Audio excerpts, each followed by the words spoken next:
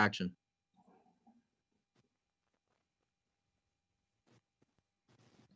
Go ahead, leader. Hi there.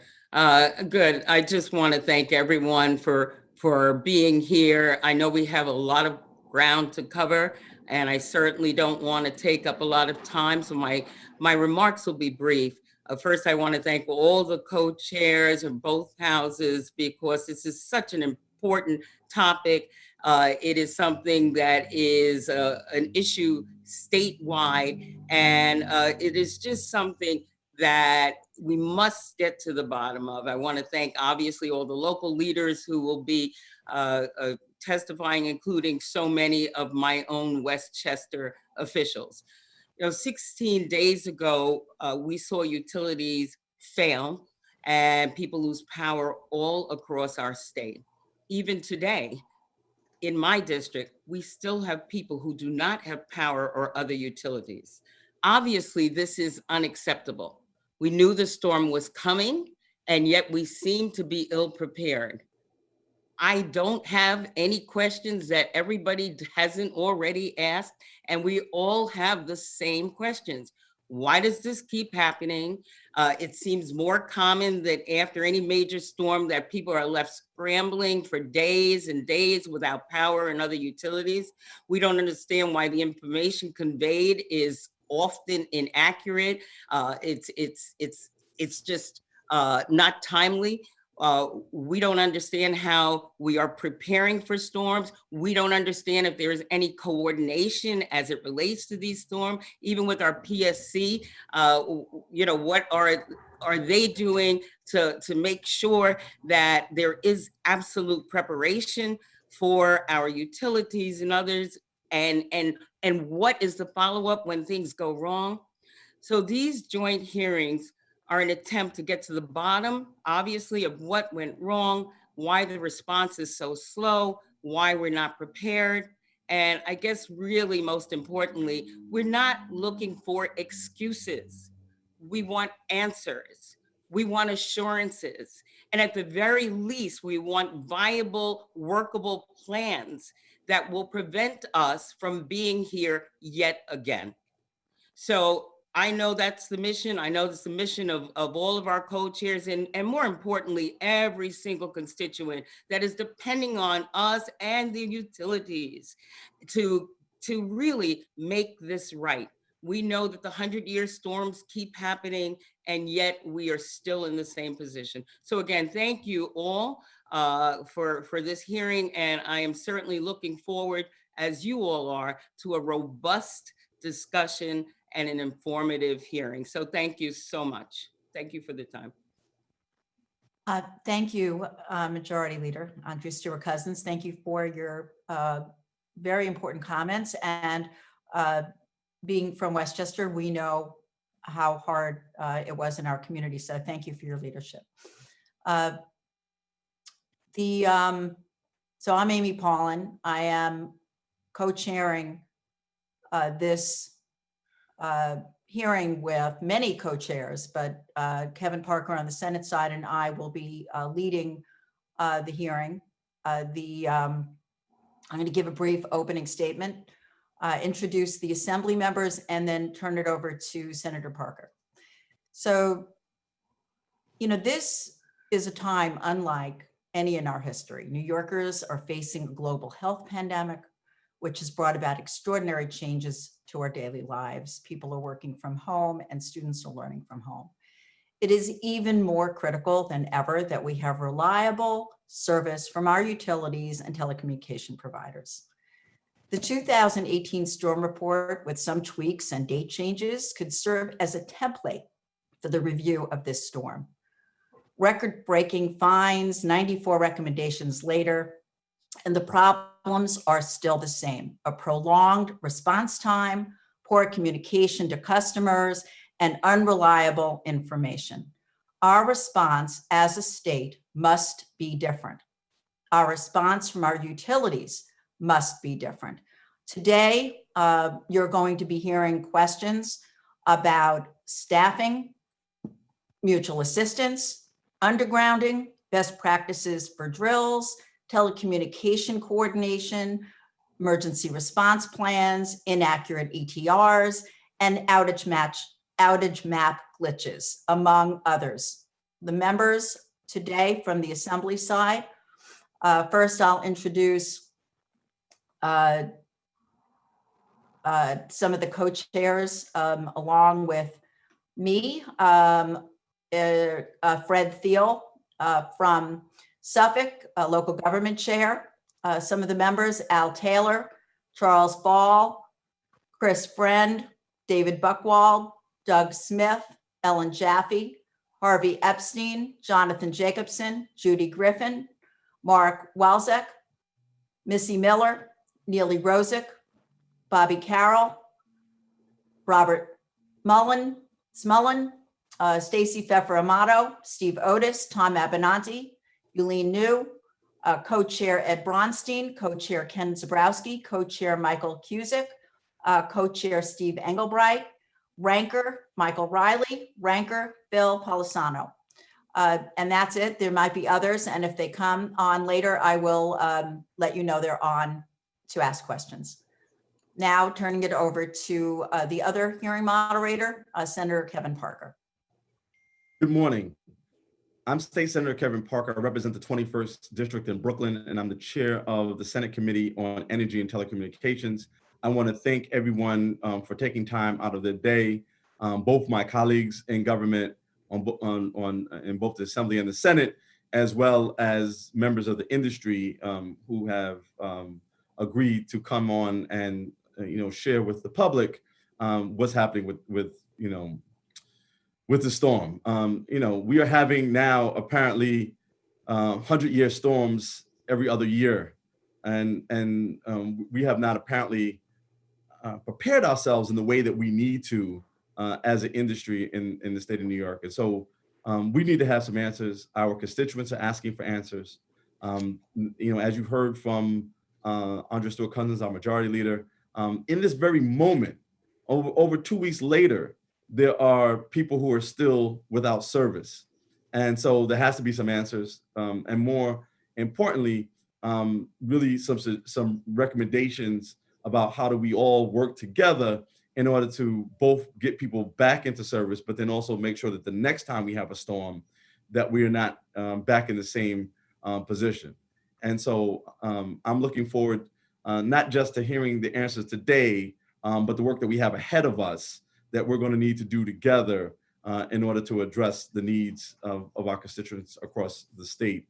And so without any further ado, let me actually introduce the members of the Senate who are on the call, who are participating in the public hearing.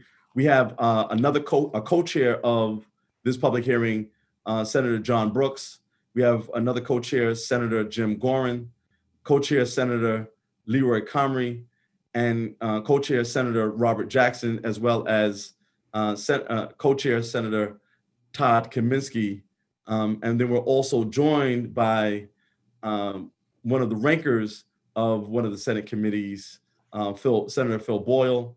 We're joined by Senator Andrew Gennardis, Senator Anna Kaplan, Senator Brian Kavanaugh, Senator David Carlucci, Senator James Sanders, Senator Jen Metzger, Senator John Liu, Senator Julia Salazar, Senator Kevin Thomas, Senator Monica Martinez, Senator Pete Harckham, and last but certainly not least, Senator Shelley Mayer.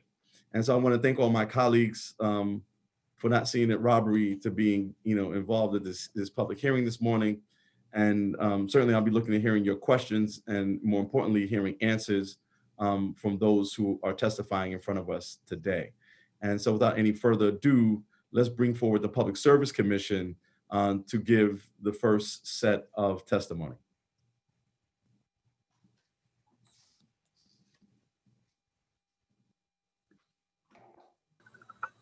Good morning. Can you hear me?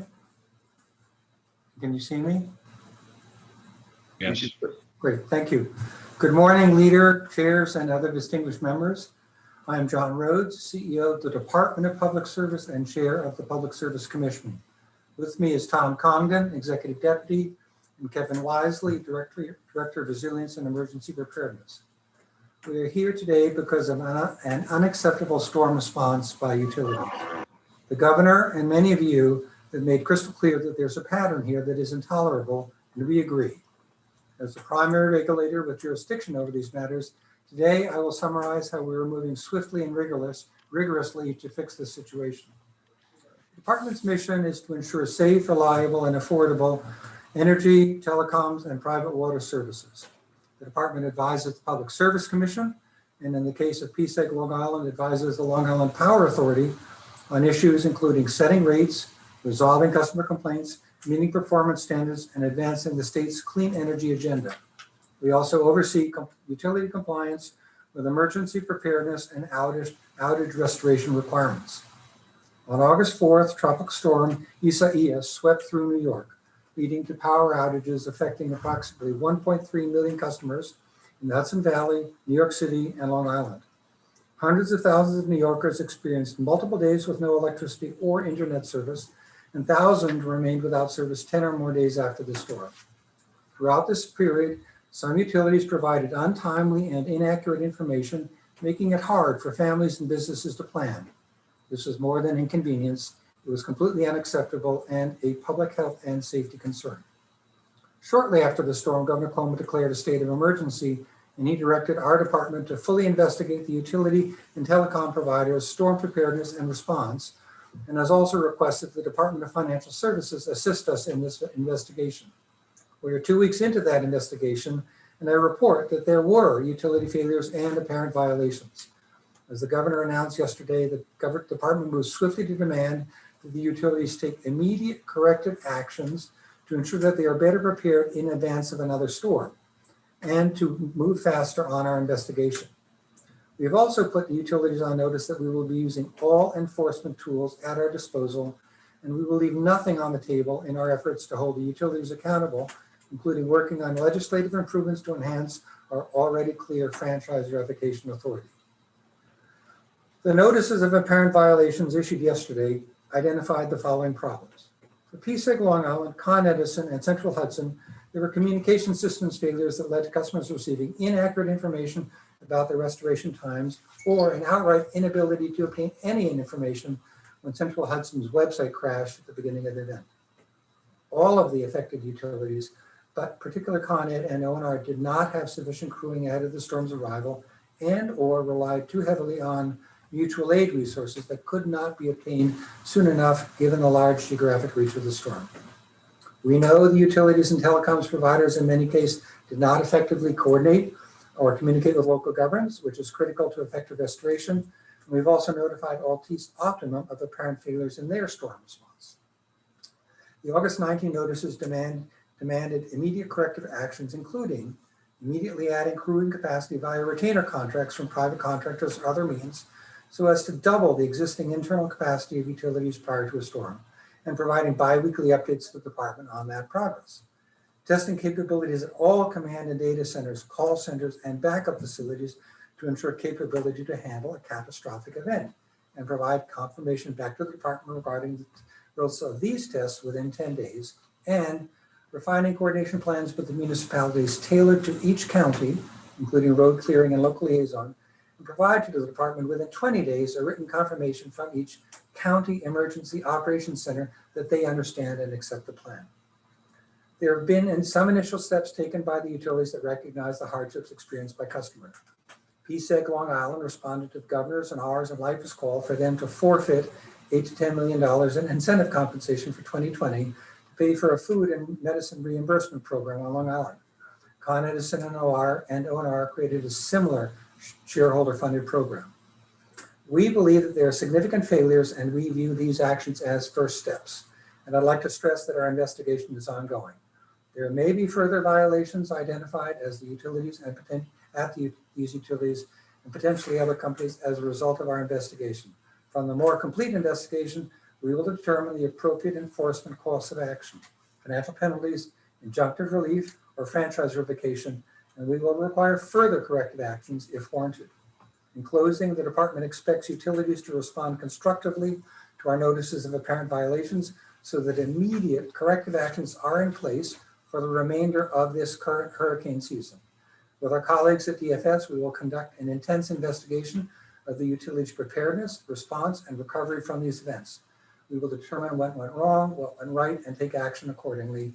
Utilities will be held accountable, and utility violations can result in significant financial penalties to shareholders and to more sanctions, as I have outlined. Thank you. We'd be happy to answer any questions. Thank you very much. And as a matter of protocol, my colleagues may help me join in answering the questions. So I'm going to mask up. They've been socially distant now, but we're going to be together for a bit. Okay. Excellent. So first question I'm told is by Senator Leroy Comrie. Senator Comrie? Can I go second? I got an emergency call, please. Thank you. No problem. We'll go to the next. How about the next member of the Assembly? Yes, absolutely. I think I'm going to take the liberty as the Corps Chair to go first, and then we'll go down the line to the other chairs and then to the members who want to speak. So just so we didn't say this in the beginning, but the testimony is going to be limited, or the questions are going to be limited to 5 minutes. First question for the Public Service Commission. How do you determine the staffing levels for each utility, particularly for the overhead line FTEs, since the numbers vary so among the utilities? So in the first instance, the utilities are required to establish their own staffing levels. We review and approve those and adjust them as necessary. The relevant crews for events like this include both the overhead line crews, as you've mentioned, as well as tree crews, tree trimming crews, and we review all of those. We do this keeping in mind that storms can require extra workers, and we again require the utilities to be able to bring in that quantity of extra workers that are needed for events of any given magnitude. As we all observe, they did not have that ability in this storm, and that's why one of our immediate corrective actions is to create essentially an on-call reserve of contractors that double the existing FTEs of the utilities for events like this. Will you also be evaluating the differences among the utilities in terms of their reliance on mutual aid or mutual assistance, contractors, and staffing to see if there's any improvements that could be made when you look at the different responses? Clearly, some utilities did much better in restoration time, and we want to understand, so we're hoping that you will look as the oversight body at those, the differences among them. So absolutely. Overall, the coordination between the electric utilities and telecommunication providers needs to improve. So said the 2018 storm report, and yet it was much worse this time. What is the department going to be doing, particularly in that arena? We are going to do several things. We are demanding of them an approach to information, to correct, reliable information on the pieces of information that we know customers and communities need, such as outages, restoration times, and crewing. We are going to demand and have demanded their presence in the EOCs, which is the natural place for the tightest coordination with the utilities to happen, the electric utilities, and in particularly with respect to Altice Optimum, we have a merger agreement that requires certain conditions as to storm prep and resilience and response, and we will be exercising our rights under that merger agreement to hold them to a higher standard as you know, they're the ones that had the most trouble this time around. So clearly, we read over and over again, the Moreland report and then the 2018 storm report, and the issues seem remarkably the same. And that's the frustration among, I think, all of us, probably you included. What are some of the outside the box recommendations that you're going to be looking at? For example, are you going to be revisiting or working with the utilities as in terms of undergrounding? We don't see storm outages with the exception of Sandy or, with flooding. Are you going to be revisiting the issue of incentives as part of REV for behind the meter generation to protect critical facilities?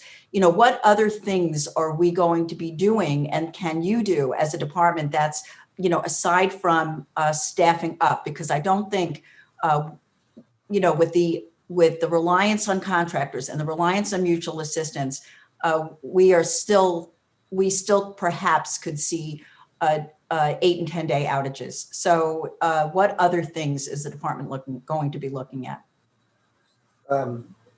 Thank you.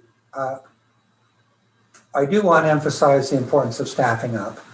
And we do need to have that surge capacity available at New York's call for when it's needed. So we need that.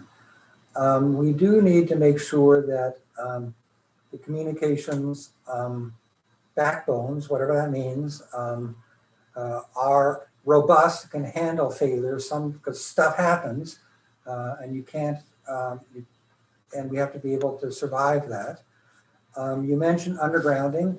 It's clearly time to revisit the cost-benefit calculation associated with undergrounding.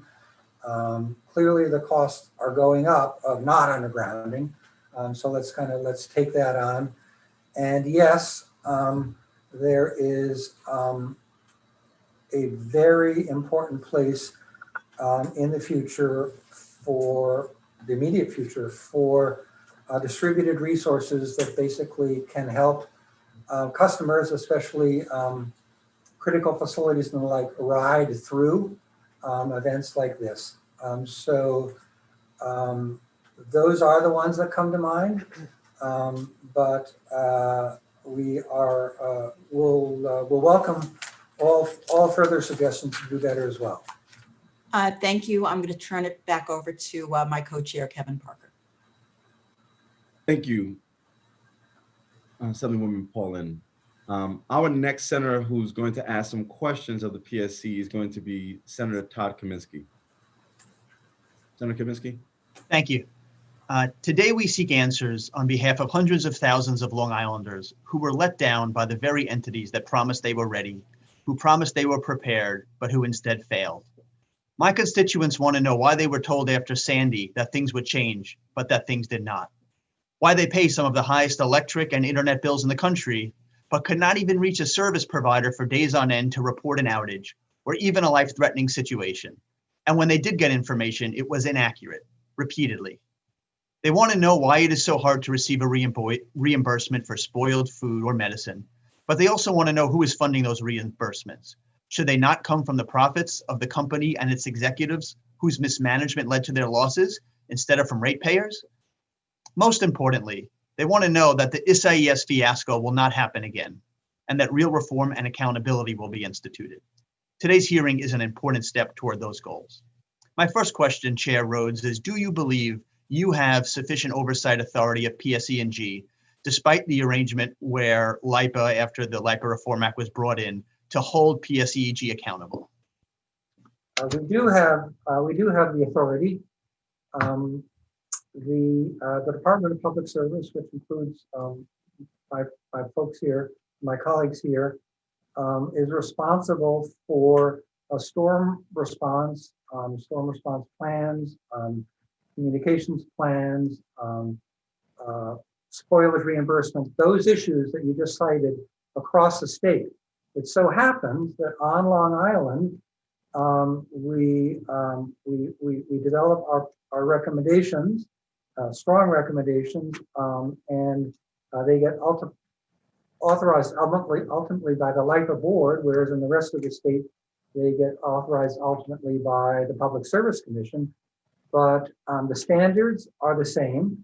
There is a LIPA involved. They are the contract holder of the PSEG contract, and they are an absolutely essential partner in holding PSEG Long Island accountable, and have some of the very relevant enforcement tools.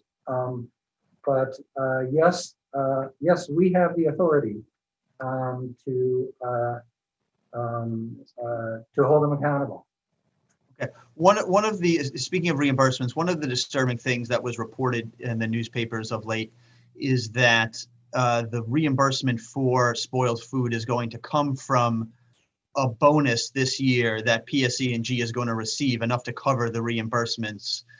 To me, it's a disturbing finding that already this early, before your investigation has concluded, that there's a determination made that reimbursements are essentially going to come from other ratepayers as opposed from the company itself. And I wonder if you know that, whether that is a ratified thing or whether you still have oversight to ensure that there could be a different outcome if it's warranted, which I certainly believe it is in this case, in light of the tens of millions of dollars PSE&G has received in bonuses over the years. I don't see why reimbursements can't come from there as opposed from the pockets of ratepayers. So thank you, Senator. In fact, what we have pressed, the governor, us, LIPA have pressed PSEG to do is in fact for that reimbursement to come out of shareholder money, and forfeiting that performance bonus is in fact precisely the immediately available way of doing that.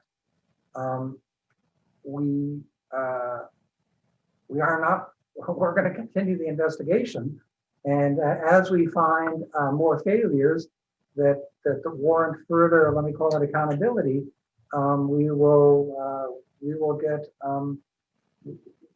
we will impose sanctions that match up to that. We are not done.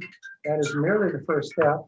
But at this moment, with this first step, that spoilage compensation is in fact coming out of the corporate wallet of PSEG. In other words, you're saying because the bonuses are being diverted from their pocket to reimbursements, that's how you see it. I see it a different way. That same pool comes from ratepayers as opposed to taking it from previous year's bonuses. I understand your point of view, and but I'll just reiterate that this is only the first step. Okay, and just lastly, I hope one of the things you could look to is a lack of redundancy. In the 21st century, to have computer systems go down without any redundancy seems crazy to me. I hope you look at it. Thank you, Senator Parker. We will indeed. Thank you. We are already. Thank you. Chairwoman Pauling. Yes, our next speaker on the Assembly side will be co-chair Fred Thiel. And before I introduce him, I just want to encourage any Assembly members who want to speak to raise your hand, especially the co-chairs, which will go next. With that, Fred. Thank you, Chair Pauling, and thank you, Chair Rhodes, for your testimony and for being here today. I represent the east end of Suffolk County and on Long Island. To quote Yogi Berra, this has been deja vu all over again. Since 1985, I can tick off the name of the storms: Gloria, Bob, Sandy, and now Isaias. I can tick off the names of the utility companies who were responsible too: Lilco, LIPA, National Grid, and now PSE&G. The names of the storms and the utility companies changed, but the story has been the same. And I wonder if part of the problem has been, certainly in the recent years, or the organization of how all of this is set up. You've got LIPA, who contracts with PSE&G. You've got the Department of Public Service, Long Island, that has a role to play. It looks like a Rube Goldberg cartoon as you look at the organizational chart. Often the public isn't knowledgeable of or doesn't know who is responsible for what. Do you see an issue with this kind of convoluted, disjointed way that we provide electricity on Long Island that might be contributing to the failed response that we seem to get time and again. Well, let me take the first stab at it, and then I'll ask Tom Condon, who was around when this was all put together, to embellish. But at this point, I think the issue is whether we have the authority and the teeth to hold them accountable. And with this structure, we do. And with this structure, we also have very clear lines of responsibility and accountability and very clear-cut metrics, all of which we can review and strengthen and should as we go through this investigation. But I believe the structure lines up pretty well for what we need, and it's the utility that has signed up to perform and to be paid to perform that is accountable for performing, and I think we have that clear responsibility and clear accountability in place. But Tom, do you want to? Well, but it just doesn't seem to work time and again. So why does there's clear responsibility, but the result is bad time and time again. I want to move on to another question. We are in the middle of hurricane season. I saw something on the Weather Channel this morning that 82% of major hurricanes hit in the United States after August 20th. My concern is that after such a complete failure on so many levels, how are we going to assure the public that by snapping our fingers overnight, that, with late August, September, October, that we can fix this that fast? So the two fixes that need to be in place, and we absolutely agree with your sense of urgency and extreme awareness of when the peak hurricane season is availability of more crews, and a communications and work management system that does not crash. Both of those things are already underway. We are, as I've described, the company knows they need to do that. They really know they need to do it as a result of the letters we sent yesterday. And we are monitoring them and checking in with them and focused on results that look like fix the darn problem and show us the numbers of crews that you now have on retainer. That is what we have to do in the short term. That is what the immediate fixes are, and we are driving as hard as we possibly can, because we too know that we've got to get through September. Okay. One last question. I saw the governor's press release yesterday, and we were certainly glad to see that press release and the quick response from the Public Service Commission and the notices of violation. Almost immediately when the communications broke down on Long Island, there was a lot of finger pointing, and it was pointed at Verizon. Have you looked at that aspect of this? And I didn't see anything mentioned about Verizon in the initial review.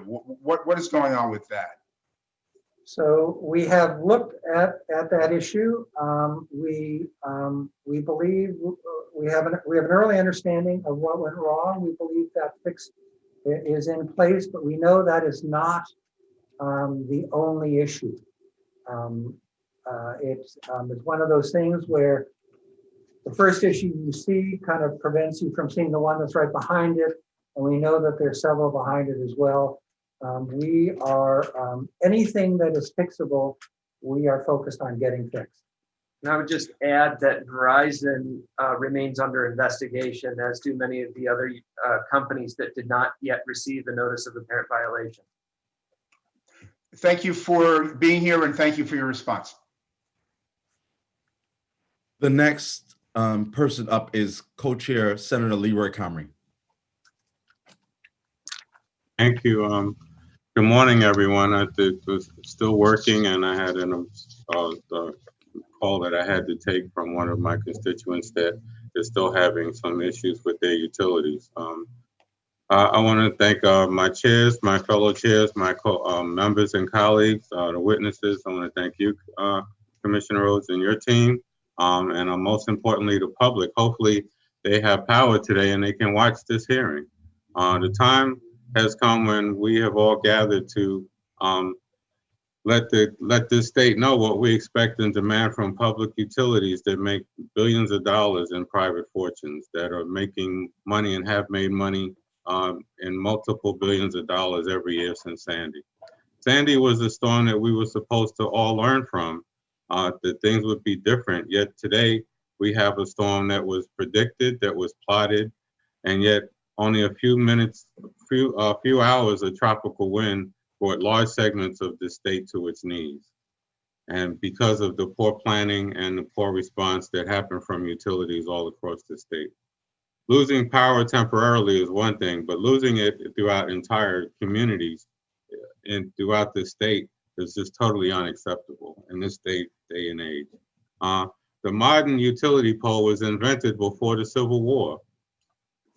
This is 2020. We need to do better. We need to find ways to create resiliency. We need to find ways to create safety. We need to force these utility companies to be more transparent in what they're doing.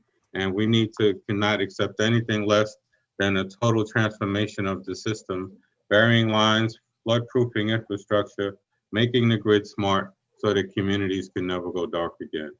In this time of COVID, where people are more dependent on power than ever before to work, to live, to survive, we cannot afford to have these utilities treating our public in this way. I want to thank everyone for being here this morning, and then I have a couple of questions for you, Commissioner. First is, when you say that you have accountability when was the last time that you denied a rate increase to any one of the utilities?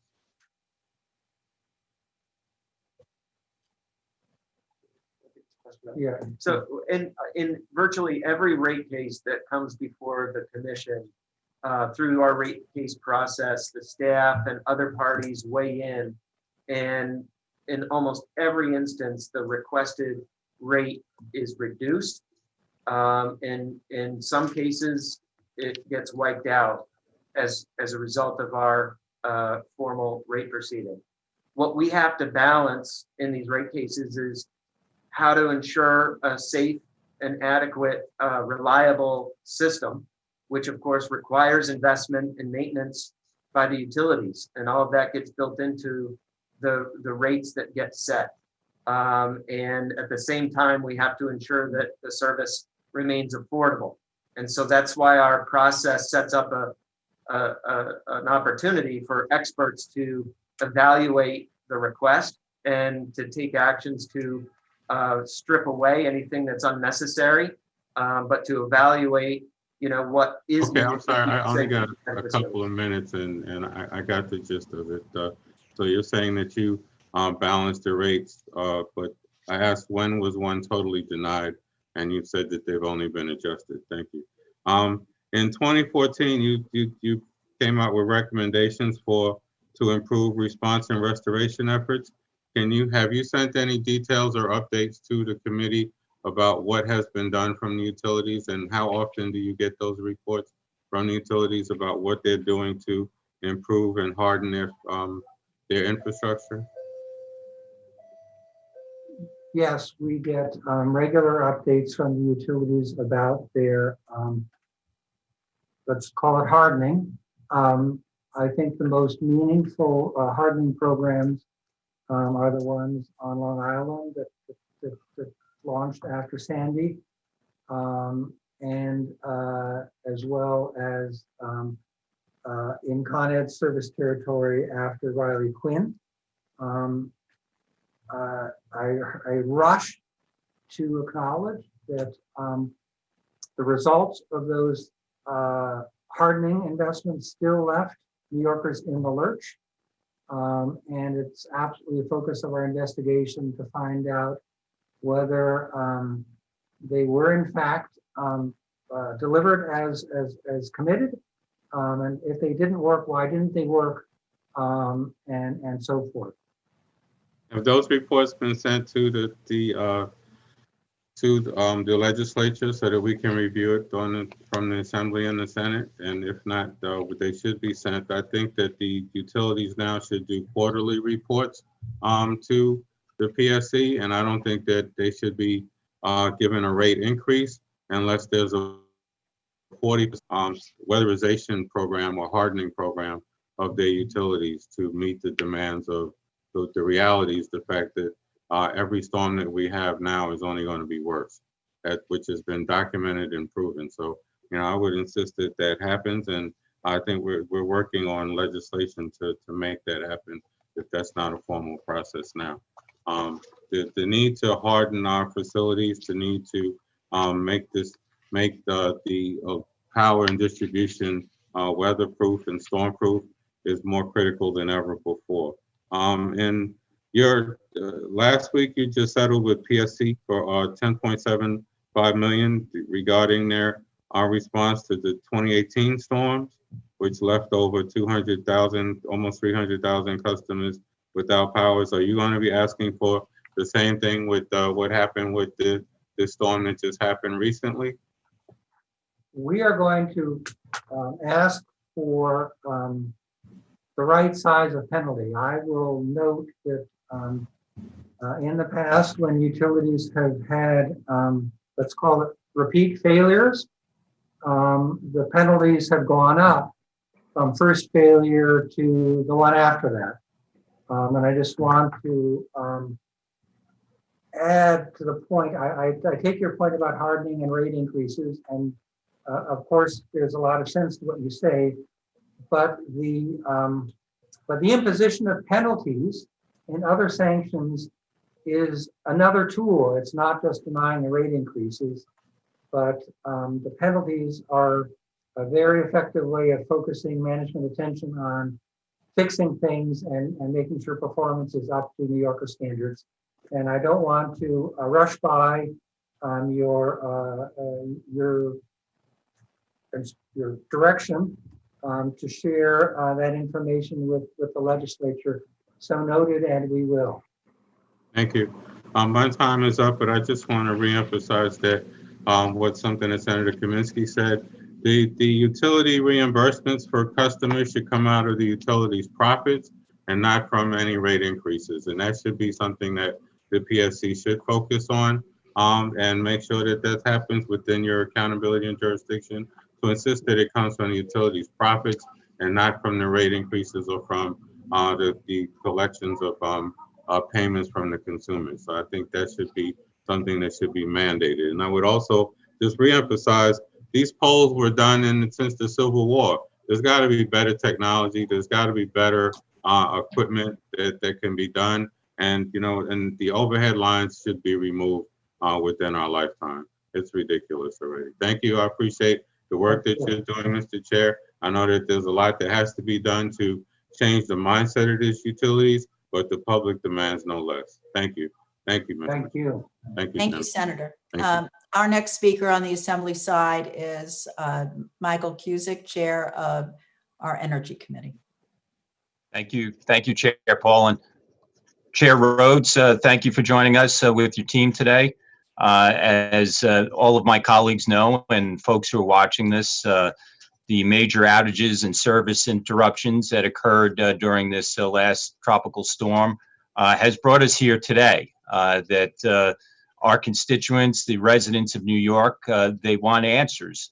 They need to know, as many of my colleagues have stated, they pay exorbitant rates, and they want to know why many of them were out for days, some for weeks, and some are still out. And I'm glad that the PSC is here, that we can get some answers and relay that to our constituents and our families and our neighbors. Commissioner Rose, I just want to go back to your testimony and just clarify some things for folks that may have just jumped on. So the PSC is in the middle right now of investigating this last outage. Is that correct? The Department of Public Service is in the middle of investigating this outage. And so that means the PSC is doing it for most of the state, but we're doing it together with LIPA for Long Island. But yes, it's happening, it's underway. We started on Tuesday the 4th when the storm showed up. And I'm sorry, I couldn't hear the end part of that. This will, I think you had said earlier that the process will end in about 2 weeks. No, we That started 2 weeks ago. We started 2 Okay. weeks ago when the storm started, because we observed issues and failures. Those are the foundation for some of the immediate fixes that we are demanding. Many of your colleagues have noted we're still in we're getting into peak hurricane season. The investigation itself, we know that we've moved too slowly in the past. We plan, we commit, in this case, to getting to findings and conclusions within 6 months. And we are staffing up in order to do that. And what are some of those immediate fixes or looks that you have made, the agencies have made right now that maybe you could share with us? So the first is, well, I'm not sure, in no particular order, fix the communications failures. The ones that sort of led to the breakdown, initially at Central Hudson and at PSEG Long Island, but also at Con Ed as well. Second is to get crews available to New Yorkers in a surge mode, so that when we have a need, we call and we are in control of our own destiny in order to have enough crews on hand. The direction is have enough available to double your existing on-the-ground in-company workforce. And the third is to fix the, let's call them coordination problems that happen between the utilities and the counties, say with respect to road clearing and the like, and that happen between the electric utilities and say the internet companies when they were not kind of synchronized with obviously, well, may not be obviously, but clearly has the consequence of leaving folks without internet service for way longer than they need, which is a real hardship under these times of COVID. And I just want to add that these notices of apparent violation that we issued yesterday is a first for the department following a major weather event like this. And it's in recognition of both the past long time for investigation that's been done here, but also in recognition of the fact that we're in hurricane season. We need these fixes immediately. Now, is there a time frame when the utilities have to answer these inquiries? Each of these I outlined 3 measures, if you will. So on the crewing up, let us know every other week how you're doing, what your resource count is. On the communications failures, it's within 10 days. And on the coordination failures, it's within 20 days with the refinement that within 20 days, they also have to have the counties tell us that they're good with the answer. Okay. I see my time is dwindling, so I just wanted to also put in, some of my colleagues mentioned, I will ask questions of the utilities, but, as folks who have gone through this, I think, and most of my colleagues think, a lot of the outages may have been due to downed trees and the like, and debris falling on wires and all. And I also want to put in living in Staten Island, and I know that we have a lot of overhead wires and things like that. Will the agencies start looking again? I know it's a large task, but underground wiring for areas that, if after these investigations, it shows that many of the outages happened in areas that still have overhead wiring, will there be a push with legislators and the administration to start looking into underground wires? Absolutely. That is, it's time to re-examine that. Thank you. Thank you.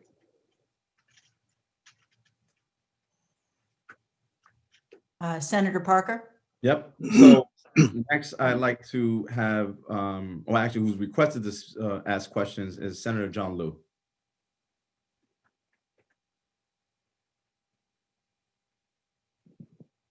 Thank you, Mr. Chairman, for acknowledging me and for giving me this opportunity to ask questions of our colleagues at the Public Service Commission. The reason I feel compelled to ask these questions, even though I'm not a member of your venerable committee, is that many of my thousands of my constituents were without power once again after a storm and after the seemingly repeated causes continue to make families suffer, and that is due to down trees, taking down power lines. It's a problem that never seems to get fixed, and it's a problem that honestly, the utility company doesn't really feel any compelling need to fix until they have some kind of impact on their bottom lines. So my questions will also be directed later to the utility company. But since we have the Public Service Commission here, this is the entity in state government that actually is charged with ensuring that our state's residents get the power as well as other utility services that they need, especially in this modern age world that we all live in. So, Mr. Chairman Rhodes, my first question to you would be, how do you actually ensure that penalties and possible rebates and refunds of, say, spoiled materials come out of corporate profits as opposed to ratepayers? And this is building on what Chairman Comrie and Kaminsky already asked. Very directly, we issue an order that says that's how it's going to be. So you say basically, Con Ed, you can't take this out of out of the rates. You have to take it out of your profits. Precisely. And then how do you monitor that? How does the PSC monitor that? I don't want to make it personal. Because, well, look, so the rates get set by, here's what you're supposed to spend in order to provide the service. Here's what you need to spend on equipment and capital and things. And here's what you need to spend on people and operating expenses. And that's the rate you're allowed to. Okay, so Yeah. Mr. Chairman, I don't mean to butt in, but I don't get much time because I'm not a member of the committee.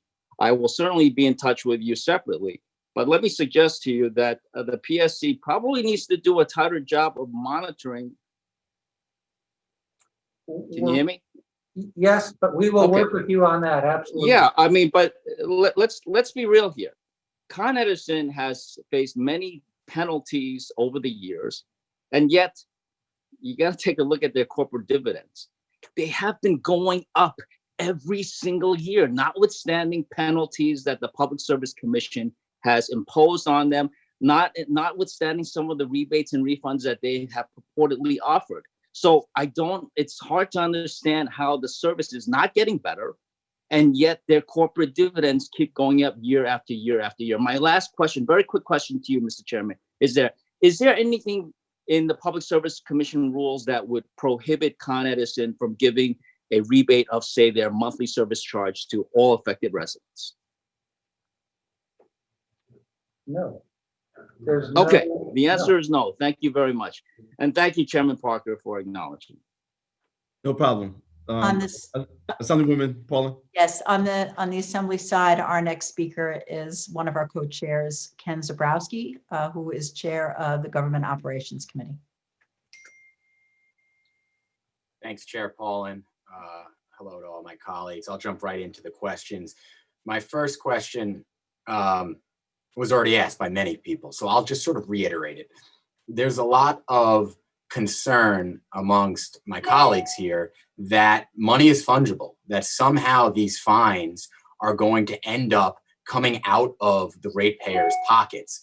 And just to reiterate that point, at some point, every utility, not at some point, each time they come to you and say, we don't have enough money to raise, to do the things we need to do, and therefore the ratepayers need more. Well, somehow in that pot of money are these fines. So what our concern is that this money is fungible and therefore is going to be backfilled by the ratepayers somehow. So I think I won't put it as a question. I'll more put it as a statement. We'd like to probably see you to further identify and explain to us how you're going to have proper checks so that this doesn't end up being backfilled by ratepayers at some point. To my questions, undergrounding, we're talking a lot about undergrounding. Is it all or nothing? Do you have to underground all the lines, or is it possible to start with major distribution lines to do an analysis in all of our various areas where certain major things are happening that are putting thousands of people out, and you start with sort of those lines? It absolutely is smart to not treat it as all or nothing, but to go where, to figure out where it matters most and do that first.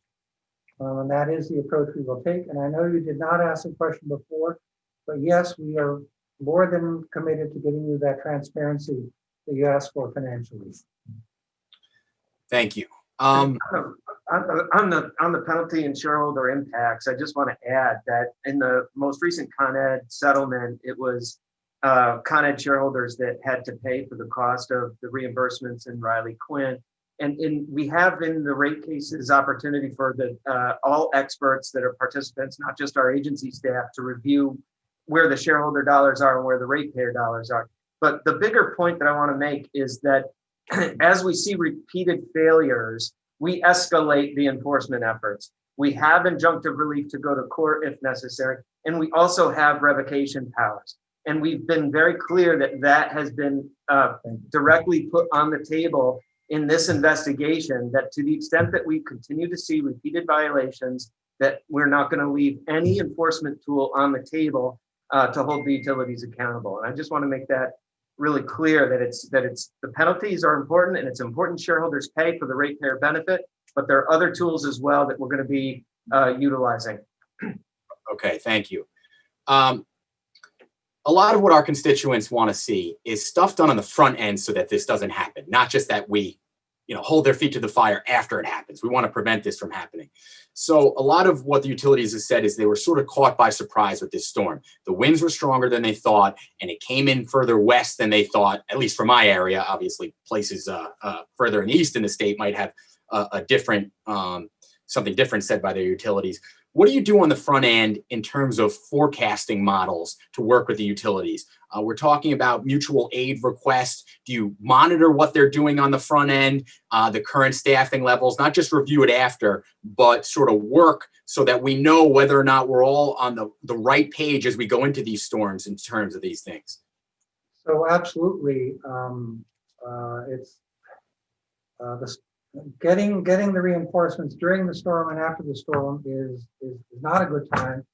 Getting them ahead of the storm is important. So having good forecasting, good awareness of the cone, and good awareness of the damage and potential and the crewing levels that are needed is critical. We do that. We did check daily, maybe twice daily, with the utilities ahead of the storm, and put some of them on notice that they didn't have enough. They did not have enough crews lined up, and we kept putting them on notice that they still didn't have enough crews either lined up or on the ground.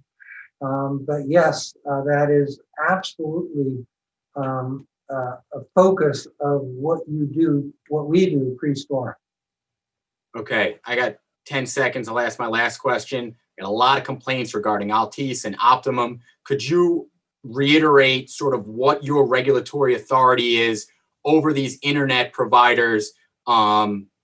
Because obviously in this day and age where everyone's relying on internet to report their outages, to check information, what is your regulatory authority, and do you need more to deal with these internet providers? So in the case of Altice, the primary tool, the primary muscle, if you will, that we have comes from the merger agreement. When they took over Cablevision, they had to prove that they were going to do something that was in the public benefit of New Yorkers.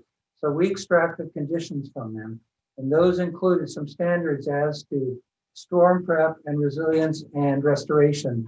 And so that is the main hook we have in the case of Altice. The story is different for different internet providers, but we have the tools we need for Altice. Thanks. My time's up. So next, we're going to have one of our co-chairs, Senator Jim Gorin, ask the next set of questions. Thank you, Mr. Chairman, and thank you all. Thank you, Commissioner Rhodes. My district got hit pretty hard. We actually have a survey of 1,600 constituents who came back with all sorts of problems. The vast majority of were out for 4 days or more. We know about a 93-year-old woman who was rushed to the hospital because she's on the critical care list, and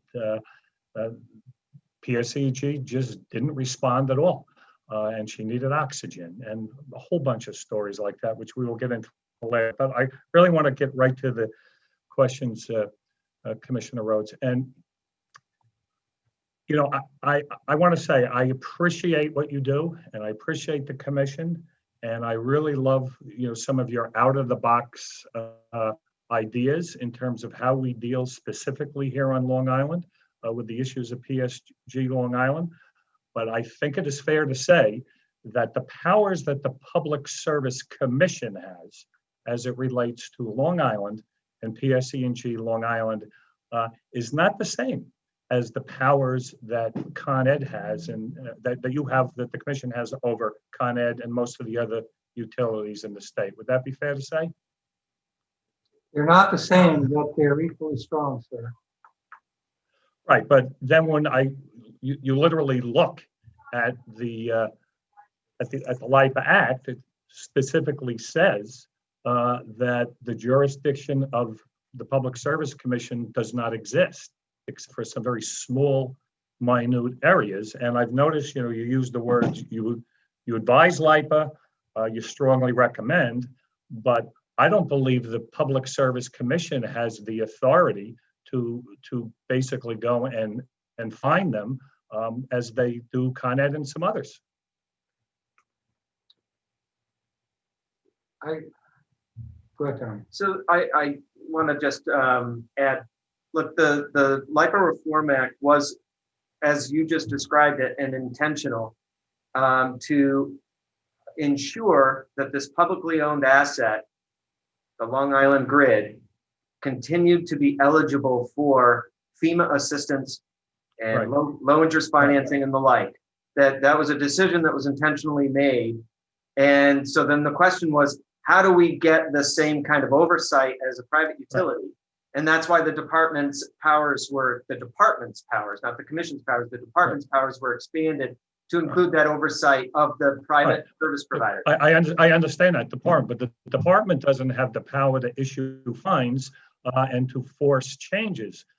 Very specifically, it's the commission.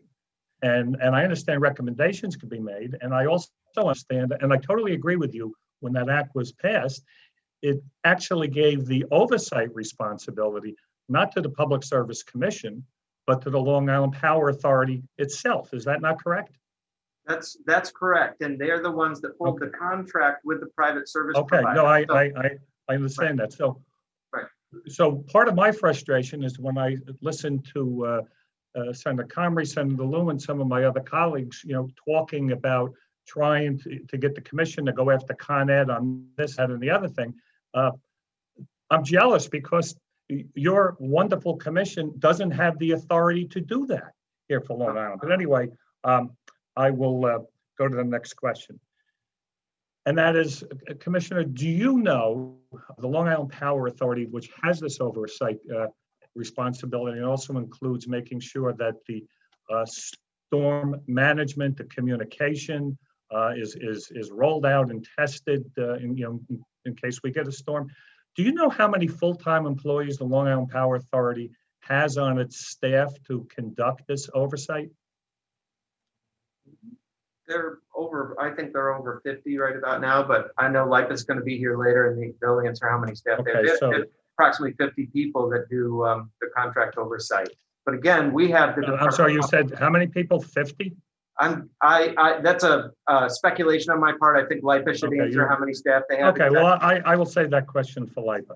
You think it's in the neighborhood of about 50. Now, I understand that the Public Service Commission, well, you know what, I'm almost out of questions. Let me just ask you a final question. In terms of the communication system, what are the standards for redundancy that a utility is required to have so that they just can't blame one provider when the system crashes?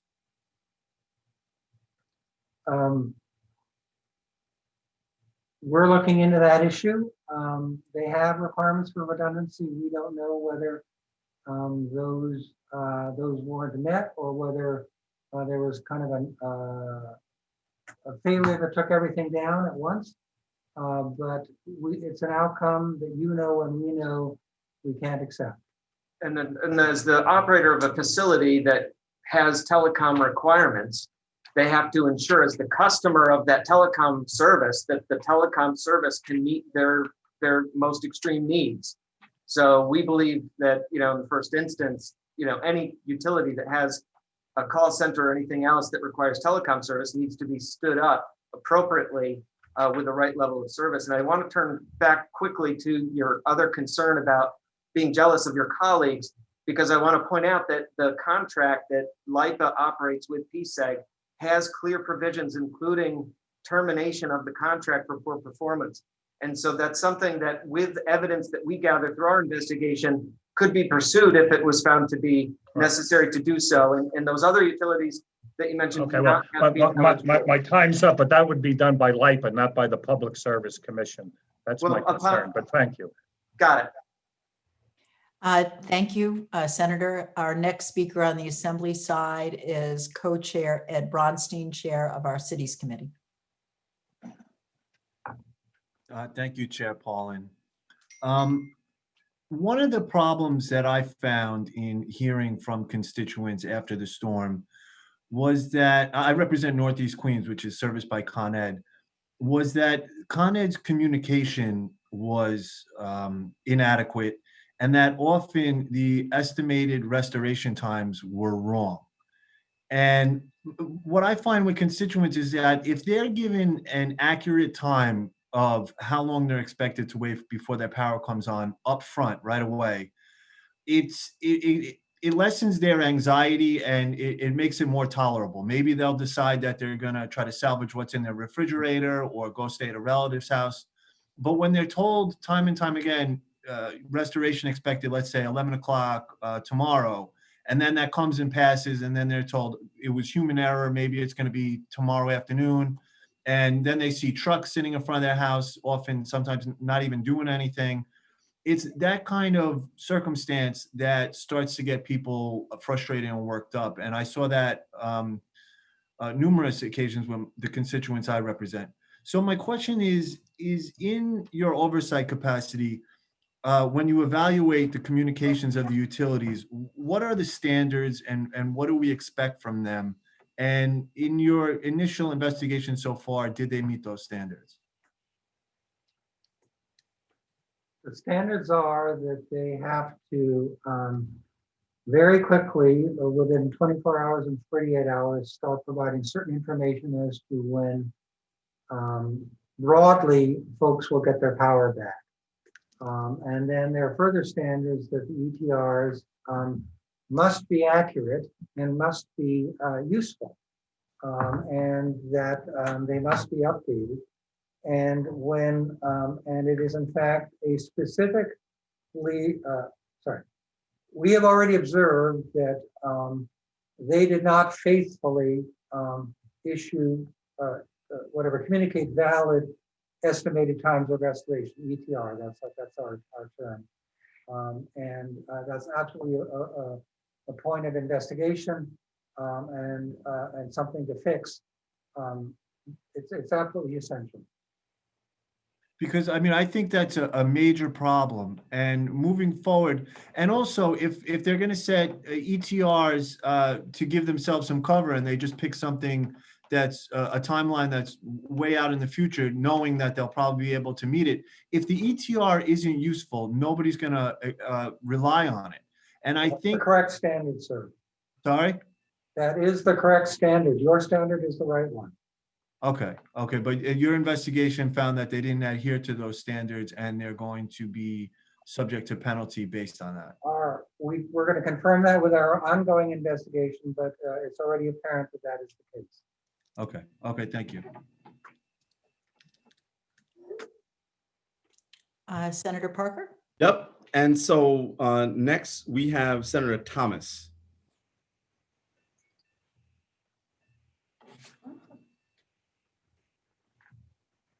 Hello, can you hear me?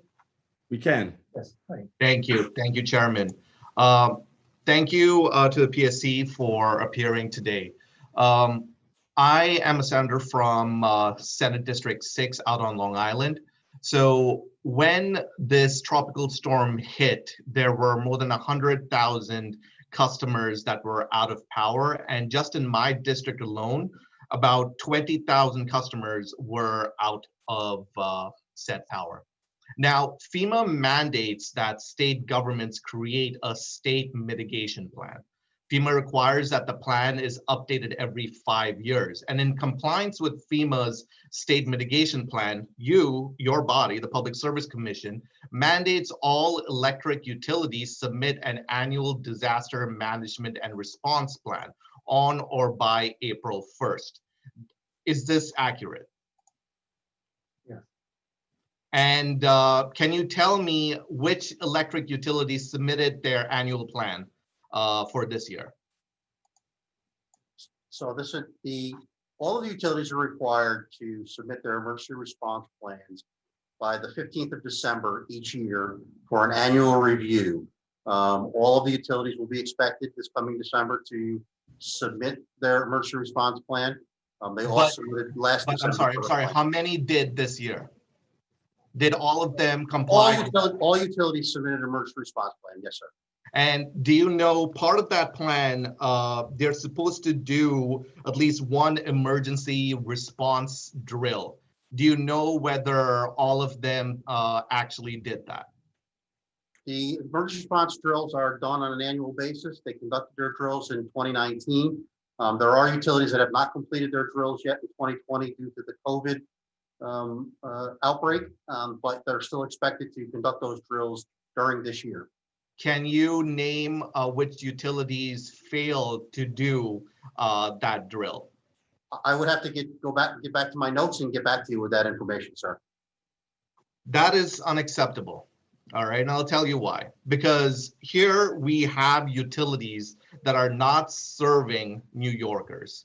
And we're here at a hearing trying to figure out what exactly is going on, right? And this is the body that oversees the utilities. And if you cannot answer that question, hey, these utilities failed to do their prep work, the ball is in your court right now. We have outages and we keep pointing the finger at the utility companies, but if you guys are not doing the work that you should be doing, they're going to continue with this nonsense. And this is completely unacceptable. Understood, and we will be requiring them to do those exercises in 2020 as they are annually required.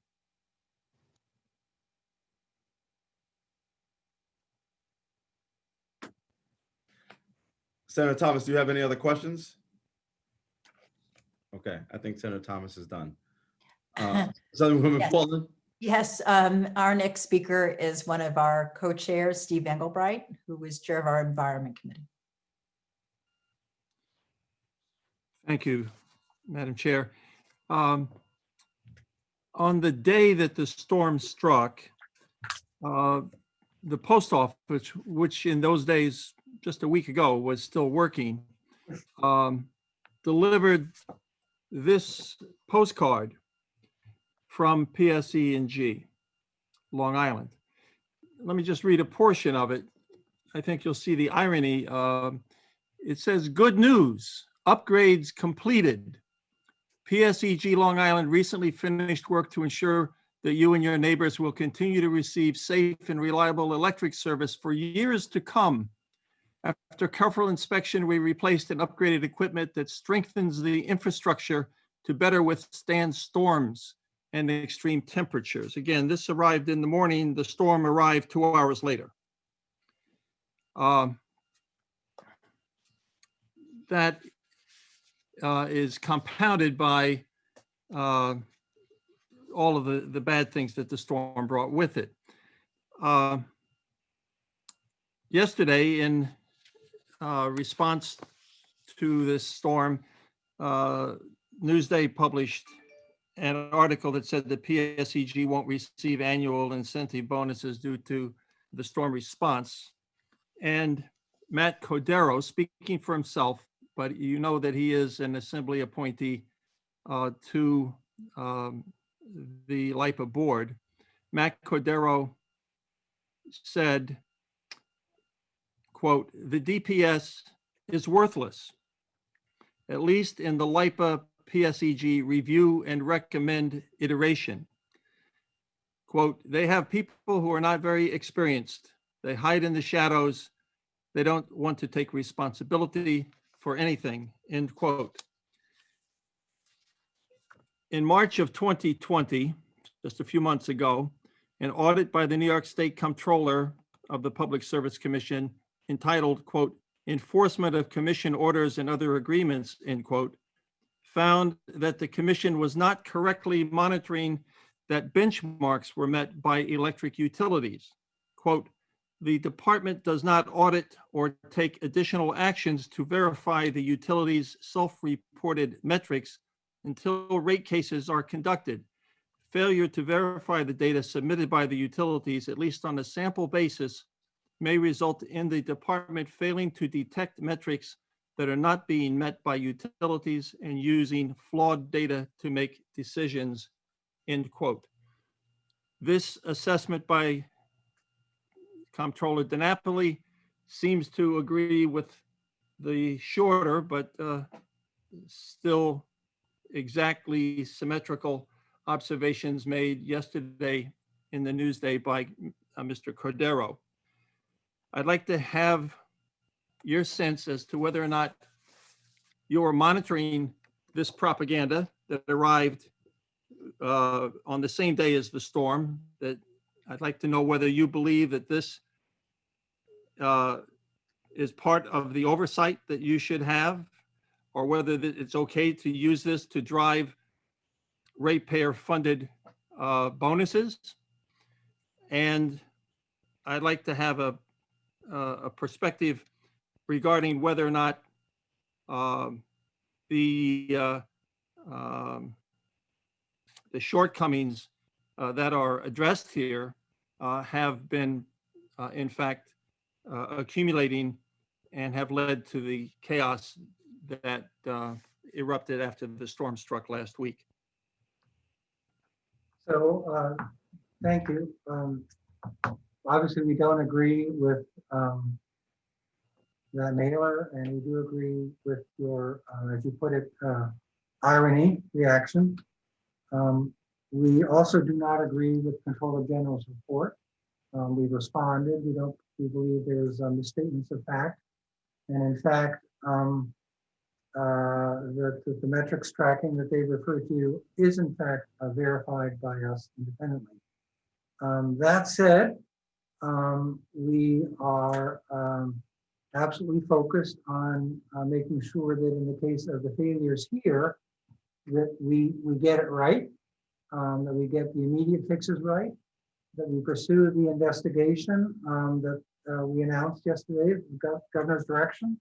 2 weeks ago at the governor's direction, with our letters yesterday, and we're going faster than in the past. We're going more rigorous in the past. We're aiming for 6 months, and no tool is off the table. We've got our partners from DFS who are experienced, have a lot of relevant investigative skill set, and no outcome is off the table. As you know, we've discussed termination. for PSEG and we discussed revocation for Con Ed. I do not doubt that we will, get to the right result for New Yorkers on this storm. Well, I certainly hope so. They've been preparing for a storm like this in a very inadequate manner. And the oversight that you're supposed to be providing has apparently also failed. Meanwhile, the ratepayers have been giving them bonuses for all of their supposed preparation. And so I am very skeptical as to, I'm hopeful that what you say is true, that you're going to get things going in a different direction, but that certainly hasn't been the track record. Looking ahead, how I'm much sorry. of a factor, if I'm any? sorry, Chairman. Your time is up. Can we All right. get you to come back on at the end of going through the list? I'll come back. Thank you. Okay. Next, we're gonna have Senator, one of the co-chairs, Senator John Brooks. Thank you, Mr. Chairman. I just have for the chairman a quick question and suggestion. In responding to Senator Guerin, you'd indicated that PSE&G is eligible for assistance from FEMA. Would that assistance include financial assistance if we elect to put the cabling underground?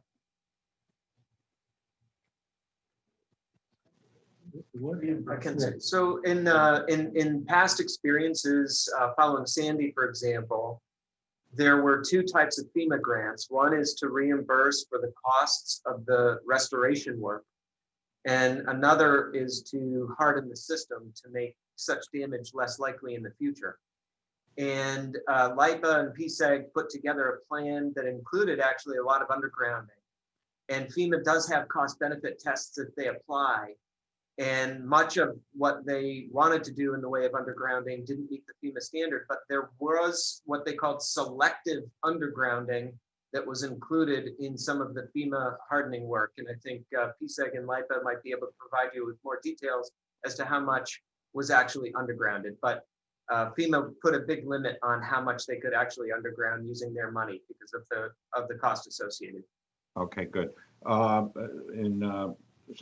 Senator Thomas and his questioning associated with the annual drills, I would suggest to you that you make it mandatory that those areas most susceptible to hurricanes must complete that drill prior to the start of hurricane season, which is shown is June the 1st, so that that's in place.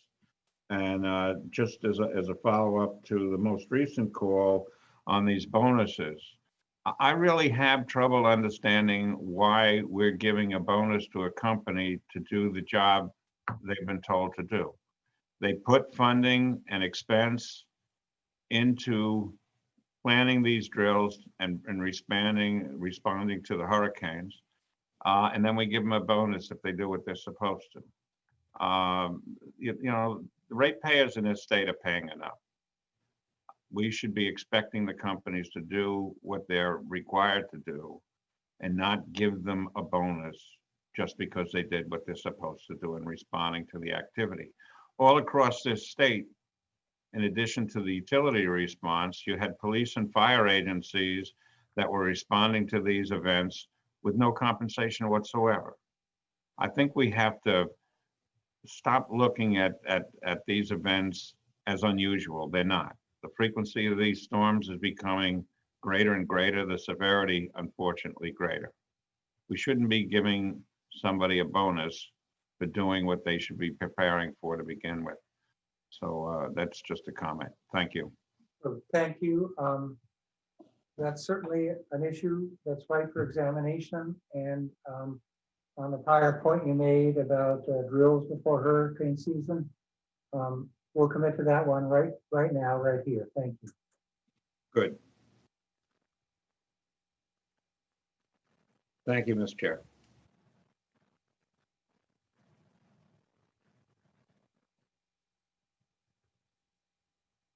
I needed to unmute. That was quick.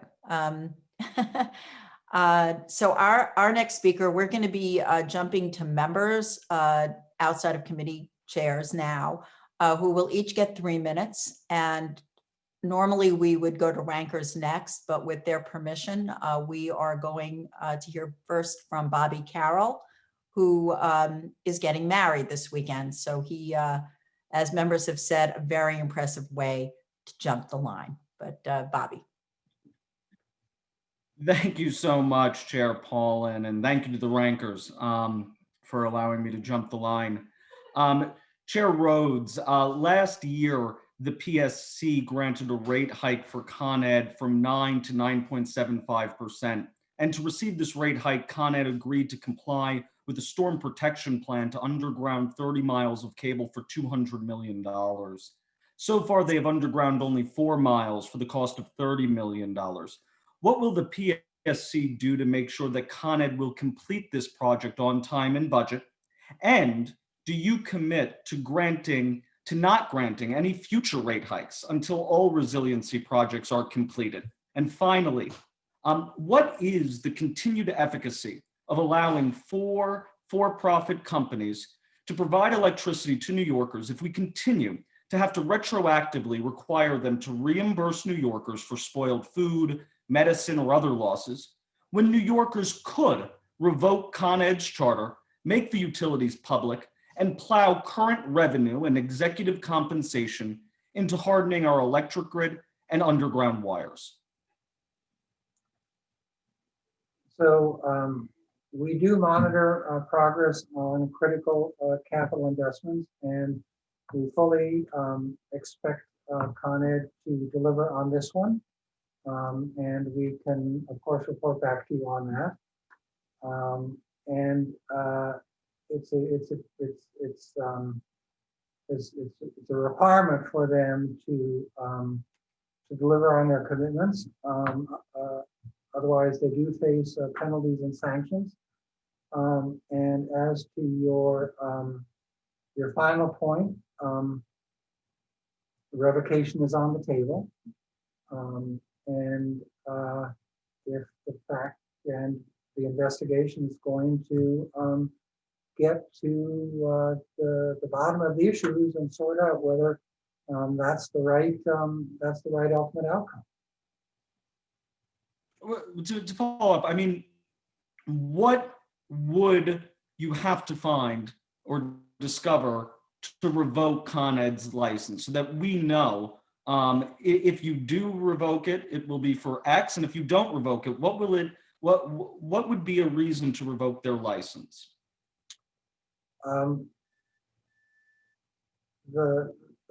It's laid out in the statute, and it amounts to a demonstrated inability to deliver for New Yorkers based on repeated failures. That's the essence of it. And haven't they already demonstrated that?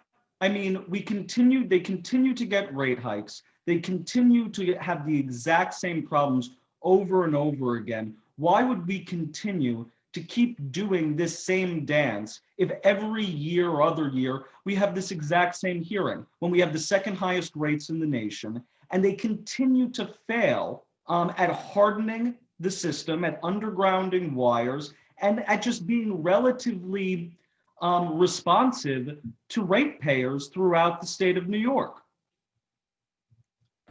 That's why it's on the table.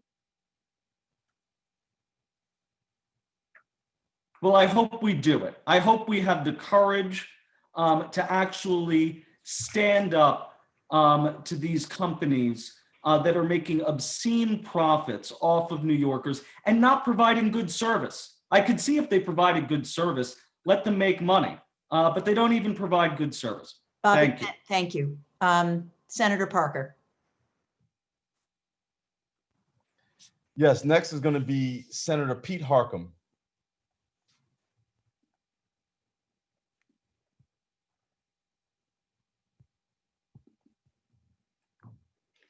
Thank you very much, Mr. Chair. Chairman Rhodes, pleasure to see you and your team. Thank you for being here. NYSEG and Con Ed service my district, And I'm just going to be frank, my constituents are done with this dance. I personally have been working storms with these two utilities since 2008.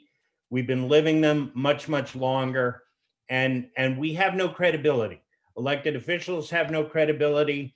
Your respected commission has no credibility, and certainly the utilities have zero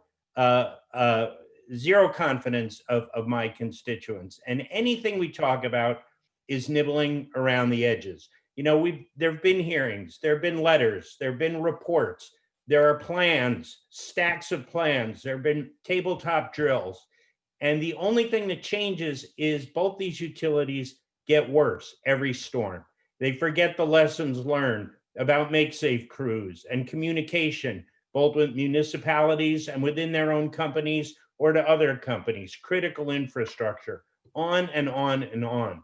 So to my constituents, unless we're talking about wholesale reformation of the business model and really systemic changes in the way that the utilities plan for storms, their incident command structure, their communication, we will continue to have no credibility with our constituents or their customers. So in my time remaining, I yield to you, what are the wholesale and systemic changes that you are going to force on the utility companies as a result of this storm moving forward? Thank you. So thank you for the question. We will be, as you know, we are already addressing the issue of adequate crewing because having the troops, the resources to respond to the issues is foundational to being able to get customers back. We know that the utilities did a terrible job of communicating with customers. There may be a technology fix that's part of that. We are examining that and accelerating that, particularly in Westchester, which is where you are, where we may be able to do that more quickly. But we also know that the whole point that you make, you call it incident command structure, but the whole related thing of EOCs, emergency operations centers, as a place where coordination happens. So you can have make safe happen. You can have road crews embedded, electric workers embedded with road crews. You can prioritize critical facilities. You can check up on where they are, and all that absolutely has to happen. And we are going to highly motivate the utilities to make sure that they take on the lessons learned from these kinds of experiences, which are, as you know, unacceptable for our constituents. All right, I certainly thank you. And obviously, and I've said this to the utilities before when they've discussed their hardening, the proof is in the pudding. And this time they failed as they have in the past. I see my time is up, but I look forward to working further with you on this to improve restoration and planning. Thank you. Thank you. Thank you, Senator. Our next speaker is Assembly Ranker Phil Polisano from the Energy Committee. Phil.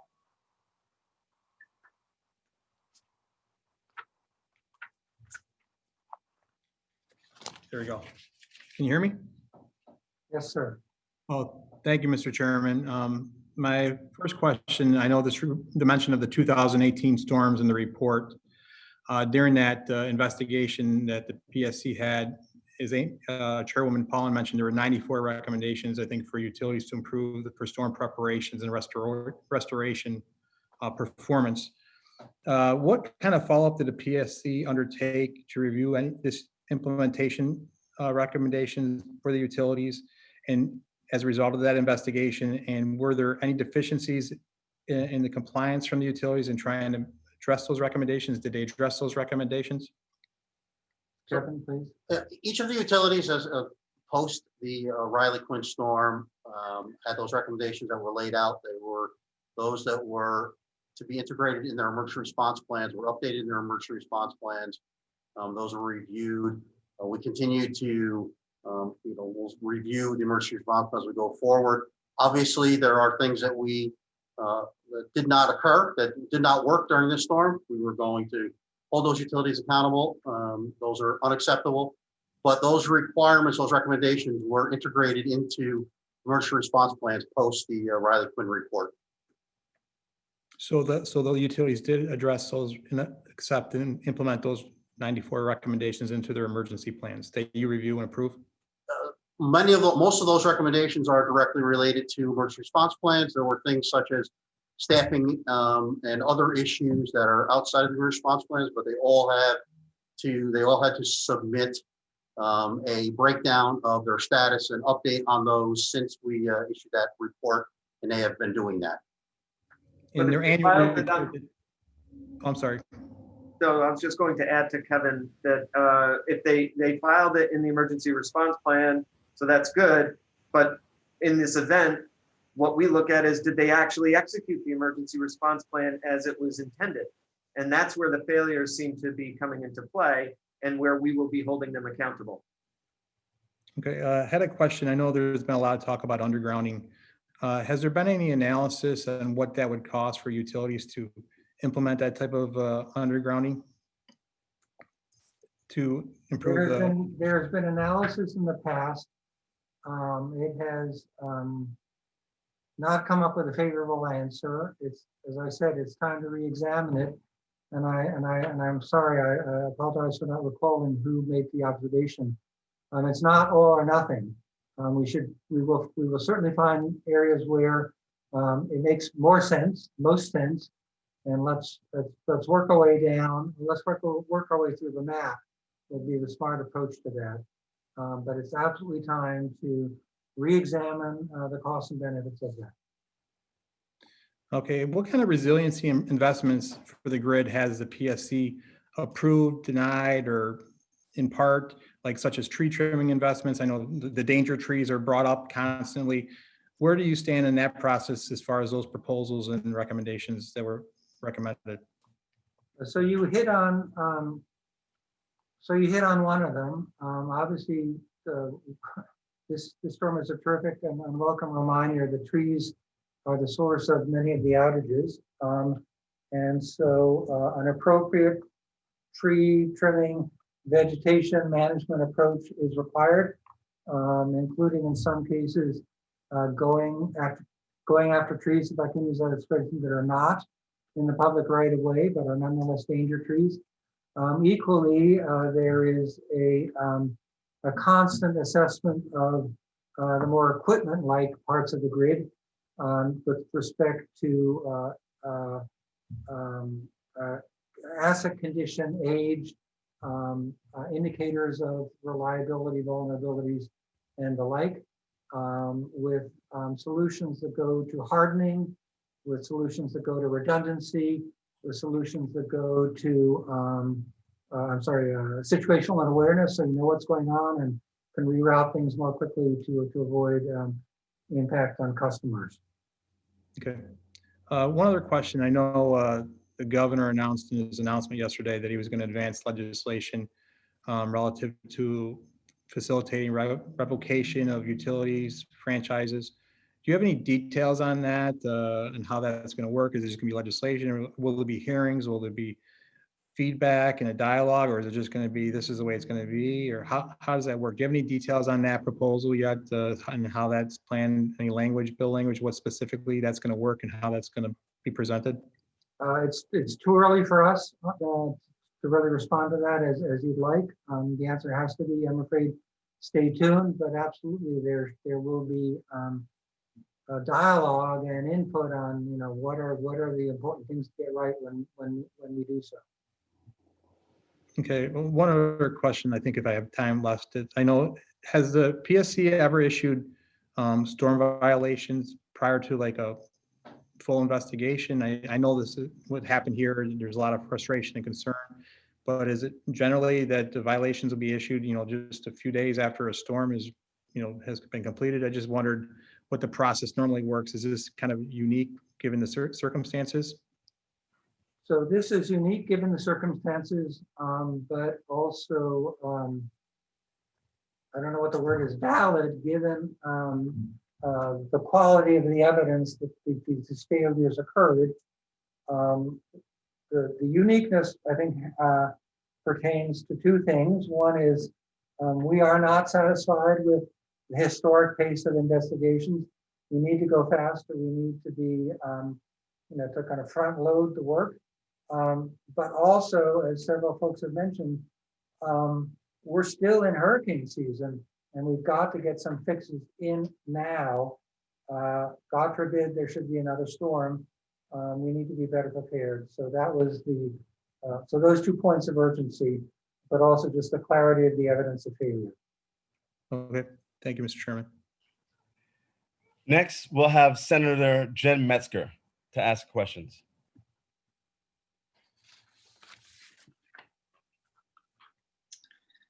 Thank you, Mr. Chairman, and thank you, Commissioner and team, for joining us.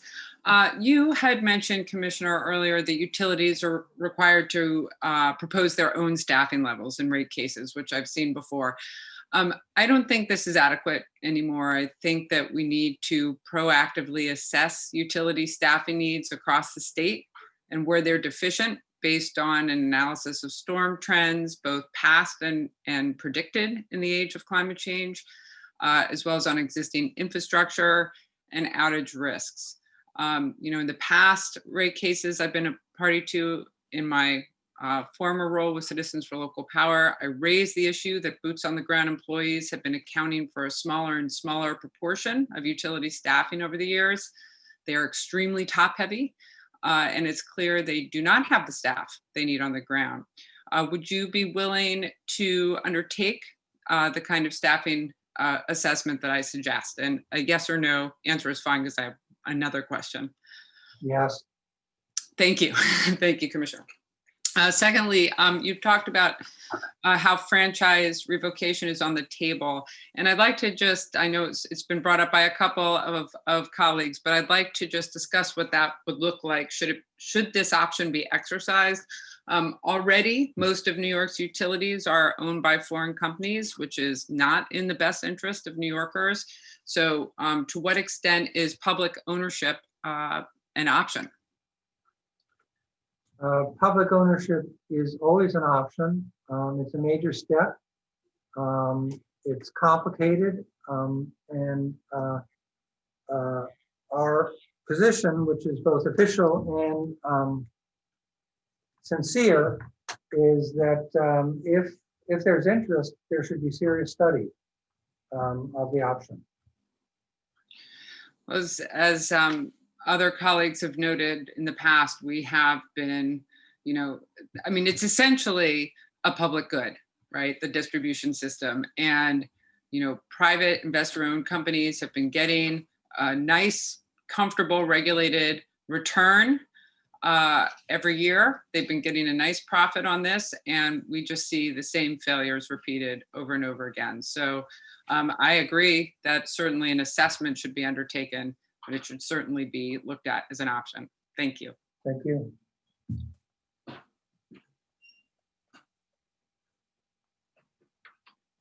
Sorry about that. Our next speaker on the Assembly side is our other ranker, and that is Michael Riley.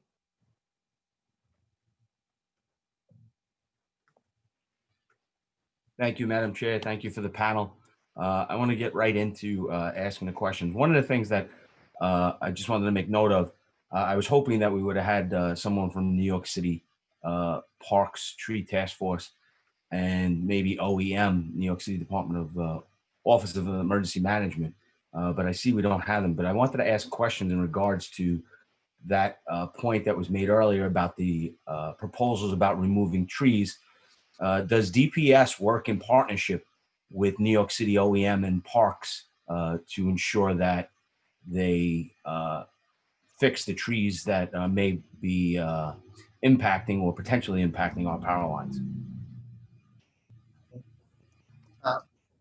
We're in contact with New York City OEM and with the offices at times. The work with the utility is is required to work with the Parks Department and the OEM department, and is expected that they work in cooperation to ensure that they identify trees and take care of any issues that are out there.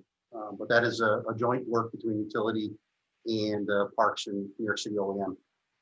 So does DPS, do they have units that actually go out to the field during emergencies and join the command centers so that we can have better communication and oversight during an actual emergency event where we can actually garner input, or DPS can? Do we have that in place? Yes. During an event, we do go out to the local command centers. Everything's a little bit different during COVID, but. No, but do we have, and I'm sorry to interrupt, do we have a DPS member assigned to command post so that they are there in the fusion centers to Yes. ensure that we have, so they're permanently assigned during an event? For the duration of an event, for those areas that are heavily impacted, yes, we do deploy with the caution that under COVID, it's a little bit more restricted, but in that circumstance, we did deploy in some cases, and we're very close in others. Did we have any assigned to New York City during this event? I do not believe we were in New York City. What was that, please? No, not in New York City area. So we didn't have anybody assigned to a fusion center to work in collaboration with the utilities to maybe fix some inadequacies, whether they were happening in real time. I think that might have been a shortfall here as well. So I think moving forward, that should be something that we should ensure. I think that DPS is on the ground at all emergency events, regardless of what kind of hazards there are, because I think that may have actually led to more missed opportunities for quicker fixes. Moving forward, I wanted to talk about the life-sustaining list that we have with utilities. I know that some of the utilities, people that are on dialysis, oxygen, we have a list, but the current protocols in place are that the utilities call to alert people that we may have, customers, that they may have a loss of power. The follow-up after that is to just do like a well check. There are no options in place where they would supply possible generators. We had that problem here where we were looking around to get portable generators for those that needed oxygen or maybe dialysis. And the utilities, if they couldn't provide it and we couldn't find it, they were advising them to go to the hospital. Is there any way that we can look into possibly making it where the utility would require to have those generators for those in need? We can certainly examine that. That's on the to-do list. Absolutely. Okay. So one last thing, when it comes to that tree, I wanted to go back to the tree operation. Does DPS actually mandate that New York City Parks may actually trim some trees, or is that out of the purview? How is that operation done? And just to piggyback on it real quick, during this storm, we saw that there was some problems with coordinating getting trees offline so that the utility could cut the power so the trees can be removed. One of the shortfalls we had was there was no crane available. So during these emergency plans that they prepare, can we ensure that we make that OEM maybe in counties and parks departments, that they coordinate with DPS and the utilities to ensure that we can safely and quickly respond to these cases? We had to wait for a procurement for New York City Parks to get a crane in order to fix people's power that they were out for 3-4 days at that time. Thank you very much for your time. We will look at that. Thank you.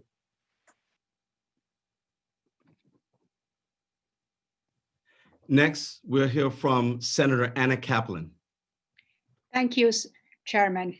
I also want to thank Chairman Rhodes and your staff for being here. And also thank you to the governor and his administration for their attention to this matter and their commitment to see that these utilities are held accountable for their failings in response to this storm. Over the course of this crisis, my office became a customer service for PSEG, Altice, and Verizon, because my residents had nowhere else to turn to in their moment of help. And as such, we compiled the data on hundreds of residents who were left in the dark with no help and no answer for days on end. I'd like to offer you my assistance in your investigation and all the information and data that we have gathered with the local outages to make sure your investigation shows a full picture of the local impact of the failings of these utilities. Whatever help myself and my staff can be to you, and I just want to make sure that you're aware of that. And that's all I have to say. My colleagues have said it best till now. Thank you. Can we say yes to your offer? Thank So you. we will work with you to make sure that you get all that data Thank and you. hopefully will be useful to you. Thank you very much. Come up with some answers for our residents. Thank you. Is that it? Yes. Yeah, okay, thank you, Senator. Our next speaker will be Ranker Colin Schmidt from the Committee of Local Governments. Thank you, Madam Chair. I want to focus on the dry ice shortage that occurred, particularly in the Hudson Valley, where I represent during the storm. Could you just elaborate on why there was a dry ice shortage and what steps you are planning to take to ensure that this is not something that's faced by the Hudson Valley or any part of the state again in the future? So Kevin, perhaps you can. The dry ice is an important part of the emergency response plans, being able to support that to the communities. We were of the understanding there was a dry ice shortage, which is occurred due to CO2 shortage across the country. However, it is still unacceptable for utilities not to be able to supply, whether it be dry ice or wet ice and water to their local communities. And we're going to continue to evaluate that program going forward to ensure that the utilities are adhering to the requirements to supply that needed comfort and relief to citizens while they're without power. Is there a current standard for a predicted storm for which utilities or for which the state interfaces with anybody at any level to know what is currently available or what is in the pipeline for availability when it comes to dry ice? Is there a standard already established? There is not a standard in terms of monitoring dry ice availability. However, that is something that we are going to continue to make part of our consideration going forward. However, the expectation is still that the utilities are supplying those comfort needs to their communities. Is there a time frame? Because obviously, as it's been mentioned before here, we are still very early in the season. We haven't even hit the winter months. I know in the Hudson Valley, in many recent years, we've had early winter storms even that have caused significant damage.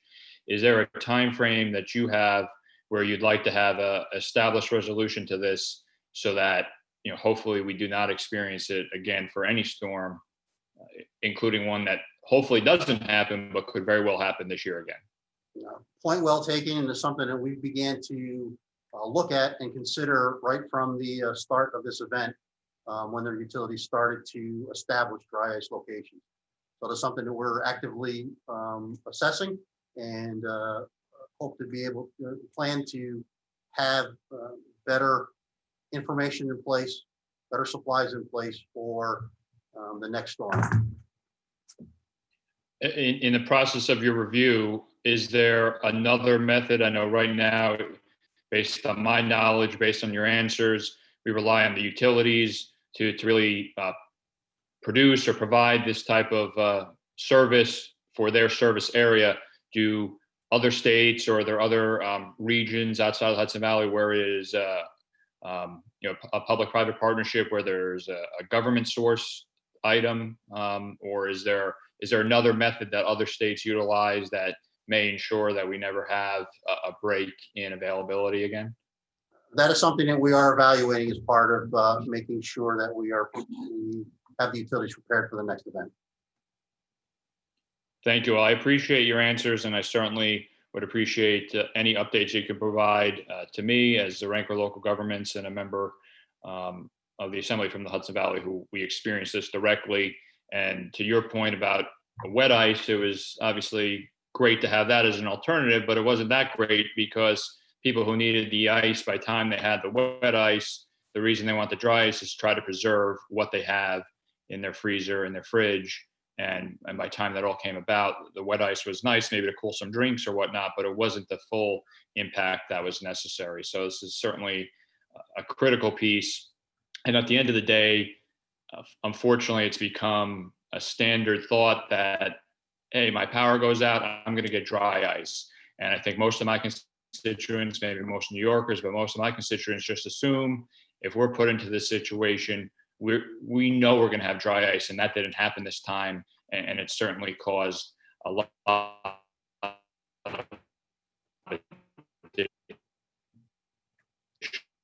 Understood. Thank you for your comments. issues.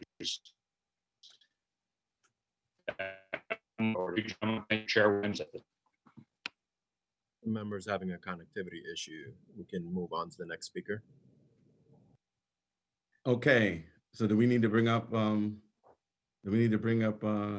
Verizon or somebody next? No, never mind. Well, we can do that next. Before we go on to the connectivity issues, we're going to have Senator Robert Jackson, who's also one of the co-chairs of this public hearing, ask some questions. Thank you for your patience, Senator. Thank you, everyone, for being involved in this hearing, and hopefully that the improvements will happen as quickly as possible, sooner rather than later. And so let me say, it was morning when you started, Chairman, and your Executive Deputy Director and the Director of the Emergency Preparedness. And my question is regarding emergency preparedness. When you look at, I would assume that all of the utilities had submitted their emergency preparedness plans. And when you look at that, I would like for you to know that I am concerned about the fact that based on everything that has been said by my colleagues, that the preparedness supposedly and effectively was not enough in order to deal with the emergencies that we had. So, and I looked at, I believe, the Office of Emergency Preparedness was established, am I wrong, in 2019? And I would just think that if it was established at that point in time, it should have been established a long time ago with respect to that. That's based on information that I have. But can somebody tell me whether it's Kevin or you, Chairman, or Thomas, the Executive Deputy and Director, Deputy Chair, are there people right now in homes without electricity or cable or things like that?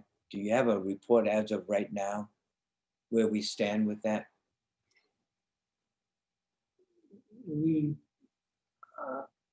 have an electricity number as of this morning, as you started out.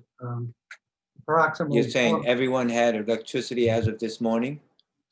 400 people out statewide did not. Currently, and this is currently across the state, there are 893 people without electric service. Those aren't due to the storm. That's just the current outage scenario across the state of New York right now, 893. Okay, and what about as far as Verizon and other utilities like Verizon and the other cable programs? Do you have a- We don't have those numbers in front of us, but we can assume that there are several hundred telecom outages as well. So, do you, I've heard my colleagues talk about the fact that as far as dry ice, and I know that in looking at the report that I have, there were many customers out in Queens and other locations in New York City.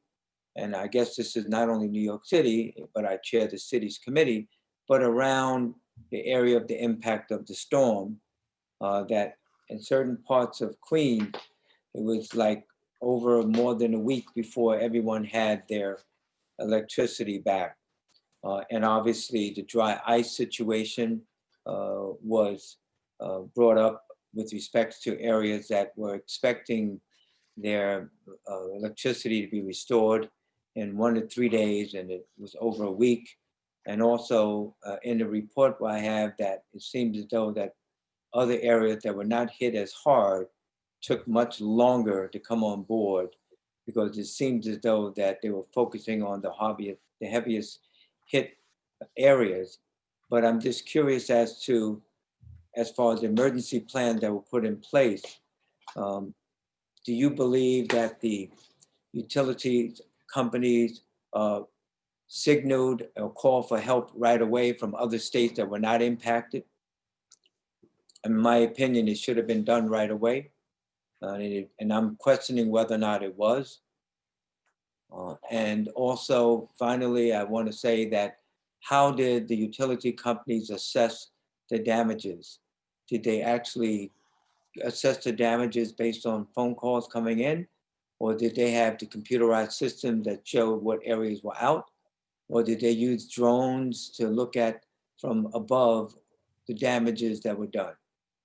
Those are all questions that I have, and if you can respond to some of them, I would appreciate it very much. Thank you. As far as the crewing, clearly the utilities were not prepared completely. They did begin to assess their needs prior to the storm and have a requirement to, the utilities are all required to make an assessment and to bring in the mutual assistance that they need to respond to the event. As we have identified up front, and with the governor's issuance of the notices of apparent violations, we've identified that crewing is a shortcoming, and that is why we're requiring, as mentioned earlier, to ensure that they have contracts that are going to be able to bring them to double their capacity during a storm.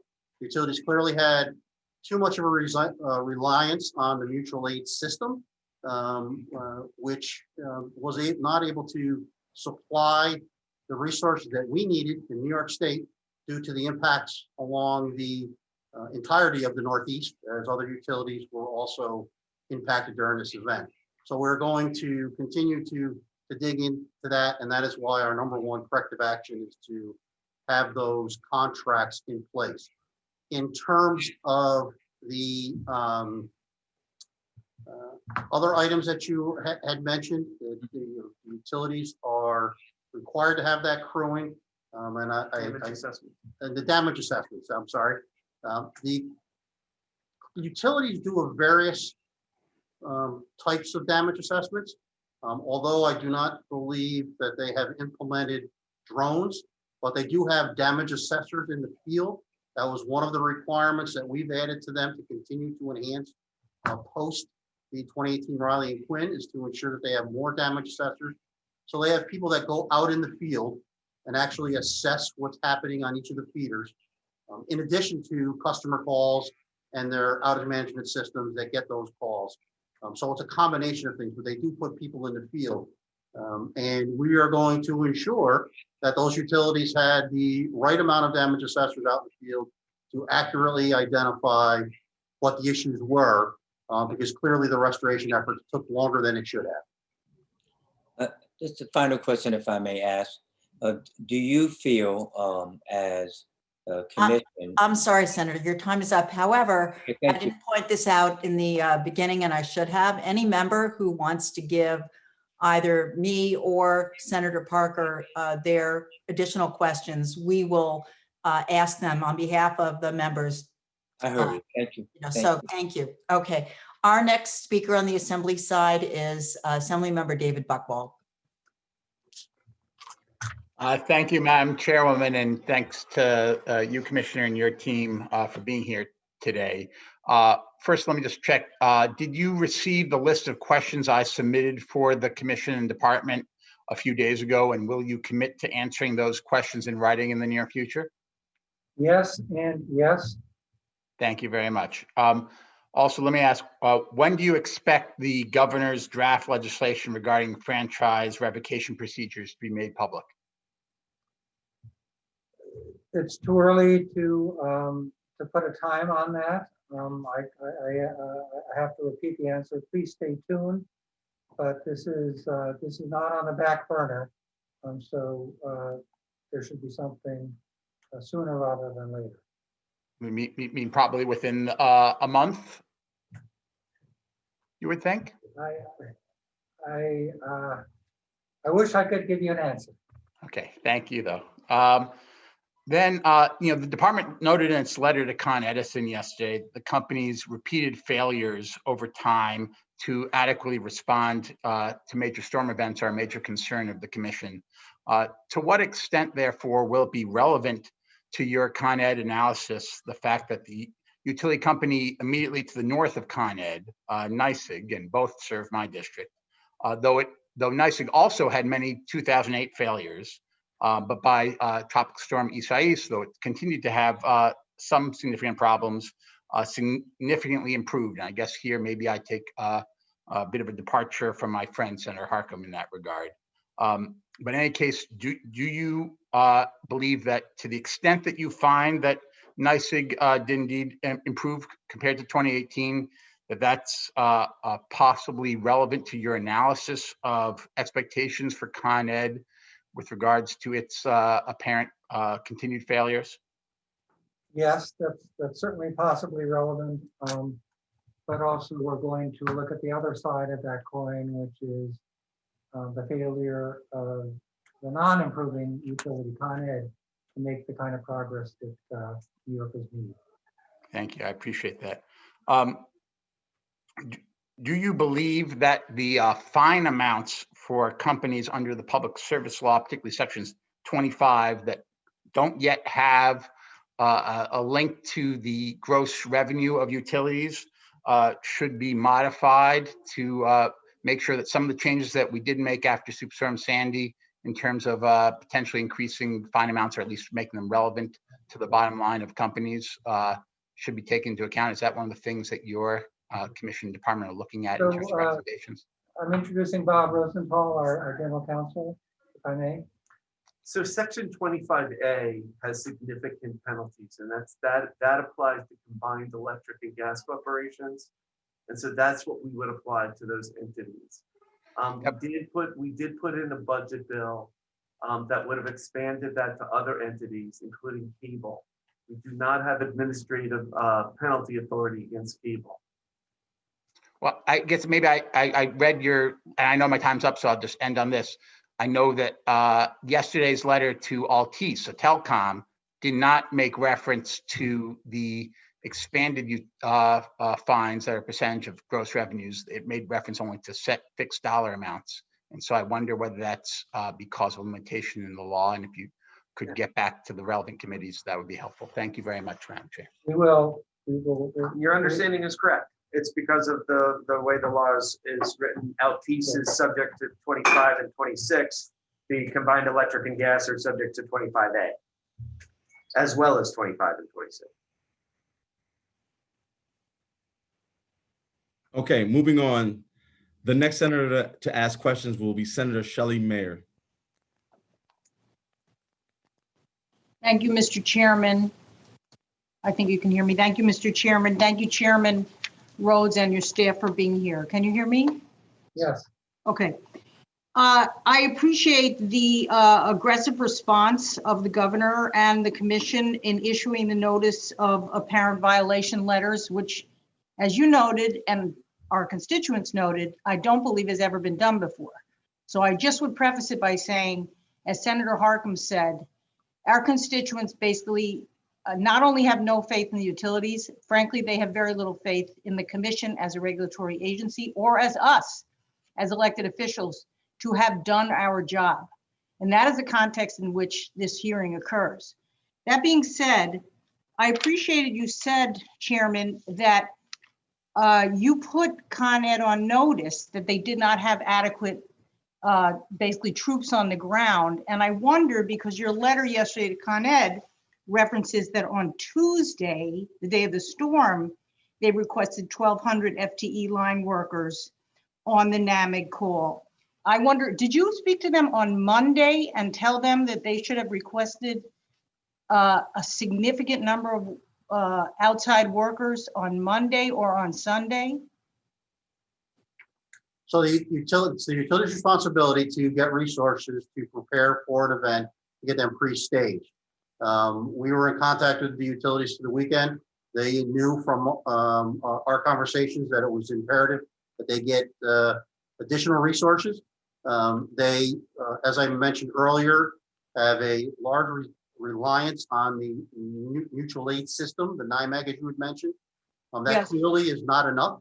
And that is why we have put that as part of the notice of current violations. They're accruing and are requiring the utilities to put under contract, retainer contracts, additional resources in order to double the size of their operating staff during these events. I don't want to interrupt you, but respectfully, the chairman said that he affirmatively communicated during the storm that storm requests were not enough. And I want to know, was it done on Monday before the storm? By Tuesday, frankly, from my constituents' point of view, it was too late. So I'm asking, on Monday, did anyone tell Con Ed you should be requesting thousands of people and we will assist you? What did the PSC do to ensure that additional forces got here sooner? We were in contact with the utility, and it's their responsibility to get those resources. And they knew as the system was getting closer to the state of New York, they needed to get and ascertain more resources. And they continued to do that through their mutual assistance programs and their contract programs and their retainer contracts. Clearly, that was not enough, and they need to do better. Okay, I have additional questions, but I will wait. Thank you. Our next speaker is Doug Smith. Thank you to the chair and the chairs of the many committees that are holding this today. My constituents, I represent Central Long Island and Suffolk County. My constituents are livid at the response and by PSEG. They feel after the transformation in 2013 that the new boss is the same as the old boss. And I would actually argue it's worse because under previous iterations, we had Lilco as a private entity, then LIPA, which was an authority that answers to no one. Now we have an authority that answers to no one with a private company, where the private company is guaranteed a profit, but also at the same time able to use LIPA's nonprofit status, something that I think has been an issue with a number of rate increases since the formation. Now, with respect to this situation, I have a few questions. Number one, there's been speculation that PSEG may have actually lost power to their communications center. They were not able to respond to consumer requests to report outages through their phone system or their computers. Do we have any thoughts on that, or is there any truth to that? As we have identified early on, they had communications issues which limited the ability of individuals to call into their call center, limited the ability to get accurate information into their outage management system. I'm not aware at this time if there was an electric power issue that they had, but clearly they had from the get-go communications issues which impacted their systems. Okay, because I think, of all times when people would not want to, often people want to have someone they can speak to locally. I think at a time when a big storm comes and hits our, metropolitan tri-state area, I don't think my constituents would mind speaking to somebody who may happen to be in California or in another part of the country that's not unaffected. So I think in future emergency plans, that really needs to be taken into account. that if we, there's a reasonable expectation that if the whole area is without power, that the energy company would have power. Next up, food reimbursements. My constituents are very unhappy by the fact that days after this new policy where you'd have to show receipts or photos of food that had been discarded needs to be shown, when people lost their food, and many people, keep in mind, we're in the pandemic, and many are still without work. So, some households are really struggling right now. I think something needs to be done with the food reimbursement. People did not take photos of this food that was discarded. So I think that's something that needs to be taken into account. My time is running short. Can you speak to, with the merger agreement with Altice and Optimum? I know you said that could be a way to get some answers. A third of my district has the option of high-speed internet with either Verizon Fios or Optimum Altice. 2/3 of my district has only Optimum Altice as an option. And something that I'd like looked into in the future is the fact that there's speculation that perhaps Altice was spending more time repairing customers who have that other option than they were of people that did not have another option. So I hope that that's something that you can maybe. We'll look into that. Okay, thank you very much. Yeah, and all your points, sir. Thank you very much.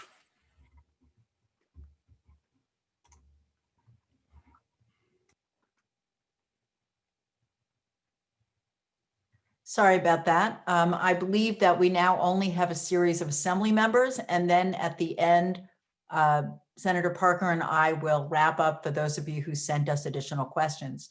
The next assembly member is Steve Otis.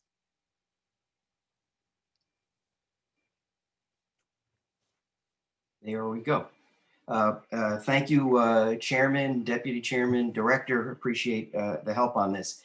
I think that one thing that we all need to look at and we're all struggling with is trying to get the balance of permanent staff by utilities, contracted resources, mutual aid, and clearly the experience of different utilities is varying from case to case. What I would like to suggest is that we work to a model that provides accountability for utilities based upon restoration percentages. Utilities should have a goal of restoring everyone within 48 hours, but they should have a legal requirement to, I think, put a marker down, and we have legislation on this. 80% of the people should be who are out, customers should be restored within 48 hours, and if not, penalties should ensue. This kind of model, I think, would put some teeth into the accountability that utilities would then have a real incentive with markers to make sure that they have the resources there. Over-reliance on mutual aid is clearly not working. So I ask you to look at that, but I'll ask you for any comments on how you're trying to struggle with the failure of utilities, even after the April 2019 report, to live up to the recommendations the Public Service Commission provided. Any comments on trying to mediate these difficult balancing issues and get performance out of the utilities? That's what customers want. So thank you. I think that the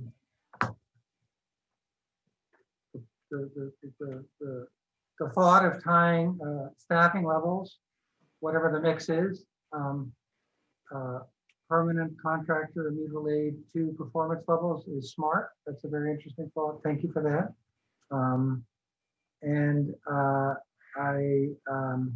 your second point, it's simply not good, and it's simply not acceptable that the accepted recommendations, the commitments made by utilities to the recommendations in the 2019 report that you referred to, Riley Quinn, failed. And that's obviously going to be focus of some rigorous investigation by us. I thank you for that. One additional issue, the other area that was really failed in terms of performance is communication issues, either from utilities, but also from the telecommunications companies. You had directives in the 2019 report about communication, And I think that the telecommunications companies have not fully absorbed, but they have a responsibility to communicate to the public in a storm setting differently than they do in just some individual customer is out. And I think you've already sent strong signals in the last 24 hours that you're going to ramp up that kind of enforcement. I think that is really needed. Telecommunications is as much of an essential service as electricity at this point. We have to hold those companies accountable. Thank you for your good work. Thank you. Thank you. Our next speaker will be Tom Avenanti.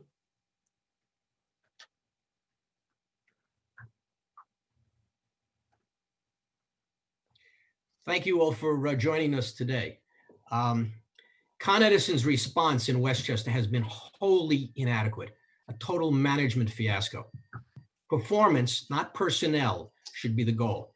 Effectiveness of response, not the number of workers on the street, is what we're looking for. In the short run, we need Con Ed to rearrange its management, to put in place people who will better prioritize, who will bring in the necessary workers, who will manage the mutual aid crews, who will coordinate with local government workers, and who will timely restore power to our communities. In the long run, I respectfully suggest we need to unplug Con Edison and replace it, either with a new regional power provider or a separate accountable division of Con Edison. I have some questions. The first one, if the utility meets the recommendations you make, who's responsible for the insufficient response? Con Ed or the Public Service Commission?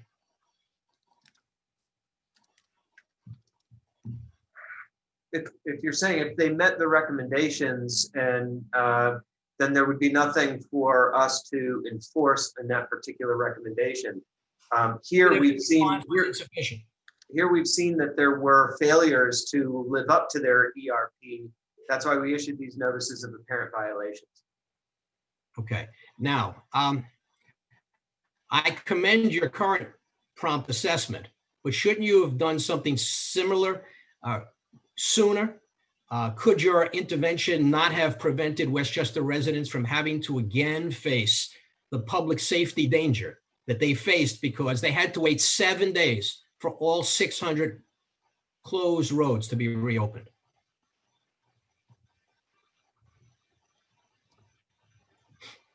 That's a failure, and it's the utility's failure, and we need them to do better for New Yorkers. And that's why everything is on the table. All right, how different is your proposal for retainer contracts from the current system of reliance on contractors and mutual aid? What's different is that this mutual aid says, go to the store and see what you can get when everybody else is going to the store. And this is a model that sort of says, have a contract that assures you, well, really New Yorkers, that the crews will come when we call. Okay. So it's a right. It's a You're right. encouraging further reliance on outside on-call contractors, right? This is only different from the present system because they somehow have a contract that may or may not be enforceable.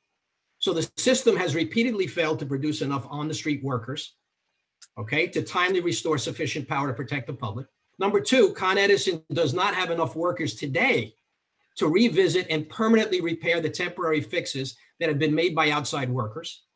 Number three, Con Edison doesn't have the on-the-street management to manage the outside crews. I personally saw 20 trucks from Ohio sitting in one place, and they weren't being managed by Con Edison. And lastly, the surge approach merely empowers outsiders who to go to the highest bidder in a regional event. What's going to mandate that they follow the Con Ed contract rather than go to somebody else who'll give them a higher amount and cover their losses to Con Ed as their damages if they breach the contract? How does your approach improve the situation? So I want to stress that our approach is the first approach because it's the thing that can happen the soonest. All of the other things that you identified as potential strategies to increase the number of available people that could help in a restoration need to be on the table. But the several utilities have these retainer contracts now that have rights of first refusal that have worked. The issue that we're identifying is it's not enough resources in that right of first refusal provision. So we want them all to immediately engage to ramp up the numbers of people available to them on a right of first refusal to be here before a storm hits. We believe that's the fastest fix, but it's not probably the only fix. And as our investigation goes on and we're going to monitor their progress every other week, there may be other things they need to do to get the sufficient resources for another big storm. So we appreciate all of the ideas you just put on the table because we agree everything has to be looked at. We just wanted to move quickly on the thing they could turn the volume up immediately on. Thank you. Thank you. And our next speaker is Assemblymember Judy Griffin.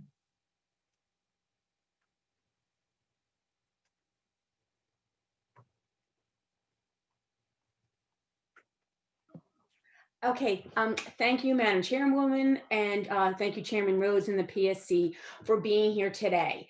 I represent Assembly District 21, which is in southwestern Long Island.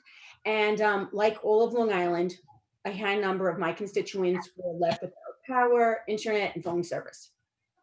Obviously, they are fed up with the continued failed service and response to storms. In addition, some of them understand strong winds, power outage. They can accept that, but what they can't accept is the complete communication breakdown.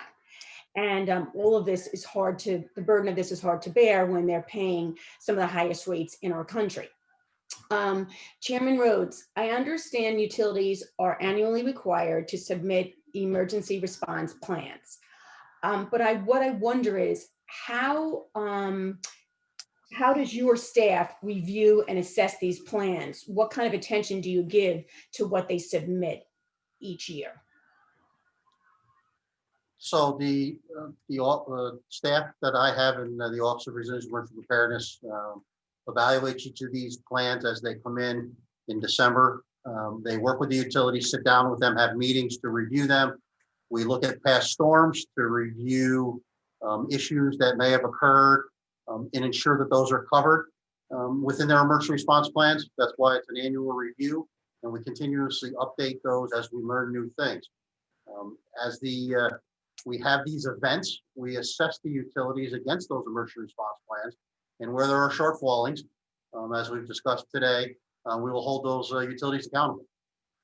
Right, and my question is, it just seems if after every storm or hurricane, we have the completely similar patterns, it just seems like something more should be done at that level. So if we do it proactively, at some point, we can solve some problems, because after every storm, if there's a complete breakdown and then we have a hearing, then we're still back at square one. It seems like if we really encouraged a proactive approach, if we took real notice, if there was insufficiencies in their plans, if they really had to go back and resubmit, if the drills had to be airtight and performed, whether or not we have COVID or not, there could be a way that they can do their drills. It just seems like we shouldn't always be taken by surprise. It shouldn't be a surprise that this happened if after every storm and hurricane this happens. And I think that's why the public has lost any feeling of optimism that this can improve, because each time we don't see the improvements. So is there a storm in recent years that you feel that the utilities have really done well in?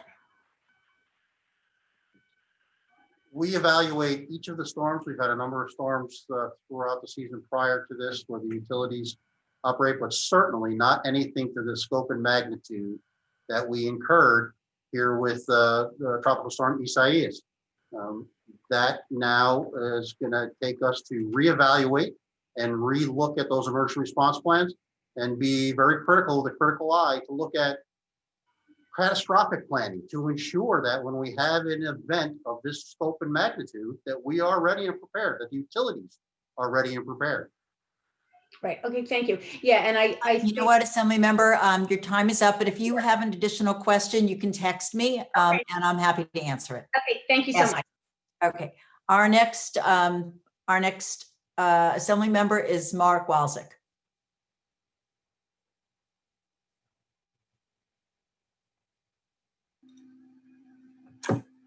Hi, thanks very much. These questions are probably mostly going to be for Kevin, and a couple of them are just for the record. When exactly did the power go out on August 4th?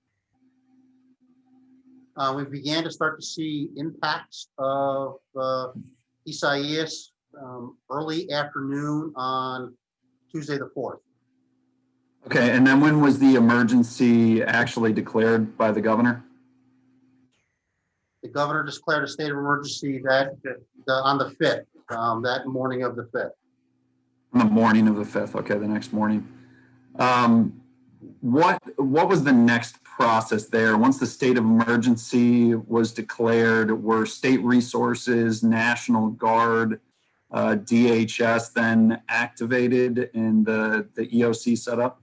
The New York State Emergency Operations Center had already been in operation, monitoring. The state agencies were all coordinated to assist where they could.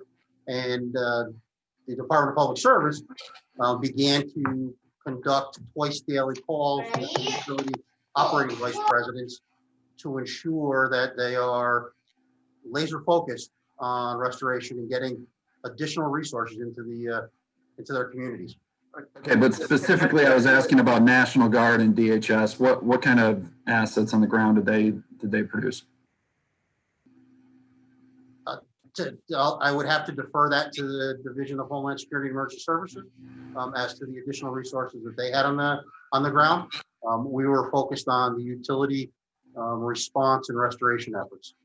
Yeah, I understand that. I mean, the interesting and emergency response here is you're asking the private sector to do their job and fix their own lines, but there is an emergency, obviously, for New York State citizens, right? That we also have assets that are taxpayer funded otherwise that respond to all types of emergencies. So you're not aware of anybody from the Department of Homeland Security or anybody from the National Guard having any involvement with the response here?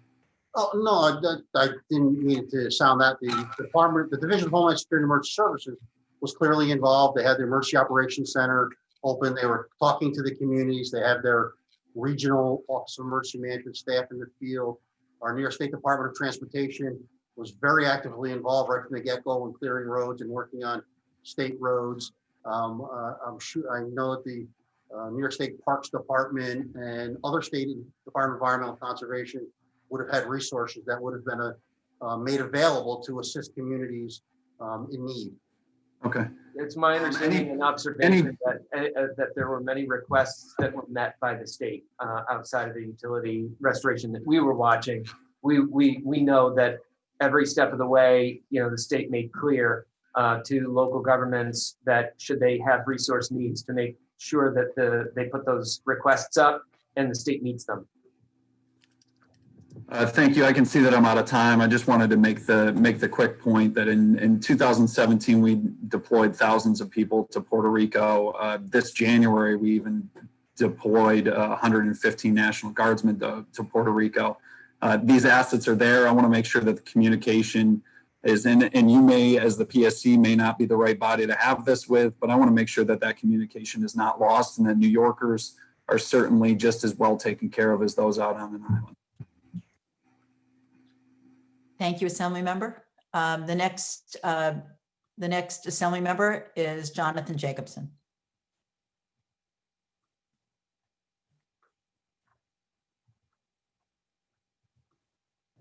Can you hear me now? Okay. Thank you, Madam Chair.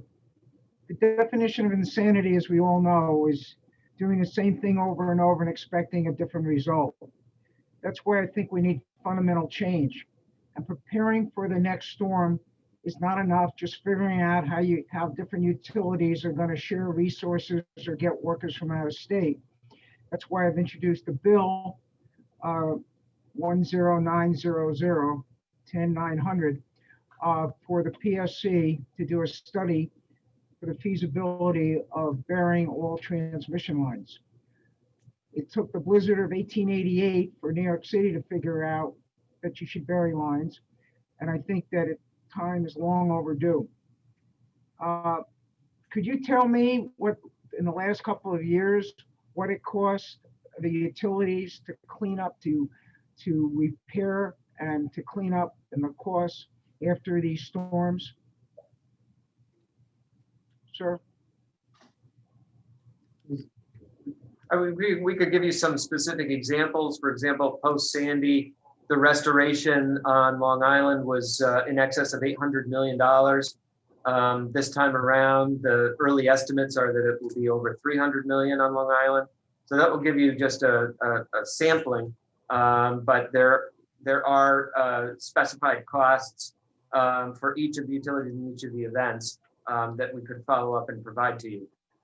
Would you be able to supply the expenses that each utility had, say, over the last 10 years for various storms?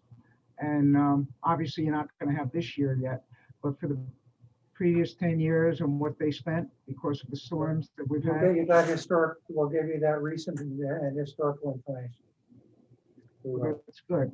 And do you have anything concerning business losses? Would you have that? In terms Concerning business losses that. data on that. I'm sorry, data on that. I don't. We can look and see what we have. I think that would be a question for the utilities. They often experience individual claims, private claims from businesses that they have to respond to. But I'm not sure that we would have specified business loss data, but we'll look and give you what we have. You would have it if they have applied for rate increases and citing losses from these various storms, correct?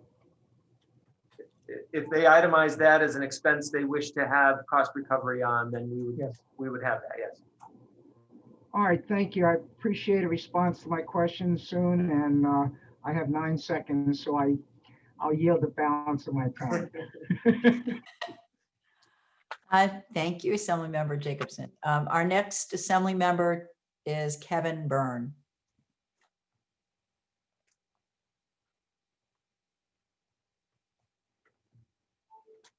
Thank you, chairs, and thank you, Commissioner. I want to first really just thank you for being here. I know in 2018, I think we had separate hearings from the Senate and the Assembly, and it does mean a lot to have your participation in this one, as well as Tom, and a lot of interactions on Indian Point and some other issues. This is exhausting. I know this is all of our jobs, and having hearings is an important part of our job to listen to everybody. And from the Public Service Commission, I'm sure I know there's something you deal with all the time, but it's exhausting to go through this exact same routine every time there's a significant storm. My colleagues and I in 2018, it was mentioned earlier that the storms, Riley and Quinn, ripped through our region, particularly in the Hudson Valley. People were out of power for 8 days. There were all these recommendations that my colleagues and I, especially from United Westchester, led by my colleague Assemblyman Buchwald, put forward. The PSC did its investigation. It was a long process, waited almost a year for those violations, reports, and recommendations to kind of come to fruition. And yet here we are again. I did hear a mix of different types of responses from leaders in local government from in my district. We are largely represented in Westchester and Putnam by NYSEC as a utility, but I have this unique benefit, I guess, of having Con Ed in Yorktown as well.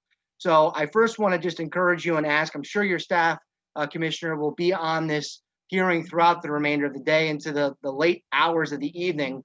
But I want to make sure that, we have all these ideas and opinions and questions, but I really believe it's those local mayors, town supervisors, and county executives who are on the ground dealing with this.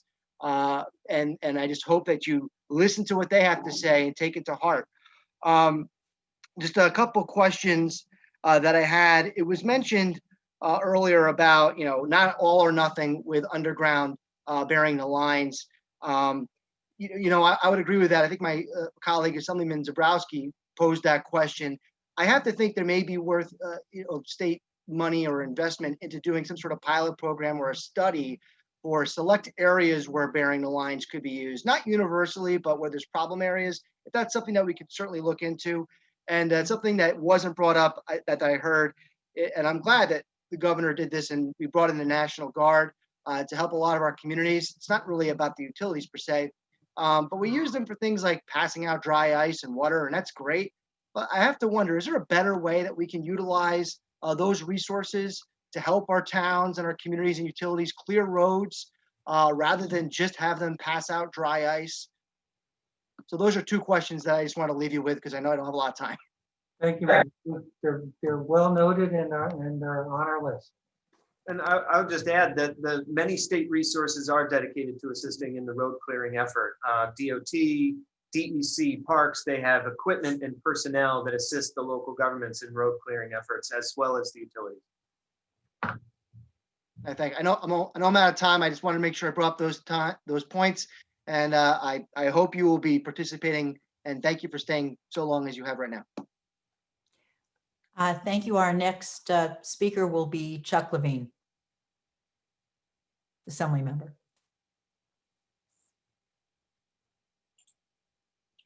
Thank you, Chair Pollan, and thanks to the witnesses as well. I think I also want to say thanks to not only the witnesses, but the governor, the speed with which you have all worked here to try to assure the public that someone's watching out for the public is impressive. But I do have to say, and here's the but, PSE&G is a major corporation.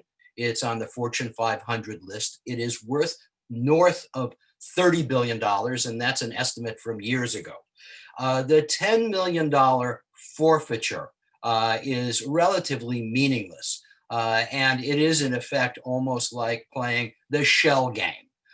So unless and until it seems to me the shareholders of PSE&G feel the bite, we are not going to be able to offer a sufficient stick to get this mule going. What we're doing is we're offering further carrots. Now, requiring receipts to be presented for lost medicine and for lost food is insult to injury. And let me just mention Cold Spring Harbor, which laboratory, which I represent, has losses that are incalculable because the refrigerated systems that protected specimens and compounds are gone. They're gone, and the specimens and the compounds are gone. I don't know how we begin to compensate them. But the question that I have is this. If we look forward, if we project 5 years or 10 years from now, what long-term, because I know we're offering some short-term solutions here, what long-term solutions are needed to address the needs of people who live not only on Long Island, but in Westchester and all throughout New York State who have suffered? What can we do to make things better for the future? Oh, that was my question. Maybe I should have had a better inflection at the end. No. So there are a couple of things. First, we should be doing the short-term fixes because those are going to get us through a couple of months in front of us. The second thing is that the investigation is going to identify more issues than we're aware of today, although we know what we've discovered and what we've directed action on. And those, that will lead to further solutions. You mentioned carrot and stick. It's very clear at this point that New York State is willing to use the stick. We really do have, and everything is on the table up to including revocation and termination. That's a very clear thing. And then to the extent that there are just smarter investments that we can make that are about resilience, that are about hardening, that are about good, smart undergrounding, and the like, we should be doing those as well. But I think I appreciate your point that we shouldn't just be doing this day by day. We need to be driving towards a future that actually is a stronger future against these kinds of events. Thank you, Chair Rhodes. So Altice is a major corporation. At its IPO a couple of years ago, Sorry, Assembly Member. Yep, your time is up. But the good news is I am going to be asking additional questions. If you want to quickly text me, I have a couple of questions that I'm asking for other members, and I can then add yours on. So with that, I will take the liberty of asking a few members who have texted me who ran out of time. The storm was a tropical storm, but still led to devastating outages. What implications does this have for utility response time to hurricanes and other more devastating storms? Coupled with that, how much of a factor, if any, is the concept of climate change and the accompanying extreme weather events in your preparation of emergency response plans? So we obviously, we've concluded that climate change is real, and we've concluded as a state under this governor that we need to do something about it, including handling the consequences of heightened, fiercer, stronger storms.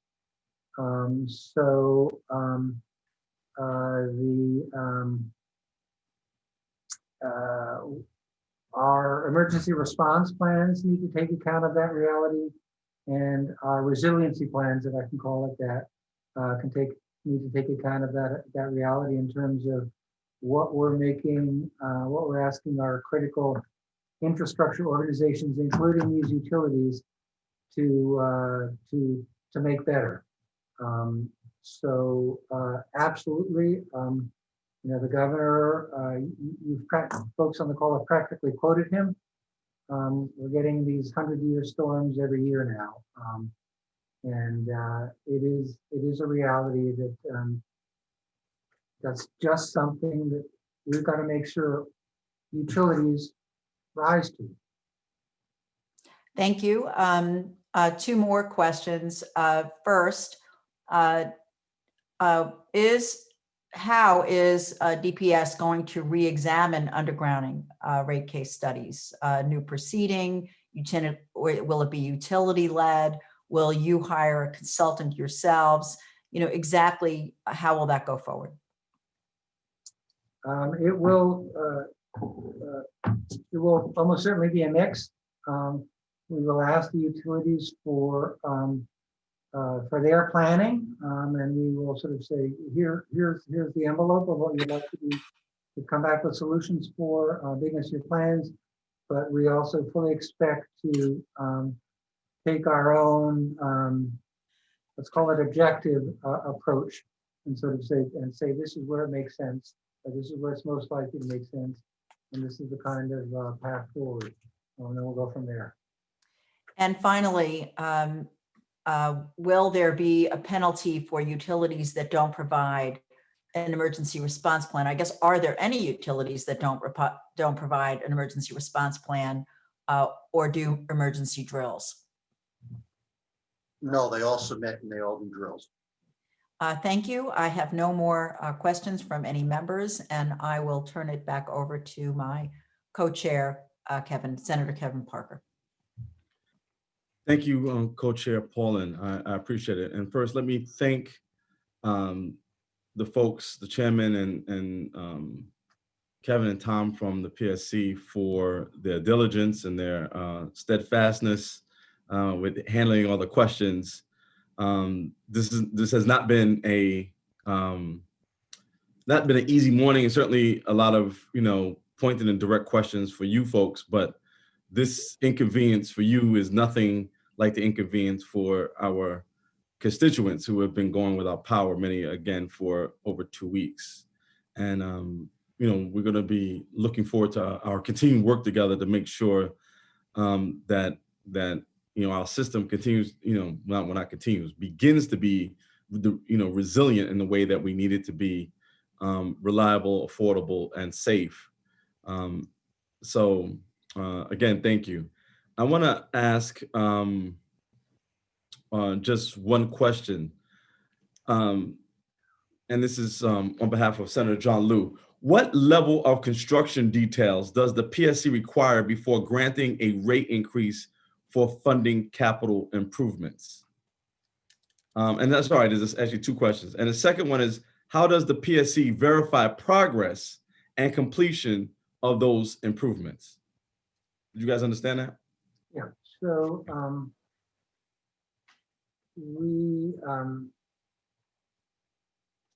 the improvements fall into two categories. There are things like getting more people that do X, Y, or Z. Like, have you brought on the tree trimming crews that you said you'd bring on? When we monitor that regularly. I believe that John Liu's question sounds more like a capital expenditure one, where we have quarterly capital planning meetings with each utility that goes to varying levels of detail, meaning that anything that is, let's call it a major capital project, is updated quarterly on where it is and what the need is and all that sort of stuff. And some of the smaller projects get bundled into categories. But may I respond to just an observation that you made, Senator? Yes. Well, so this isn't an inconvenience for us. This is a deadly serious business for us. This was a storm that whose results were just unacceptable, and the utility's response to it was just unacceptable. We are deadly serious about fixing now. We are deadly serious about a timely and rigorous investigation. We're going to use all tools, including any help from any good, skilled colleague in the state, including DFS. All outcomes are on the table, including revocation and or termination, as the case may be.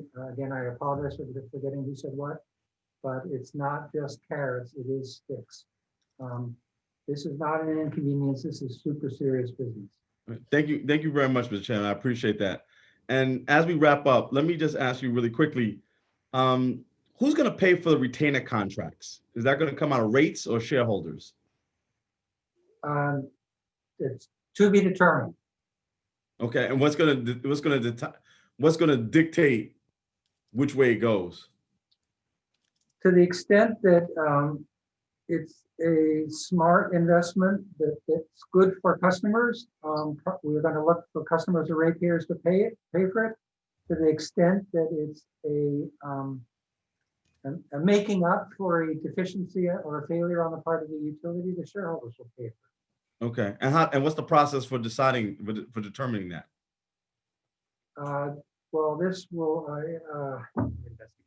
be as a result of the investigation, and then there will be a public process based on the investigation. Sorry, the investigation will lead to recommendations, which will then be available for public comment. And typically, we get vigorous public comment on something as central as this, and then the commission will rule accordingly and make it happen. All right. Thank you. I'm going to turn it back to my co-chair, Assemblywoman Amy Paulin. Thank you very much. I think this concludes our first panel. I just want to say I appreciate your being here and sitting through hours of testimony and questions, and we will be, of course, following up. I know that some of the members on the Assembly side have submitted questions. I know you've agreed to answer them. There may be more following this, and we appreciate always the partnership we have with the department, and we know we will be working on this together. So thank you for coming. Thank you. Thank you. Thank you. Our next panel is Con Edison and Orange Rockland.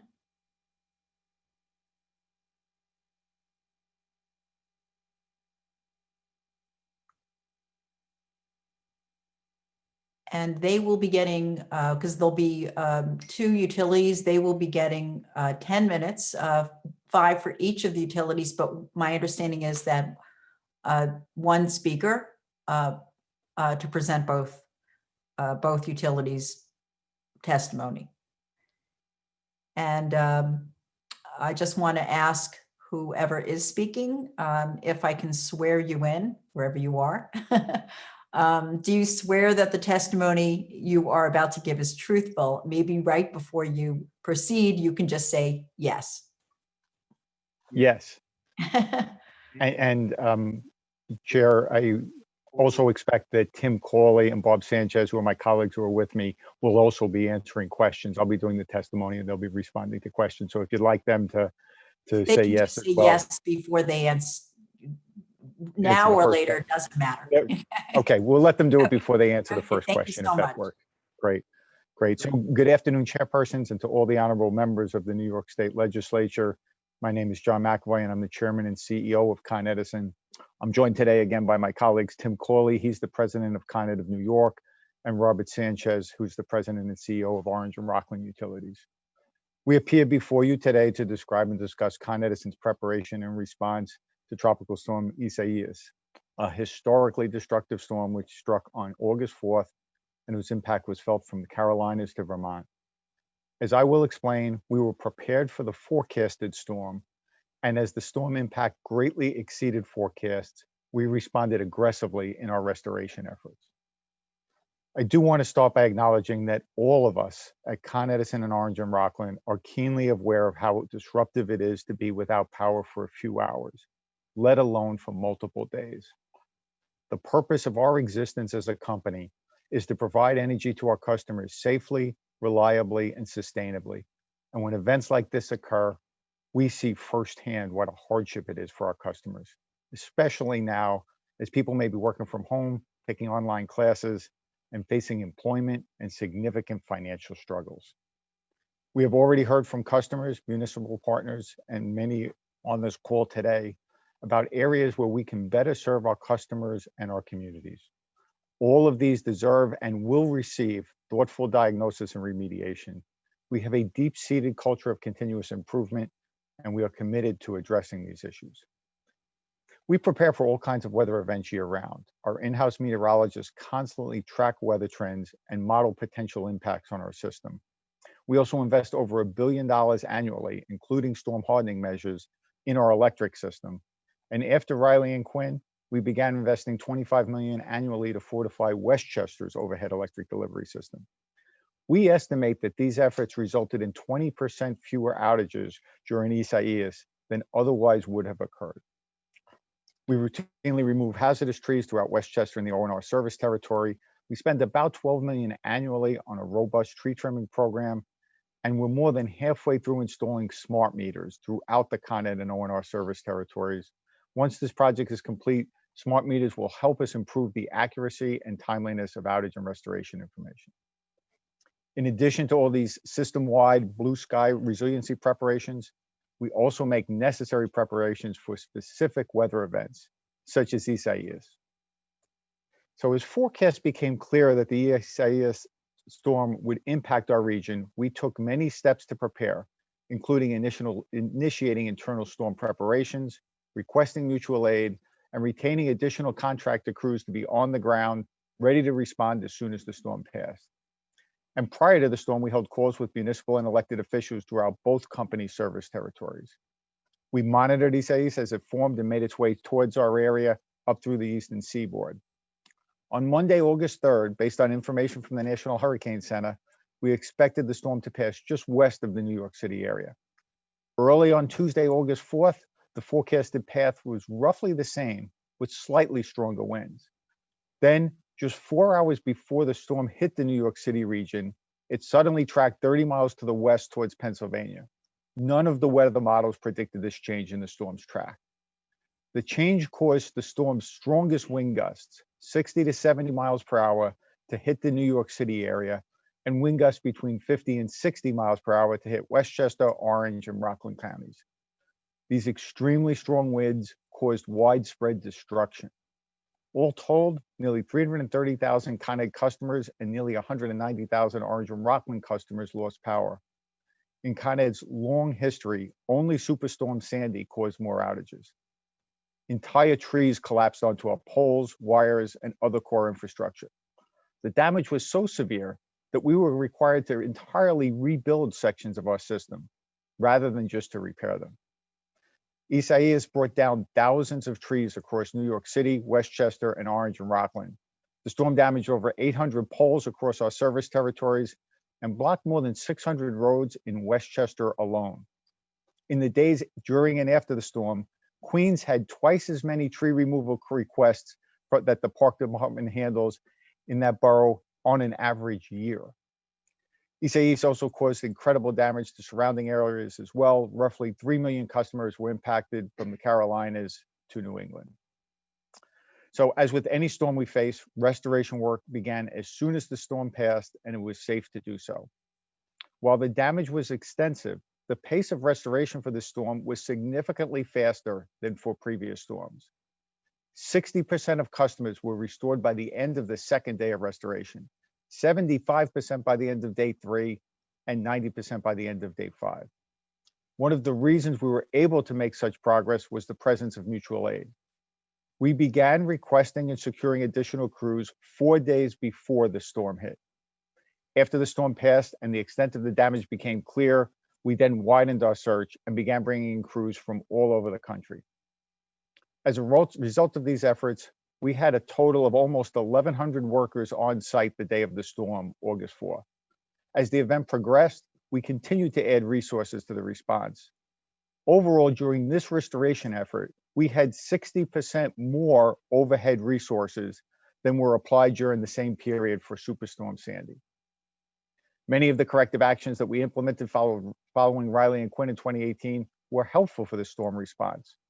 For example, we worked to improve our coordination with municipalities, working directly with them to prioritize road closures and deploying liaisons to every municipality that requested one.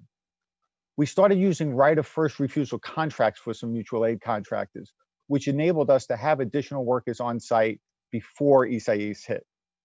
And for the first time, we flew in 100 mutual aid workers and provided them with trucks when they arrived to get them on site and restoring power faster. So in summary, Con Edison was prepared for the forecasted storm, and as the storm impact greatly exceeded forecasts, we responded aggressively in our restoration efforts.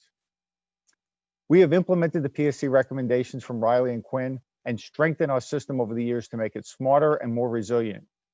But we know this is not enough. We are accountable to our customers. And under these type of extreme storm conditions, it is clear that we are not meeting our customers' expectations. It's also clear that destructive storms like these have grown stronger and more frequent as the realities of climate change take hold. Con Edison's expertise is in reliably transmitting and distributing electricity. We were among the first to do it nearly 200 years ago, and today we are one of the most reliable electric utilities in the country. We know what it would take to be able to restore 100% of customers within a day or two after a storm like Isaias. It can be done, but it comes at a very high cost. And it can only be done if there is first a frank conversation amongst all stakeholders about what achieving this level of resiliency would require. Frankly, it is a conversation where your voices, the voices of policymakers and community leaders at all levels, are essential. And I hope we can start that conversation today. There are 3 primary ways that we can reduce major outages and restore more quickly. First, all the trees that are near power lines could be removed, but I suspect that few of us want to do that. Second, we can underground the entire system. We have studied this in the past and are open to continuing to explore the idea, but we all need to be honest about what undergrounding entails.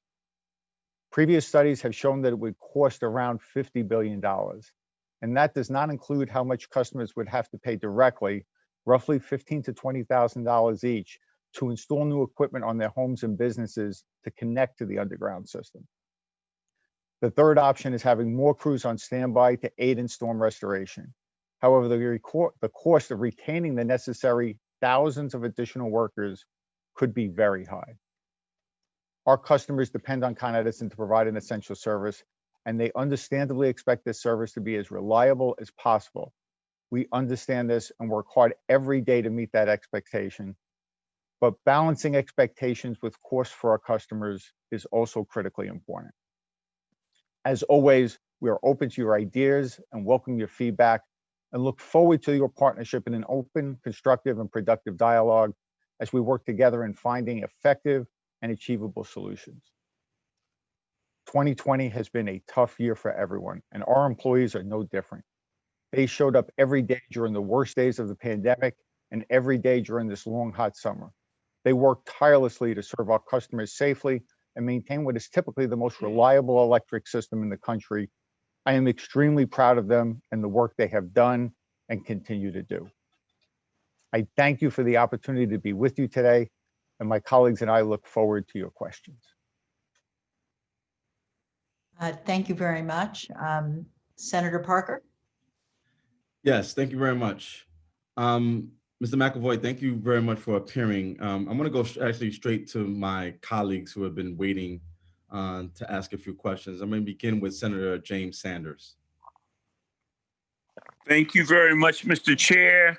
I have the dubious distinction of having both the two utilities in my community, PSE&G and LIPER, if you wish, and Con Ed.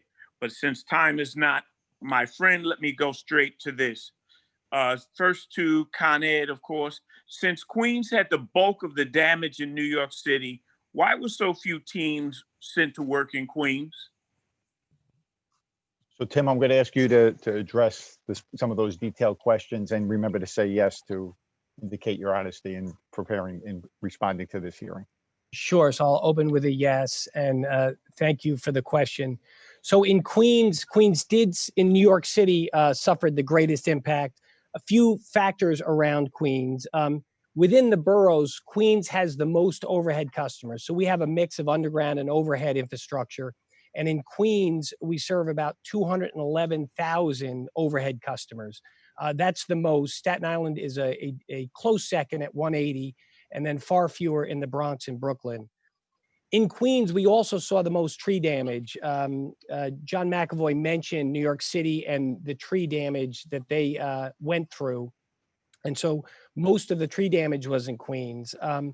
We established our staging areas in Queens at Citi Field in particular to ensure that to ensure that our Yeah, how many resources. teams were sent to Queens, sir? Time is not my friend. Fair enough. We continued to push crews to Queens, and we really allocate based on where the number of outages are, and that's where we allocate the crews. So again, Queens had the most customers, the most outages, and the most resource directed to address those outages. I'll return to that in another moment. I consider elected officials as essential workers. I consider them to be people who other people call in for help and for other type of aid during a case like this. Why did it take Con Ed more than 10 days to get the electricity to two elected officials, myself and Assemblywoman Vivian Cook? Why did it take 10 days that I could not serve my people? And I take that very seriously, sir. And I repeatedly requested for aid, and it didn't happen. So I'm sorry you had the prolonged outage. I'll have to look at the particular details.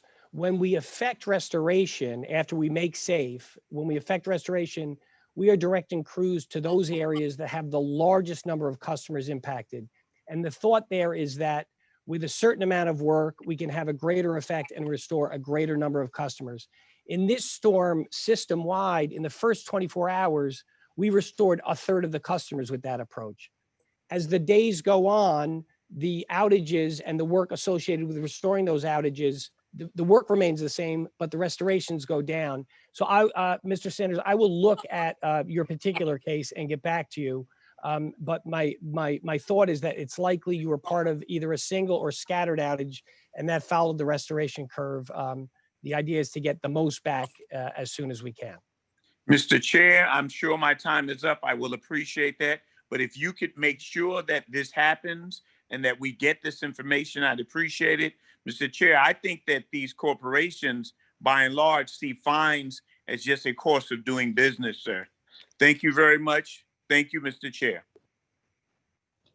Thank you. Can you hear me? Yes, I'm on. Thank you, Senator. Our first speaker is Bobby Carroll for the same reason as before.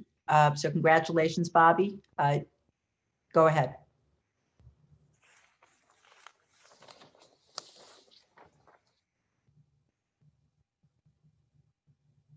Are you there? I think you can mute. Here, I'm there. Thank you so much, Chair Paulin. CEO McAvoy, in your testimony, you stated that you and Con Ed were prepared for the forecasted storm, but the storm was graver than forecasted. You further stated that you wanted to delve into reality and say that things like undergrounding, having additional workers, would cost too much money to ratepayers, and ratepayers would otherwise not want us to do that. But I would like to ground us in another set of realities. The last 2 years, each of those years, you paid out profits to shareholders of $1.3 billion of each of those years. And I believe you forecast a similar profit this year.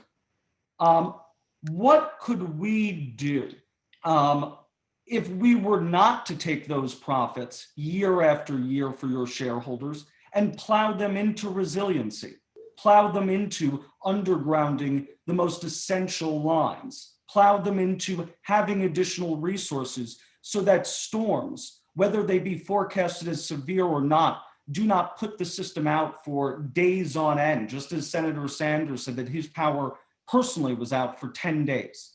This seems completely unacceptable when your company continually, every year, seems to forecast great profits for its shareholders. So is your company value more its customers and resiliency, or consistent earnings reports?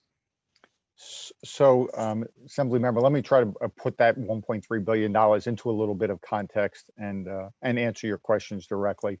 So the stockholders of the company have invested about $25 billion to own that stock, and they expect a return. The two ways that we finance the $3.5 to $4 billion every year that we invest in strengthening our systems has to come from the equity and the bond markets. And to do that, we have to provide a return. So if I were to do simple math and bear with me if I round off, we make $1 billion a year. Investors have invested $25 billion. So they're making about 4% on their investment. And frankly, that's not nearly as much as many other companies are able to return.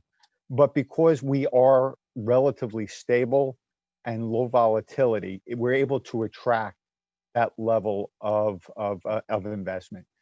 If we stop paying, having a benefit in people to own the company, we will not be able to raise money in the equity and bond markets, and that won't allow us to make the investments that we need to make.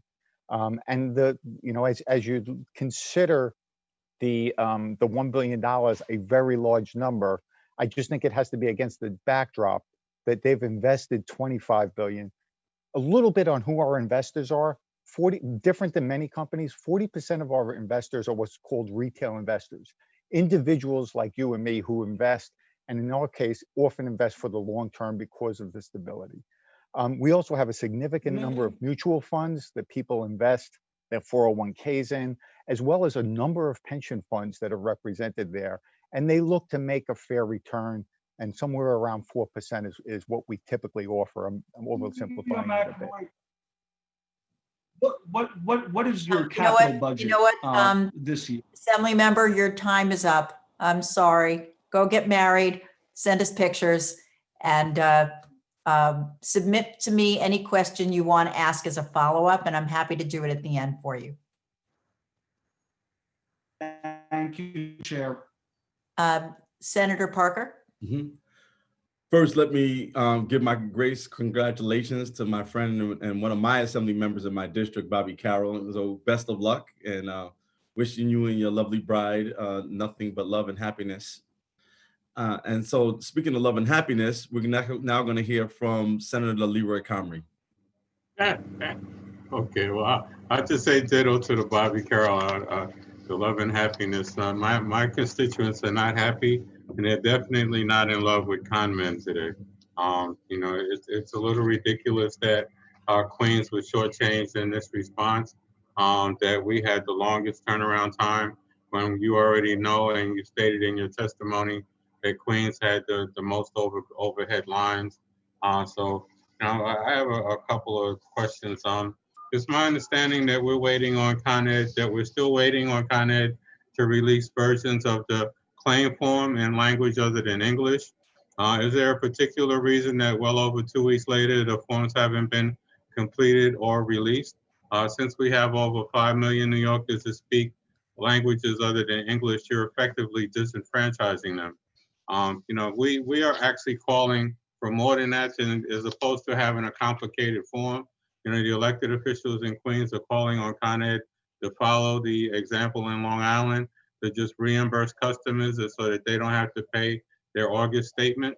Will you commit to doing that as a utility? That's a question. So Senator Conroy, I'll take that. So I will check. Our process is such that our standard claims forms are available in multiple languages. It was my understanding that was the case for this as well. We have a team put together to process these expeditiously and to get these checks out because we understand people desire them. We amended our process in this case largely because our customers and your constituents are going through both COVID and the extended power outage. So we stepped up and thought it was appropriate, and still think it's appropriate, that we offer these claims processes. We put a team together to process them quickly. I will follow up and check to ensure that they're in multiple languages, but that's typically what we have, and we'll take that as a to-do immediately following the hearing. I'm taking it a step further because a lot of people don't have time or even acknowledge the ability to fill out the claim forms. They're onerous and extensive. So what my constituents are asking, what the borough president and the elected officials in Queens have asked for, is for Con Ed to just do to just reimburse people for the month of August, as the I believe it's the PSC is doing out in Long Island, and we're looking for a commitment for that. And we want to know, can you commit to do that today? And if not, why not? So Senator, we'll take a look at that and certainly get back to you. That has not been our standard process, and both again, during you know, we think anything else is unacceptable due to the fact that Con Ed had the terrible response time, and even more so with this particular storm, the communication and the ability to communicate with the public was the worst ever. Even with the daily calls with elected officials, folks were not happy and very confused about response times, and response times often weren't put up. And as Senator Sanders said, he didn't have power. You know, we had people without power for more than 14 days. And I believe we still have a couple of people that don't have power. There comes a time where Con Edison has to be more responsible in hardening and weathering the system and creating a process to make this happen. And the issue of money and the issue of investments and the issue of whether or not how much you can return to your investors per year needs to be minimized to ensure that the system can be weatherized and hardened. The fact that you're still using poles from the Civil War era, that technology hasn't improved, the fact that you still haven't improved your ability to put more crews to do the cleaning to make sure that there's no limbs around these these poles that are up, I think is a default to the management of the system and a desire to see profits over the concern of people. And you know, we need to understand that you need to have a sea change in focus, because if you're going to have continued profits and stability over the year, we have to have a system that's stable, more stable now than ever. These storms are not going to abate. The needs of our community have only increased in terms of the need for power, since more people are working at home.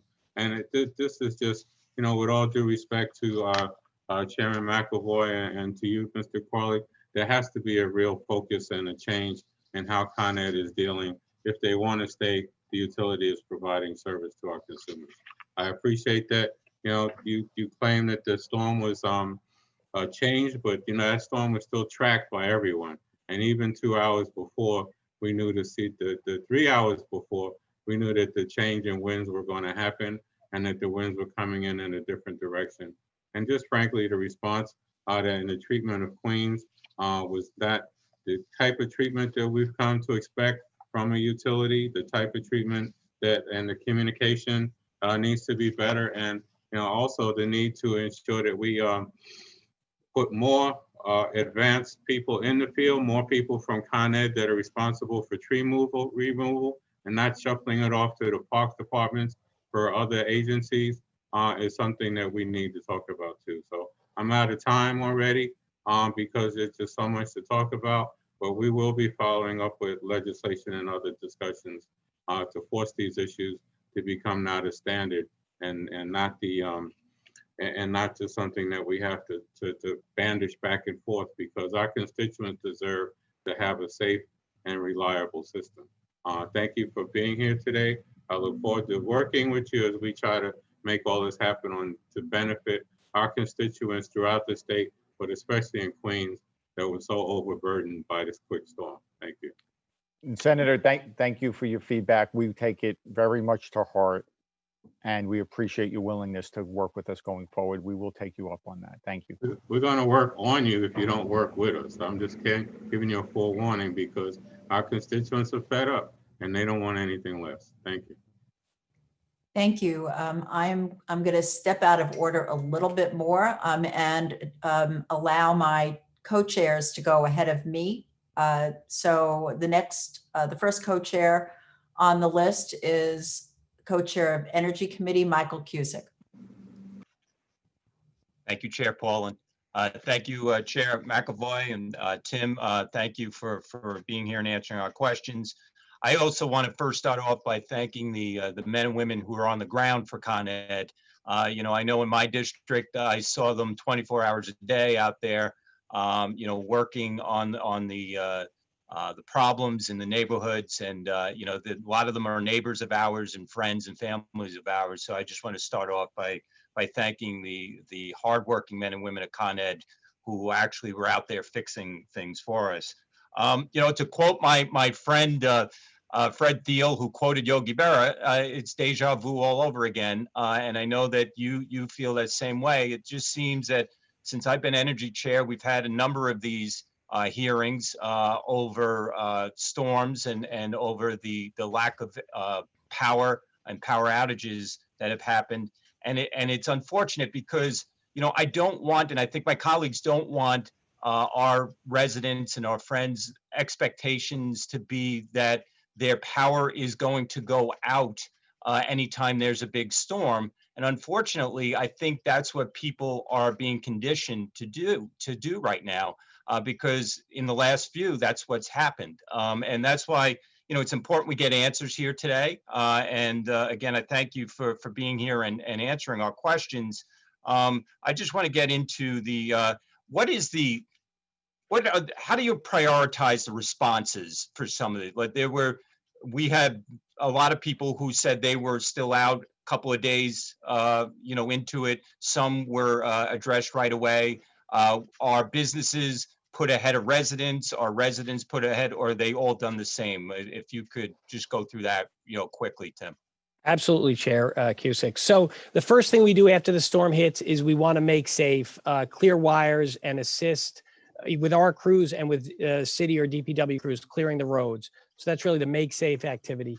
While we're making safe, our crews will take opportunities to restore blocks of customers as part of that process. So they'll clear a wire and close a switch and get back a block of customers. The storm hit Tuesday afternoon into the sort of noon to dinner time. By Wednesday at that same time, we had about a third of the customers back. So the focus is on public safety, but we're also restoring customers. Once the public safety issues are largely addressed, and there's overlap in this process, we are going to send crews to those jobs that have an opportunity to restore the most customers. So Okay. For example, if you remove a tree and you can restore 1,000 customers, and we literally dispatch we sort by customer out. At the end of the storm, we are doing the scattered outages and frankly, lots of labor to restore a single service. By way of example, we restored a third in a day. We restored 60% in 2 days. By Sunday night in New York City, we had restored 95% of the customers. And that final 5%, even as we had over 2,500 feet on the ground, took 2 days because it's single service, it's very scattered. So the short answer is we go after the big blocks first. Okay. So the issue was, it seemed that most of the outages, particularly in our district, but it seemed like all over was trees being down. Is that correct? Yes or no? Absolutely, yes. Okay. So what is the protocol with trees? Cutting, pruning trees. Does Con Ed have any role in that? I know in New York City Parks does, and I know they've been asked to be here, but they're not part of this hearing. But does Con Ed have a part in that trimming of the trees and taking care of the trees so they don't interfere with the lines? Absolutely. So we have a 3-year cycle trimming program. And after some recent storms, we expanded the area upon which we clear. So if the conductors are running through pole to pole, we will ensure that we're 10 feet on either side and 15 feet above. And we do that on a 3-year cycle. So the limbs are clear, and that new spec has yielded much better blue and gray sky reliability. What we saw, Chair Cusick, was entire trees coming down. Right. And we don't have a program for that. And so the trimming was not the issue here. It was fallen trees. So Tim, I'm running out of time, but so is the majority of the tree trimming due to the municipality or Con Ed? Con Edison, we clear Okay. the trees around our lines. And just quickly at the tail end of my time here, Chair McAvoy had mentioned there were 3 ways to address, the issues that we have. And many of them have large price tags, as the chair pointed out. Those are the only, alternatives we have, because when you mention a price tag, you're almost telling people that we can't do it. And I don't want to tell my constituents we don't have options to stop this. And one thing, particularly in my district, is the underground wiring. Are we addressing this, seriously? Because it just seems like when we put a price tag on 3 options that are very high to scare people off, it doesn't seem like people will take it seriously. Yes, so really good question. And I would suggest that we need to engage in a real good dialogue about this. And the solution might happen over a period of time. So for the undergrounding, for example, we would never do it in a year. We couldn't. But maybe there's a prioritized march to a new place in our future. It could be 30 years out where we underground. And as you get there, issues improve. There could be we're not going to cut all the trees. We have a danger tree program where we identify through arborists sick trees and we take them down. But we take down 2,000 trees. You know what the forest looks like. So I think we need an earnest discussion. It's not one of the 3 or all of it at once, but what's the best way to change the way the system gets impacted by what is more and more frequent severe weather? Right. Well, thank you. I know my time is up. Thank you. Thank you. Thank you, Senator Parker. Thank you. We have a robust list of senators who want to speak. And so next we're going to have Senator Shelley Mayer. Thank you very much, Mr. Chairman and Mr. McAvoy. Good to see you. I have questions about the number of outside crews that were requested on the 4 days prior to the storm. I think you indicated that 4 days prior to the storm, requests were made for mutual aid. Can you go through and tell me how many were requested on each day? Yeah, Senator Mayer, I don't have that detail, but I will tell you that the sum of that effort yielded 500 personnel from outside the company that were pre-positioned to address the storm. And so we got them, they were either they were really contractors, both trimming and service and overhead line. Those are the primary skill sets needed to address these storms. And as the storm came in, we had pre-positioned about 500 non-company people in those skill sets. That with our around 200 overhead line constructors and service crews yielded somewhere around 780 that could really directly address the work. We also, frankly, as a company, we take engineers and they do damage assessment. I think that term was used earlier to sort of scout and see. But in terms of the people that do the work, remove the trees, put the lines up, put the services up, it's about 780 as the storm rolled through on Tuesday. We're on the ground and ready to receive. 780 that were not Con Ed employees. No, about 500 of them were not Con Ed employees. Okay, that's inconsistent, I believe, with what I was told on the day after the storm with Con Ed staff. And it's also inconsistent, respectfully, with what Mr. McAvoy said, the meteorologist said about this storm on Monday when we had a pre-storm meeting in which we were, the meteorologist predicted that the storm was not going to particularly impact our communities on Westchester.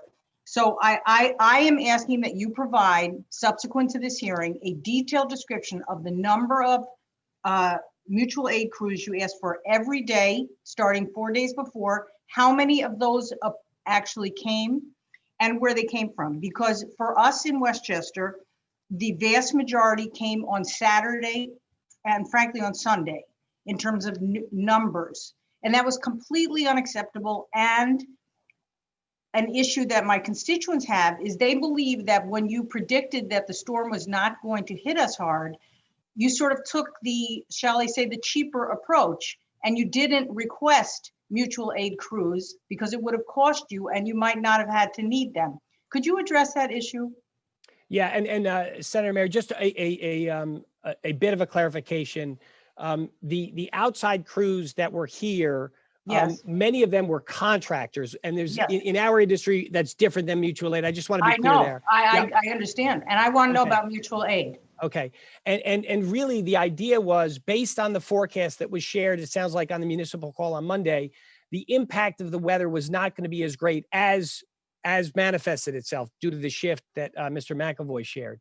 So as we sat there on Monday in preparation for Tuesday, and as we prepared to let the storm roll through on Tuesday, the forecast would have indicated that we had sufficient staffing to address the weather. The weather shifted, and therefore the damage increased, and we needed more staffing.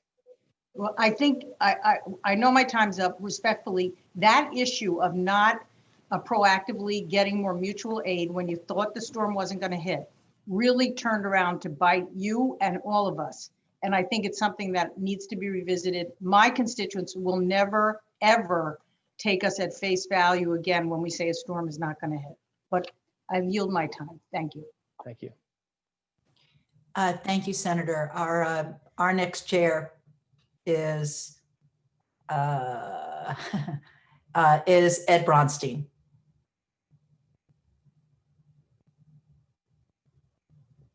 Thank you very much, and thank you for being here. I represent Northeast Queens, and one of the complaints that I was hearing from constituents was the lack of communication from Con Ed. The district I represent, a common thing my constituents would say is like, look, we know we have a lot of trees, we have overhead wires, and during storms, at times, power is going to go out. And they just wanted an accurate timeline of when their power was going to be restored.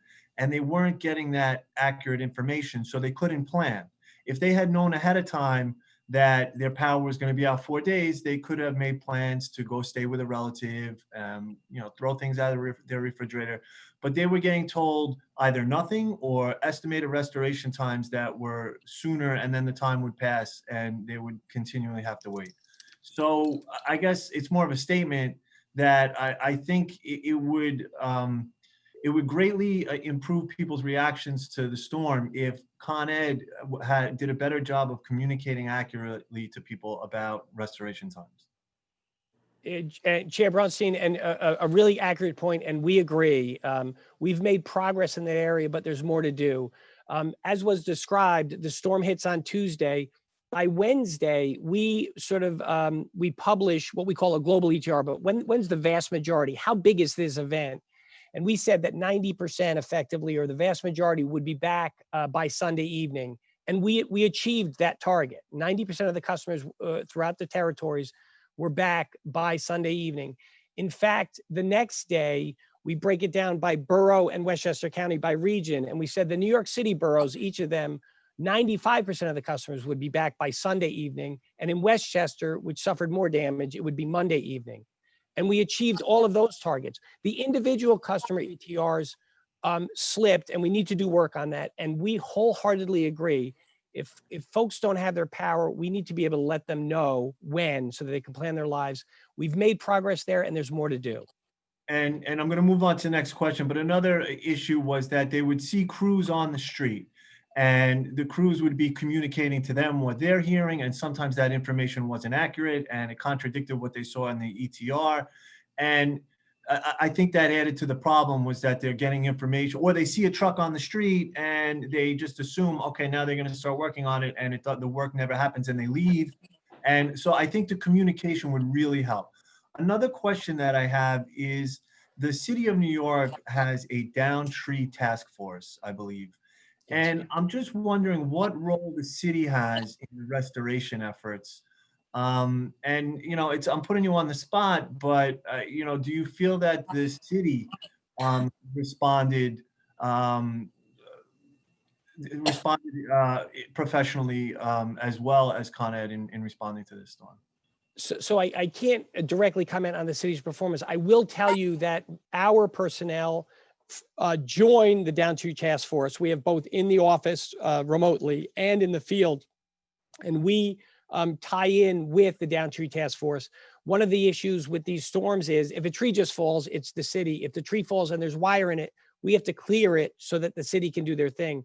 So I can tell you that the task force concept, from all reports that I've gotten, both from the city and others, was effective, but I really can't comment on the overall management of that program. And just for the record, and this is not for you, but we invited New York City to have a representative from Parks and/or OEM to participate in this hearing, and they declined.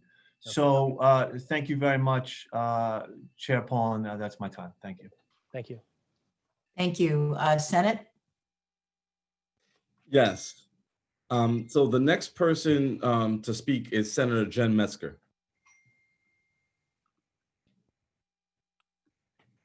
Thank you, Mr. Chair. This is a question for Mr. Sanchez. It's really a comment and a question. I represent Orange County and Sullivan County, many of whose residents suffered absolutely unacceptably prolonged delays in restoration of power.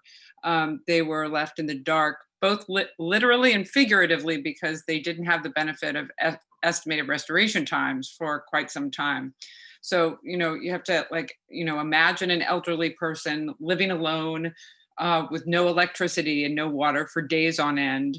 Or imagine the daughter of, a father who has diabetes and she's worried about the insulin supply for her dad perishing. This was like the situation of constituents in my district. These are experiences we can't repeat. On August 11th, there were still households in Warwick and Tuxedo without power. When was power restored to every last house in Orange and Sullivan counties? I just want a straight, date for that. And then I want to ask, there were huge communication failures, communications with customers, but also it seems with employees, boots on the ground. Your website said that ONR was working 24/7 to restore power. But, I heard from linemen and women that wasn't true, that you didn't have crews working through the night, even though you could have. So if you could explain why that was the case, because that obviously would have prolonged outages, the outages as well. Thank you. Sure. Thank you so much, Senator. So a couple questions there. The first one is specifically restoration times for Orange and Sullivan County. Restoration times that we had broadcasted, which was on the second day. Each individual customer received a estimated time of restoration. The customers in Orange County received and were completed by Sunday, the end of the day Sunday, and in Sullivan County, that actually also extended into Sunday as well. What I do want to note is that identifies 95% of the customers restored. We did have some customers that had some extensive damage that went past that. Now, just to give you a sense, what I'm specifically talking about is there were certain circumstances where we're talking about multiple lines, multiple poles being replaced in order to in order to restore a customer.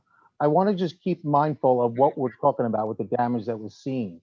What we typically see is when you see the power line, the distribution line that's on the street, and Tim talked about how we clear below it, side and above it. What we saw in some of the upper counties, not just Rockland, Orange, and Sullivan, but trees on the other side of the street coming down and taking down lines. So we did see some extensive damage. It required a significant amount of resources, but we stayed and we did work 24 hours to make sure that we restored everyone. So I'm sorry, just that. So what I'm hearing from your actual employees is that that's incorrect, that they were not, that they were actually working 24 hours a day, because they didn't think that's not what I've heard. That's right. I want to clarify that. Our employees individually do not work 24 hours a day. They work 16-hour shifts or 12 hours. Obviously. Right. Right. What we did have is the vast majority of our workers were working daytime hours. Roughly somewhere between 70-80% work daytime hours. The rest of them were working in the evening. Essentially, we were making repairs across, but the vast majority of our folks were working the day watch hours. Much safer to work in the daylight hours than it is at night. It doesn't mean we don't work 24/7. Well, that's what your website said, and that can I understand. I mean, that can be done. I mean, work is done throughout the night, in emergency situations routinely. And I may be out of time. I can't see the clock. Am I out of time? You are, sorry. Okay. All right, thank you. Okay. The next on the assembly side is co-chair Ken Zabrowski.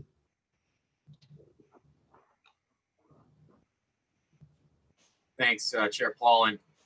Let me at the outset just say that I'm disappointed in the way in which this testimony was situated, because I'm going to spend half my time trying to figure out what is for the entire Con Ed territory and what's for Orange and Rockland. So let me kind of just start by, without having you answer because it'll take too much time, you mentioned 25 million in overhead hardening in Westchester that you think reduced it. I wrote down 30%. I'm not sure if that number is accurate. Just as an example, was this an amount for all the Con Ed territory? Depending upon your answer to that, I would want to follow up as to what has O&R done, or what is O&R's section of that 25 million? And if nothing, what and when can we expect it in the Orange and Rockland territory? And second, two numbers were kind of thrown around. I believe in the initial testimony, unless my notes are wrong, you said 1,100 workers were available on the day of the storm. And then subsequently, there was a 780 number. I would have a similar question as to breakdown. Is this for the entire Con Ed territory? Are we just talking about Westchester? Are we talking about Orange and Rockland too? Like I said, I'd want those answered, but I'll never get to anything else. Let me go to some more specific questions. The Public Service Commission earlier talked about several directives, one of which was embedding people in the EOCs. We talked about this many times over storms. And my understanding is this storm in Rockland County, only Clarkstown had that. It was only after the police insisted on it. And, a couple of days later, we're still talking about road closures, which I would assume that's a big part of. So my question would be, did that happen? Why did it not happen if the Public Service Commission is talking about it? My second specific question would have to do with the medical list. We dealt with a lot of constituents that had medical issues. There was no capacity to add people during this storm. So that opens up a whole bunch of questions and issues. What is your outreach to decide so people know to register? And what does it exactly do? At the end of the day, is it just about communication? And you talk about contractors and mutual aid. Could you explain that? Because my maybe simplistic understanding of it would be contractors are what? Licensed electricians that are trained by you and at the ready. That to me would seem perhaps cheaper than mutual aid?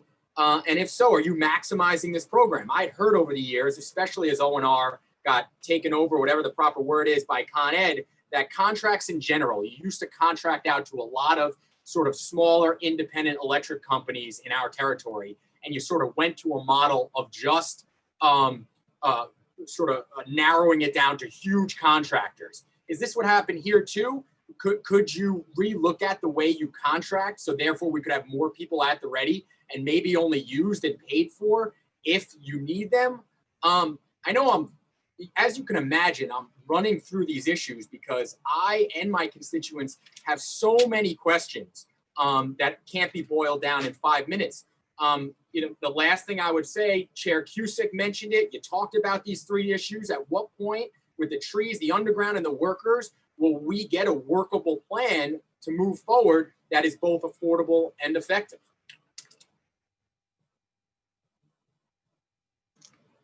Yeah, Chen, Zabrowski, it's Bob. Just quickly, just a couple of things there, and I want to make sure I cover them as well. When it comes to our community response teams, we did reach out to every town, Rockland, Orange, and the others, to see who requested someone on site.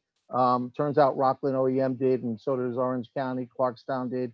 In certain cases, we had it done remotely as well, and that was at the request of the towns. So if you didn't physically see them there, it wasn't that they weren't active. They were definitely available remotely, just like the way we are today. And that was, I want to stress, that was at the request of the towns. So that's step one. The second one, when we talked about the resources that we had, we have O&R employees, we have contractors that we have specifically on board that are working on some specific projects for them. What we do is we stop that project, we utilize those contractors to work on, effectuate whatever repairs that we need to make. And in addition to that, in order to prepare for the storm that was originally forecasted, we had called in additional resources as well. So I'll give you ballpark figures. You're talking about roughly about 150 company, another 50 contractors, and then in addition to that, we added another 100 as well. And within 4 days, we expanded that, and the mutual aid grew essentially about 100 per day until we got to Saturday, which was our peak. Peak was roughly about 600, excuse me, actually close to 700 between company, contractors, and mutual aid. And I would be happy to follow up with any additional questions that you may have. Sure, I assume I'm out of time.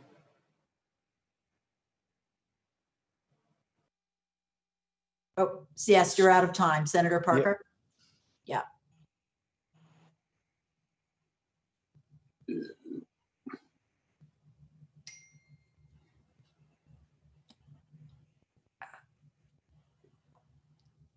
Well, in the absence of Senator Parker, I think I'm next.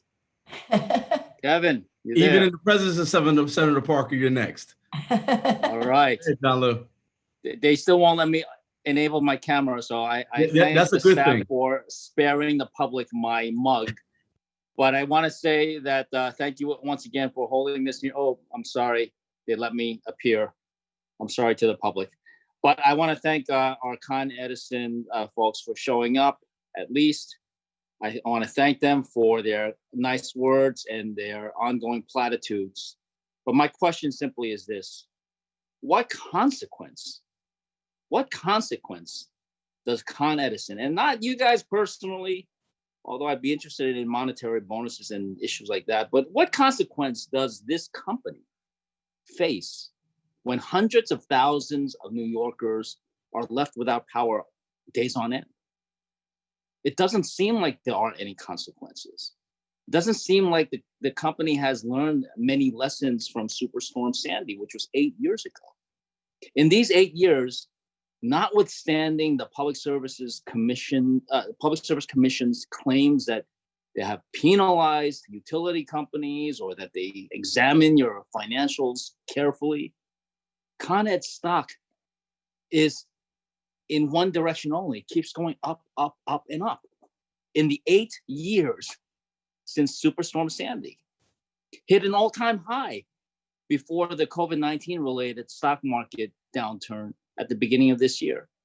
Con Edison has increased their dividends every single year after Superstorm Sandy.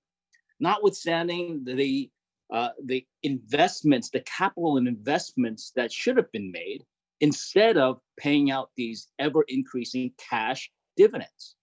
So my simple question to our CEO here is, what actual consequence does Con Edison have when so many people are out of power, other than your need to come in front of a legislative committee to say you feel bad?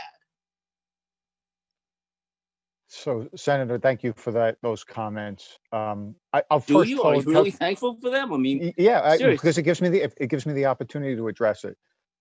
First, I'll tell you about who and what we are as a company.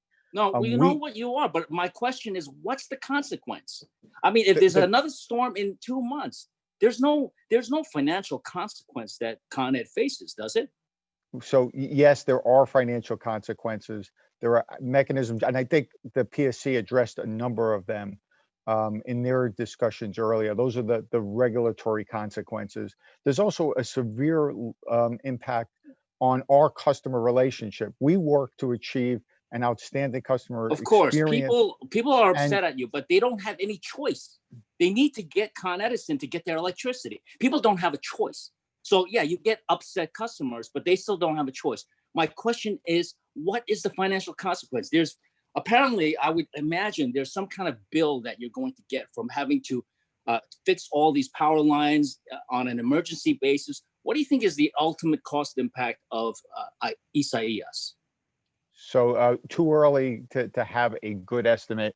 Well, is it going to be Maybe I hundreds could of give you an millions? estimate of the cost of the Riley and Quinn storms, which were smaller than this. That was about $140 million in direct impact to the company in terms of some of that we recovered through regulatory arrangements. Some of it we do not recover. We also are, as the PSC representative spoke, we are subject to fines and violations and But penalties. it seems like those are, you see, what? I'm sorry, Senator, your time Why would there is be up. an impact from those penalties and absorbing some of the costs of repairs when your stock keeps going up and your cash dividend payouts go up every single year? Thank you, That's the point Senator. that we don't get. It's time for a public utility. Thank you, Senator. Our next speaker on the Assembly side is Assemblymember Michael Riley.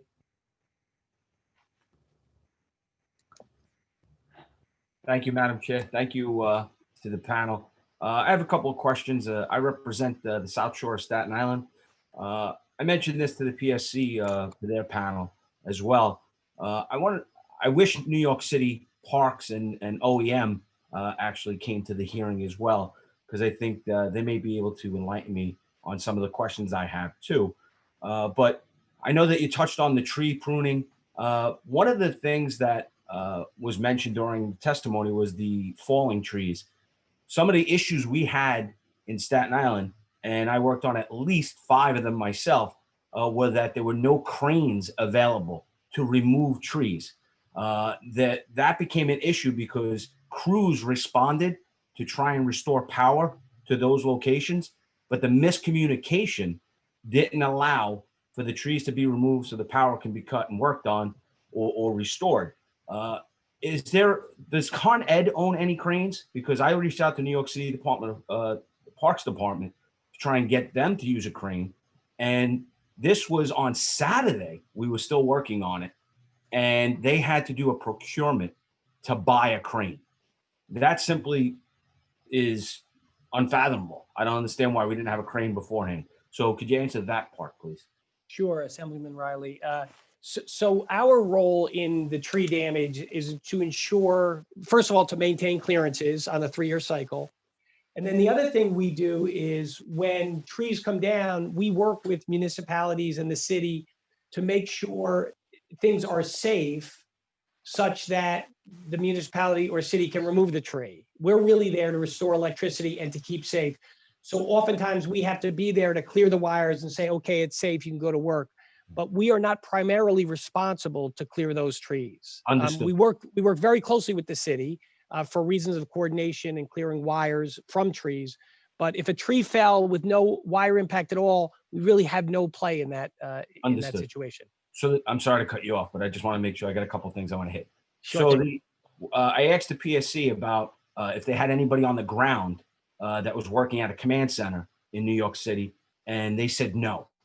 Is that common during an event where we wouldn't have a PSC representative on the ground during a serious event like that? So we were in, certainly from our perspective, the PSC was engaged with us, often remote, but engaged, at least at my level and levels a few lower. They'll occasionally, you have to check with them on So, what their presence so is. that's one of the things I want to highlight, that these command centers, which are an all hazards approach, if you're using the ISC model, right? We're supposed to have a command center where it improves communication. Clearly, there was no communication, and I blame the city, I blame Con Ed, and I blame PSC, DPS as well, only because there was no coordination, and of course, New York City OEM. I know that everybody was trying their best, but this is an opportunity for us to discuss how we can improve moving forward. One of the last things that I want to touch on is the people who have medical equipment that lost power. I know that we have that registry, and a lot of it has to do with just notifying those people that an upcoming storm and they may lose power.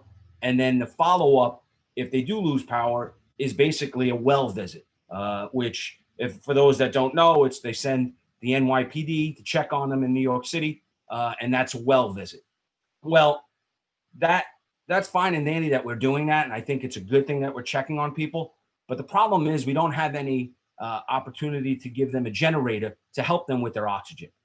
Con Ed's response was that we'll tell the person to call 911 or go to the hospital if they require medical attention. We were searching for those portable generators, the capacity that can do oxygen tanks, maybe dialysis. I think this is an opportunity where we can have Con Ed look into how many people they have registered, how many are going to require those devices, so that we can improve that customer relation that we're talking about here, right? If we have the opportunity where we can provide those devices to help them before their power's restored, that would go a long way in improving communication and customer relations. But as of now, that's not feasible. And I think we need to work on that. And can you just touch on if you're looking to do anything like that? Yeah, so I'll touch base on two things. First of all, with regard to the city and OEM, we are deeply embedded with each other. They are in our incident command structure, and we are in theirs. We're also very tied in with their downstream task force. So there is coordination there. On the LSC customers, and you've got the program down just right, we'll call customers who register as LSC customers ahead of the storm to let them know the weather is going to be poor, make preparations. And then once we recognize that they are out of lights as a result of a storm, we're required and do make a series of phone calls, well checks. How are you doing? Are you okay? If we don't get through on that phone, either the New York Police Department or we will visit them. We haven't extended it to actually running generators, and really our focus is in getting the 330,000 customers back in lights. So we want to make sure we have a social outreach to them, but ultimately there's got to be plans in place for these folks to either get to a relative or get to a medical facility in that event. So we'll reach out by phone, we'll reach out in person, we'll work to expedite repairs, but haven't gone so far as to really, it's up to those folks to be alerted and to make plans. Thank you, Senator. Thank you for answering. I appreciate it. Thank you. Next up is Senator Jackson. Thank you. Thank you, co-chairs. And this is a long, exhaustive hearing, but appropriate considering the circumstances. And let me just thank the second panel for appearing in front. And I wanted to continue to follow up on this question that my colleague, Mike Riley, mentioned. So can you tell me, and if you don't know, can you please get that to central staff, how many New York City life-saving equipment customers that you have on record where you do wellness checks? And if, in the situation, obviously, if you're not getting to them, people should go call NYPD, 911, and get to the emergency room. But how many do you have on your list? And did you check up on them? And if so, when? So thanks for the question, Chair Jackson. I have the number. We'll dig for it now, and we should be able to get it before we get off. Okay. So we do a pre-call for every one of them. And then once we gain recognition that they've lost lights, we do a wellness call. And if we don't get through on the wellness call, we will send either the New York Police Department or our personnel to knock on the door and see that they're okay. But I will get you the number because we have it. It's in the data stack. I'll get it for you. And was that the process that was followed during this recent storm? Yeah, absolutely. Followed rigorously. Okay, because the question that I'm asking, even though Mike also asked that, was given to me to be asked by constituents in my district. And the second question is, do you think that your regional minimum staffing matrix were up to task, or should we assume that they need to be revised prior to the winter season coming up? So I think our emergency response plan lays out minimum staffing that we track against the weather. And I think at a minimum level, it's appropriate. And we follow that. We have an emergency preparedness group along with our operations personnel that track the weather early on. We were watching this storm before it hit Florida. So it was a sequence of events. I think it's the levels are appropriate at a minimum, but we need to take into account lots of other things. So for example, in the winter time, if you get a 30-mile-an-hour, 40-mile wind without leaves, it's very different than when you have leaves and the trees have a sail. So all of that gets worked into our staffing. As I pointed out earlier, in this case, the personnel we had on the ground on Tuesday to address the forecast we were up against, we believe was sufficient and continue to believe that. When the weather shifted west by 30 miles and the winds picked up significantly, that's when we did more outreach. Notwithstanding that, the restoration was much faster than in prior storms. Again, 90% by Sunday, a third of the customers were back the next day. And so we're really, with the folks on the ground, we did have a big impact in terms of restoration. Okay, and so do you think that the estimated time of restoration, the ETR protocol, was providing truthful and realistic expectation to the customers? Really great question, Chair Jackson. So I think, as I mentioned early on, about 24 hours after the event, we let out and say, how big is this event? What can people expect in society? And we said, by Sunday night, we'll have the vast majority of customers back, the 330,000 customers. And we hit that target. So I said, yes, that was accurate. We refined that the next day, and we said in the boroughs, and really the 4 boroughs, because Manhattan was not impacted being an underground district, but in the 4 boroughs, we said we'll have 95% back by Sunday night. And in Westchester, 95 back by Monday night. And we met those thresholds. So I think that was accurate, actionable information. Where we need to continue to do work is we at the end of the storm, where the jobs are very rigorous, several polls for 3 or 4 customers, we were pushing ETRs back, and we need to do additional work on that. The last 5% of the customers took 2 or 2.5 days to restore, and our ETRs didn't reflect that estimate. So we've got to go back on that. So I think broadly, the ETRs were vastly improved and provided actionable advice to customers. At the tail end of the storm, they were not as accurate as we need them to be. And one of your colleagues mentioned that, you don't want to be out of lights, but if you're out of lights, you want to know when they're going to come back. And for those tail customers, those last few percent, we need to find a better way to do a better job to communicate that vital information. Okay, with my 13 seconds, obviously we expect honesty and transparency in the process at the minimum. And that's what I expect from you and Con Edison. Thank you. And Chair, that's what you'll get. Thank you. Yes, the next speaker is Phil Palmisano. Oh, yes.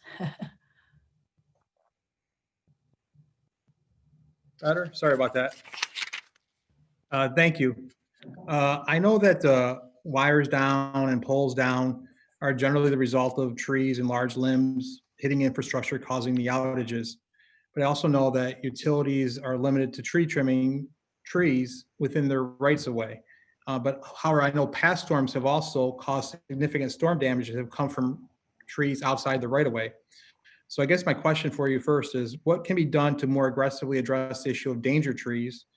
And is it a matter of insufficient funding for tree trimming programs or a lack of authority to remove danger trees, or a combination of both? So thanks for the question, Assemblyman Palmisano. So we have a danger tree program. We introduced it as a pilot initially in Northern Westchester after Riley Quinn. And effectively what we did was we had arborists go out and take a look at the health of trees, these really big trees. And some are very healthy and some are not so healthy. And for those that are at the greatest risk of falling, we proactively approached homeowners and said, we'll take this tree out. Give us permission to take this tree out. And we've removed about 2,000 of the most unhealthy trees, mostly in Westchester, but in the boroughs as well. And that has an impact. Certainly, some of those 2,000 trees would have come down in this event. So we avoided some outages, and it moves the needle to a certain extent. But what we're also seeing is in these storms, these most recent storms, and particularly the tropical storm that we just went through, very healthy trees are either breaking large limbs or uprooting or coming over, very large, healthy trees. And so, you know, the trees are big. One way to gauge the size of these trees, and they're beautiful, our utility poles typically are about 40 or 45 feet in the air. They're buried about 5 feet, and they rise about 45 feet. And if you take a look at our utility pole relative to the trees that are draped around it, the trees are about twice as tall and obviously much thicker. So our infrastructure gets dwarfed by these mature trees, and we don't have a process to take them all. And, you know, John McAvoy mentioned that might be one solution. What we've done is embarked on a new program to take down the unhealthiest of those trees. I think it helps move the needle, but it's not the full answer. All right, great. I want to talk, I know we've been talking a lot about resiliency and hardening. Can you maybe briefly explain the process of resiliency and hardening investments and the role the PSC plays in that for those investments as far as approving? Do they have to approve? Can they disapprove? And how does that work? And have you run into issues with that? Yes. So we, with any of our capital and maintenance investments, we submit requests, and they get vetted by professionals at the Public Service Commission and other stakeholders to see what do you need to invest in, what's the rationale, and what's the benefit to customers. And it goes through a process, and ultimately it yields our program and the funding for it. Post Sandy, we invested about $1 billion in storm hardening. About 800 million of that was really about flooding resiliency, and 200 million went to the overhead resiliency. More recently, we continue to invest in the overhead system. In Westchester in particular, we invest $25 million a year with the sole purpose of hardening the overhead system. And there are a couple of primary tools we use. The most effective, the most cost-effective, and frankly, reliability effective tool we use is we hang more or we install more sectionalizing switches. So if you can imagine, if a tree comes down, if you don't have sectionalizing switches, 1,000 customers go out of lights.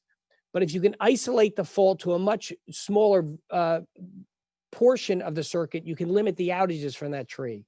And we think that those measures have resulted in about a 20% decrease in the outages. After a storm rolls through, what we do is we backcast and said, if the circuit looked like this, how many customers would have gone out and how many actually did? And we save about 20% through that process. We put up bigger poles, we put up more resilient cable, things like that. That's the hardening. One last question, if I could. I know there's been a lot of talk by different groups, different elected officials calling for public ownership and operation of the utilities. Are there any advantages from your perspective or from who you've talked to that public power has with respect to the restoration of power following storm events like we just experienced? No, not that I'm aware of. We were with about a third in a day, certainly 90% by Sunday. So I don't know. I'm not aware of any study where public power has demonstrated they're more adept at restoring power following these powerful storms. Time. Thank you. Senate.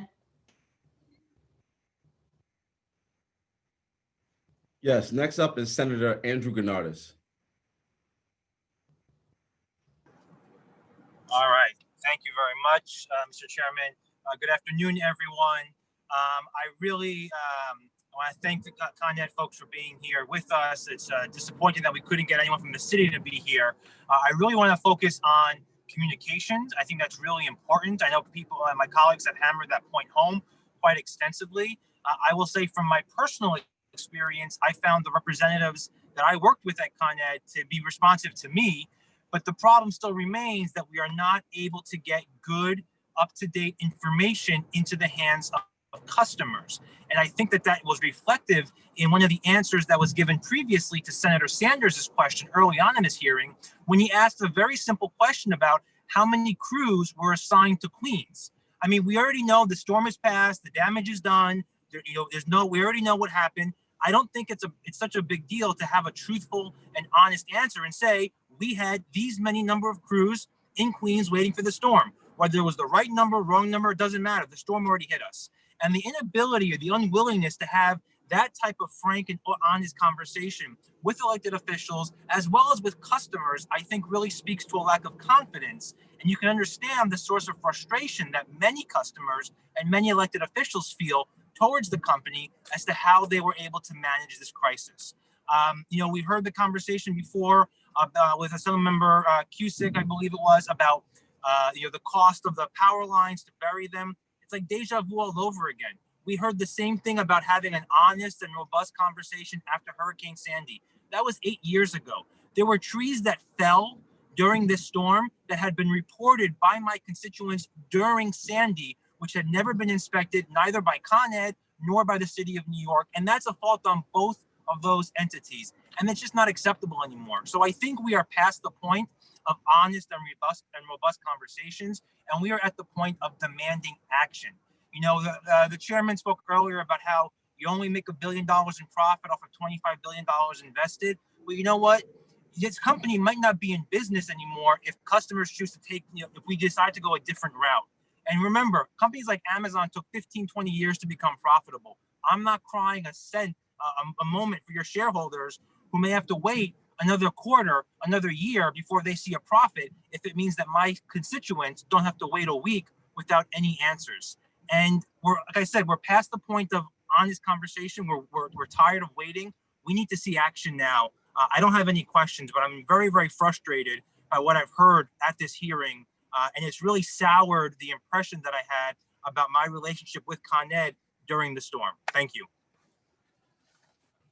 Thank you, Well, Senator, I will share with you, we hear you very loudly, and we will work to win back your confidence. Transparency and openness. We may not have every number available at our fingertips. It's not because we're not willing to share. There is nothing that we will hold back and be willing to share. And our request, my request to those here and to the broader elected officials and other policymakers is to help us by having this dialogue, because if we want to chart a course to where there's a much lower likelihood of these type of events reoccurring as dramatic as they have been, we have to do it together, because they're big decisions that need to have really fully vetted and a consensus amongst those who are leading our communities. Thank you. The next Assembly speaker will be Ranker Colin Schmidt. Thank you, Madam Chair.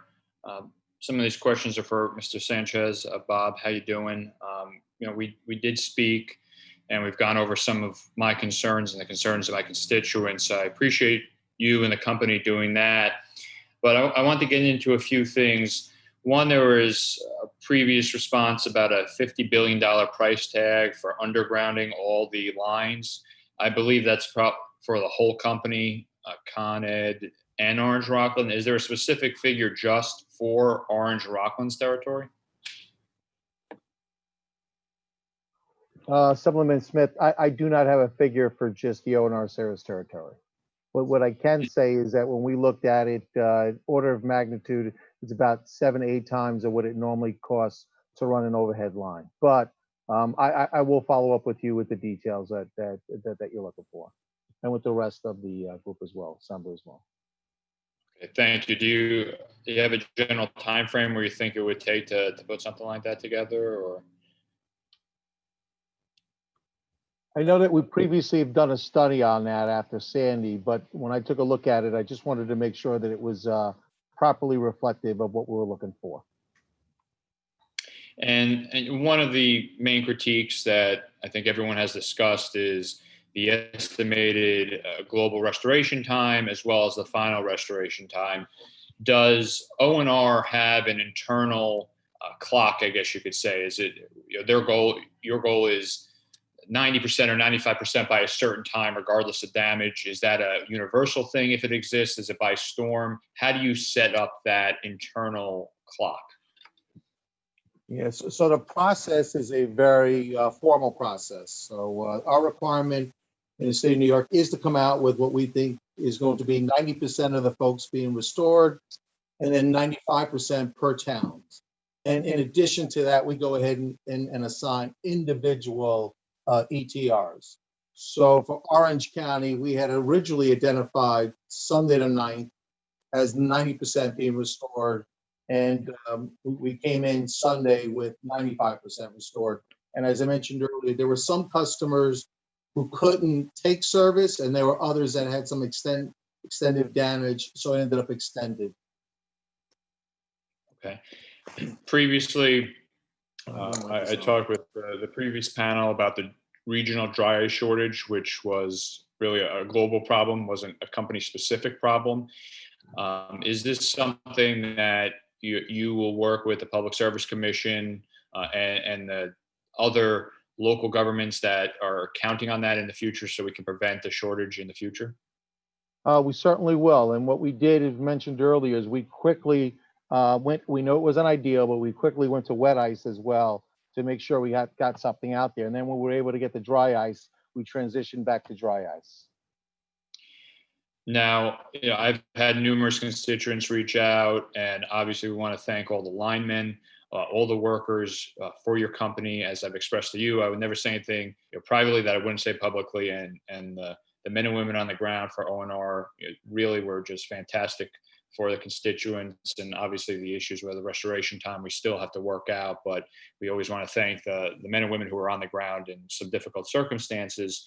And now I know you are going through this process, and we are all expecting positive changes coming forward. Can you just outline what your process is going to be, has been, and will be, and a general time frame so that we can let our constituents know in your service area, okay, we're looking at a 3-month window, a 6-month window. What is that window, and will the general public have a chance to participate in an easy fashion with you to do that? Sure. First and foremost, I share the pride that you mentioned, really, for the women and men of O&R, Con Ed, the mutual workers, and also the municipalities who really worked tirelessly to get everyone back. It really took a team effort. So I do want to thank you immensely for recognizing that. Now, to get to your question, the one thing I'll say is, outside of the process and inclusive of the PSC and others, we're going to conduct a very thorough review, as we always do. We're going to work with regulators. We're going to work with municipalities. It's important for us to get that feedback, because there's no doubt about it. We always want to do better in what we do. And you think several months would be a time frame for the public? I would think so, yes. And then real quick, do you provide the service to the Frontier switching station that lost power for Orange County E911? Time.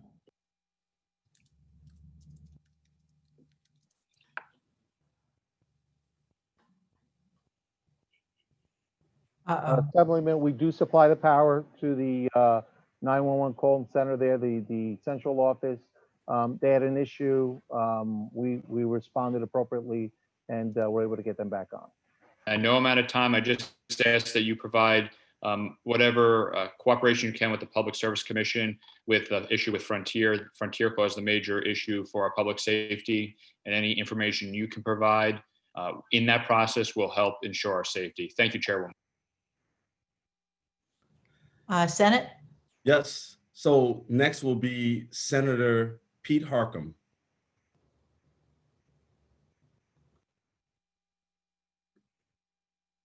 Is Senator Harckham on? trying to turn on his camera. Yep, sorry.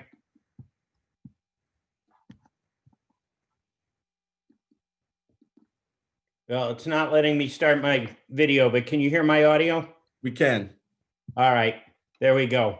Thank you very much. Sorry for the delay. Thank you, Mr. Chair. And thank you both, Mr. McAvoy and Mr. Cawley, for being here. You know, my comments are in the vein of Senator Gennardis. You know, I'm really just insulted and really furious. Sort of the self-congratulatory tone from both of you about, you know, your benchmarks met and your preparation. I represent the northern part of your territory, and for my constituents, your response in those communities was dreadful. So, you know, you may have met 90 or 95% of your benchmarks when you wanted to, but in my district, that was thousands of families and thousands of customers without service and without adequate communication. When you talk about communication with municipalities, we had municipalities who could not get from their liaison how many crews or trucks you had in their municipality. You know, you talk about the Make Safe process. We had roads closed for upwards of a week in my district. Our highway crews and our fire departments were prepared to close those roads because you did not have Make Safe crews in there. They could not do that. I had a 91-year-old man 5 days into the storm with a live wire on his lawn, so his family could not walk him out so he could go stay with them or go get the medical care he needed because a Make Safe crew was not allowed. So, you know, we can talk about, you know, hardening and resiliency, things that I've espoused for years, and I'm happy to work with you on. But when you try and dodge and say, oh, the storm went 20 miles to the left, you know, when you're dealing with a hurricane or a tropical storm that's hundreds of miles in diameter, 30 miles is irrelevant. So, you know, when you, until you really listen to what your customers are saying, you know, the customers in Northern Westchester who you serve, they would leave you tomorrow if they had a choice. But as mentioned, you are a monopoly. So please don't get caught up in your own metrics and your own numbers, because the people at the northern end of the district are furious with you. You have zero credibility with them. And it's hard for me to advocate on your behalf when your performance is what it is. Yes, so thank you, Senator Harckham. And really, the comments are to try to provide some context. It is not lost on us for a second that individuals who experience prolonged outages, it is an incredible hardship. And we take that to heart, and we're going to continuously look to improve. So please don't take the context setting as a lack of recognition on our part that many of our customers went through real hardships during this event. It was a big event, and we were able to effect restoration faster than we have in the past, and we brought more crews on in response to this event than we did to Superstorm Sandy. However, if you're an individual who's been out for a week, it is not lost on us that that is incredibly hard. That is in part why we extended the food spoilage claim process to step in and say, you know, it's not required, but it's the right thing to do. It is not lost on us. We appreciate your comments, and I can tell you, we're going to continue to work diligently.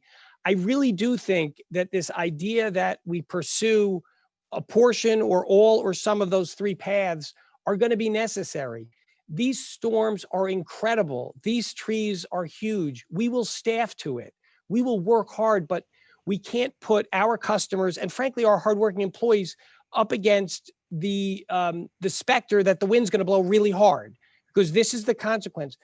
I share the stats. We restored 95% of the customers sort of by Monday. If you're part of the 5%, that means nothing to you. But I will say that the final 5% of the customers took us 2 days with the full complement of resource, more than we applied to Sandy. This stuff takes time at the end, and it's clear it's unacceptable. So we need to find sort of a paradigm shift in how we approach this severe weather. Time. Thank you very much. Our speakers, the next speaker is Assemblymember Steve Otis.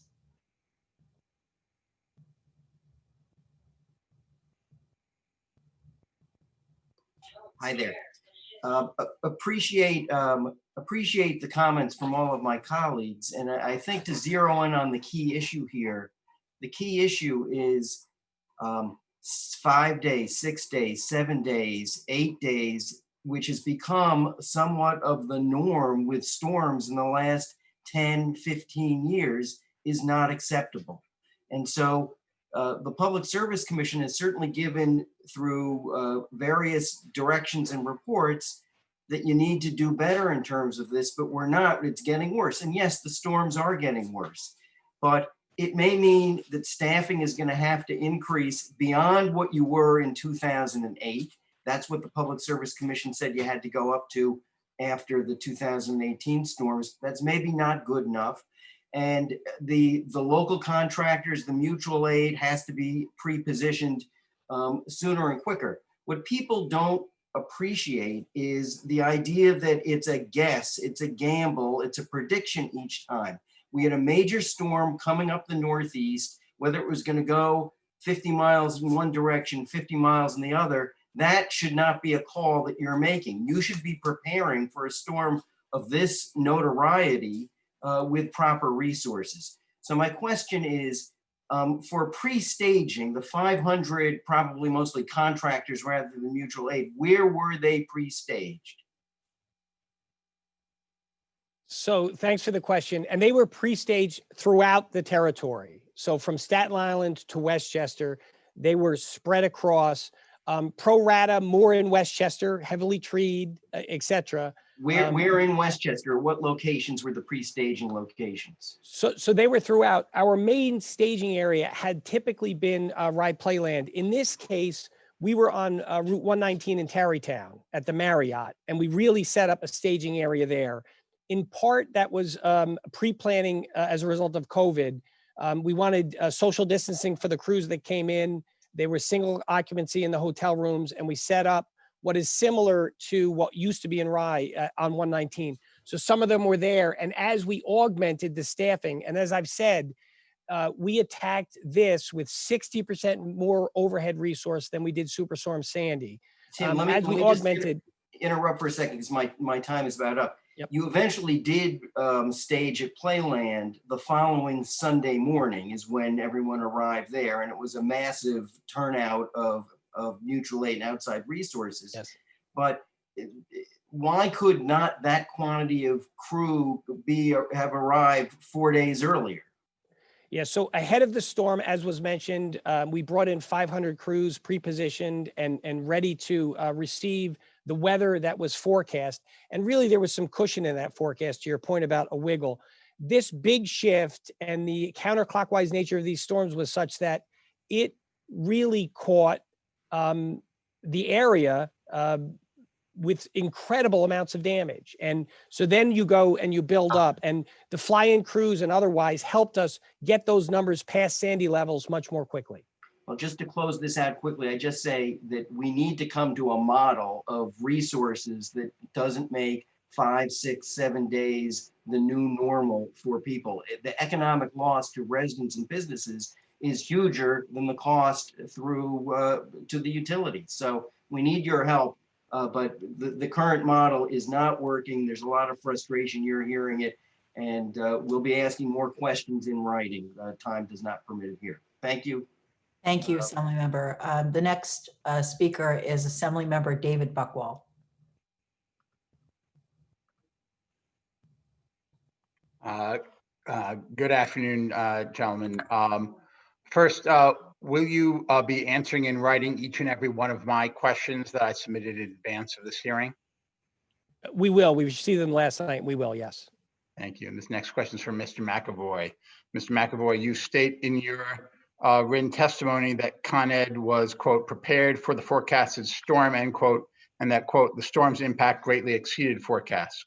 Are you aware that in a pre-storm conference call, Con Ed's meteorologist predicted wind speeds for Westchester that were below the National Weather Service forecasts at that very same time?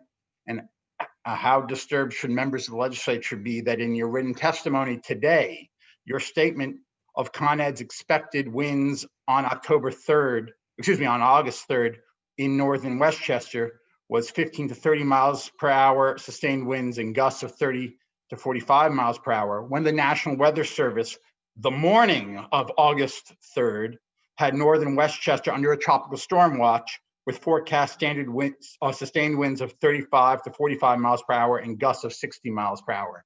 Don't you think Con Ed should at the very least be prepared for whatever the worst predicted storm is between your internal team and national experts? So, Assembly Member, the first part was whether or not what I thought of our meteorologist saying a certain something on a call. I don't know any of the details there, but we will certainly look into that, what was said and why it was said.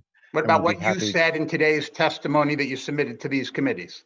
Yeah, so I didn't catch what question you had on the. Well, testimony. you greatly in your testimony today, August 20th, you said that your August 3rd forecast in northern Westchester was for 15 to 30 miles per hour of sustained winds and gusts of 30 to 45 miles per hour. The morning of August 3rd, the National Weather Service said that its prediction under a tropical storm watch was for sustained winds of 35 to 45 miles per hour, not 15 to 30, and gusts of 60 miles per hour, not 30 to 45.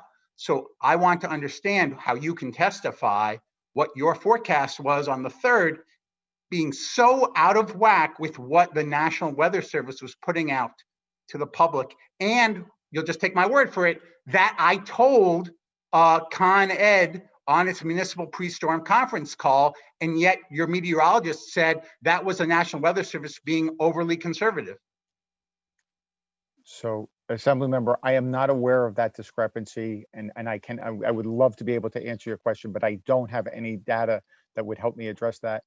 I Well, will. maybe you'll answer it in writing when you answer the rest of my questions. Happy to do that. Let me just ask lastly, given the poor internal forecast you relied on, what is the amount of storm damage that Con Ed could reasonably have fixed within 48 hours with the crew strength that Con Ed had available immediately after Tropical Storm Isaias? Yeah, so we stage this, that there's literally a matrix that identifies what level of damage, how many customers we expect will be out as a result of that, and what do we believe the restoration times to be. And that it was what was driven to allow us to staff to the levels we did, which we staffed on the conservative side of having more crews come in than that matrix would have required.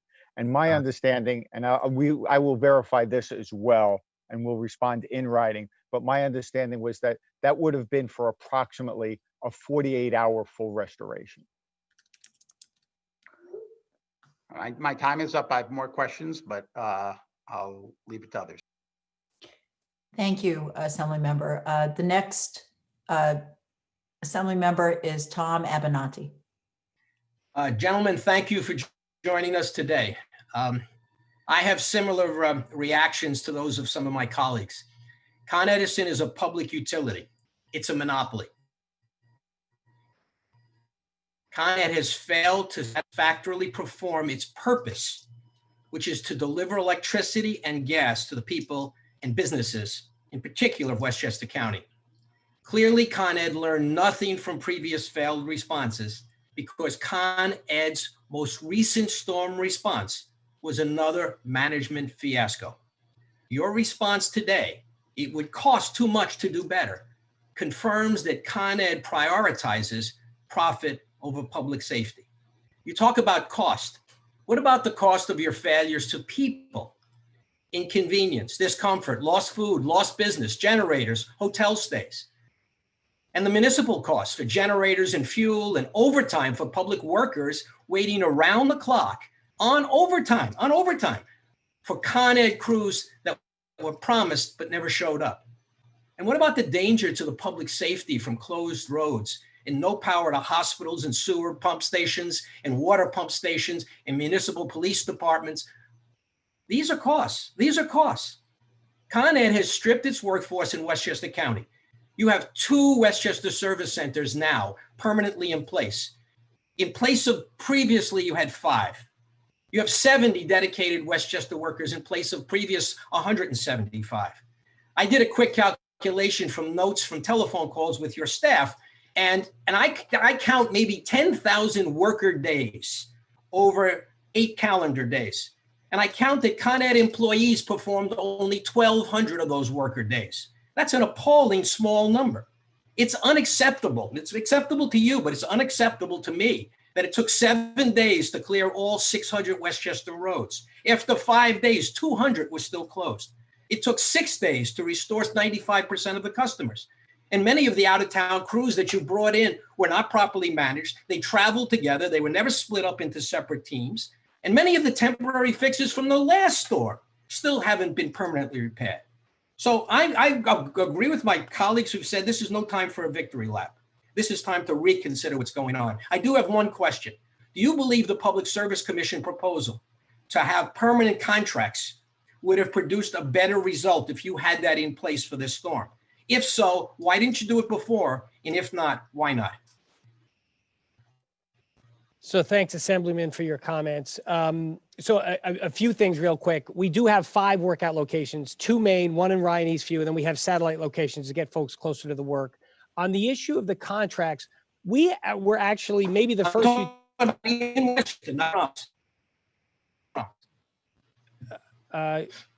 can you hear me okay? Yes, now I can. Yeah, very good, thanks. So with regard to the contracts, we may have been the first in the state to develop these contracts post Riley Quinn. We leveraged them to staff up for that Tuesday at the levels we staffed based on the forecast we had. Continued ability to create those contracts will help secure crews. But I think I need to remind you, we responded to this storm with 2,500 boots on the ground. And so we'll be able to contract some. It's not clear how much, but we're certainly looking for that. We understand that we've got to deliver now, and longer term solutions will come. But we've got to be prepared now. So we're going to continue to work and have already taken some action to work. We've also a first ever flown in crews. Part of this is if the whole East Coast gets hit, you can't get line constructors from the East Coast. So we flew in for the first time. It was generally successful. There were a few lessons learned, but that's another area that we can probe more deeply to get resource on the ground more quickly. Time.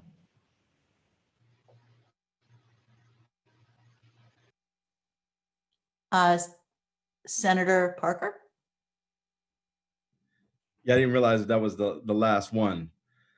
Okay, so we're getting towards, we're getting, I think, to the point of the conversation where, most everything has been said, but everybody hasn't said it yet. So I have a couple of questions. Tim, you want to get some water or something? You good? I'm good, Chair Parker. Right, Thank you. All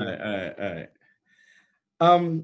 So I have a couple of questions to kind of, I guess, piggyback on some of the other conversations that people are having. One of which hopefully is, hopefully somewhat simple. Has Con Ed looked at the cost around undergrounding? I mean, there's been a lot of conversation about undergrounding and tree trimming.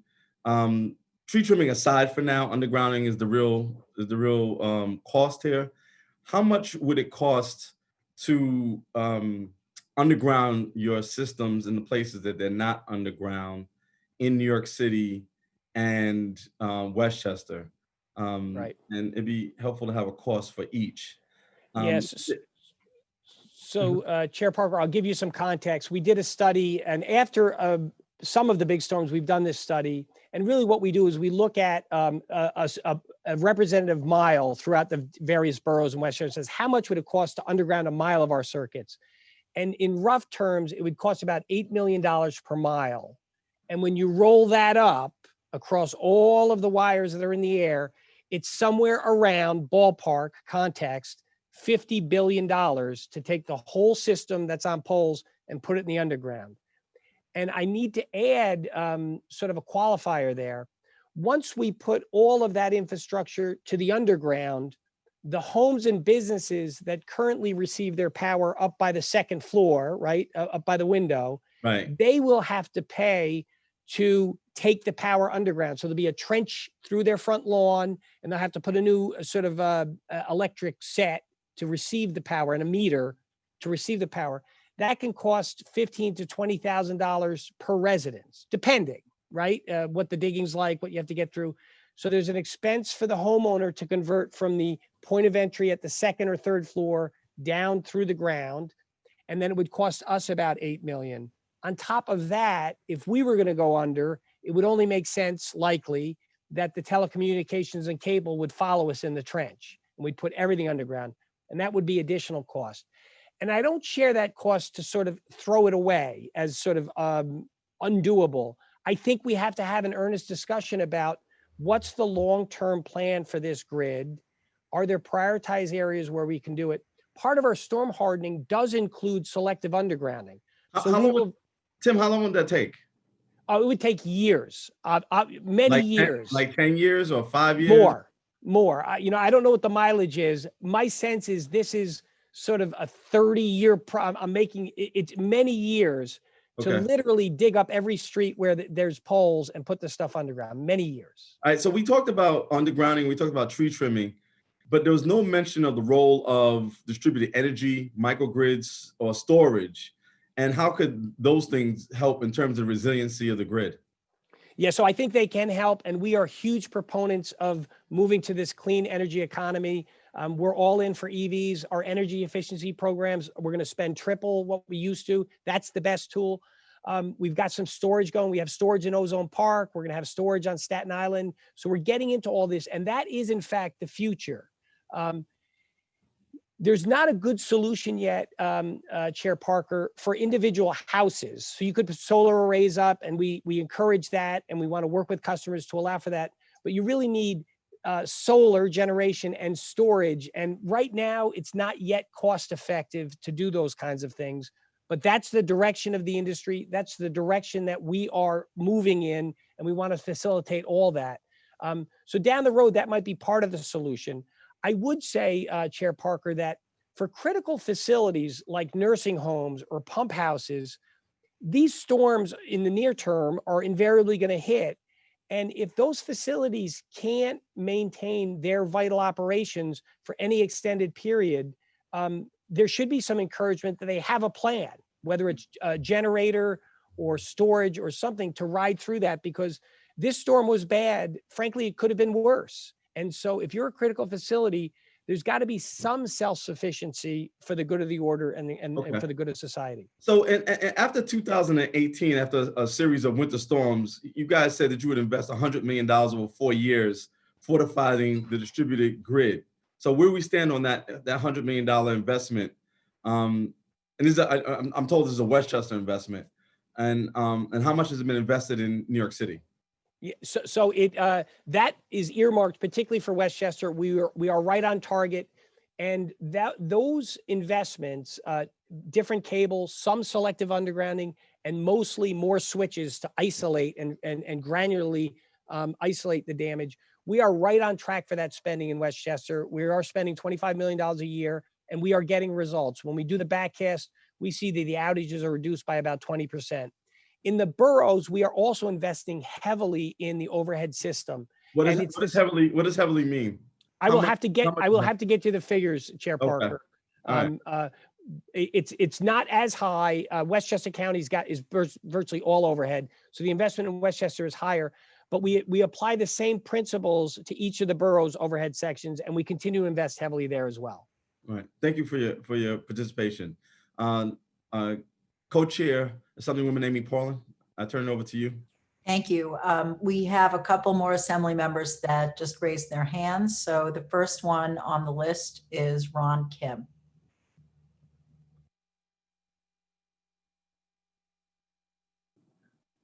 Thank you, Chairwoman Pauline. I apologize if some of these questions were already asked, but I just wanted to get some clarity on the financial structure of Con Edison. Just to start off, what was the total revenue and profits last year for Con Edison?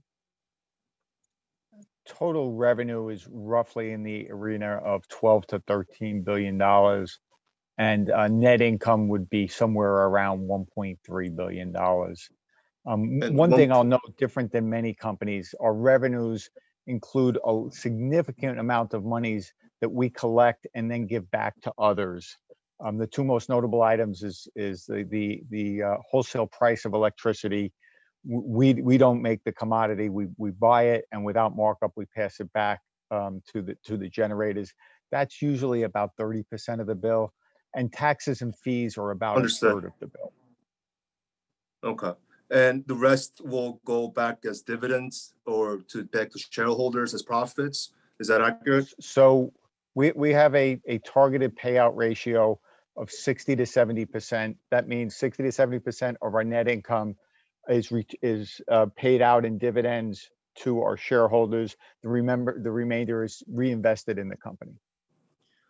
Right. And those are considered as capital gains. Is that correct for the shareholders? The dividends are as dividends to the extent that the stock appreciates and investors hold the stock above the required time limits, then they would be able to consider it as capital gains. And how many times does Con Ed, including yourself and the executives, meet with the shareholders on a yearly basis, like 4 times, more than 4 times, to update some of the investors on the status of your financials? Yeah, I believe most companies incorporated in the United States, we have 1 annual shareholder meeting per year. And during that meeting, the information that is shared with the stockholders and shareholders, do they include? Are those documents accessible to the public to review as well, or is it exclusively for the shareholders? So the 2 main documents that are used in the annual shareholders meetings are the annual report and the proxy statement. And both of those are available on our website to anyone who'd like to read them, I think going back for quite a number of years. Okay. And just last question, what's the average income for a Con Ed worker? Do you have that information?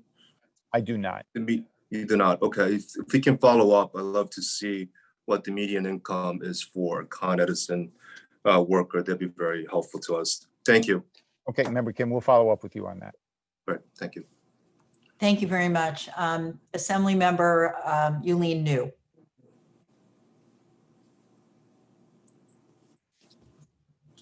Hi, so I just wanted to kind of follow up on a couple of statements that you had just made. Tim, you had just said that you think it's kind of incumbent on the facilities in the different buildings to themselves have the generators and backup facilities in case of storm. I mean, in Lower Manhattan, obviously we were hit hardest by Sandy, and probably every tropical storm to come, but just wanted to kind of ask you to follow up on that statement. Yeah, and the thought really is not to put the onus on, but societally, we need to be prepared for the weather.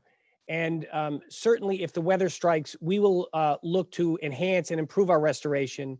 But there is a real likelihood that individual customers or businesses might be without power for a period, depending on what the weather brings, for example.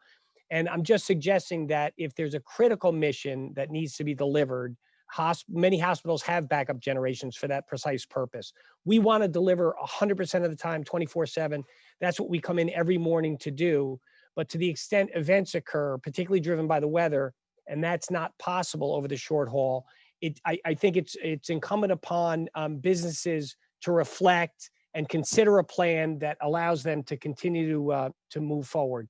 We don't in these weather events, we would love to, but we don't deliver uninterrupted power supply. And certainly if customers can live without that for a while, that's great.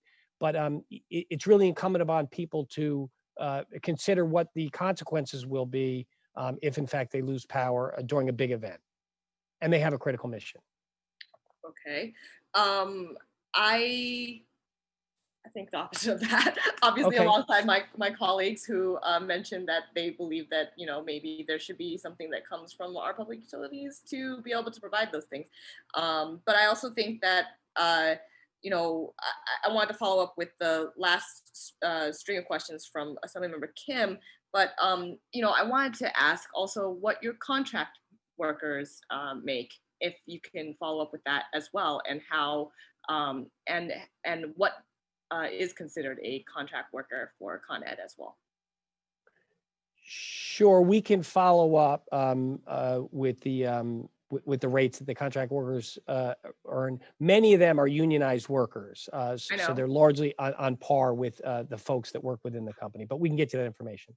Okay, because it would be great to see the differences. Because as you know, I had a bill that was passed, and we're still having, we're hoping to be able to implement it on how workers are compensated. So, would like to see that happen. Thanks for the comment. Are you done? Yes, I have 30 Okay, seconds. okay. I yield it back to the chair. Okay, thank you so much. All right, well, that's it for the list of assembly members. So I'm going to ask the questions that I have, and then I do have many members that have texted me. So to the degree that I can fit those all in an additional 5 minutes, I will. First, mutual, the whole issue, I believe, is restoration time. And so I want to concentrate most of my questions around that issue. First, mutual assistance. We know Moreland commented mutual assistance was not the be all and end all, didn't work. We saw the same thing, 2018 storm report. We know that's the case here. It's often comprised of crews. Beside the inadequate number, it's comprised with crews that are unfamiliar with the area. They travel in packs, regardless of the complexity of the job. What do you plan to do going forward to ensure better restoration times for the overhead line customers? Will upping the number of contracts, as is suggested in the notice that PSC sent yesterday, the full remedy, a partial remedy? And what are the other remedies that you're envisioning? So I think it's likely a partial remedy, and we are, Chair Poland, we are probing that now. We have some established contracts in place now, and we're looking to expand on that. And it's not clear yet. The teams are working on it already. We were instituted a letter and got right on it. So it's not clear yet exactly what the market will bear in terms of the availability of contractors and our ability to sign them up. But it provides a greater level of surety that we can get staff in here. I think part of it is over the short haul, ensuring that we are robust in our pre-staging of crews.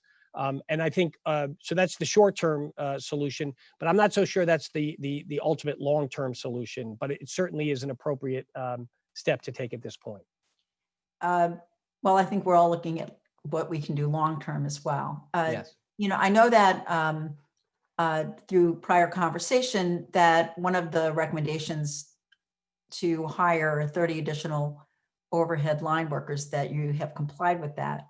And yet, when you look at that report and you measure Con Edison against some of the other utilities, the overhead line staffing is still the lowest among all the utilities in terms of the line worker to the customer. Will you entertain as another solution adding to that number? Yeah, so a couple of points there. So we have added to our line resources. It takes about 5 years to take a general utility worker and train that man or woman into a skilled line constructor. And so we train them in batches of 10. Since 2018, we have put 5 batches of 10 through, and they're in a different point along that progression. We expect to do 3 or 4 more classes this year. So we continue to build. We've had some attrition, so the number's gone up a little bit, but not significantly. So that's the first point.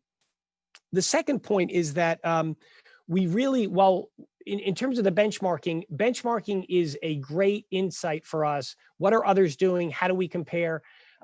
It's not clear to me that the benchmark, and we have to sort of look at all sorts of data, but the benchmark of overhead line constructors to customers is the best benchmark. Our service territory relative to the rest of New York State is very compact. And so we are managing a smaller footprint of infrastructure, and we have a high density of customers within our service territory. So for example, in parts of Queens, within 2 blocks, it might be the equivalent of a part of a town in upstate New York. So in 6 poles, we're delivering power to a bunch of customers. Where in upstate New York, it might be 40 poles. So a better benchmark might be, how many poles are you managing per employee or how many miles of wire. And we'll look at all that. When we look at that, we're more on par with the rest of the state. But the broad point you're making is benchmarking can be helpful, and we do. It's just that piece of data is probably not what I would lead with, but certainly can help contribute to the story. I would look more at how many employees do we have relative to the infrastructure we're managing. I And would just suggest that when you look at miles of wire, you take into consideration how long it takes to go in a car or a truck. 2 blocks of Queens, having grown up in Brooklyn, living in Westchester, going to the Bronx, I can tell you that I can go miles and miles and miles in Ulster and in upstate New York that would take me twice as long to go those 2 blocks. So I think that there's a lot of factors. agreed. Yeah. So I wanted to understand the several categories of the staffing. We had talked, you and I, about this Make Safe crew, which I didn't know when I was looking at it, that they are also overhead line personnel. So are Make Safe crew and overhead line staff exactly the same in terms of what they can do? Yes. Yes. Okay. Yeah, So yeah, no, it's fine. Yes, it's fine. So therefore, first the line crew goes out and does cut and clear, and then those same personnel become restoration crews later on. Is that how it works? That's right. It's the same individuals with the same skill sets and the same equipment. Their primary mission in cut and clear or make safe is to clear roads and clear down wires. While they do that, they don't simply focus on that. While they're there, they take advantage of the ability to restore customers, big blocks of customers. They'll say, let me cut this wire, and if I close the switch, I can get back part of the neighborhood.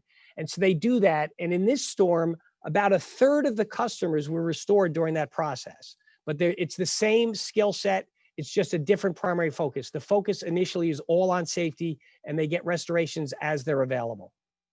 So I'm going to shift now. My time is up, but I'm going to shift to some of the questions that I received from other members. One of the first was on the smart meters, and why was the problem essentially that it was not connected to the outage map? Maybe you could talk a little bit about the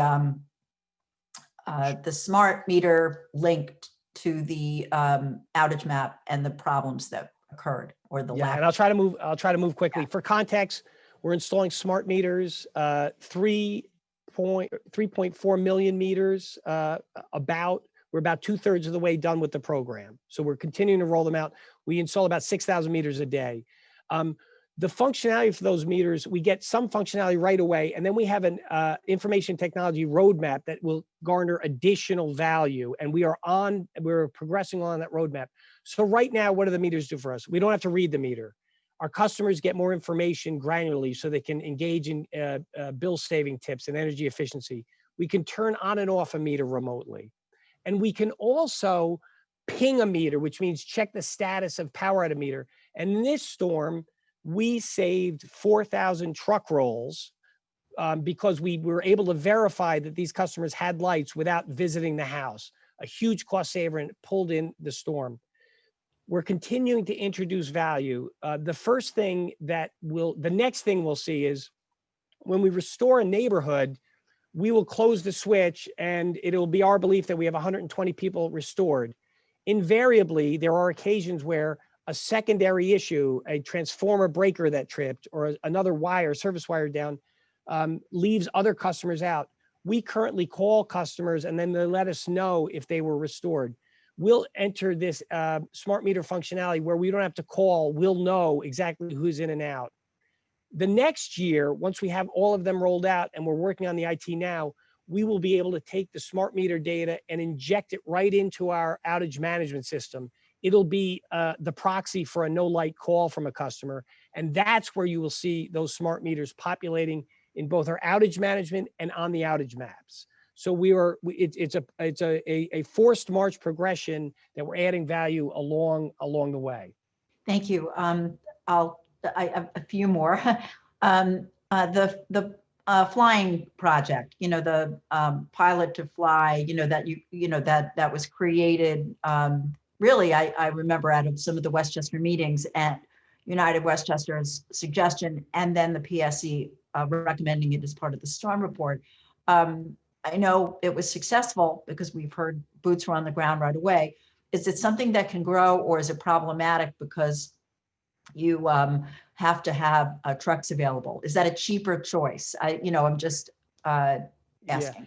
So I think, and again, credit United Westchester and some of your colleagues for really thinking of it. The industry doesn't really do it, and we did it, and we did it successfully. I think it can be grown, and we really don't look at the expense during these events. What it will allow us to do is get resource from further away into our area much more quickly. If you have to drive in from New Mexico, which we had crews do, it's a couple days on the road before they're even able to impact the restoration. If we had crews lined up, and it may be a broader program, we may have to buy a fleet of trucks to accommodate the receipt of these resources. But that's one of the things we're going to look at, because it might allow us to increase the staffing more readily, and we'll avail ourselves to crews from across the country that aren't experiencing regional weather events. So I think I have four more. First, drills. Does Con Edison include telecommunication companies when they undertake their required drills as part of the its emergency management plan? And do they also include their software and communications departments?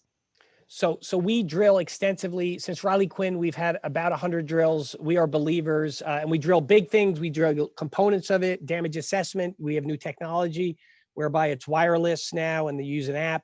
We drill all of that. We do include the telecoms and invite them particularly to the larger drills. Some of them have come. Also, as the weather comes up, just as we reach out to munis and electeds and LSE customers, we reach out to the telecoms.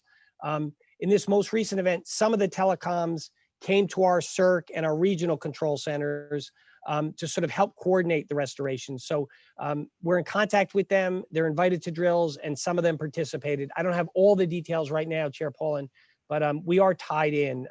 In terms of sort of the resiliency of the communications, none of our systems went down. And that is in part post Riley Quinn. We stress tested all of our IT systems.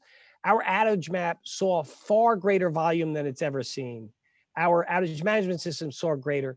The overall call center volume for 1 hour was greater than we've ever seen. And we've tested to much higher levels, and all of those systems performed as designed through this big event. Next question, Rockland. I know that there's $100 million allocation for Westchester over several years, 25 for this year. What is the allocation for Orange and Rockland? Sure, Chair Poland. For the overhead system that we have, the automation, also some undergrounding as well, ballpark numbers somewhere about 11 to 12 million a year. And what about, I read in the paper just yesterday, the day before, about the undergrounding project. Maybe you can, is that the entire amount? How does that fit into the plan? Sure. As I mentioned earlier, we actually have some projects, selective undergrounding. In this particular case, this scope of work really was being discussed as a follow-up from the 2018 storms. And some repeated issues that we've had there. We actually had the job scheduled to start on Monday, the day before the storm. And what it is, it's burying about a mile worth of cable that goes across the Congress Causeway. And that's going to allow us to help strengthen the system there. And back to Con Ed. Last question from a member. How many have all of the 2019 recommendations from the storm report, storm 2018 storm report, have been implemented? Yeah, so there were 75 recommendations. I think 72 closed, and one was not applicable on review, and we met with staff. And then the other two are still in motion. And I think they are storm hardening and staffing, which sort of the due date's not yet. It's a continuous program. So we've complied with and implemented those. And frankly, we think notwithstanding the fact that we have to continuously improve, a lot of the steps we took post Riley Quinn around the IT systems and the storm hardening helped us in this event. Well, with that, the assembly is closed. Thank you so much. We really appreciate, how much time, and we you're going to hear from many of us after this. We look forward to following up because reliability is so critical. I myself was out for 8 days. I experienced it. I know what it's like. I walked because of my electric door, jamming my ability to get my car out. And it was very unpleasant.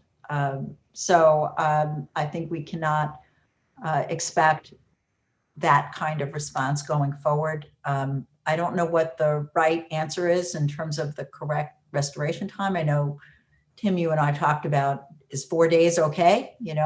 4 days for me would have been a luxury. And I think for many of my constituents. I don't know if that's the answer though. So, we look forward to following up. I know all of the assembly members appreciate all of the questions. We learned a lot today. Public learned a lot today. And we will all go forward together. So thank you.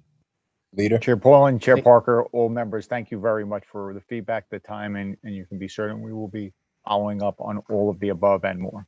Before you leave, I just wanted to, and I really want to thank all the chairs. Thank you, Co-Chair Paulin and Co-Chair Parker and all of the members in both the Assembly and Senate who have really spent a lot of time representing, obviously not ourselves, but all of our constituents.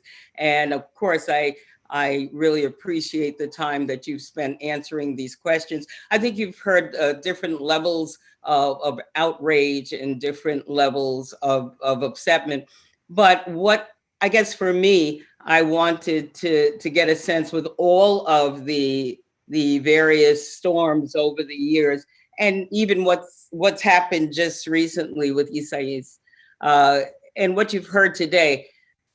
I hear a few things that you have accomplished, obviously, but going forward, what would you do differently?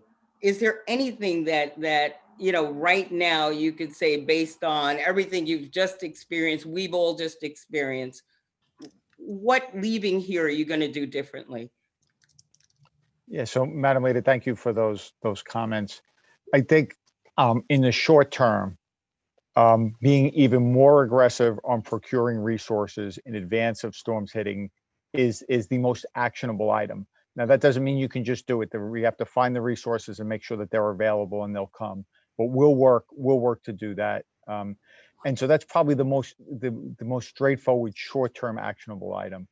I know that some participants today thought when we were talking about how expensive some of the other solutions are, that we meant that to turn people off. Not at all. We want to be straightforward about it. But I think the discussions around underground and going forward are important. One of the broader contexts around what we're experiencing, and we have the good fortune of working with our colleagues in areas that receive much more hurricanes and tropical storms than us, Florida, the Carolinas, the Gulf. And we use the same approaches they use. The thing that has changed over the last 10 years is we used to have a storm like this once every 10 to 20 or even more years, whereas now we're seeing it every several years. And we're clear, we hear it loud and clear from you and from our customers that a 5 to 7 day restoration is not acceptable. I will tell you, in the Floridas and the Carolinas and the Gulf, that's what happens. Our restoration time during this was very similar to the restoration times they have for similar type storms.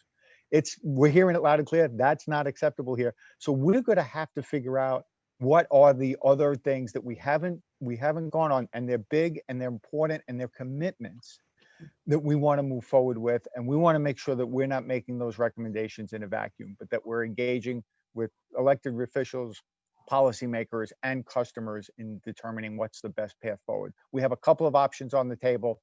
And I think some mentioned very appropriately that doing them in a measured fashion, not all or nothing maybe for any of the three, but taking advantages and putting together maybe a portfolio that gets us started, and some may be shorter term and some may be longer term. I think there's a lot of wisdom in many of those comments we heard here today. Well, good. I'm very happy to hear that you all know that, this outage time is unacceptable. The other thing we all know is that the information to the customers, it needs to be improved. The ETRs, the accuracy, all of those things, need to be improved because, again, we wind up telling people things that you tell us that ultimately aren't really true. And it becomes a nightmare for all of us while they're going through these kinds of things. So, you spend a lot of time with us, and I hope that we will continue. And I know with the various levels of interest, we will continue to have ongoing conversations. And, I will be more than happy, my staff, to work with you to make sure that, frankly, we don't have these kinds of conversations again. We know storms are going to happen, but to keep repeating the same things, did you have enough crews? Did you, how come, this is unacceptable. And so I do appreciate, again, all of your time and look forward to working together so we can avoid not necessarily the storms, but at least this kind of hearing. Okay. So thank you. Thank you again, Madam Leader.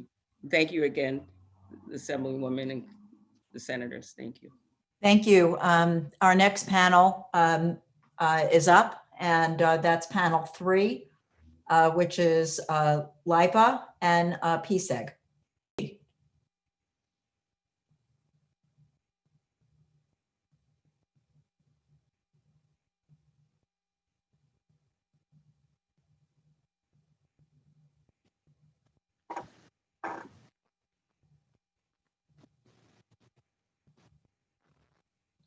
Are they there? Yep, turning on their cameras. Okay. And Senator Parker, do you want to introduce the first senator to ask questions? Testimony. Oh, testimony. I'm losing my mind. Thank you.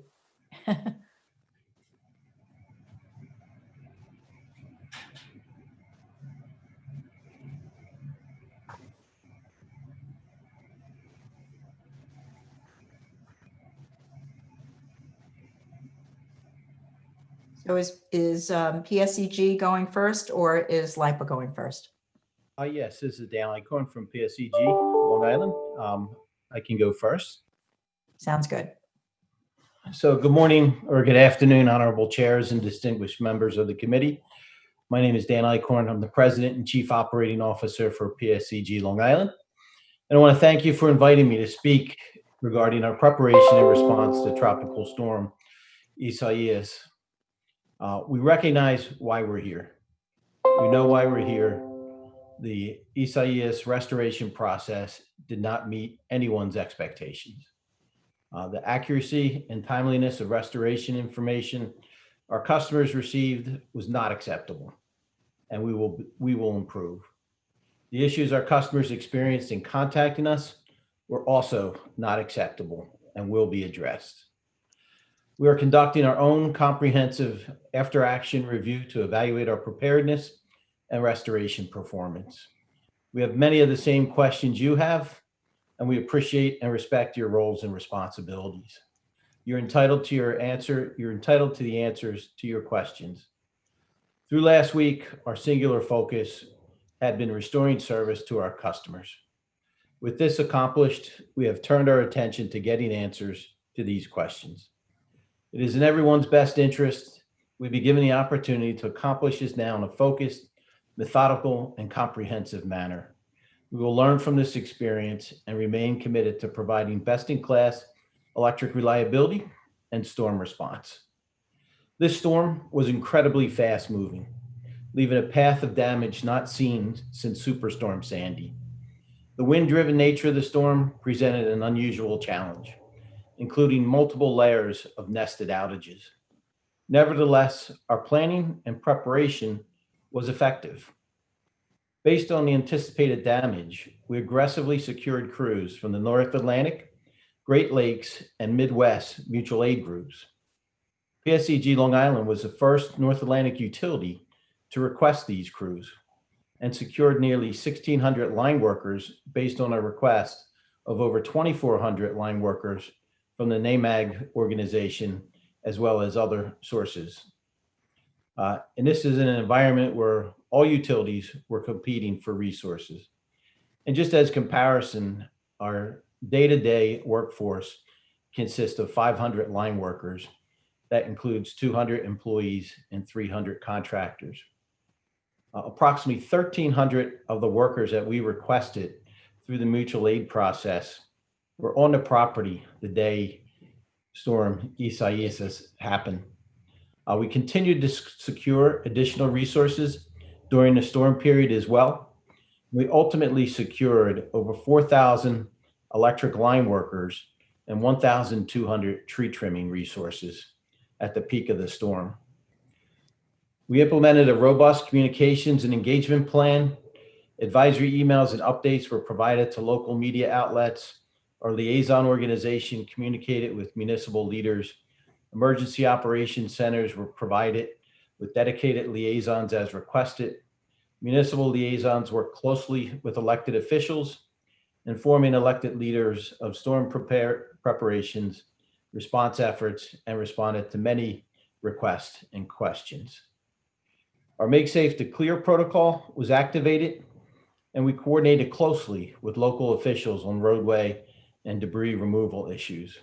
We reached out to our life support equipment customers that were enrolled in our critical care program, and we continued these communications throughout this storm.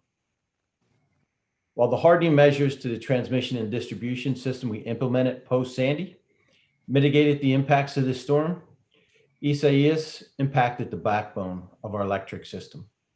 The storm caused damage to interconnection lines that bring power onto the island, our transmission system, substations, as well as significant damage in our neighborhoods. Our first priority is to stabilize our infrastructure and ensure that the backbone of the system is restored. We relied on a combination of our outage management system, a system we called SCADA, which gives us alerts and alarms when transmission lines and major circuits trip out, and our smart meters to verify outages and direct our response. We effectively restored interconnection lines, major transmission lines, substations, and major circuits in the first 48 hours of the storm. And that was our prediction. Our restoration performance, though, was negatively impacted by poor communications, inaccurate estimated restoration times. And as the storm landed, our call center became overloaded and failed, as did text messaging functionality, our website, and our customer-facing outage map. Actions taken to address these issues were largely effective in bringing the systems back online over the first 24 hours. However, intermittent problems and failures of all the digital communications channels continued throughout the entire restoration period. Regarding our estimated restoration times, we're investigating the facts, but we know that one key contributor was the failure of our outage management system to perform as designed at the beginning of the storm, as well as its instability throughout the entire storm period.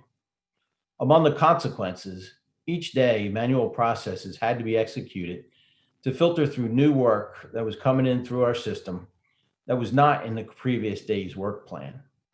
We always anticipate new work in a storm. It's something you find in what we call embedded outages. But the new work in Storm Isaias was much greater than we've seen in past storms. Additionally, some of this new work that appeared each day was duplicative, and a significant effort was required each morning to separate and rationalize the legitimate new work, followed by modifications to our work plan. These changes to the storm work plan resulted in frequent changes to certain customer restoration times. Restoration times were also impacted by inaccurate estimates for the time it would take crews to restore power, particularly when we got to the neighborhood level. and that was after the first 48 hours of our storm restoration. Prior to expending restoration times to reflect the pace of work, we put significant efforts into increasing output. Each day we had more and more resources that were coming in through our mutual aid process. We took as other measures to make sure work was being dispatched and work was getting done efficiently by our field crews. While this helped, and it did make some improvement to the pace of work, it wasn't enough to avoid extending the ETRs. I wonder, sir, if you could sum up. Sure. Thank you. I'm pretty much done. So extreme weather is becoming more prevalent and unpredictable. We know you have questions, and once we have answers, we will be sure to provide them to you. We recognize we're not alone, and the observations and recommendations will be shared with LIPA, Department of Public Service, and other stakeholders. And just in closing, as frustrating as this storm was for everyone, our employees truly put their heart and soul into this response. They care. We're a company that's dedicated to providing exceptional customer service, and this experience is not in keeping with our expectations. We will learn from our mistakes, correct them, and do better. Thank you. Thank you. And LIPA? Good afternoon, Madam Leader, chairs, and distinguished members. My name is Tom Falcone. I'm LIPA's Chief Executive, and I'm joined here today by two other LIPA officers, Rick Shansky and Mujib Lodi. LIPA is a not-for-profit public power utility, and we're governed by a 9-member board of trustees. Our trustees are local residents, and they're appointed by the governor, the Senate Majority Leader, and the Speaker of the Assembly. And their role is to approve the electric rates and budgets and oversee the service provided to our customers. LIPA owns the electric grid, but is unique in that since 1998, it's contracted out nearly all operations to other utilities. At first, National Grid provided these services, and then starting in 2014, PSEG Long Island. The LIPA Reform Act of 2013 restructured the responsibilities between LIPA and its service provider. PSEG Long Island is responsible for the safe and reliable operation of the electric grid, including capital plans, customer communications, IT systems, and emergency restoration. Each year, LIPA reviews PSEG's budget requests and their performance metrics. We also independently review and audit their operations. In addition to LIPA's oversight, the LIPA Reform Act gives the Department of Public Service, or DPS, independent oversight responsibilities of both LIPA and PSEG Long Island, and the DPS provides independent recommendations to the LIPA Board of Trustees. To date, the board has accepted every recommendation offered by the DPS. Regarding oversight of storm preparedness and response, public service law requires utilities to submit comprehensive emergency restoration plans, or ERPs. Those go to the DPS for review every year. LIPA and DPS both review PSEG's ERP, and DPS provides independent ERP recommendations. PSEG has adopted all of the DPS's ERP recommendations every year. DPS also has statutory authority to investigate PSEG's emergency preparedness and response, and has exercised that authority both for winter storms Riley and Quinn, and now for tropical storm Isaias. LIPA has also independently reviewed and monitored PSEG's storm preparation and response. Further, we review the cost of PSEG's storm response and, where possible, apply to FEMA for grants to reduce the cost of storms to our customers. In fact, the LIPA Reform Act preserved LIPA's eligibility for federal grants, which have brought more than $1.5 billion to Long Island over the last decade. Notably, LIPA's storm oversight is in addition to DPS's statutory role, and DPS's statutory role is the same for PSEG Long Island as it is for the state's other utilities. On August 4th, Isaias caused damage at thousands of locations on the Long Island electric grid. Isaias was the most damaging storm to the Long Island grid since Sandy, and roughly comparable to Hurricane Irene. Restoration on Long Island involved more than 6,000 highly trained personnel from as far away as Iowa and Florida, and will cost over $350 million, of which $260 million may come from FEMA. Notably, on the afternoon of the storm, PSEG's outage management system and related systems, which are used to manage storms, estimate restoration times, and receive communications from customers. Those key systems failed to perform as designed. These systems have been in place since 2014, and they undergo simulated stress tests twice per year, most recently in June. The failure of these key systems is indefensible, regardless of the challenges of the storm or with third-party vendors. On August 5th, the morning after the storm hit, LIPA formed an Isaias task force and launched an independent review to determine the circumstances and root causes that led to these IT system failures. LIPA and DPS staff are jointly leading this task force with third-party consultants that are experienced with the design, management, and operation of these systems. The task force will determine the readiness of PSEG's communication systems, as well as how those systems function during the storm. And LIPA will issue an initial 30-day immediate corrective action report, followed by a 90-day interim report and a 180-day final report. As a result of these systems failures, the governor announced yesterday that PSEG will forgo up to $10 million in incentive compensation so that LIPA may apply these funds to reimburse food and medicine for our customers. Additionally, LIPA retains all of its contractual rights and remedies and will pursue them based on the facts after this review and the DPS's investigation is complete. PSEG's response to Isaias has undermined the many tangible achievements of the LIPA Reform Act that you passed, including increasing customer satisfaction by 34%, improving reliability by 32%, hardening 1,000 miles of Long Island's electric grid, procuring over 1,000 megawatts of clean energy, and 4 upgrades of LIPA's credit ratings since 2013. PSEG's Long Island's, their failures are inconsistent with these accomplishments, and they are simply unacceptable. Long Islanders deserve better, and they will get better. Thank you. Thank you very much. Senate gets the first speaker.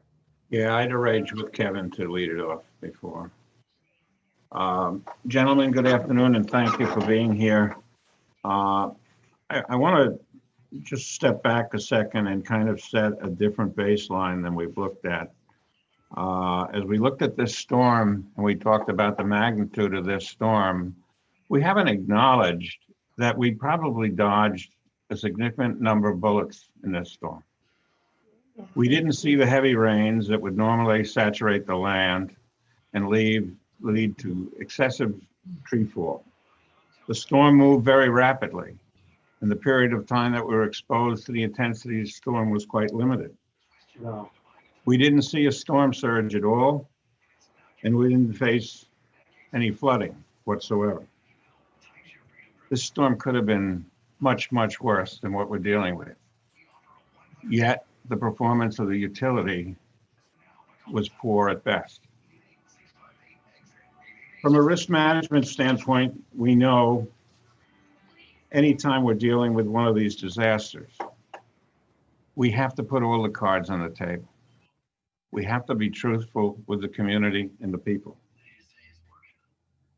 You have a model that didn't fail. We had a situation where the storm was considerably different than what we have a history of. We don't have a history of early storms. We don't have a history of these storms coming in when the trees have full cover. But the management of the operation requires judgments and decisions by people. And that's where we failed. We made estimates of repairs that weren't realistic, and we were slow to change the dates that we expected to see the power restored.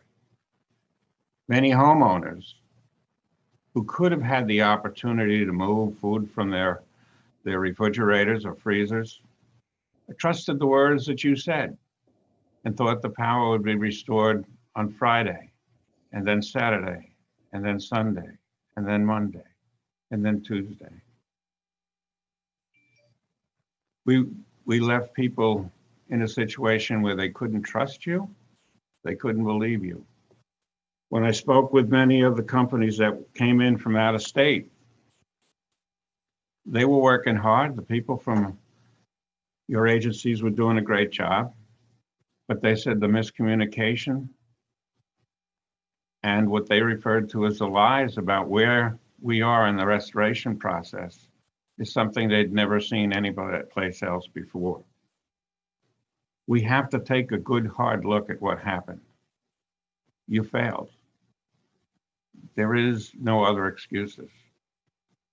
The weather may have changed and been different. You didn't have history.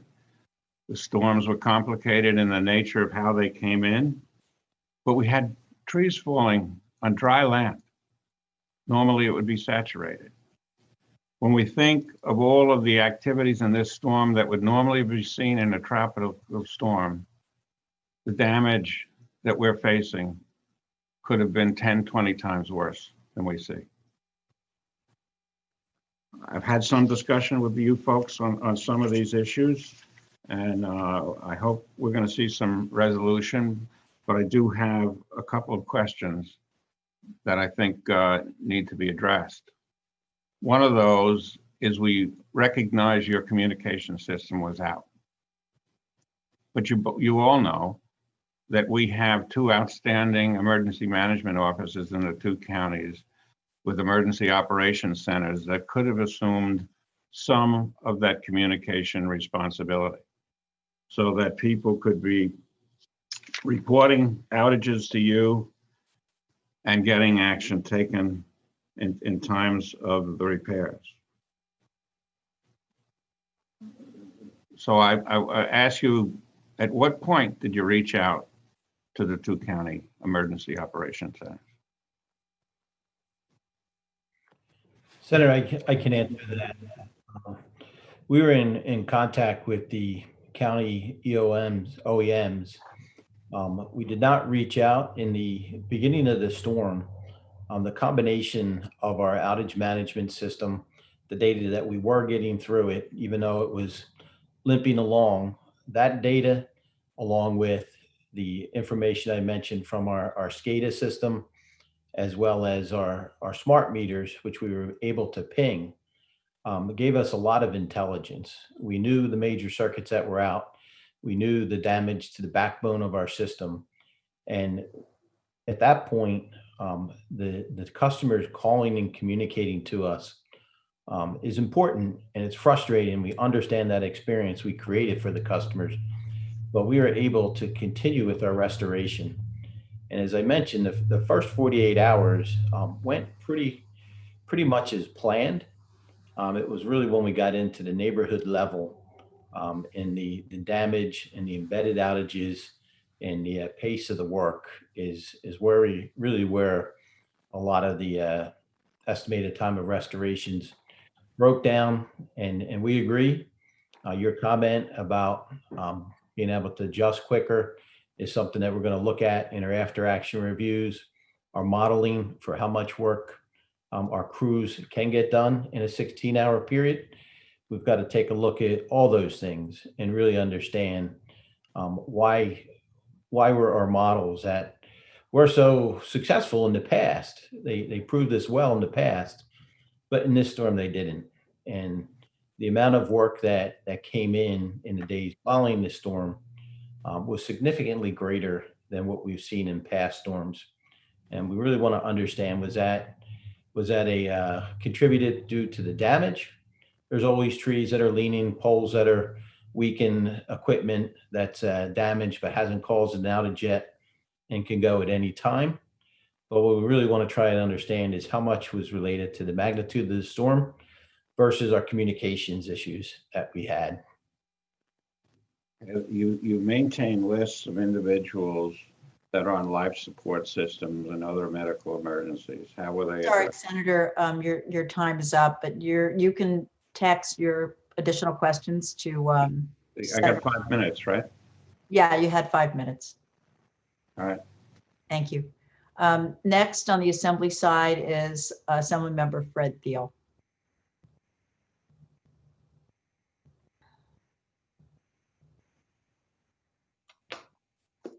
Thank you, Chair Paul. And first of all, I want to follow up a little bit on what Senator Brooks had to say as far as the intensity of the storm. Yes, it was the biggest, the most intense storm we've had since Sandy, but it was still a tropical storm. You know, this was not the 1938 hurricane. It wasn't Hurricane Gloria or Bob. I've lived on eastern end of Long Island for all of my 67 years. This one wouldn't crack the top 5 in my lifetime. So yes, it was a strong storm, but certainly not of the order of magnitude of what we're capable of on Long Island. I want to put this in a little bit of context, and I'm focused really on PSE&G Long Island with regard to this. And that is, you've been in charge of the system now since about, well, 2013, 2014, 6 or 7 years. This is really the first real challenge you've had as far as a storm response. And, you know, over that 6 or 7 years, we've seen the highest single rate increase in the history of the Long Island Power Authority. Even 35 years after the Shoreham plant was closed and we had to pay for that, the debt for LIPA is still as high as it has ever been. There was over $700 million of FEMA emergency money spent after Sandy to harden the system. And as you know, I've been critical in the past and about rate increases and debt and things of that nature. But I was always told that we need that money. That money was necessary because we needed to fix the system so that Sandy never happened again. So we would have a state-of-the-art response when the next storm came. You know, would any of you consider this to be a state-of-the-art response? Clearly, No, Assemblyman. yeah, we mentioned that. We mentioned that in. Sorry about that, Tom. Go ahead. No, we don't. I mentioned that. We're not making excuses. This is an experience that is not in line with our expectations. We know it wasn't in line with our customers' expectations, LIPA's or yours. And we are going to do our after action reports. We'll figure out what went wrong. We'll make changes and we will improve. It's not within our character. We take customer satisfaction and we put the customer at the center of everything we do. So we are not here to make excuses. We own the experience our customers had, and we're committed to fixing it. Who's going to pay for fixing it? You know, to my way of thinking, you know, between FEMA money and ratepayers' money, they paid for a system that was supposed to be fixed already. I don't think it's the ratepayers who should have to pay to fix this. And you mentioned that maybe you're going to get some federal FEMA money as out of storm responses, but who's going to pay for fixing something that we all were told was going to be state of the art in the first place? Yeah, what we see with our FEMA work is if you look at the circuits that were hardened versus circuits that were not, and that accounted for about 1,000 miles of our system. Our system's about 10,000 miles, but we hardened some of the most critical and some of the most damaged systems that were impacted during Sandy. There's a 75% improvement. So it's really difficult to say if that 75% of what? What do you mean 75% improvement? So if you compare a circuit that we hardened versus a circuit that was not hardened, the outages are 75% less. And yet 420,000 people were without power during a tropical storm. I have one other area I want to talk about because I'm running out of time. I think Senator Brooks was starting to mention this, and this was the list of people that need critical care. I've talked with many of my colleagues and the experiences of their offices. You know, people that were on that critical care list couldn't get through to LIPA or PSE&G. They were left on their own. I've talked with county government. They had to fill in and respond in many of these situations that were supposed to be dealt with by PSE&G and LIPA. What happened with your critical care response? Yeah, we have 6,400 customers identified on our life support equipment list. We called every one of those customers ahead of the storm. There's 29,000 customers we have on a list of elderly and customers with other impairments who are also called ahead of the storm. After the storm came through, there was roughly 2,200 customers that were on our life support equipment list that lost power. We reached out to those customers every day. If we didn't get in contact with them, we did make visits or organize visits with other social agencies. Certain number of those customers did get escalated, but the reason why we make those calls ahead of the storm is to make sure that those customers understand they may lose their power for an extended period of time. And we advise those customers to make arrangements, whether it's with family or staying elsewhere, so that they're prepared for an extended outage. Time. Thank you, Madam Chair. Thank you. So next is Senator Kaminsky. Thank you very much. Mr. Eichhorn, when you stress test your communication system, how many people did you plan for to be trying to contact you? And how did that compare with the actuality of what happened during this storm? So that is going to be a big focus. We stress tested the system in June. It passed the stress test that we performed at that time. We're going to have that as a big focus of our after action review as to why that didn't uncover the issues that we had. Just sorry to be abrupt, Mr. Arnold, but do you know the number that you stress tested with, and was it inadequately low? I would have to get that information for you. Okay. For the record, I did ask you guys earlier in the week. Mr. Falcone, do you know if it was stress test with the adequate number of people, the adequate amount of stress placed on it to be ready for a storm like this?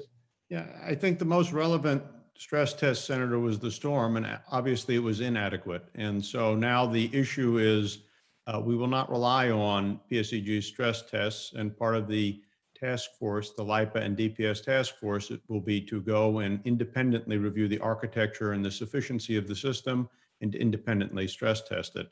Obviously, it failed the most relevant stress test. Okay, and a lack of redundancy also seems to be striking in this case. I believe that that might be something we'll find, that the systems just were not robust enough, but we'll leave that to what we discover over the next 30 days and the next 180 days. Mr. Eichhorn, the performance bonuses, the tens of millions of dollars that your outfit has received in the last few years, is it fair to say that much of that or some of that was distributed as profits and added to the compensation of the executives at PSE&G LI? So PSEG Long Island receives a fixed management fee to run the business, operate the system.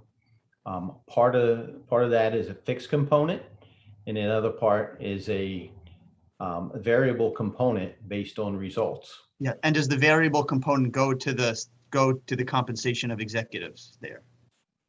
The variable component goes to many things. One of it is to pay the salaries for the top tier executives, the directors and the vice presidents. Also funds some of the charity work that we do on the island. We've provided approximately $800,000 a year to some of the nonprofits on the island through those profits. It also includes overheads and. So Mr. Eichhorn, I've asked this information from your outfit, which did not want to provide it. You seem not to want to provide the total compensation, including this bonus money for your executives. Are executives at PSE and GLI making upwards of $750,000 or more per year in the last few years? So executives at PSEG Long Island are compensated in the same manner that all of our management employees are compensated. The company performs benchmarking. We look at the industry. People are paid based on that benchmark.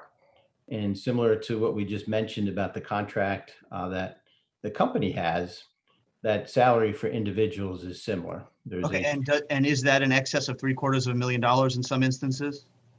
No, it is not. Okay, it is, what is it? What are executives at PSE and GLI making after the bonuses? It is not in excess of 750,000. Is it in excess of $500,000? It is based on the industry, and it's something that we consider confidential and personal. So I do not feel comfortable sharing that right now. Okay, one of the reasons, Mr. Falcone, why I bring this up is there is reporting that you and PSE and GLI worked out how the reimbursements would be paid for spoiled food.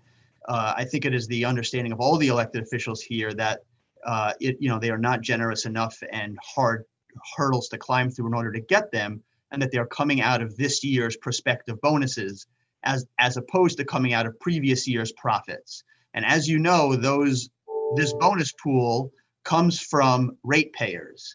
And I find it very difficult to swallow that the mismanagement that created these reimbursements should come from the pockets of ratepayers. I'd like to put it on you, Mr. Falcone, to think about the profits these companies have reaped and think about the reimbursements coming from there. And I'm hoping you can address that.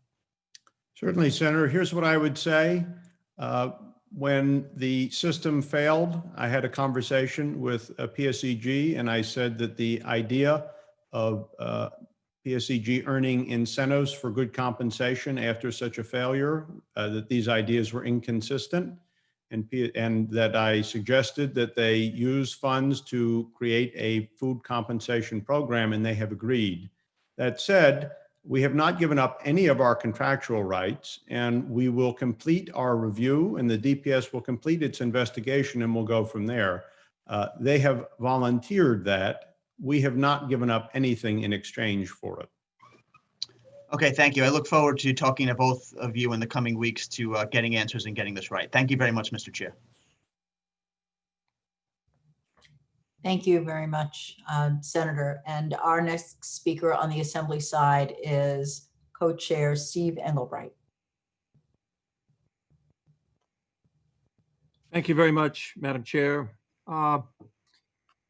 I brought this up earlier with the PSC. This notice celebrating our storm resiliency arrived in the morning of the day of the storm. It has PSEG's logo on it, and it says, "Good news, upgrades completed."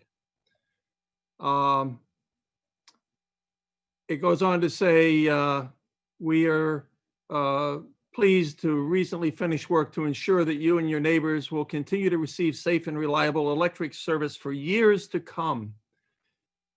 2 hours later, the storm made this document into a lie. Kind of reminds me of the good job brownie moment of Hurricane Katrina. Good job. Not really. I'm really very frustrated to hear that you say that that the level of compensation for the awards made with public money that supplement salaries in PSEG Long Island is confidential. I don't find that acceptable any more than I'm sure many of my colleagues do. Let me go to a question specifically on food spoilage. Your website says that in order to receive reimbursement above $150, individuals must provide receipts or photos of spoiled food and or medications. Recognizing, for example, that many freezers are filled weeks or even months ahead, how many people do you think can produce documentation such as what you're now requiring?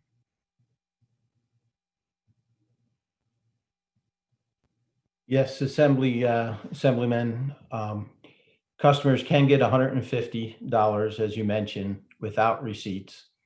And above that to 250, that additional 100, they would need to use the receipts. Not sure what the percentage was, but that was a program that we worked with LIPA, had discussions about the reimbursement as well as how we would handle commercial customers. And we thought that was a process and a procedure that kind of balanced and made the most sense. Why photographs? Assemblyman, if I might just clarify, a photograph is not required. It's just one of the potential sources of documentation. It could be a canceled check. It could be a credit card receipt. It could be an actual cash register receipt. It could be a photograph. It is not required that one has a photograph, but if one had that, that would be acceptable as well.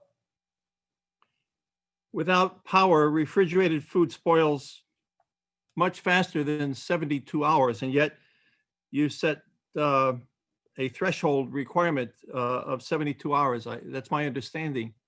Is that a correct understanding? Somebody would have to have had power out for 72 hours? That is correct. That was the threshold, 72 hours. We use 72 hours as there's many things that define a 72-hour storm. It aligns with some of our processes and triggers certain things, the 72-hour limit. And that's what we set that at. It seems that you're assuming that food spoils more slowly on Long Island than any other place. Is that how you arrived at that? It seems arbitrary. What's it based on? If I might, Assemblyman, the Public Service Commission defines a major storm as 72 hours or more. I think that's what Mr. Eichhorn is referring to. There's lots of places that 72 hours appears as what a definition of a major storm is. But that's not a health definition then. That's a storm definition. That doesn't necessarily reflect what somebody's suffering from. If their refrigerator is out for perhaps even half of that length of time, the food is probably rendered unusable, depending upon the efficiency of the freezer.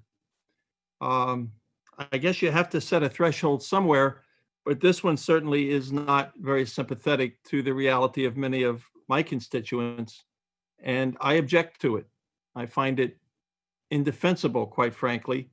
And the idea of providing photographs of spoiled food also is something that would not comport with a definition in public health. So I am troubled by that. I have a question regarding bonus. I'm sorry, Assembly Member. We're going to, if you can text me again or email me your question, I'm happy to answer it at the end. Your time is up. Thank you. Thank you, Co-Chair Amy Paulin. The next senator to speak is Senator Anna Kaplan. Thank you, Chairman. Unfortunately, my time is limited, but I would like to read a few things into the record that reflects the feelings of my residents. UPSEG Long Island failed to prioritize restoring power to our critical infrastructure, emergency services, and first responders. Your efforts to provide customer service were an unmitigated disaster. Your policies that are intended to protect medically vulnerable residents are completely inadequate. Your half-hearted plan to reimburse my residents for their lost food and medicine is a joke, and it's not in the spirit of what my colleagues and I asked for. You failed to coordinate repairs with local municipalities and other recovery crews. I have filed a package of legislation to deal with these problems going forward, so we're not going to spend time on that now, but I do have a few questions to ask you. You spent hundreds of millions of dollars developing a new system to track outages, to take outages reports from customers, and to generate work orders for repair crews in the field. We all know that your outage tracking system failed, as did every one of your customer outage reporting methods. I spoke to several line crew members that I found standing around during the height of this crisis, and I asked them why they were all just standing around in a parking lot and not in the field. And what I was told, I found very disturbing. They told me that your new system was, and I quote, a total disaster, and that its repeated crashes had them all standing around for hours, awaiting directions and instructions. So my question is simple. You already mentioned that you did a stress test in June. Was that the first one of the stress test in the last 7 years? No, we stress test the system twice a year. When was the last time you, beside June, when was the time before that? I would have to get that information for you. And how many people? I can get that information for you as well. We usually stress test it with certain number of outages, certain number of calls coming through our digital channels, certain number of customers, simulated customer calls. So it's more of a computer simulation than actual people doing those activities.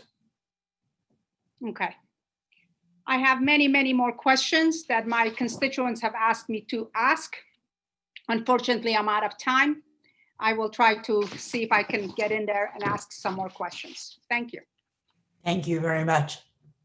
Our next speaker on the Assembly side is Phil Palmisano.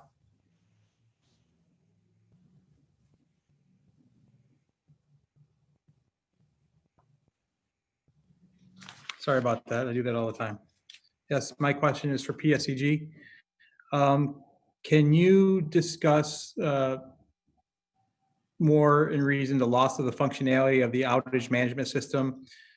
And have you experienced similar problems with the system during past storms? And what remedies will you be pursuing to prevent this from happening again in the future? Sure. So I mentioned a after action review, and we have 2 after action reviews taking place right now. One is looking at just our systems. The other action review is looking at everything outside of the systems. So several of the things that we mentioned. Our after action review related to our computer systems is really breaking it into 3 pieces. So there's 3 tracks under that. One is looking at our outage management system.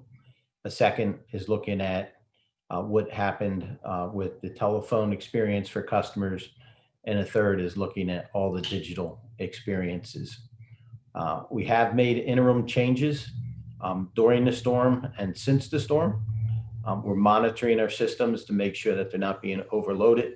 We've increased capacity and throughput, but we're continuing to do our after action review and identify additional short-term and longer-term changes that we have to make to those systems to ensure we're ready for the next storm.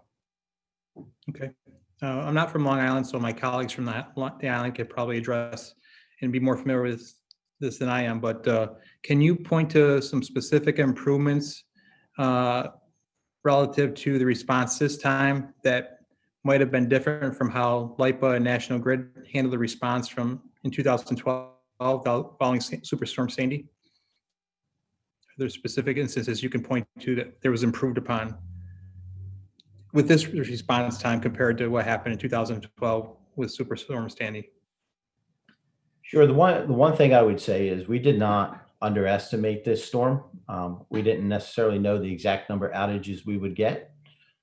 We spent tremendous amount of time the weekend prior, making sure that all of our vehicles were gassed up, We were fully stocked with equipment and material. As I mentioned, we had a request for 2,400 off-island resources. Our normal staff for line workers is 500. So we were looking to bring in 5 times the number of line workers that we have. And 1,300 of those line workers were here on Tuesday as the storm was arriving and passing. I think we were, I know we were prepared. The system issues that occurred created a very frustrating situation for our customers, created issues with identifying, especially as we got into the area outs, the neighborhoods, and the single customers. I mentioned that in my opening. It caused us to really have to scrub the data and the work that was in our outage management system. But I do think from a preparedness standpoint, we were ready. We implemented all of our pre-communications. Our life support customers were all notified. We had government-wide elected official calls. We did elected official calls after and during the restoration process. Our liaisons were out in the field. Our employees, despite the results and the experience that we know we created for our customers, our employees really did a fantastic job under the circumstances that they were in. Just want to ask, you submitted your 2020 emergency response plan to DPS for review? And did DPS and Public Service make any recommendations for revising the plan? And if so, were those recommendations implemented? Yeah, I'm not sure the specific recommendations, but all the recommendations that have been made over the past few years have been adopted and implemented. And as you mentioned, we do submit that plan yearly for review and adopt the changes that are suggested. I would just add, Assemblyman, that the plan was submitted, it was revised, and then it was revised again after Riley Quinn. So it was actually, there were 2 sets of recommendations to PSEG's ERP plan, and they were implemented. Okay. Thank you very much. No further questions for me.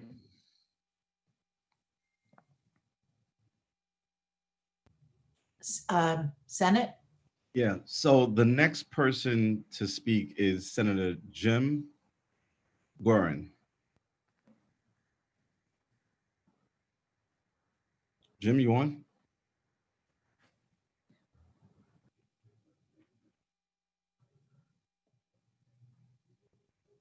I believe we have a connectivity issue. We can circle back. Thank you. Is There we go. Tom? Oh, there he is. Jim, you ready? You got me? Yep, we got you, Jim. Oh, okay. I just want to say 2 areas I want to agree with you. And one is a big thank you to the employees, the crews working around the clock, both those folks who are regularly employed on Long Island and some friends who visit us from out of town. You get a big thank you to them. And I also think you pretty much have agreed that the communication system with this storm was a total failure. So I think we have to focus on what we do moving forward. And in terms of the crews, part of the communication problem, as you know, and Senator Kaplan just mentioned it, is crews waiting around for instructions. And we all talked to folks, and they all told us they were just very frustrating waiting for instructions. I want to focus on oversight. So Mr. Falcone, I know under the LIPA Act, LIPA maintains a storm reserve fund that PSEG may access in the event of a storm and extra costs. But my understanding is that that fund cannot be given to them for any costs that were related to any problems, competencies, or errors on their part, which I would think would include hanging around of out-of-town crews not working because they did not receive timely communications. Would you agree with that? Senator, we'll review the storms as we always do, and we have a record of disallowing costs if they're not warranted. And we furthermore have an independent third-party audit that's performed whenever federal money is involved. So we have a very thorough review process, and we'll see what we turn up. I would strongly suggest you look very carefully at that. Mr. Falcone, how many full-time employees do you devote and again, this is your oversight role, which is major responsibility of LIPA. How many full-time employees of LIPA do you have that are totally devoted to storm management review, preparations, drills, stress tests? And do you have any additional employees who do that as part of, in addition to other functions? Yes, in any given storm, we have employees that go out into the field, including me, and double check that things are. I understand that with the storm, but I'm saying in terms of full-time in preparation for the storms, the oversight, reviewing what happened here, moving forward. How many employees do you have that are solely devoted to doing that? Because as you know, you really step in for the Public Service Commission as the main oversight, as the main hammer when there are issues.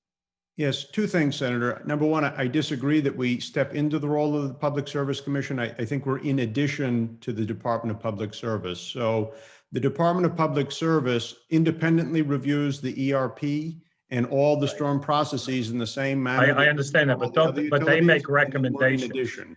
They And make so we recommendations. have- You have the authority to act, is my point. Yes, but we benefit and work together. And so we have all the normal staff and processes of the Department of Public Service, and LIPA is in addition to the Department of Public Service So role. you not totally, in- you totally rely on that. You don't have any independent, okay, well, for example, did anybody review this June stress test, and were there any comments and any changes? And are there any documents that could be submitted to the legislature concerning that?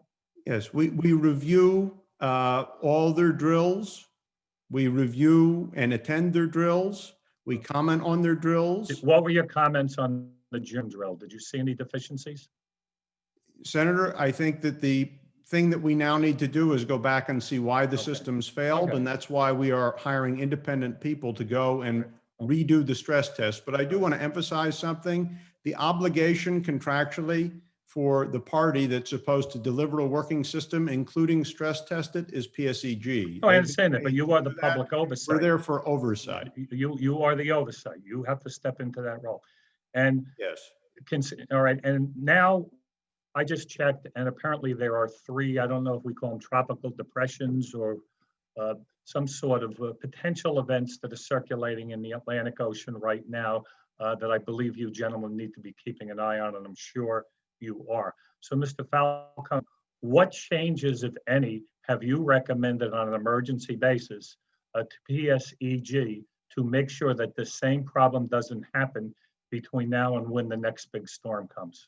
Yes, 2 things, Senator. First of all, the primary responsibility to deliver working systems, including to stress test them, is actually PSEG's. What we have asked PSEG to do is to prepare an initial after-action report. But I think I want to emphasize one thing. We are doing an independent review. We are not taking their stress. Oh, I tests understand. or I'm just concerned actions about a as storm coming in next week or the week after. Yes. And so there are various actions they are undertaking. They are primarily responsible for implementing the systems and stress testing them. Our role is to independently verify that they work, and we will have independent experts who will redo and duplicate and redesign from the beginning to the end of the customer experience. So from when the customer calls until they're restored and we call them back, we're looking at the total process from end to end. That is in addition to PSEG's obligation to actually produce a system that works and to stress test it. But I they- understand you're doing an independent review. their responsibility. Senator, I'm afraid your time is up. Okay, thank you very Yeah, much. Thank you very much. Assemblymember Doug Smith.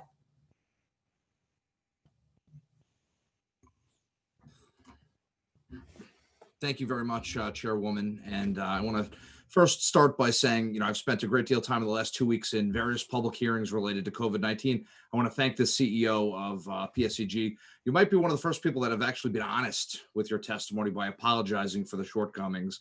I think that was definitely warranted. First, I want to begin. I represent the town of Brookhaven and Islip. A big concern we had that I was hearing from our highway superintendents, day 2 after the storm, they were reporting that only 10 crews had been dispatched by PSEG to the town of Brookhaven, which, as you know, is one of the largest townships in the state of New York. And their crews were, waiting for live lines to be attended to before they could really assist in the efforts, the highway crews, that is. Do you think that maybe there should have been additional crews called in and is that something you can speak to? Sure, Senator, I can address that. Typically, for our make safe to clear process, we use our underground employees. They're limited with the amount of work they can do with overhead problems, and that tends to be the bulk of the issues in a storm of this nature. We have 80 underground employees. We team them up in teams of 2, and we distribute them throughout the island based on the amount of work each town has. In this storm, we supplemented that group because of the amount of damages that occurred. We supplemented them with 180 additional people that we brought in from our mutual aid crews. So that was 180 additional line resources that weren't doing restoration that we dedicated to road debris clearing and working with the towns. Now, would you be able to speak to, because I'm hearing, and I'm not sure if this is a rumor, but a number of folks on Long Island and in the immediate area from National Grid who have training in this sort of activity. I'm hearing that they were not necessarily called on to the greatest of their ability. Is that accurate? That there were resources on Long Island that could have been activated that just were not sought after? We will include that in our after action review, but that is accurate. National Grid employees were not used in this storm. Okay. And then finally, as we're talking about this with what I'm speaking with my highway superintendents, a lot of people now are asking, having seen the evolution with Lilco, LIPA, and now you as the operator with LIPA still underlying, why we shouldn't be looking to a municipal electric company model where the town of Brookhaven could be their own electric company and could maintain these things. And as the governor is now threatening to pull the agreement that you have, what could you tell us why we should stop him from doing that? Is there anything you can? So my recommendation would be, over the last 6.5 years, PSEG Long Island, as well as LIPA, has made tremendous improvement for customers. Our customer satisfaction is improved significantly. The reliability on the day-to-day has improved significantly. We've responded to some very challenging storms over the last 6.5 years, and we've done an excellent job. The March nor'easter storms, PSEG Long Island was one of the few companies that did not have any violation. I think I'm out of time, so I do want to thank you. But if I could just end on this note, 2 weeks before the storm, PSEG was advertising that you could send an emoji, a little picture of a light bulb to pay your electric bill. But what people really care about is that in a time of crisis like this, that response will come pretty quickly. So we're hoping that we can see an improvement on that. Thank you for your testimony and honesty. Thank you, Assembly Member. Senate? So the next member to ask questions is Senator Kevin Thomas.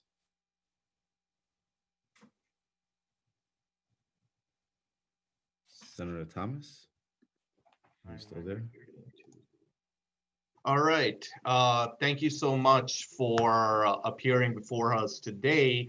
I've been listening in to how you're responding to my colleagues, and I gotta say I'm very disappointed because either you're not taking responsibility for what took place here, or you're just not answering questions. I'm kind of surprised. Do you guys think you are at a hearing, or is this like some sort of dress rehearsal? Because none of you are prepared to give us the answers to questions that we're asking here. So let me go to my questions, right? I had earlier asked the PSC about the annual disaster management plan that every utility has to file with them. Did you submit your annual disaster management plan to the PSC? I'll take the question, Dan. Yes, it was submitted by PSEG on time. The Department of Public Service provided recommendations. LIPA also reviewed it. All right, It was that's fine. amended That's fine. twice. Second question. As part of that plan, did you perform at least one emergency drill? Dan, I think you're on mute. I'm happy to Yeah, chime in. There are a no, whole series of drills. Go ahead, Dan. We've had a series of drills. We perform a big, what we call a hurricane tabletop drill. When was that performed? that was not performed this as of yet because of the Okay. COVID-19. All right, see, that's the kind of nonsense that I do not want to see here. All right, we have a hurricane season, and because of COVID, you decided not to go through with a required emergency drill. And this is why we are in the situation that we are in. You know, this is absolutely unacceptable. I know my colleagues have talked to you about changing the requirements on those reimbursements, and I am really pressuring all of you to change the way you guys are doing things. You know, reimburse those customers, because you just admitted that you did not do a drill that would have shown the pitfalls, and you could have changed this, and you could have done a lot for Long Island. So that's all I have to say. Thank you so much. Senator, if I might, I would just say that the tabletop drill would not have uncovered the failure of the outage management system. There was a stress test of the outage management system. But That was the relevant drill. But did you do any tests that showed that there was a problem? In June, PSEG did a stress test of the outage Stress management test is system. based off of a computer, not anything else, right? That is So the I don't industry think that's standard way adequate. to do it, Senator. I mean, And I don't think that's unfortunately, adequate. the system failed the most relevant test, which is August, and that's why we now need to go back and figure out why it Well, failed I'm that sorry. test. Listen, I cannot accept the fact that you're calling what happened a couple of weeks ago a test. It was not a test. It was an actual storm. And for all of you to just say this was our test, that is unacceptable. And this is the kind of nonsense that Long Islanders will not accept anymore. Thank you very much. Senator, let me be clear. There was a test that it passed, Time. but it failed the most relevant test, which is an actual storm. Thank you. The next speaker is Assemblymember Missy Miller.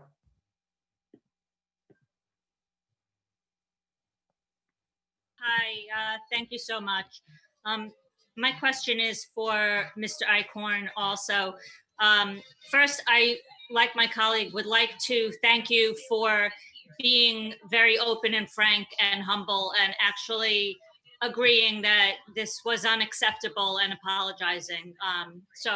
That goes a long way as far as owning the issues and committing to fixing them. I understand, you know, this was a major event. We saw a tremendous amount of damage everywhere, including where I live. I have to say, as a government official, your government affairs team was wonderful. We had complete access to them. They were responsive. But unfortunately, my constituents, who are your customers, did not have that access. And they were great as far as trying to answer individual, you know, questions and getting answers. But the frustration, as you've heard again and again, has come from the fact that they could not get through to anybody. They could not reach, they couldn't even report their outages. If they could get access to a computer to look on a map, that was inaccurate or not updated, or, and so my question is, what steps are you taking to make sure that these capacity issues are fixed with the call center and the map and your app? And that's all part of our after action reviews that we're doing. And believe me, we have heard strongly, we know we created a unacceptable and an extremely frustrating situation for our customers. We take that serious. We pride ourselves on being a company that puts the customer first and at the heart of everything we do. In this experience, in no way are we trying to justify it. We know we got to get better. We are taking the steps that I mentioned. We have 2 after action reviews. One is specific to the IT systems, and that's broken into the 3 categories that I mentioned. And we have taken interim steps so that we can be prepared for the next storm, but we also recognize that that's not enough. We're doing the deep dive, making sure that we fully understand the root causes and that we have additional short-term and long-term initiatives to make sure that that volume of calls, that number of outages, that we are prepared for the next storm. And Assemblywoman, might I add too, that we're not going to take PSEG's word for it. they're responsible for delivering and testing a system, but we are going to independently have it reviewed by third-party experts. The failure is totally unacceptable. Thank you very much. Senate?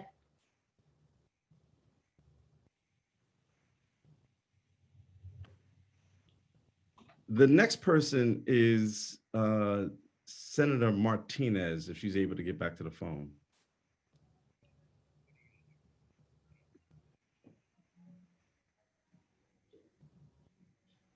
If not, we also have waiting to speak is. We have Senator Martinez. 1 second. Oh, we do? Okay, great.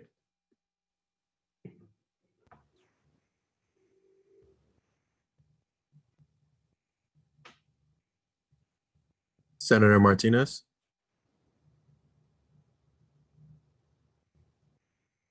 I'm here. Am I next? You're up. Oh, I am so sorry. Thank you. Just dealing with some personal issues, but thank you. Nonetheless, I just want to say thank you to all of you who are here today, and just have a couple of questions. If you could just give me a second, if you do not mind. All right. Sorry, my apologies. All right. Just a couple of things earlier today, and please, my apologies if these questions have been asked before and answered. But earlier today, we were discussing about underground lines and going in and how expensive, obviously, they will be. The one thing that we want to make sure that our taxpayers are not on this. Can you tell us how and when this cost benefit analysis will be completed and how soon another analysis can be completed? And again, my apologies if these questions have been answered, but all right, hold on. Senator Parker, I just dealt with a family issue, so if you can give me about 2 minutes to kind of regroup, so I can ask my questions. No, absolutely, absolutely. And then we can always come back to you. Is that okay? All right, great. So the next, we're going to have Senator Sanders, if he's available. There is Senator Sanders on? Yeah, absolutely. Just trying to get my system together. Yes. I represent several parts of the community.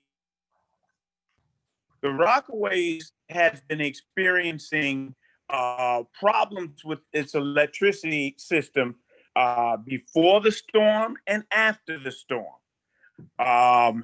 What is causing the problems in the Rockaways? We can follow up with that, Senator. I'm not aware of any problems that have been.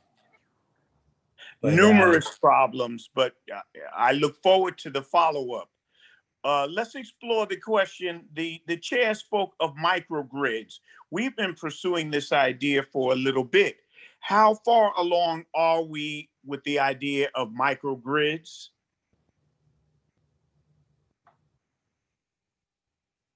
I think that's a decision that the communities really need to look at. I know there's been conversations about microgrids and about municipalization in different areas. The one thing that is it's not uniquely different, but most of the municipal utilities don't have the infrastructure backbone that PSCG Long Island maintains.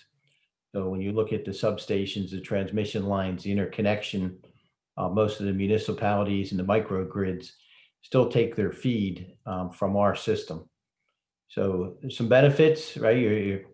Those smaller utilities just focus on their areas, but still have the bigger issues that we've talked about earlier today.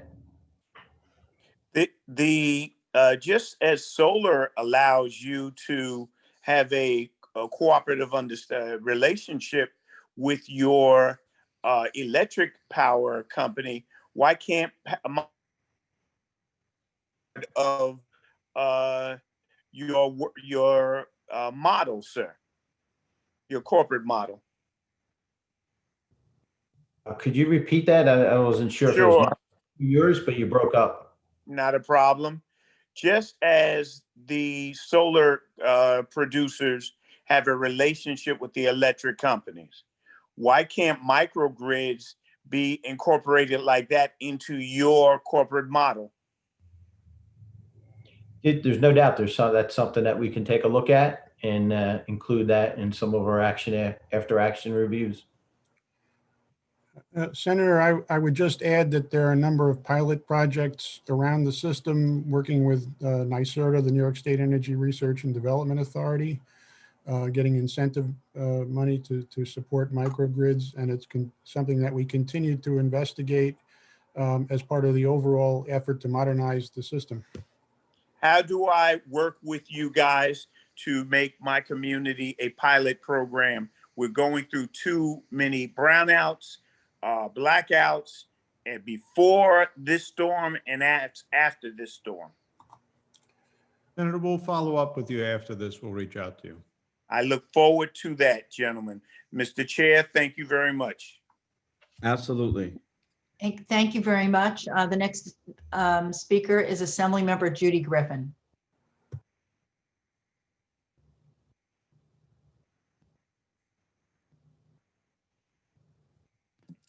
Okay, thank you. Thank you, Chair Paulin, and thank you, LIPA and PSEG for being here. I, like everyone, has a ton of constituents that were left without power. I'm particularly concerned that those on the critical care list, no one who contacted my office was contacted by PSEG. So that's a concern right there. Then there were other elderly that were left without power, had no communication, and they're elderly. They really rely on air conditioning, and they couldn't go live with family because of COVID. So we just left so many people in such a bad way. Thankfully, we have a good government relations rep. So everyone who emailed or called my office, we passed that on, and at least we were able to provide some information. But there should be a way that customers could get that information without having to go through me. And, a lot of times they were left for days and days without power. So one thing I want to know is, what is it? The storm wasn't so bad. What is it that made this time everything went wrong? One of the unique challenges with this storm was really the veracity of the storm and the short duration of it. Our phone records indicate that we took in the neighborhood of 800,000 calls on the day of the storm. So that was really something that's unique. A storm that usually causes this much damage would be a little bit longer lasting, and those calls and the outages would be spread out over a much longer period of time. So it's all something that we want to look back and include in that after action review. Our stress testing that we do of our systems, are they, what's the duration? So you can test your systems at a million calls, but if you spread it over 24 hours, but it happens over 4, it's a completely different situation. And they're the type of things that we really want to look at and get a better handle and understand.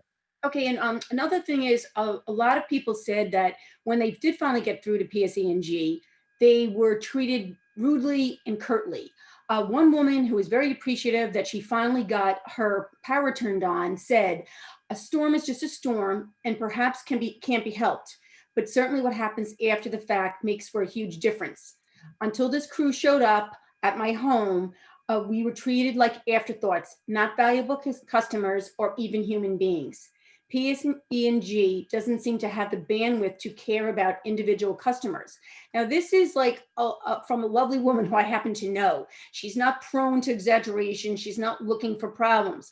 For her to feel like this says that something's really wrong with your customer relations, that when people finally did get in touch with you, this was how they felt they were treated.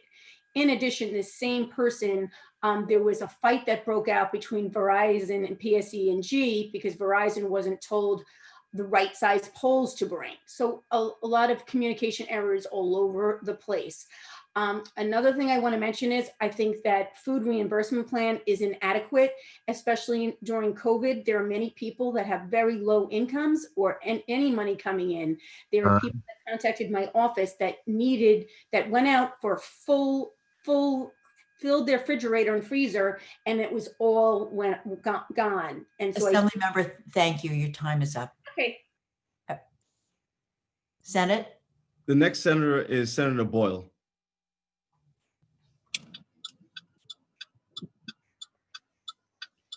Thank you, Mr. Chair. My question is not really a question. I guess it's a comment for Mr. Eichhorn of PSE&G. I understand the ferocity of the storm, and I thought PSE&G did a very good job of trimming trees for years. More than we'd seen in other companies in years past. And you never know what's going to happen when a full tree comes down. My comment, however, and it gets to what the Assemblywoman was just talking about, was the communication.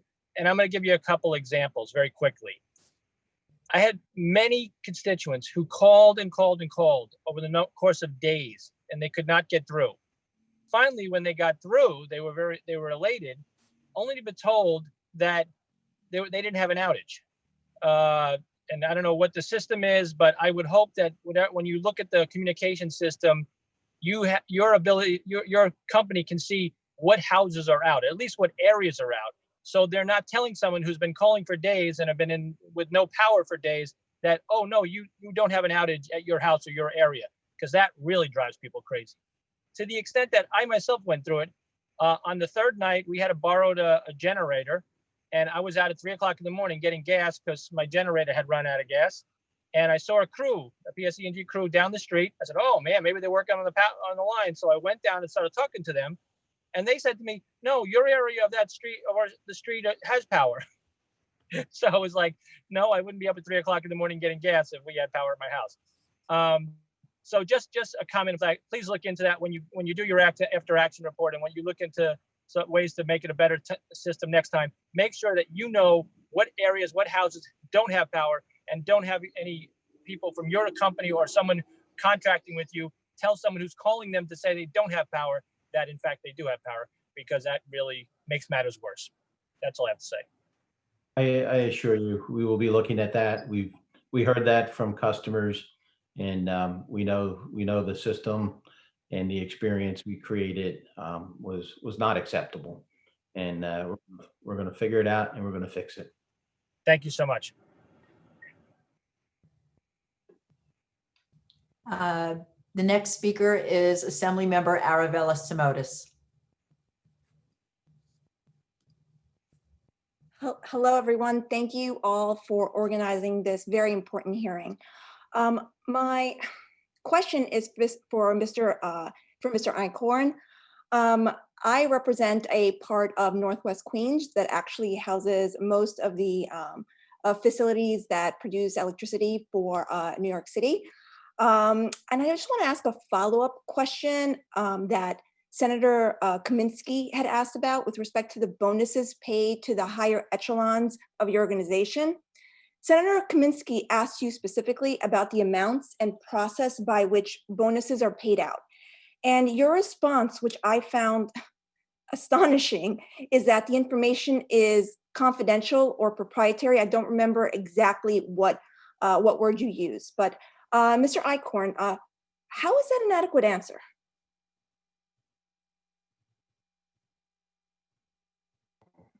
I tried to explain at least our processes, and as I mentioned, our salaries are benchmarked against the industries. It contains two components: a fixed salary and a portion that's at risk based on results.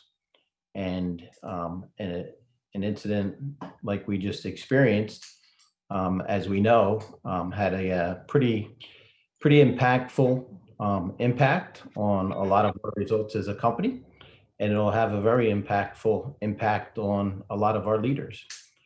So, that's That's the way our compensation system works. It pretty much follows the way PSEG Long Island as a company is compensated, and it follows down into that of our executives and our employees. PSEG, you are a subsidiary of a publicly traded diversified company, correct? Correct. Well, again, Senator Kaminsky specifically asked for the amount of bonuses paid out. That shouldn't be proprietary or confidential information. He asked you for this information explicitly this week multiple times, and you neither provided him the information nor were prepared to provide the information during this hearing. And again, I found it astonishing that happened. Again, how can you explain to me how that information is confidential? So we do report out as a corporation under all the guidelines that we're required to report out. So there is I don't mean to cut you off, but I only have a couple more seconds. I certainly think it's illogical and counterintuitive and this is an area that we should look at legislatively. This information cannot be confidential. It cannot be proprietary. There should be nothing related to a public utility that you're asking people to pay for a service that it be confidential. And I think that once we let the sunlight in, sunlight's the best disinfectant, and we'll be able to see whether people are being paid adequately or overcompensated. Because obviously, we all understand that this was, this storm was it had a huge effect on multiple areas of the state. But again, I really find it astonishing that this information is confidential. Thank you very much. Our next speaker will be Assembly Member Stacey Pfeffer Amato. Hi, yes, good evening. I'm going to say to everyone, thank you to the chairs for their efforts today, and to all my colleagues who really have asked all the questions both in the Senate and the Assembly. But what I want to be on record for is the conversation that following up with Senator Sanders. As many of you know, I represent the Rockaway community, which I think is considered about 3% of your portfolio. My district, after Hurricane Sandy, was affected by 87%. So it's very easy for us to feel that post-traumatic stress after any storm, not having power really brought back memories as if it was last week's storm.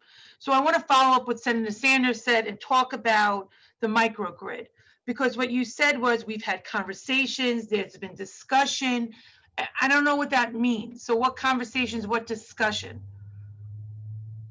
Like, where is it? How do we get it going? Let's start tomorrow. Hello, Assemblywoman. Hi. I'll chime in, and Dan, feel free to answer as well. NYSERDA has run a grant program for various pilots for communities that wish to invest in microgrids, where NYSERDA puts up money to sponsor and design such a grid. Ultimately, the community also would have to front some of the investment. The communities that are in the pilot, generally speaking, will take a certain number of critical facilities. So, for example, maybe the hospital or the firehouse or the town hall, and those might be put on a separate microgrid. And so that's an option that individual customers have or a community has, and NYSERDA has a grant program for a community that wants to do that, to help design it, and may want to invest in for a higher level of resiliency and reliability, especially for critical infrastructure sites. Right, but our community or our town is the city of New York, so we would have to work on that with them. But I think as a proactive possibility from you, I think you could be pushing that. We're 3%, and I think we would be a great microgrid as a whole community, not just the hospital, not just the fire department. In my community, we have many high-rise buildings, and when that power goes out, the fire department, everyone has to respond, because there's always a senior citizen or a person, who lives on the 12th floor who can't get down for a week because the power was out. In the same sense, everyone talked about the communication. So I'd like to say to Chairwoman Poland, if we could put Verizon in a conversation, because what I kept hearing about was that your system went out, telephones, Verizon was down. And I would like to hear from Verizon what their responsibility towards all these outages and lack of communication would be, because if your systems were online where they should be and they failed, then they have to have part of this responsibility, because you shouldn't have to know your assemblywoman to get your power back on. Because I think what we missed here, after every storm we learn, and I could give that learning curve to everyone. After Hurricane Sandy, we all learned what a surge was, right? The wind caused the high tide to make the surge, but this storm was all about wind. And we keep talking about wind. We had folks that weren't covered from their insurance because of wind. So I'd just like to hear, going forward, after you take time to digest everything that's gone on, about the effects of wind. And then maybe we have to look at programs or homeowner programs that we can work on trimming our own trees, because the city of New York on my end, and in the state also, we're going to have some fiscal crisis. And they're saying that they're not going to be trimming trees in 10 years. So we used to do it 7 years. Thank you so It'll be much. 10 Your years. time is up, but Verizon is coming Thank in you. panel 5, so I encourage you to. Terrific, great. I'll be here. Yeah. Thanks. The next speaker is Assemblymember Chuck Levine. Okay, we got Verizon coming 10 hours from now. Great. Panel 5.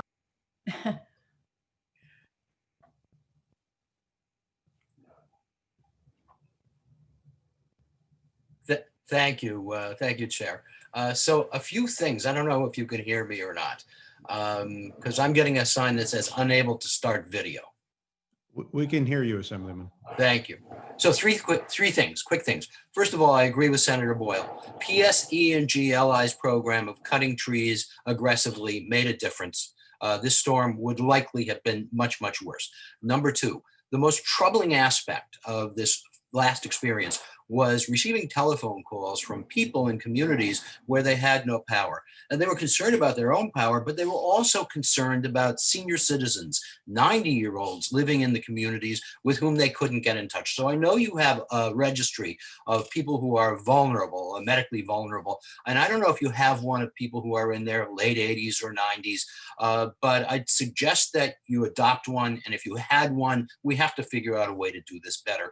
Finally, when we adopted the new law in 2014, the LIPA Reform Act, we specified that LIPA trustees had to, in effect, be quite professional.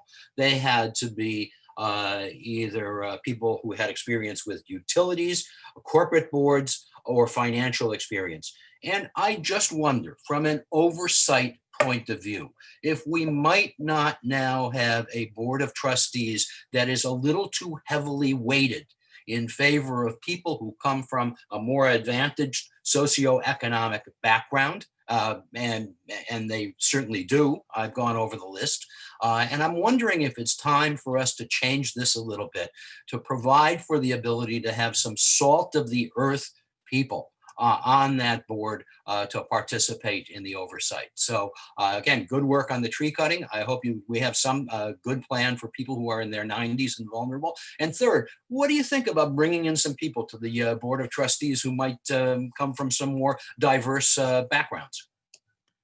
Assemblyman, if I might comment, I know that the Board of Trustees itself believes that greater diversity on the board is warranted and would be good. Obviously, the board has no authority to appoint individuals of different backgrounds. The appointing authorities have that responsibility, but the board itself believes that a diversity on the board is a good thing. The one thing I will say that I think is a great strength of the LIPA Board of Trustees, I know some have commented about the Public Service Commission, for example, but one of the strengths of the Board of Trustees, though, is that all 9 of them do live in the service territory and they're focused on only one service. And a majority of the board members did lose power during the storm, and the last one was restored about 8 days later. And let me say, they are extremely interested in the storm response. They had multiple briefings. We had board members that came out and did field visits. So I will say that they're a highly motivated group. And one of the benefits of the LIPA board is that it is based in and entirely from Long Island. Thank you.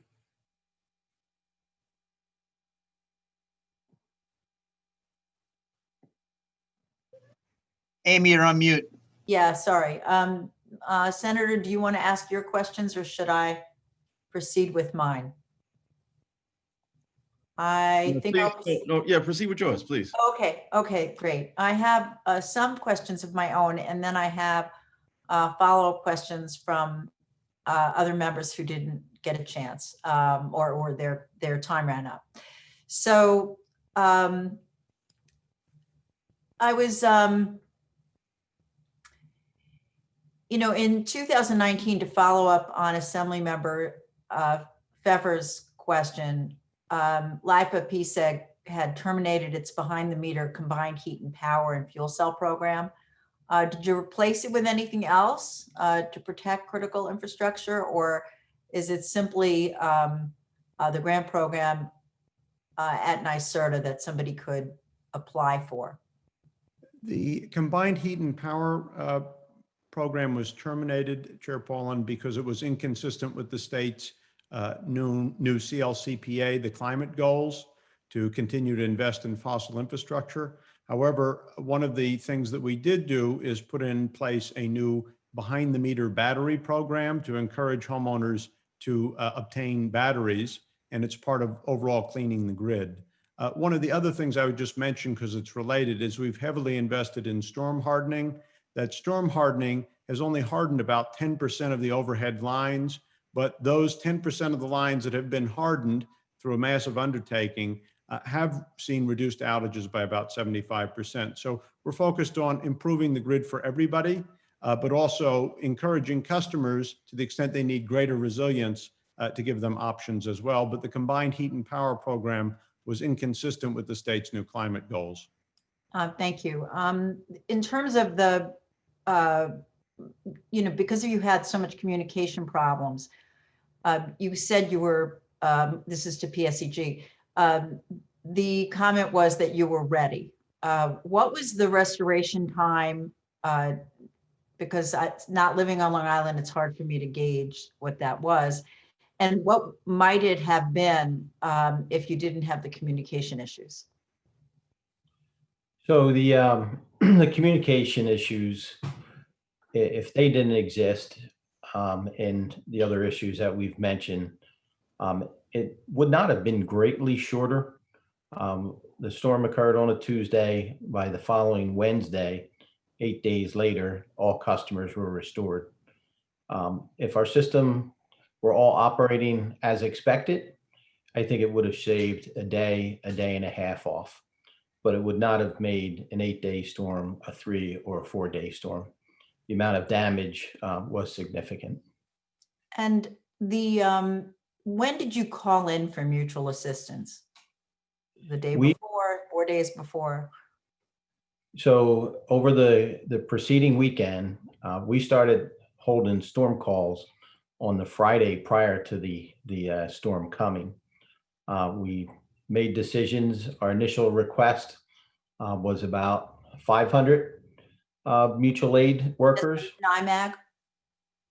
Correct. And then we ultimately increased that by Monday to 2,400 as we saw the forecast increasingly get worse. And what did you have in terms of NYMAG on the Tuesday, on the actual first day of the storm?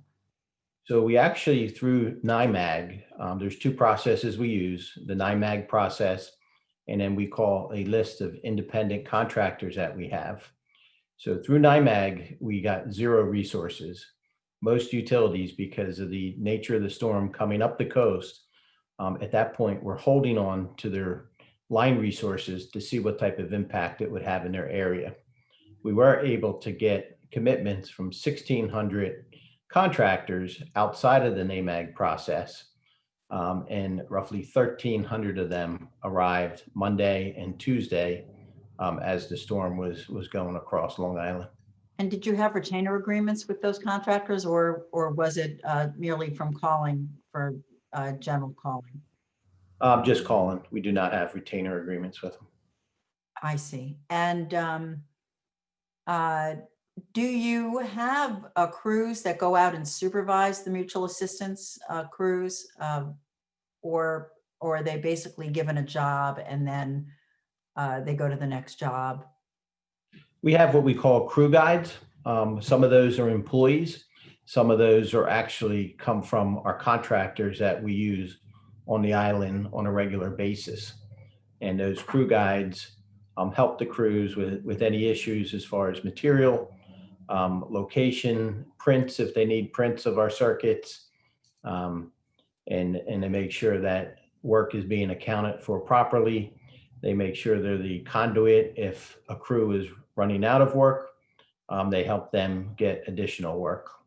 So And there are, are those crews split up? That's my last question, and then I'll move on to my colleagues. But are the crews split up? We found in our area, for example, that the crews like to stay together, so you would have 6 trucks doing a 1-truck job. So I didn't know if that supervision helped that process. yeah, that's a big part of the other after action review we're doing. We do know most of the time when crews come in from out of state, the supervisors from those companies tend to like to keep their crews together. They like to split them up themselves as opposed to us splitting them up and directing them. But that is definitely going to be a part of our after action review. How do we satisfy both needs? People are always concerned when they come to our territory about working safely and having tight supervision from the companies that bring those resources, but we also recognize we have to get as much work to those crews as possible. Now I think I have questions from some members. I think you might have answered some of these from other members as they go along, but I will ask them because I have many members who didn't get to ask them themselves. How much money has PSEG Long Island gotten in bonuses since they came on board? What are the metrics to get that bonus? Does it only go one way? Has a bonus clawback ever happened due to poor performance? So I can get you more of the details. We typically have anywhere from 24 to 27 performance metrics. This was laid out in our contract that we call the amended and restated operations service agreement. The metrics, depending on the number that you hit, you earn various points, and that determines any incentive compensation. There's also penalty clauses and termination clauses in that contract. Penalty clauses that could eliminate the entire incentive compensation, as well as a part of the fixed management fee. So in the last 6 years, PSEG has hit the majority of the metrics, and we can give you the exact incentive compensation that goes along with that. But there has not been any clawbacks. And performance, if you look at the metrics we measure, performance has steadily improved. And it really gets to something I've said a couple of times. This experience is not in line with our expectations. And we are taking accountability for it. We know we frustrated customers. We know we got to get to the root cause, fix the problems, and get better. And it's not characteristic of us as a company. It's not part of our core mission.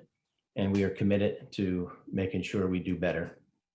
And I just would have just two more. supplement the answer if you wouldn't mind by saying one thing. The metrics and the budgets are renegotiated annually, and they aren't soft targets. And as Dan did mention, just to take a couple of examples, they went from the lowest customer satisfaction scores in the country to customer satisfaction scores that are roughly in the top 25%. They improved reliability about 40%. So these were incentives for actual improved performance. They weren't gimmies. Thank you. I have two more from members. The first, how many, in line with some of the questions we asked, the other utility, what is your in-house overhead line staffing? So when you go out there, what is your staffing comparative to the mutual assistance? Obviously, mutual assistance is going to be great more in this kind of, experience. But what is your staffing? So our current staffing right now is approximately 200 overhead high voltage line workers. that are company PSEG Long Island employees. And we have about 300 contractors who work with us on a daily basis. Most of them are based and work on Long Island. So the total we have on a day-to-day basis is roughly 500 high voltage line workers. And that's for, what's your overhead line number of customers? Well, we have About 1.1 2/3 of the system. and a, 2/3, as Tom mentioned, are overhead customers. So, sorry, I missed what you said. You said there were how many? There's 1.1 million customers and about 2/3 are serviced for overhead. I see. Thank you. And One additional point, Chair Paulin, that I think might be relevant is in last year's budget, PSEG was authorized and they've started hiring an additional 60 in-house line workers. It takes quite a while to train up line workers, but that's quite a big increase. It's a 30% increase over where they were last year. So they are investing in additional staff that's, permanent staff. And how long does it take to train a line worker for PSEG? How many years? We have 2 different programs. So some employees, if they're hired and they have experience in the industry, can come in with minimal training and become what we would consider a journey person. So we give them credit for the training that they've had and the experience working for a contractor. So their training is still relatively short term. And then we have other employees that would come in and go through a full-fledged apprentice program. The training and the qualifications is a program that I can get you the exact number, but it's approximately about 3 years for that employee. 3 years. Thank you. And the last question I have is, prior to this storm, the utility would imbibe an employee in the highway office of each town to better coordinate response on the ground. Did this happen during this storm? We have a make safe to clear process, and we did embed, and I can get you the exact numbers. We embedded many crews with our towns, as well as the county and the states. We don't put necessarily a person in at each town, but we were dedicating crews to work with the township, public works workers, and do the make safe to clearing. And as I mentioned earlier, one thing that was neat, it's the first time we added some of the mutual aid crews to this process. So we had 250 employees and mutual aid workers dedicated to helping clear the roads. Thank you. And just finally, firstly, thank you for coming. I have only just one request from an assembly member who submitted written questions, David Buckwall, to make sure that you've received them and that you intend to answer them. And, we might get other questions from other members, and I'll submit those as well. Yes, you have our commitment. We will answer them. Thank you so much. All right, Senate. Yes, Senator Monica Martinez is back, and we want to give her an opportunity to ask questions. Senator Martinez.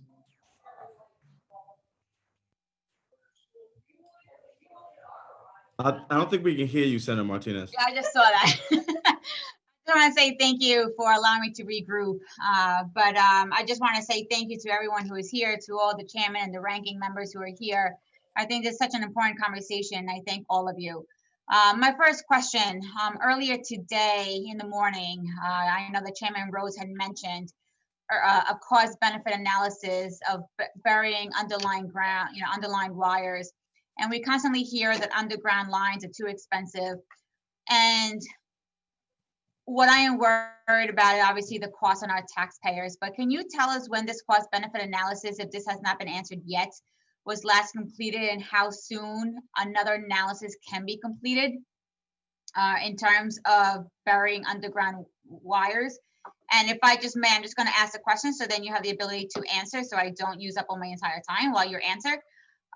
My next question is, I know that we've been listening to the action review and being put out, but my question is, what is the timeline for completing the action review, the action review, and what's actually going to be included and what are we to expect on it? And how quickly can you implement short-term solutions if another storm is coming? We all know storms are coming. We've seen the alphabet of all the hurricanes coming our way, right? And we all know they're coming up our way. So what are we doing in the short-term solutions if another storm is coming our way? And my last question is, what type of coordination with other utilities like Altice and Optimum and Verizon have happened on a normal basis? And what type of actions did PSEG take in prep for the storm and during the storm to ensure the restorations of other utilities happen swiftly and simultaneously? And the reason why I'm asking these questions are because I had so many constituents call my office saying that they had certain, wires down, trees down. And then after the electric came back, there was no communication between PSEG and our utility companies. And we had to personally call Verizon or Altice to make sure that the connection was brought back because PSEG had not communicated with those utility companies. So that's pretty much, the extent of what I have today. But I know your job is hard. And look, we thank you for what you do and all the crew members that were out there making sure that things were restored. But this should not have happened. We knew a storm was coming. You said to all of us that you were prepared. And at the end of the day, there was no preparation in place. And other storms are coming, and we do not want to see what happened during Isaias to happen again. So those are my questions. Senator Parker, thank you for allowing me this time. Absolutely, no problem.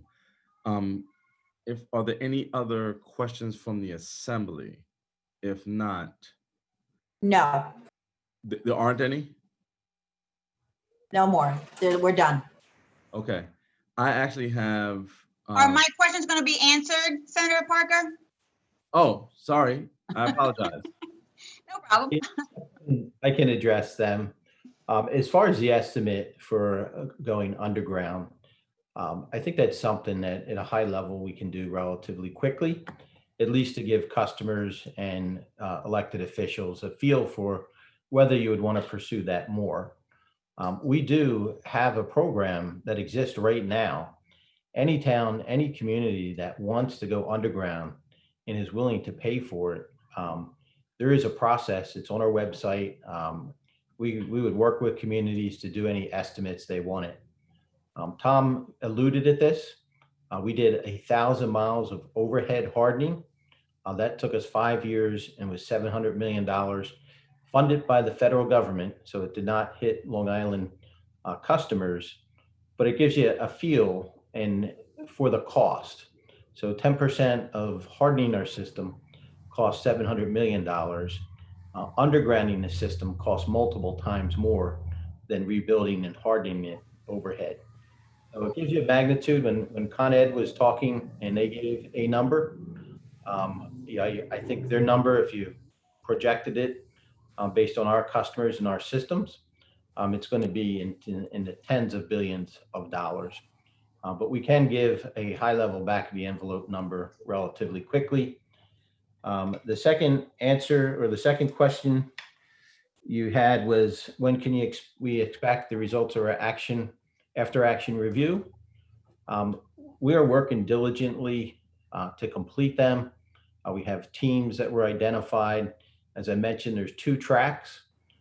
We're expecting to implement results as soon as we get them, but I would expect to be in a position roughly in a matter of weeks, not months, to be able to communicate with more specificity as to what are some of the actions that we will be doing based on those reviews. And your last question about coordinating, we do coordinate closely with the utilities, but we do not have visibility into their systems or their customers. We don't know if their customers are out of service. Our communication is really more focused around if we have lines on the ground and we have to replace a pole. That's more the focus of our communication, to make sure that they're transferring their wires over to the new pole and they're aware of the work that's getting done. If I might just supplement the answer briefly, Senator Martinez, I think what Dan's talking about is the hardening program that we did 1,000 miles, where PSEG went out and looked at the most cost-effective strategies to harden the grid, whether that be overhead or underground, looking at each individual segment and starting with the circuits that had the worst performance. And so that was a 5-year effort, 700 million for 1,000 miles. We have roughly 10,000 miles of overhead wires and 5,000 miles of underground. So if you're going to just do a linear relationship and say you're going to harden the system in the most cost-effective manner, it was 5 years and it was 700 million for 10% of the system. So that would give you 7 billion, and you can multiply the years out. Obviously, there's some relationship there. So that said, you can get on that hardening program, we see a 75% reduction in the incidents that occurs. So it's extremely cost effective and effective. And I think that if you're trying to be cost effective, and there's always a balance between cost and reliability, so we're always trying to be cost effective, you don't need to harden the entire system. We started with the worst circuits and we're seeing dramatic improvements, but there's clearly more to do. So the federal government funded the first 730 million. PSEG requested and the LIPA board granted an additional 200 million that began this year. The other thing that Dan Eichhorn mentioned was that the LIPA board put in place a right of any community on Long Island, any local village or board or town can come to PSEG and get an estimate for undergrounding, whatever portion of the system they would like, and LIPA will fund it, and we will put a surcharge on the bill. So if you don't like, if you don't mind, I'm gonna cut you off, and I get that, but I guess what we also need to make sure is that people know that this can be done, right? And Yes, that option is there. But I know my time is up, but I did ask Senator Parker, if you don't mind, just a quick follow-up with Dan regarding the action review. I know that you're saying in a couple of weeks and not months. So when you say a couple of weeks, are we looking about 4 weeks before it becomes more than a month? Or, I mean, what's the legit timeline that you're looking at? I mean, when you say weeks, I just don't want to, I don't want you to say 7 weeks and then it becomes 8 weeks and that becomes 2 months. What's the actual timeline that you're looking at? I would think a month is reasonable, but we also, we're still conducting that after action review.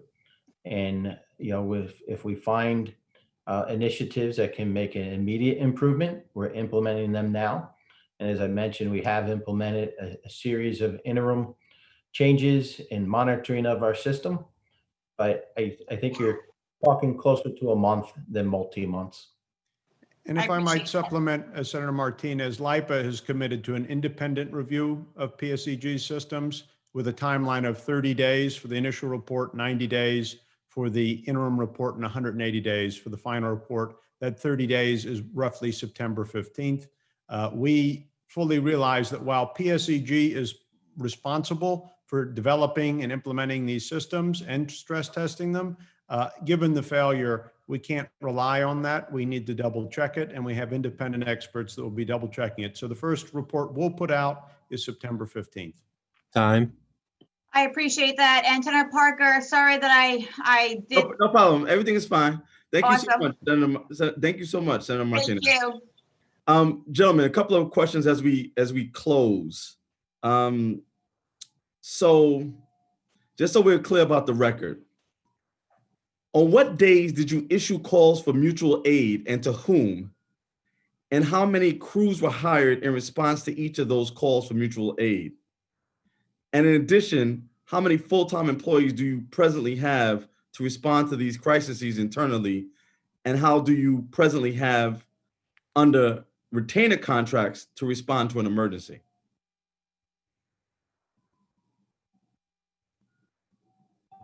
Sorry about that. I was on mute. We never stopped requesting more crews.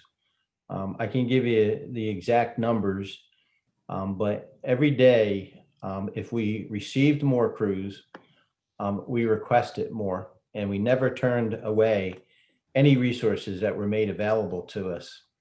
And if I was, I'm looking at a bar chart that I know you can't see now, but we went from roughly 1,500 resources, 1,500 line workers on Wednesday and 570 tree trim resources up to a peak of 4,656 line workers and 1,279 tree trim resources on the following Wednesday.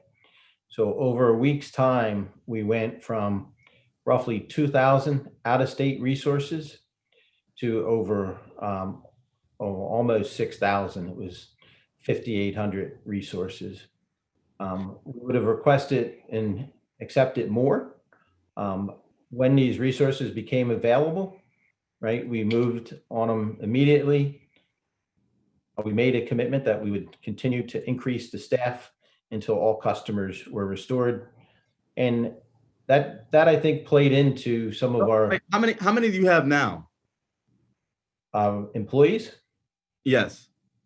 How many full-time employees do you presently have to respond to the crisis? So at PSEG Long Island, we have roughly 2,500 employees. Okay, and so those are, but how many? All right, so how Every many out on how many are out on these two different, like, in terms of either dealing with trees or dealing with lines? Right. So the number of employees that are in the field is 200 high voltage line workers. We have 300 contract employees that are working with us every day, that if there is any kind of weather, any kind of storm, they immediately get shifted to restoration work. We have other employees that can do other type of work. So our underground employees in a small storm would do the make safe to clear, working with the towns.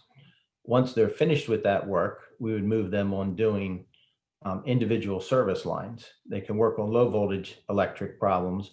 They just can't work on the high voltage problems. Right. We have other groups that we do the same thing with. We have meter technicians who can work on the low voltage side and repair the service line to houses, but they're not qualified to do the high voltage. People in the office, like engineering and technical analysts, like I said, every single person has a storm role. A lot of those employees that have a technical background will do what we call pre-checks. So they'll go out and they'll inspect the job ahead of a crew going. They'll look at the magnitude of the job. They'll look at the material that needs to be used. Okay, I'm sorry, I hate to cut you off, but our time is limited. It's been a very long day for folks. I wanted to also kind of figure out, so do you still have people on retainer now, like mutual aid folks who've come in from other places? Are we still accepting folks in this moment? No, all of our mutual aid workers were released. All right. Now, does that mean because everybody's back up, or? Correct. All customers are restored. Okay. We did keep them for about an extra 36 hours, just knowing things continue to break. Customers come home from vacation or business trips, find additional problems. So even after Wednesday, we held mutual aid crews Thursday and Friday to make sure we were staffed to be able to get any cleanup work and those straggling customers that. All right, so there's a concern amongst some of the members of the legislature as we close about unnecessary layers of bureaucracy at PSE&G, and so trying to figure out why PSE&G is alone in having these extra layers of bureaucracy, and do they, in an emergency, do these extra layers kind of help us, get people back up faster? Yeah, I'm not quite sure of the question. Layers of bureaucracy within PSEG Long Island? Yes. Yeah, I'm not sure. Before a job gets settled, there's a lot of bureaucracy. There's like paperwork, procedures, protocols, all these things that are kind of in the way. This is what members are being told by people who work for you, who work for PSE&G, and trying to figure out, kind of why is that the case? Yeah, I'm not sure. We can maybe talk more and get some of the details. Okay. One thing I'd also say, Senator Parker, is that part of LIPA's review is really all the customer systems and outage and management systems that will include the dispatch of the crews. So we'll be reviewing that and the electronic systems, it's supposed to be efficient. Okay, great. Thank you, gentlemen, very much. Unless Assemblywoman Poland has any other questions or any of her members have any other questions, I think that we're going to move on to the next panel. We have no more questions. Okay, gentlemen, thank you so much. Really appreciate your time and attention. And we'll certainly be continue to be in touch because I think there's still lots of questions and lots of follow-up, from this hearing that needs to be satisfied. But thank you very much for now. We appreciate your time as well. Thank you. Absolutely. Thank you. Thank you very much. So we're now preparing to go on to the next panel. Amy, you want to announce the panel? Sure, I'm happy to announce the panel. We are panel 4, and it includes Carl Taylor, president of NYSEG, and Charles Freeney, president of Central Hudson. Mr. Taylor, you turn on his camera. 1 second. Okay. Yep. Can you hear me? We can hear you. Okay, great. I'll start when you let me know. Anytime. Okay. I'd say good afternoon, but we'll say good evening. Thank you, distinguished Assembly and Senate committee chairs that invited me to speak today and all the members of the legislature that are in attendance. My name is Carl Taylor. I'm president and CEO of New York State Electric and Gas and Rochester Gas and Electric. Before I get into our company's response to the recent tropical storm, I want to take a moment to reaffirm our company's commitment to serving our customers and our communities that depend on us. Unfortunately, harsher and more frequently occurring weather patterns have become the new normal. And as a utility, we have listened, learned, and from the feedback and recommendations provided in the past response efforts and have incorporated those into the company's recent response. NYSEG had 3 geographic areas that were operating divisions that were impacted by this tropical storm. For today's hearing, I'll focus most of my attention on the Brewster division, which was the most seriously impacted, which includes Sullivan, Westchester, Putnam, and Dutchess County. First, I'd like to reiterate our mission, which is to provide safe and reliable electricity and natural gas to our customers.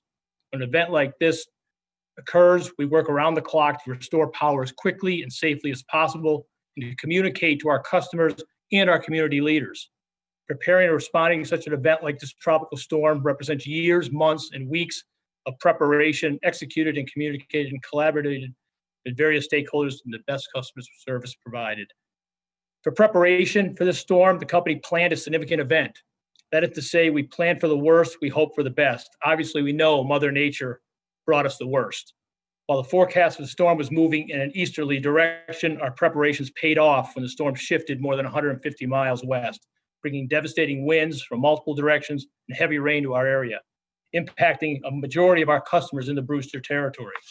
In fact, the damage of this storm is likened to Superstorm Sandy. This storm created over 350 broken poles and more than 2,400 downed wires. To prepare for the storm, the company took a number of specific actions that put us in a strong position to respond. First, prior to the storm, the company worked with mutual aid, response organizations, and our own contractor companies to build and pre-stage resources strategically in the southeast portions of the state. We had over 700 field resources and hundreds of support personnel were in place prior to the storm occurring. Knowing the timing of the event would be a challenge as nightfall came upon us, the company made sure that we had make-safe crews available immediately to respond throughout the overnight period.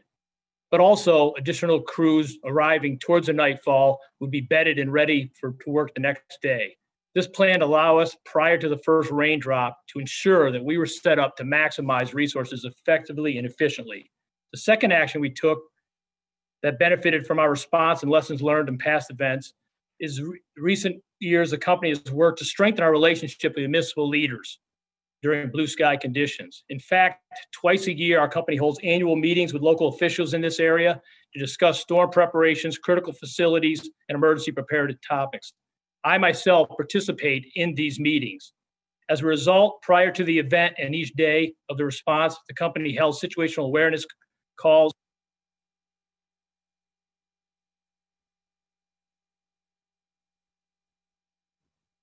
Hello, hello, hello. Did we lose him? Did we lose Mr. Taylor? We lost him. Wait, I see him. We just can't hear him. Yeah.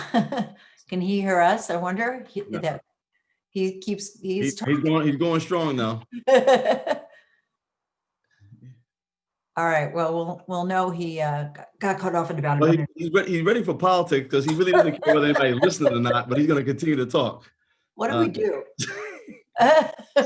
Like me. Okay. Can our tech people help us out with this at all? Yeah, Stanley, where are I you? believe he's having a connectivity issue. There's not much we can do. We can go to Mr. Frenny and come back to Mr. Okay. Taylor. Okay. Charles Maybe they don't Freeney, realize. again. You got to take yourself off mute, Mr. Freeney.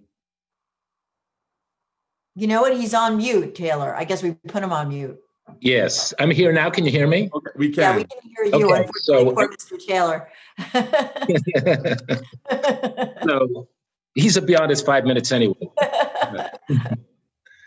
So good evening, and thank you for the invitation to be here so I can share Central Hudson's perspectives as it relates to Tropical Storm Isaias. My name is Charles Frenny. I'm the president and CEO of Central Hudson Gas and Electric Corporation, a Fortis company. Central Hudson delivers electricity to approximately 309,000 customer accounts and natural gas electric accounts and 84,000 gas customer accounts in the Hudson Valley, representing a population of nearly 700,000 people across a 2,600-mile service territory, which includes portions of 8 counties, including Albany, Columbia, Dutchess, Greene, Orange, Putnam, Sullivan, and Ulster, and over 80 municipalities. Recognizing there's been an extensive amount of information shared today, I'll keep my prepared remarks brief. I've submitted written testimony which provides an in-depth review of our preparations, restoration progress, and lessons learned. Every day we strive to fulfill our mission to deliver to our customers energy and services in a safe and cost-effective manner. Obviously, severe storms have the potential to disrupt our normal operations, and we need to be prepared to restore service as quickly and as safely as possible for our customers. This storm caused electrical outages for 117,000 of our customers. This means that approximately 38% of our customers were impacted, with more than 2,500 potential energized wires down, more than 140 broken poles that required replacement, and miles of conductor that required repair, all of which contribute to making Isaias the 4th most impactful storm in our company's history. There are many challenges for our workforce and our customers, in addition to damage we confronted in the field, including the increased complexities and pressures resulting from COVID-19 pandemic and the economic shutdown. But we are proud that our preparations and efficient work practices allowed us to restore service to 98% of our impacted customers within 72 hours. We had a field force of over 700, supported by hundreds more, and despite the historic nature of this storm, our crews were able to restore power to our customers safely and more swiftly than we ever have with a weather event of this magnitude. For a storm of this magnitude, we had the field forces we needed to efficiently and safely complete the restoration. We believe our efficient restoration can be attributed to, in some part, to our unique processes, which include providing storm boxes that contain all of the supplies and equipment our mutual aid crews will need. This, coupled with an efficient onboarding process, allows these workers to begin restoration efforts immediately, generally within 2 hours of arriving. Decentralization of operations and a team-based approach allows for local decision-making in the field that accommodates specific restoration needs while maintaining communication with local storm coordinators. And our Meals on Wheels program, which allows us to deliver food to crews while they are in the field. This avoids time lost by breaking down during meal times and maintains productivity. Keeping all of our stakeholders informed is essential during events such as this. Central Hudson communicated continuously with our customers on our restoration efforts. We communicated our restoration status and progress, as well as our ETRs through a variety of means and channels, including multiple press releases each day, updating our phone voice message system and website, mobile app, text messages, daily emails to customers, updates to the Storm Central outage page, and through nearly real-time interaction on social media. We also provided emergency outage status reports 4 times daily to the Department of Public Service and participated in morning and evening status conference calls with DPS staff, PSC Chair John Rhodes, and various state officials.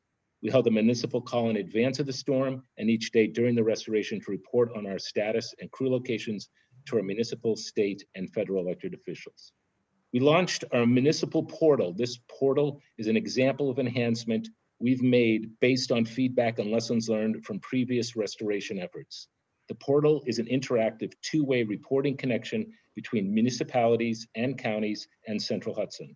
This portal allows for easy reporting and customized alerts during major storm events and emergencies. The municipal portal features an exclusive electric outage map specific to each jurisdiction that offers outage and restoration information for critical facilities such as hospitals, water treatment plants, nursing homes, etc., and the status and cause of emergencies such as downed wires, trees, and road closures. The portal also displays locations of ice and bottled water distribution sites. Usage of this portal throughout the storm made our daily municipal briefings with local officials much more productive because information was provided through the portal on a rolling basis throughout each day leading up to and during the storm and following restoration. As with all storms, there are new challenges with this storm. 2 unique situations Central Hudson faced was the shortage of dry ice as a result of the COVID-19 pandemic and failure of our communication vendors' fiber communication infrastructure at the onset of the storm, similar to what many of our customers experienced when they lost their internet connections as well. Assessing our restoration performance includes examining ways Central Hudson can reduce service interruptions and minimize restoration times when outages do occur. These types of programs and initiatives could include expanding our tree trimming efforts with enhanced line clearance to address the tallest trees and including placing a greater emphasis on danger tree removal efforts from outside rights. Mr. Freni? Yes. If you could start wrapping up. Okay, I've got like a couple of quick words. Okay. So I'll just really kind of jump to the conclusion and essentially say, comparison between storms and for that matter, restoration performance between utilities is difficult to make and imprecise. No 2 storms are the same in terms of weather, precipitation, wind intensity, geography, and impact on the electric system. And there are also differences between utilities, operating systems, emergency planning, operating procedures, mutual aid crew availability and resources. As a result, it's difficult to develop a one-size-fits-all solution for storm preparation and restoration. On a positive note, utilities across the region provided assistance to one another, just as National Grid provided assistance to Central Hudson and others when it was clear that their service territory was not impacted. Central Hudson sent crews to assist with the downstate restoration at the completion of our work in response to the storm. This storm posed difficult and dangerous conditions through which Central Hudson and its mutual aid personnel sought to restore service in as quick, efficient, and safe manner as possible. I'm extremely proud of Central Hudson's restoration performance and the dedication and commitment demonstrated by each and every employee. That said, Central Hudson continues to strive to improve its storm planning, operational response, and communications. Thank you. Thank you so much. And you'll be able to, you'll submit that. And so all the members of the committees that are assembled here, as well as the staff, will have access to your testimony. So thank you so much. We're going to get into the questions from the members. And if it's Jeremy, okay, can you hear me now? Mr. Taylor, yeah, we can hear you. You want 1 more minute to finish up? If that's okay, I'll just say a couple comments, Chairman. Yeah. A couple things I wanted to make sure of is that we took a lot from lessons learned in the previous storms. And if you think about our areas that were a big focus for our companies back in 2018, it was around our preparation. It was around working with the municipalities and ensuring that they are the priority and we're getting those municipalities open. In addition, it was around our communications. We got an awful lot of feedback with respect to the fact that our communications were not clear, they were not concise, and we worked very hard in a lot of those major areas to improve that. I also wanted to highlight the fact that we're in this as a company completely, and I was in Brewster from Wednesday all the way through Saturday night as part of this storm, and was doing everything I could to ensure that any assistance that team needed to do what we needed to do, whether it was Mechanicville, Liberty, or the Brewster divisions, that they had everything resource they needed at their rec. And I also wanted to make sure that any municipal leader or others who had questions or comments for us, that I could be available for them. So I just wanted to make sure that I closed on that and make sure that it's understood that it's in the testimony. I would ask you to read the testimony, and I'll take all your questions. Thank you. Thank you, Mr. Taylor. Assemblywoman Paul, and I'll start with the Senate, if that's okay. I only have one person. Sure. Okay. So Senator Peter Harkland.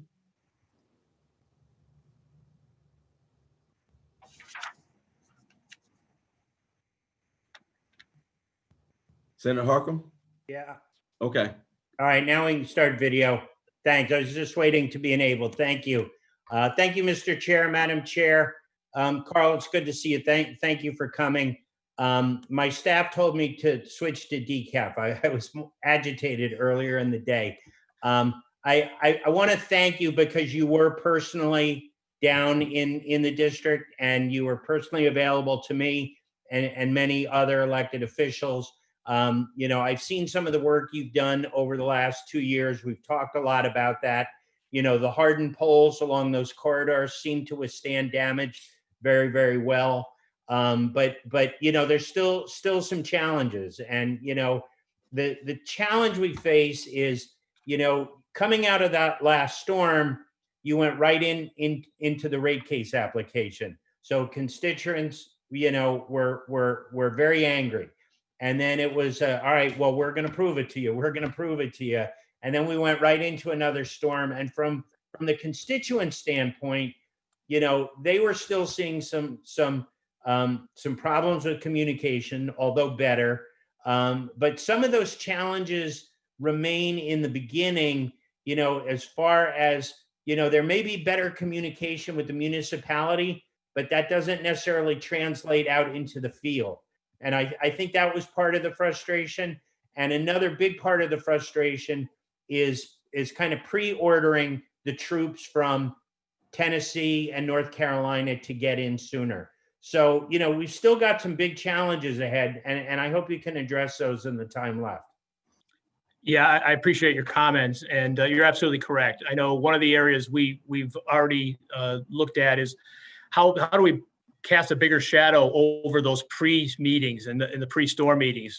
You know, I think we did a good job of dealing with the municipalities, but other government officials, others who represent many constituents who are on this video, weren't included in those, for example. And, you know, obviously we want to make sure that we get the message out. Everybody knows what the plan is. Everybody knows what the preparation is, and that if we need feedback or we're getting feedback, that we incorporate that into that plan. So we'll take your comments back, and I look forward to continuing to work with you. Thank you.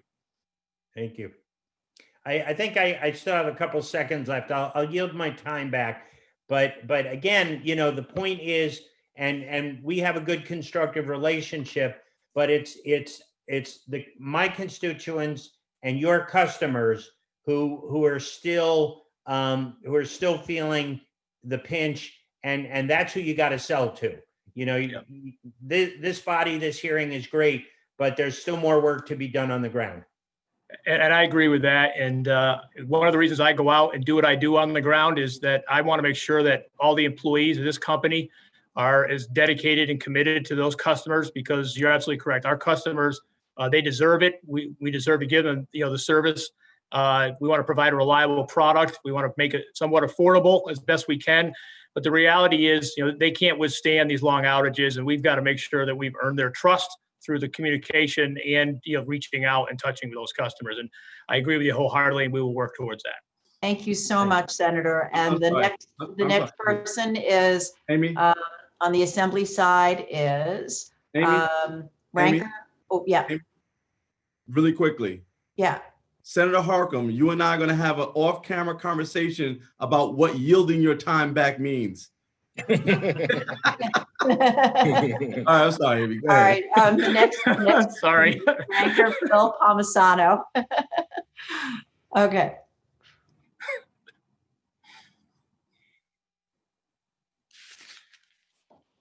Can you hear me? Yep. All right. Good evening, gentlemen. I I just wanted a couple questions to ask. I'm going to ask to both of you, and I'm going to ask both questions given the time. If both of you answer, I would probably not be able to get to both questions. So they're hopefully pretty simple questions. The first question is, and I know it came up a little bit in your testimony. I'm curious, it hasn't been mentioned much today. Did COVID play any role or create any challenges in impacting the restoration efforts? And if so, how? And then my second question is for you gentlemen is, do you have any recommendations or thoughts or actions and improvements that can be made to improve storm restoration and recovery efforts moving forward, whether it's a more aggressive plan on tree trimming or removing dangerous trees, which I know needs approval from the PSC, or in that process, could that process be smooth with the PSC, or what types of actions could help moving forward to improve those actions? So COVID and then recommendations moving forward. Okay. So I will start. COVID, I want to say, did not impact the restoration effort. It certainly involved additional considerations. We brought crews in from states that did not have mask requirements, so we had to make sure we had masks for everybody. We tried to travel people in 2 vehicles to the extent possible, or wear masks. The governor does have a requirement that anybody coming in for essential services must be tested within 24 hours of arriving in the state if they're coming from one of those restricted states. Our understanding was that was waived for this storm. If we had to go through that process and wait for test results, that would have been a significant impact on this restoration. But we've been living with COVID. We've learned how to operate kind of under that environment. We knew some of the things that we needed to do. Employees were pretty cooperative. And I would say it had really no impact on our restoration. If you'd like, I can jump to the second question, but I would say however you want to do it. Just want to have you both okay. answer. Yeah, so I can move through that pretty quick too. I think there's a number of things that I don't think there's a single solution, and I think that you need to think about the approach to take to be able to kind of minimize the number of outages. I don't think you're ever going to eliminate outages. I don't think undergrounding is going to eliminate outages. Undergrounding creates its own challenges in itself. I can tell you that our workforce, I have 10 employees that have the skills to work in an underground system. And the balance of my employees are overhead. So, it would be very, very challenging and disruptive to even try to think that you can do an entire system on an underground basis, and a very, very long-term, in addition to costly undertaking. But there is a place for undergrounding. I think selective undergrounding, which was brought up before, there's that opportunity. For our service territory, we have about the tallest trees you'll find in New York State. And we have put together proposals that we call an enhanced line clearance program, where we clear ground to sky. And we have not received the funding to be able to accomplish that, so we do a modified program. That's a big one. I think I want to save Carl some time, but there's distribution management systems we have in place that I think can speed up restorations. I think there's a place for microgrids. We have a couple in our service territory, and they work quite well. Thank you for the question. I think COVID, agree with what Charlie said, that changed how we had to do it. But remember, we've been operating through this COVID environment for a long time, providing basically the same services we always have, subject to certain limitations. So except for those changes, the other thing we did come into a couple of resource requests that we asked for. Folks were afraid to come into New York because of COVID, and obviously the history there. But the reality was, majority of the employees that we tried to recruit in and contractors, we were able to get those on site and with very few issues. With respect to the system itself, I think we still, we holistically as a group, and it's been discussed somewhat today, I think we're moving to all solutions, and we're forgetting sometimes to look at the problem. And I think some of the ideas are all applicable to solving the problem, but the reality is majority of these outages are caused by vegetation management. It's not the infrastructure necessarily falling over on its own. It's something knocking it over.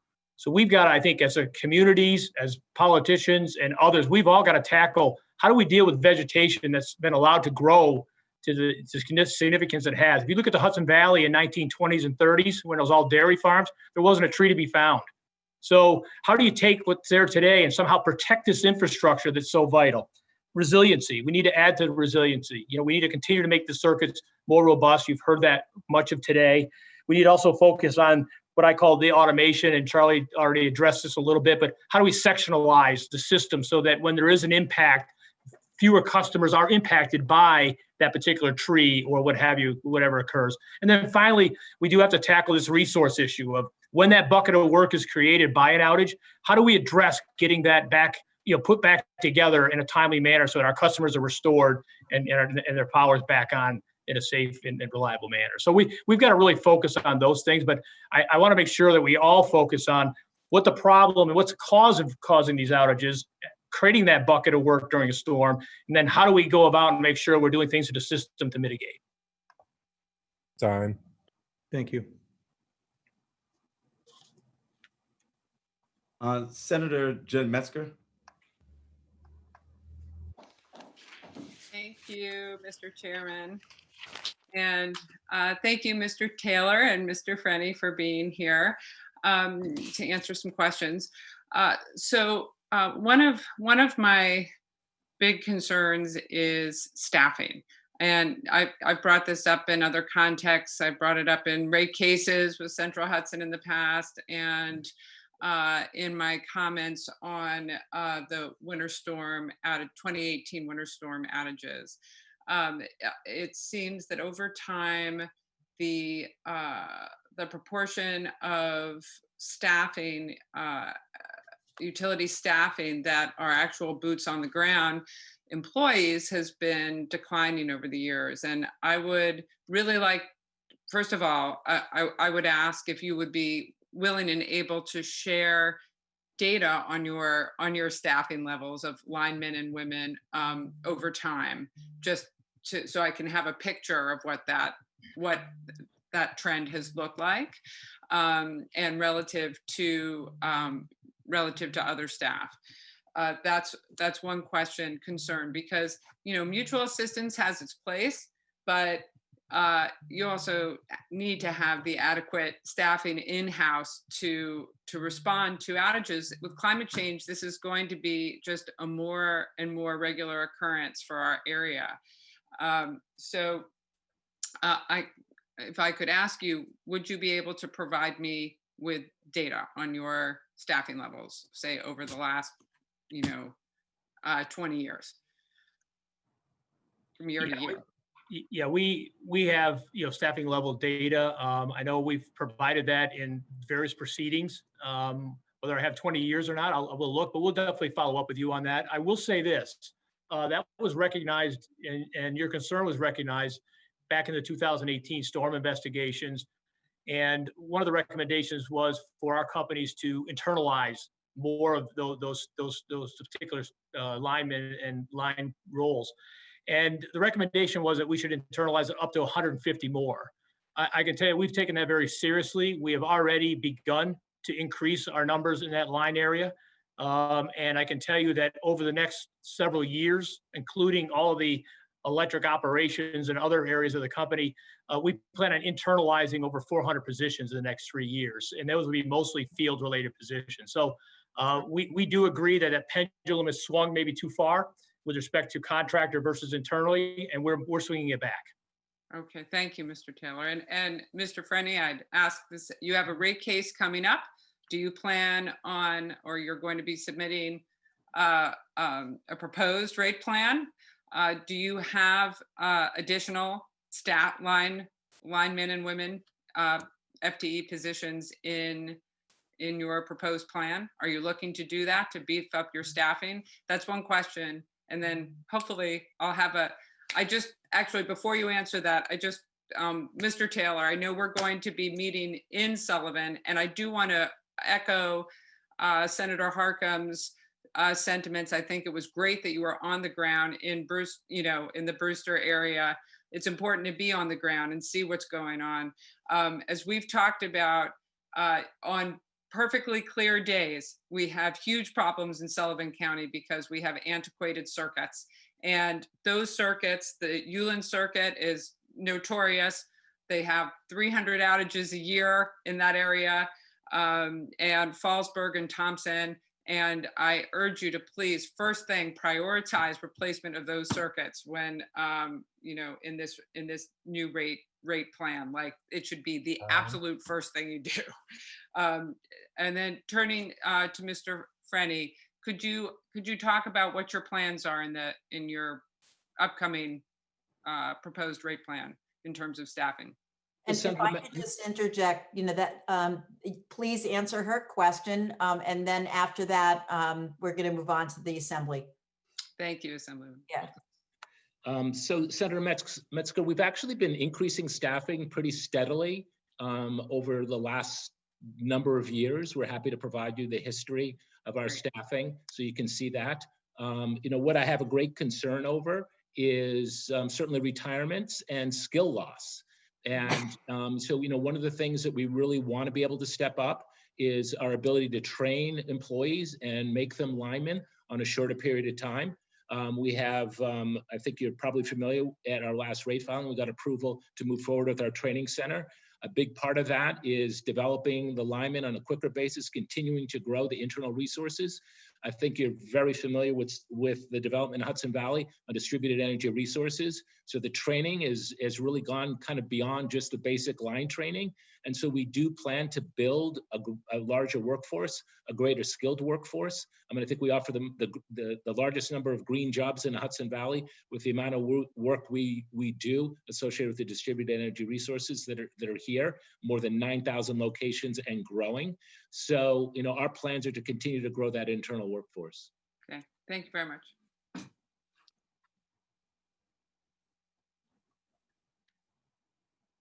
Sorry.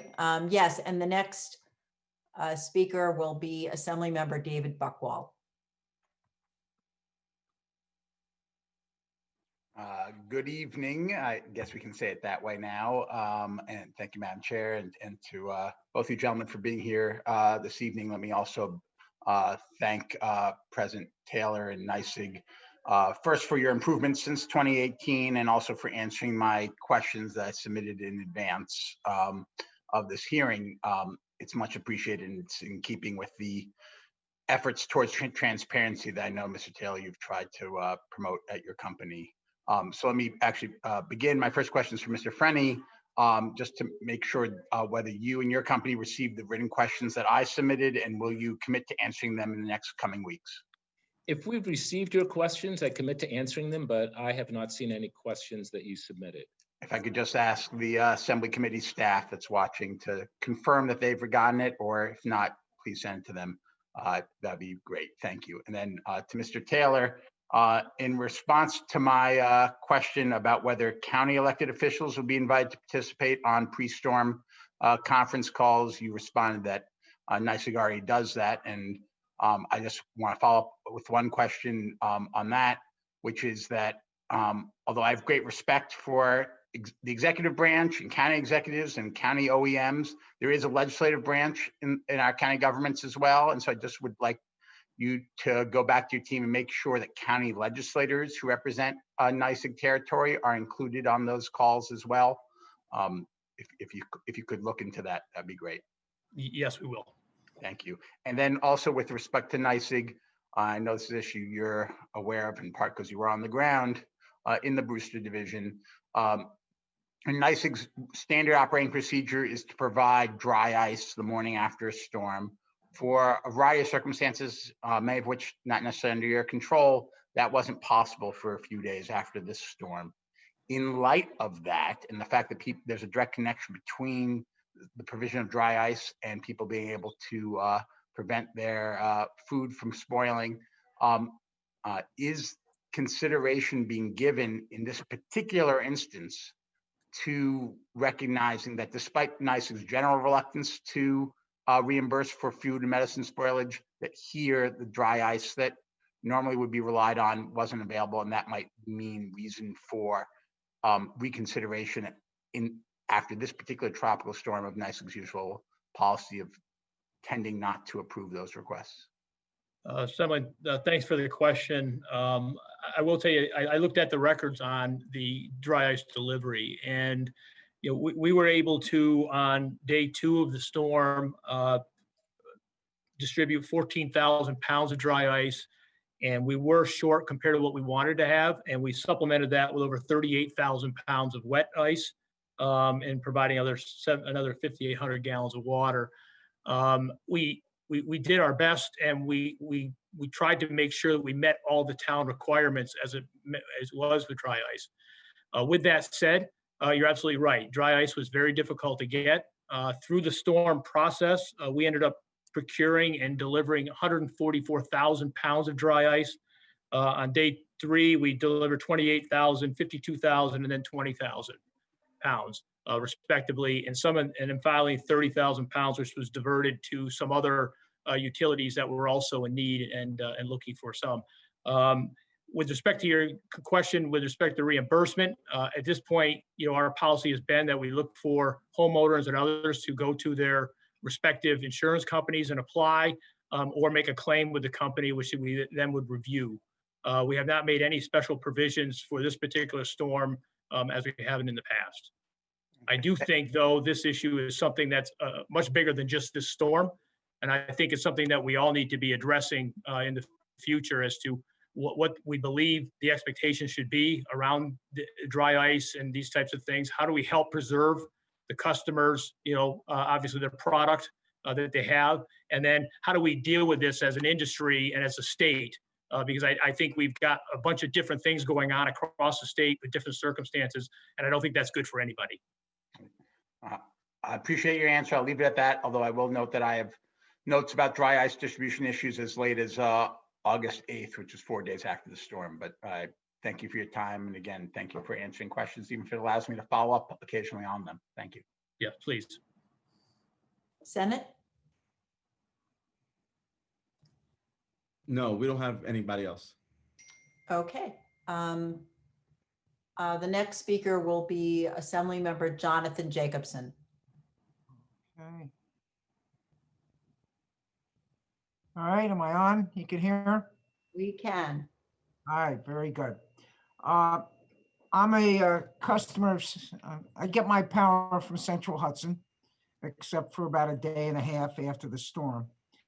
But I want to first start out, I'll give a compliment. I thought Central Hudson's communication with our office and the municipalities in the area was quite good. And I thought that was quite commendable. So I wanted to say that. My question is what caused the problem? I know you say the wind.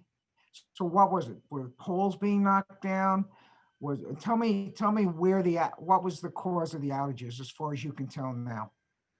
So our system is pretty resilient to wind. Every job we do, every line we rebuild, there's a level of resiliency built into that. And that has to deal with the size of the pole, the girth of the pole, as well as the spacing of the poles. It can handle significant wind. What it can't handle are large trees that come down. And when a tree comes down on conductors, and you have to keep in mind that these are, aluminum conductors with the steel core, or they're copper conductors, they're very strong. And when a tree comes down on those conductors, it can break 3 or 4 poles in that process. And so, a lot of the duration is just replacing those poles. It's all trees. I quickly ask though, and what about, and that's the same with the normal poles that we see as well, the wooden poles? Yeah, so we use a number of different types of poles. If we have an off-road line, we may use a direct buried steel pole, recognizing that we have problems with woodpeckers and other things. And also they're a lot more resilient, and they're in difficult places to replace and take longer. So when we rebuild lines, we will rebuild them with steel poles, but the poles along the road where we rebuild, it's pretty obvious when you see the pole. It's called a class 2 pole, which is a pretty I don't fat have pole. much time. I don't have much time, so I want to try to get in the, break it up a little bit. All right. So you have so where are the trees? Are they right next to it? Are they part of the property, part of the right of way that you have? So along the road, we don't have our own right of way. The right of way we utilize is the road right of way that the municipality allows us to be in. We try to clear the conductors along each side and over and above it. But the trees that we're looking at, particularly when you think about the ash trees, the emerald ash borer has decimated the Hudson Valley. We take down thousands of ash trees. These are massive trees. and they just fall over, and they can be as much as 30 or 40 feet from the line. Now, you mentioned before that you didn't, that putting transmission lines on the ground would cause its own problems, but wouldn't it eliminate this major problem of trees? So, transmission is not typically a tree problem because we own those right-of-ways, or, we have a right-of-way that's pretty robust. So, for the most part, we have clearance, and there are transmission lines, and it's a system that's somewhat networked. So, while we lost transmission lines in this particular storm, those transmission lines did not impact customers. What are you talking, then why do we lose Sorry, power? Assembly Member, your time is up. If you want to send me an additional question, I'm happy to ask it at the end. All right, I just want to know what lines then you're talking about. Distribution lines. Okay, thank you so much. Our next Assembly Member is Steve Otis. Here we go. Thank you. President Taylor, question for you.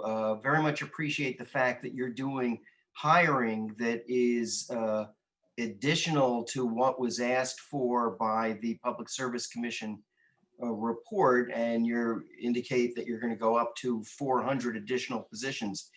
Could you discuss how you came to the calculation of what your hiring needs were and how you are calculating your balance between permanent staff and outside contractors or mutual aid in larger events? Yeah, I'll give you a quick answer. Our head of electric operations took a look at basically the total workload we have in a given year and determined, based on that workload, number one, what's the FTE requirement, and then how best to create a mix of employees, both contractor related and internalized labor, to help facilitate that. So for example, when you deal with call outs in the middle of the night and emergencies, those are generally our own personnel, whereby certain capital work and other work that may go up and down, maybe a better opportunity to hire contracting staff, to have them on property.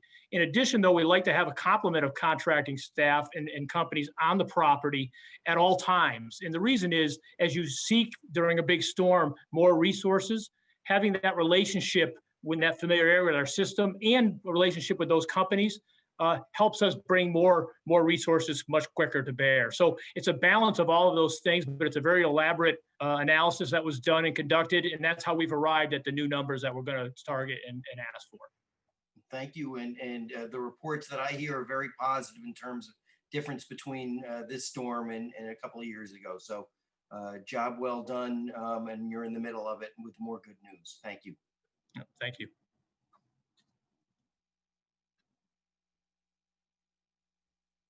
Hi. Okay, thank you, Steve. The next Assembly Member is Doug Smith. Thank you, Chair Paulin. So I have a question more broadly with respect to mutual aid system. I think we've heard a lot today from both Con Ed, PSEG Long Island in my area, but I think continuously we see a major problem with mutual aid agreements. Can you speak to what, if any, changes should be made to the mutual aid system that actually could assist in these responses? So I'll offer my perspective and I'll leave time for Carl.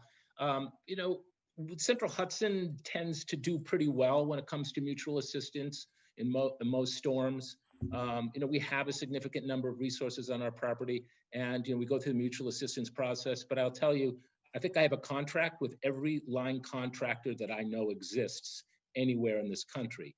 And so we will get on the phone and we will start calling people. Now, the way mutual assistance process works is people need to be offering up resources, and then those resources are then distributed on a proportional basis.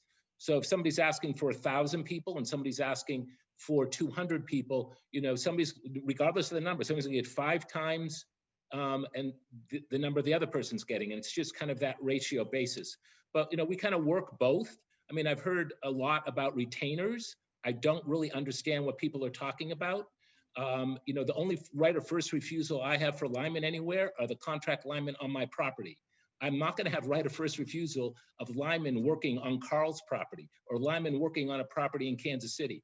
Linemen are working at utilities today. There are no linemen sitting anywhere. You call any contractor, every one of their people are working, and they're working for a company. So this concept of retainer, I'm not sure that's the right terminology for it, because I don't have right of first refusal for the people working for Kansas City Power and Light. I have right of first refusal for my people.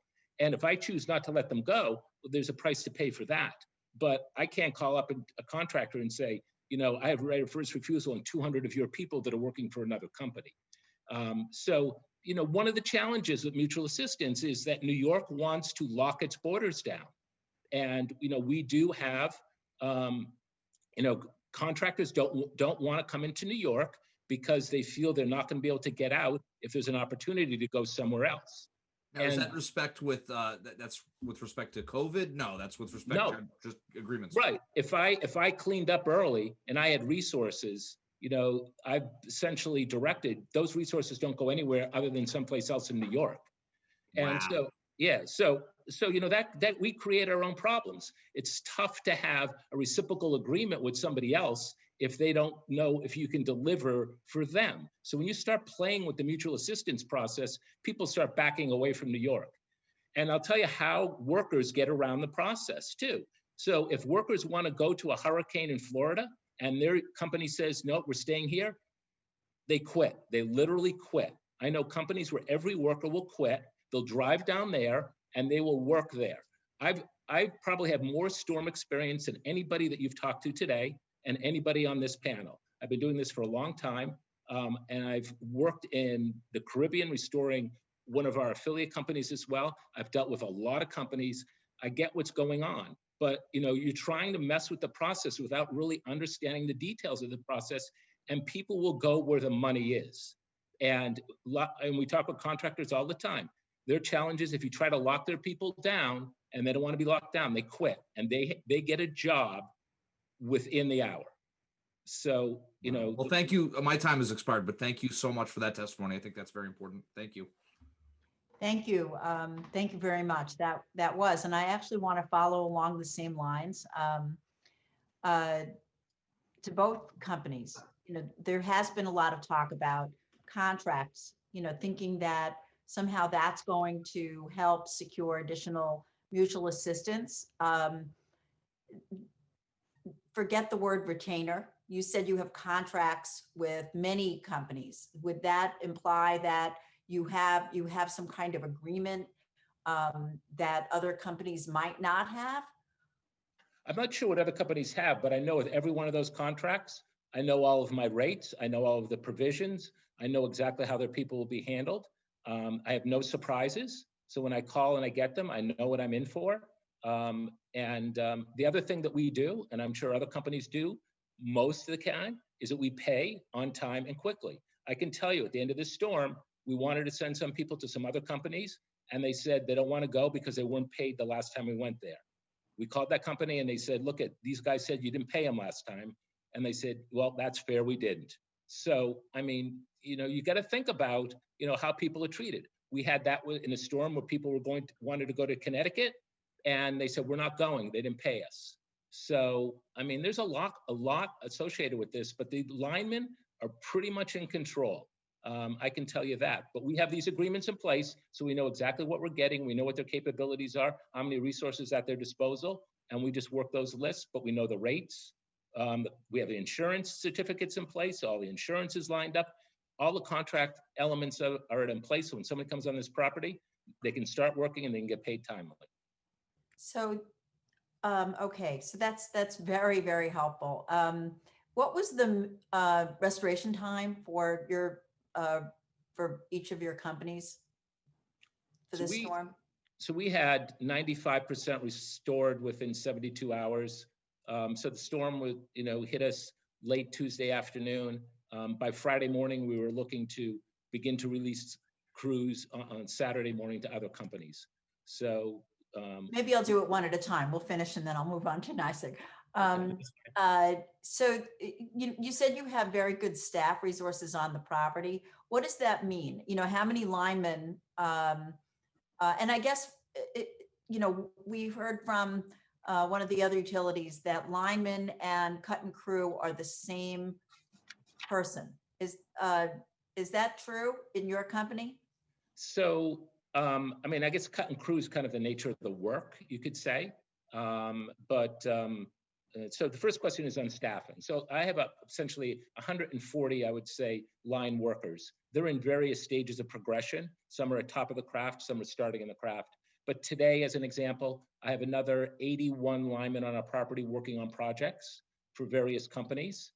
So that gives me access not only to those people, but those companies as well, and resources they can get. So that's our current staffing associated with it. But the whole concept of, you know, in our restoration process, we do not start the process by going out there and saying, all we're going to do is cut and clear, cut and clear, cut and clear. You know, we work with the municipalities, we prioritize the roads. And if we're going to meet them there and open up a road, we want to get the wire back up. And so, you know, we work and there's not enough time to explain it today, but we work what's called a decentralized teams approach. And we provide significant authority to the team leader in the field. And it accelerates restoration significantly. Yes, we heard a lot of complaints from our municipalities that there was not a restoration done at the same time. It was very limited, so I appreciate that. Do you, for your mutual assistant crews, do you supervise those crews? Because we saw in other utilities complaints from residents that they traveled in packs and that you often saw 6 trucks for a one truck restoration.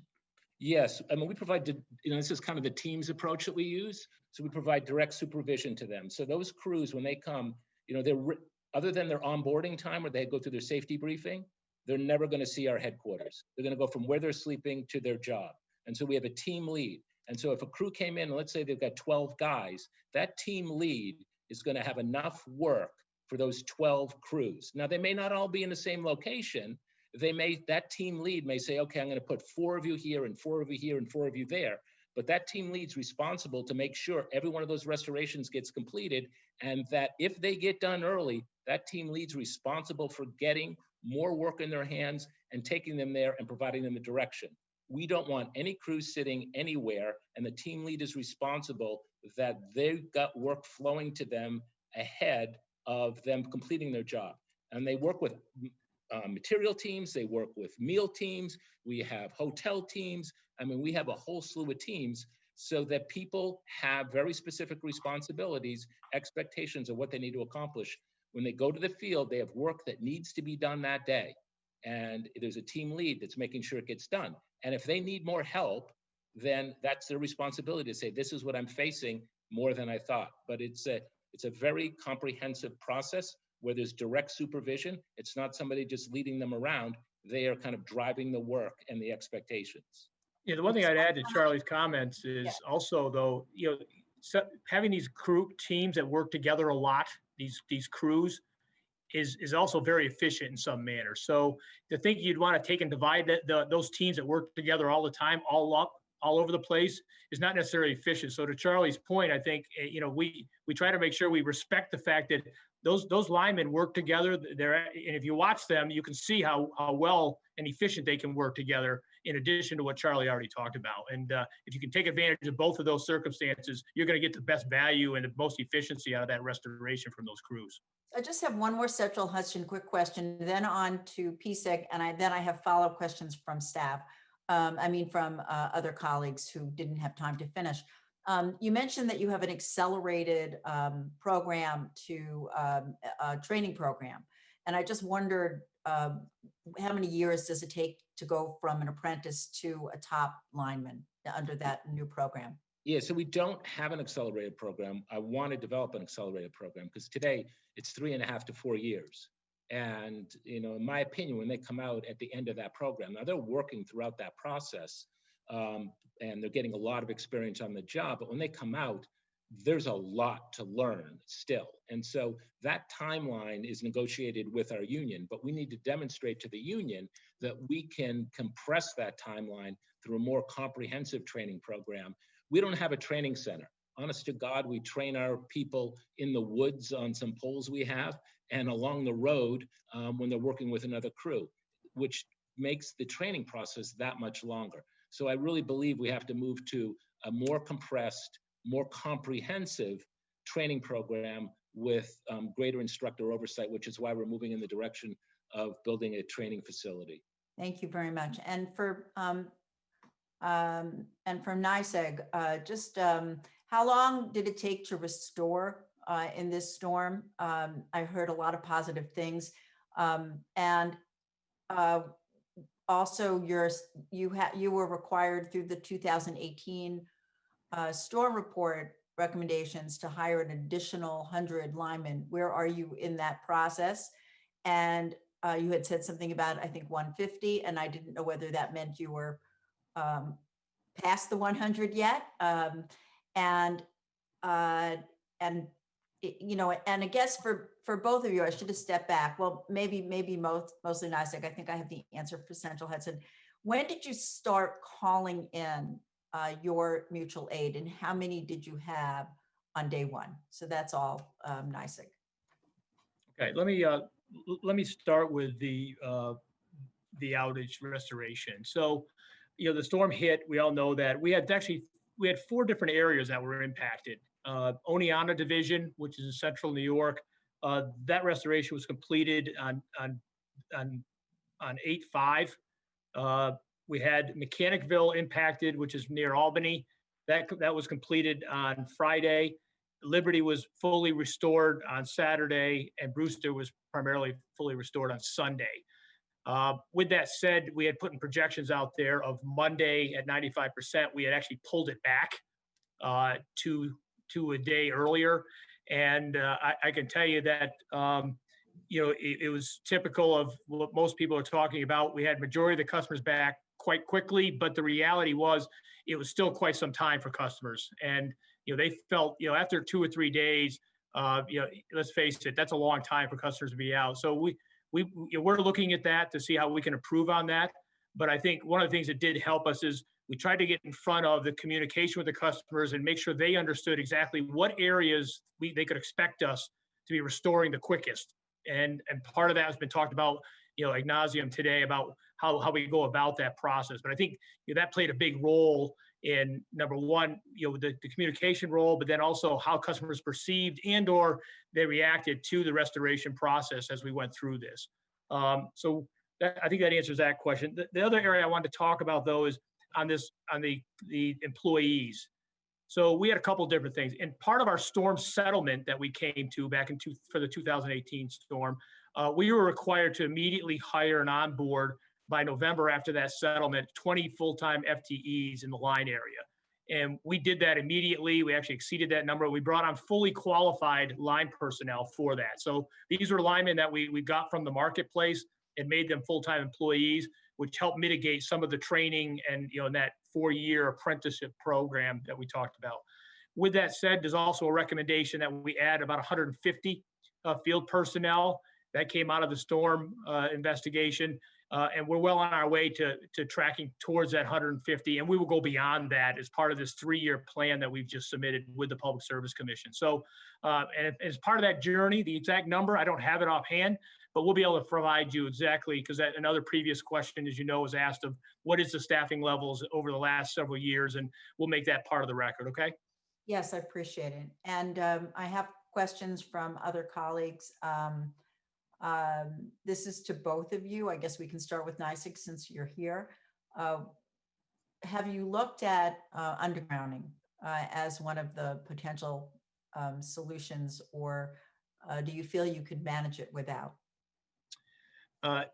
Interesting question. So as I talked about earlier, you know, we go to the root cause here, and majority of it's vegetation and trees. But you also got to look at the service territory in which we have, you know, we have 35,000 miles of distribution line across all of New York. So I cover from New York to Plattsburgh to Buffalo, and all in the middle. Realistically, to underground all of that infrastructure is not realistic. It would be, you know, in the magnitude of $35+ billion most likely. And we're talking about very low density populated areas. With that said, I think some of the comments made earlier about there may be some selective areas where we should be looking at undergrounding. But I think primarily the big focus has got to be how do we mitigate the amount of damage that these storms cause? And I think it's going to be around vegetation management improvements, resiliency of our circuits, and then obviously the automation associated with that. Thank you. And Central Hudson? So when we assess, steps to improve our reliability, we're always looking at the cost of avoiding an outage. And, what would it cost to avoid an outage? And in all of our analysis, there's nothing that's more cost effective in avoiding outages than a strong line clearance program. There are opportunities, I think, to underground in selective places that you can get some value. I mean, I think the value is almost beyond just reliability. There may be aesthetic value associated with it as well. And I think all of those things need to be considered. But, we have a lot of long circuit miles, probably quite similar to what NYSEG has upstate.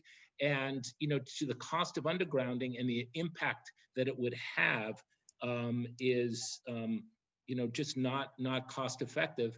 And it's a very, very long process before you'd really kind of see an impact associated with it. So thank you. I have asked all of my questions and all of my colleagues' questions. So I appreciate that you've been here and it's almost 7:30 at night. So thank you very much. And we look forward to following up and hearing more about, what some of the things you do so we can help other utilities perhaps who haven't had a worse experience with some of the best practices. Thank you very much. Thank you so much for your time. Thank you. And with that, we have our next panel, panel 5, which includes Altice, Verizon, Altice and Verizon. Verizon has several people on the panel, but I think only one speaker. So who are we setting them up? Who goes next? They're coming in now. Okay, great.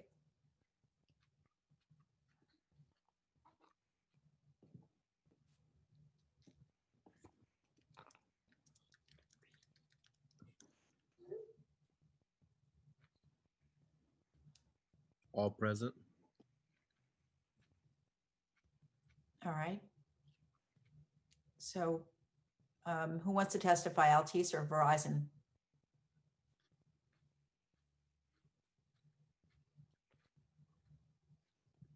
You need to be unmuted.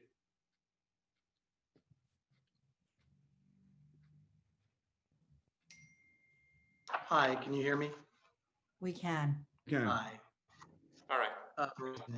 Hear me? Yes, we can. I'll go first. So good evening, Chairman Parker, Chairperson Pauline, and members of the Senate and Assembly. My name is Hakim Boubazine, and I am the Chief Operating Officer and President of Telecommunications at Altice USA. As a New York-based company, Altice USA is proud to provide cable, television, broadband, voice, and other services to residential and business customers in 21 states, including nearly 2 million Optimum customers in Long Island, Bronx, most of Brooklyn, Westchester County, and the Greater Hudson Valley. Since acquiring Cablevision in 2016, Altice has invested heavily in New York, more than quadrupling top broadband speeds, including now offering 1 gig service. Altice has also been building a new fiber to the home network, FTTH, that will be even more resilient and be capable of delivering up to 10 gigabit service. And New York was our first market for FTTH. In response to the coronavirus pandemic, we have supported our employees, customers, and communities, including offering free broadband service to any household with a student when schools had to suddenly close, and assisting people facing economic hardship to remain connected with our services. And we are giving back to our local New York communities through a $10 million community relief program, which provides assistance to small businesses and community partners in their recovery. We do understand the importance of connectivity services, especially during this unprecedented time when work and learning is happening remotely for so many people. I want to say from the outset that we take very seriously the needs to be prepared for any circumstance and to respond quickly in the face of challenges. Within the past 2 weeks, we were once again tested by forces of nature when Tropical Storm Isaias hit the Northeast, one of the worst storms in recent years. Unlike previous severe weather events, the recovery efforts for this storm had to occur with the residual impacts of the pandemic on workforce morale and readiness. I appreciate the tireless efforts of several thousand Altis team members who worked to ensure that services impacted by the storm were restored as quickly as possible. Tropical Storm Isaias caused significant damage from strong winds and downed trees that took down utility lines and left behind a significant amount of debris. And as typically the case, our recovery efforts are integrally linked to the restoration activity and timeline of the utilities, and restoration is an iterative process. In this recent storm, the vast majority of our customers once again lost our services due to the loss of commercial power. As commercial power was restored, the majority of our customers came back online. Regardless, nearly 1,000 field repair personnel in New York State worked around the clock to repair damages and restore optimum services. At the height of the storm impact on August 4th, more than 400,000 Altis customers in New York State were offline. By August 9th, nearly 80% of New York Optimum customers were back online, with the vast majority of those services restorations attributed to commercial power returning. On the morning of August 18th, we declared network operations to be back to normal, with remaining issues being primarily customer premise related and needing follow-up service visits. Our efforts to prepare for the storm began July 29th, based on national weather reports of the likely path of the storm. We activated our processes reflected in our Severe Weather Preparedness Plan, SWPP, which outlines protocols for each Altis business unit to prepare for and respond to severe weather events appropriately. The plan's objectives are to protect employees and customers, minimize outages, and restore service to customers as soon as possible. This plan, combined with around-the-clock efforts of our repair teams, allowed us to begin immediately addressing the various causes for outages. We believe that an important part of any recovery plan is effective communication with our customers, as well with key stakeholders, including utilities and government officials. Early during the tropical storm, there were 2 IT system issues that occurred mainly due to a surge of usage that created challenges for our customers to reach us via phone and to secure information on outage status or report service issues by logging into their Optimum.net account. We addressed those issues as quickly as possible, but we fully understand the frustration felt by our customers.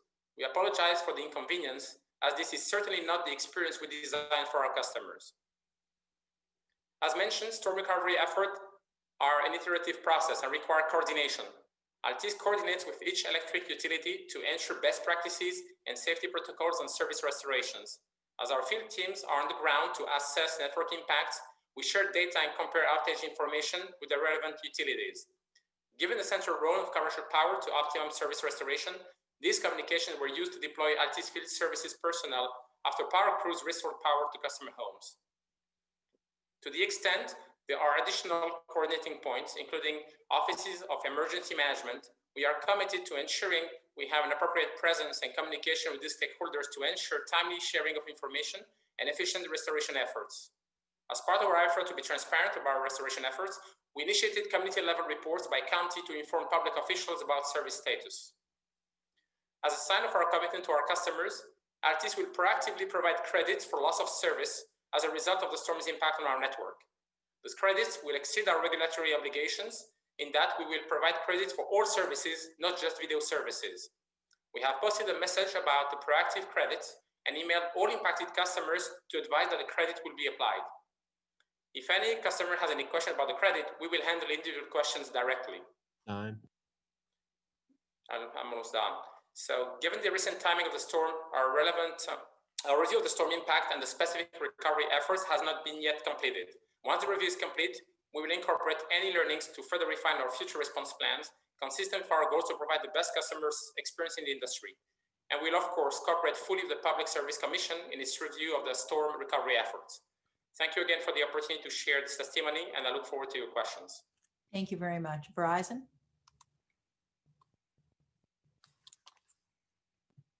Please unmute.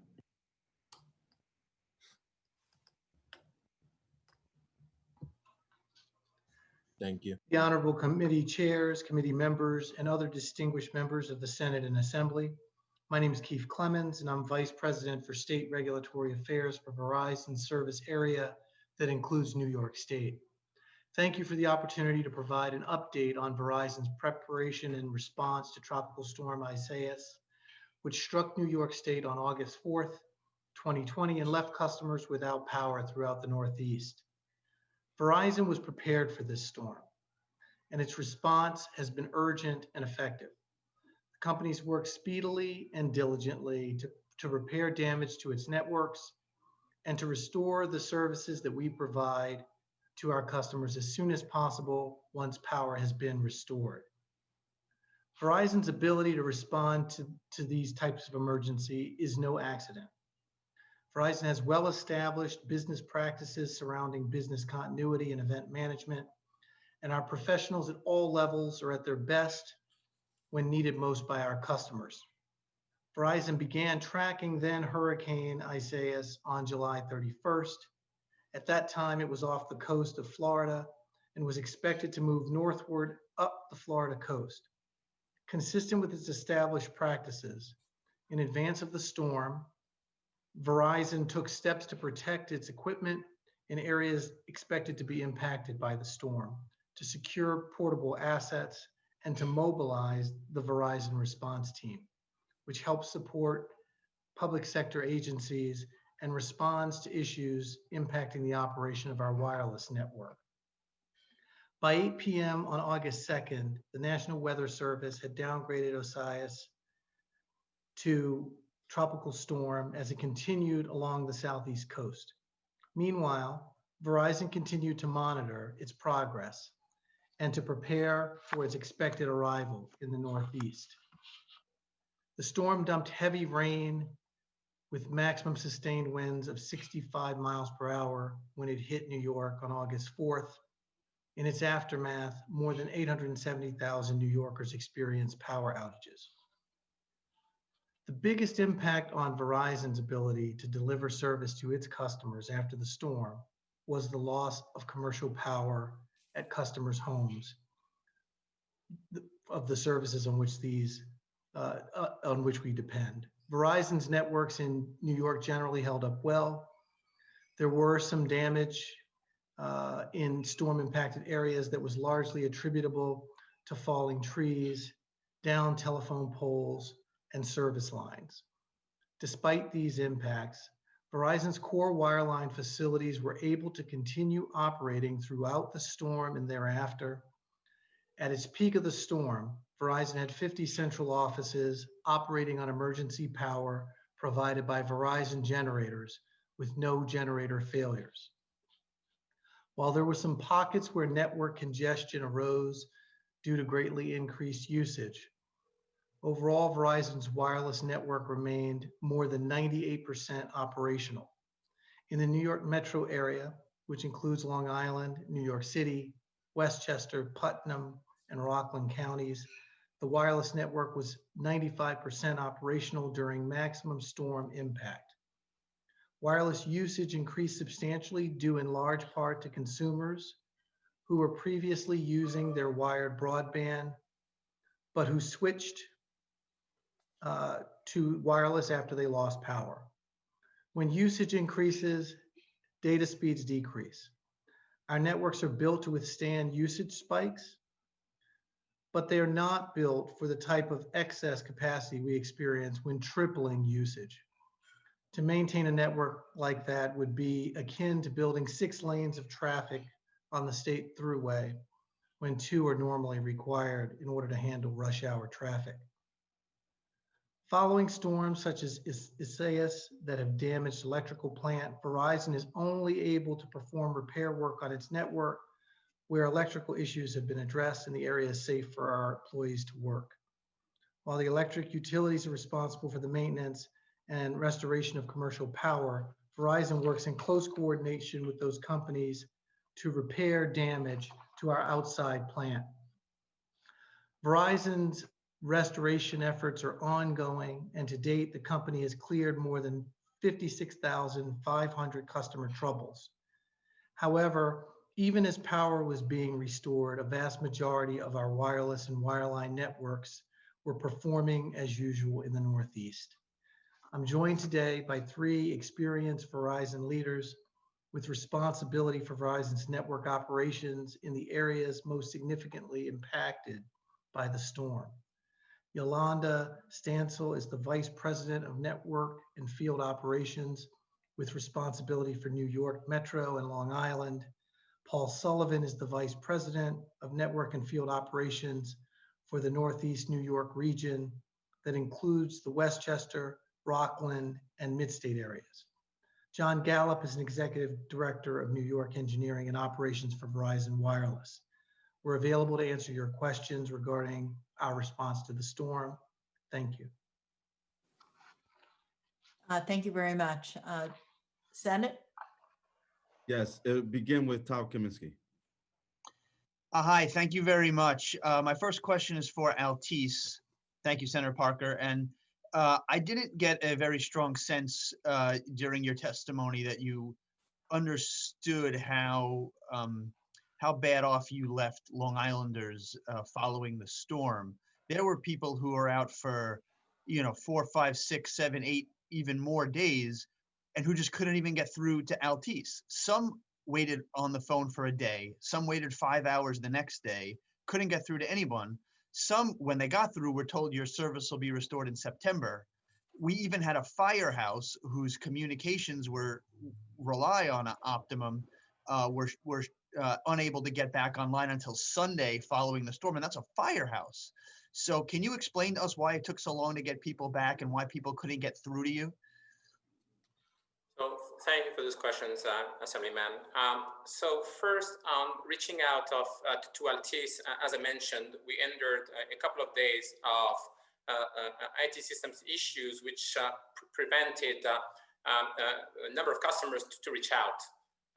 We worked very hard and tried to work very effectively to fix those, and those took 2 days to do 2 days and a half to fix. There were sporadic issues. They were not full day issues, but they did impact our ability to respond to customers. But why couldn't people get through on the phone and talk to someone at Altice? Let's say the Thursday after the storm. I mean, I've got many cases of people who couldn't talk to anybody.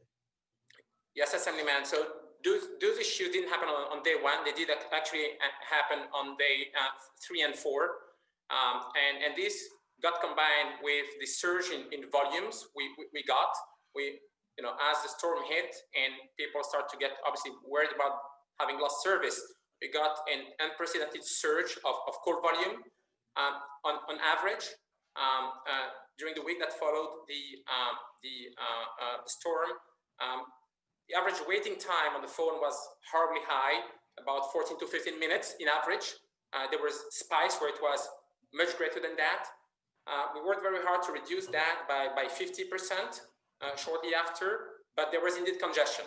I mean, is it your understanding that in a storm of this volume, you have to have more people working the phones and more lines available for them? It is absolutely our understanding, Assemblyman. As a matter of fact, this is a period of the year where we do ramp up resources. We had on the phone about 1,700 agents, but in the pipe, being trained, being nested, we had approximately another 1,500, because this is a period of the year which we know is critical because of seasonality, back to school, risk of storms, and we had planned actually, as we do on a yearly basis, for spikes of calls, but this storm triggered volumes of calls that were superior to what we had estimated. Okay, well, look, I appreciate you being so honest about that. PSE&G Long Island will not say what you just said, which is when they drilled the system, they didn't drill it or be prepared in a way that they should have. I appreciate you acknowledging that, and that's a good first step to making sure we're ready for the next one. Mr. Clemens, my question for you is, you were made a scapegoat, maybe not you personally, but Verizon, for PSE&G when people could not get through to them on the island when their electricity went down. They right away put out a statement that said Verizon isn't doing what it's supposed to be doing, so you can't get through to us. They kind of backed off that a little bit in the following days when their communication still didn't work, but I want your take on what happened, whether you were actually to blame for any of PSE&G's communications failures, and what you make of that. I mean, certainly our view is that we weren't responsible for any of their communications failures. PSE&G had a service issue. They requested our assistance. We provided assistance. We looked at facilities that we provide to them and determined that they were working. They had some additional issues. We responded again. We worked with them to solve their problem, to deliver their traffic to a third party. And that's really the sum and substance of the issue. Okay, I appreciate it. You could imagine from a ratepayer's perspective, it's like a Charlie Chaplin movie where the power company says, you can't get through to us because the phones are down. And the cable company says, well, we don't do well in low power. And everyone's pointing at the other person. We have to do better than that. And I hope you appreciate your role in that. And I do think you were made a scapegoat in the beginning, and I don't think it was fair. Obviously, you have more work to do to be more responsive to constituents as well. But I do want to make that point clear. Thank you. Thank you, chairs. Tom, thank you, Chairs Paulin and Chairs Parker. Really appreciate this long day that you're putting in and all the opportunities you've given us. Thank you very much. Thank you. Our first speaker will be Assembly Member David Buckwall. Thank you, Madam Chairwoman, and to my Assembly colleagues, who I appreciate their indulgence, allowing me to speak first, as I have a couple of young girls to put to bed at the top of the hour. First few questions are for Verizon. First, to Verizon, did you receive the written questions that I submitted, and will you commit to answering them in the next couple of weeks? Yes. Thank you. And which federal agency regulates your performance when it comes to customer reliability? You said which federal agency? Federal agency. It would be the Federal Communications Commission. Okay, thank you. And then a question to both you and Altice. It's based on Altice, which one of the questions that they did answer in advance, which I appreciate, but I'm not sure that there's entire clarity. Are both your companies aware that electrical utility companies are required in New York State to maintain a list of critical facilities that, when possible, get preference in terms of restorations? And are your companies, would either of you be surprised that, as best as I can tell, neither Con Ed nor NYSEG within Westchester County had a single non-cell tower facility of either of your companies listed as a critical facility in Westchester County as of August 4th?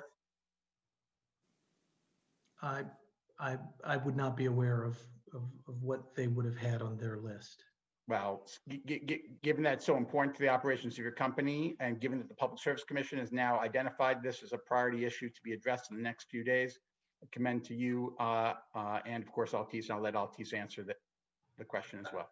So, Assemblyman, we have a long story of partnership with utility companies. We have given, since Storm Sandy, access to a system called UbiSense that enables them to track exactly what devices are offline on our system. And as a matter of fact, all utility companies do have access to that system. But besides that, we do have what we call 38 critical facilities in New York, which are defined as critical systems.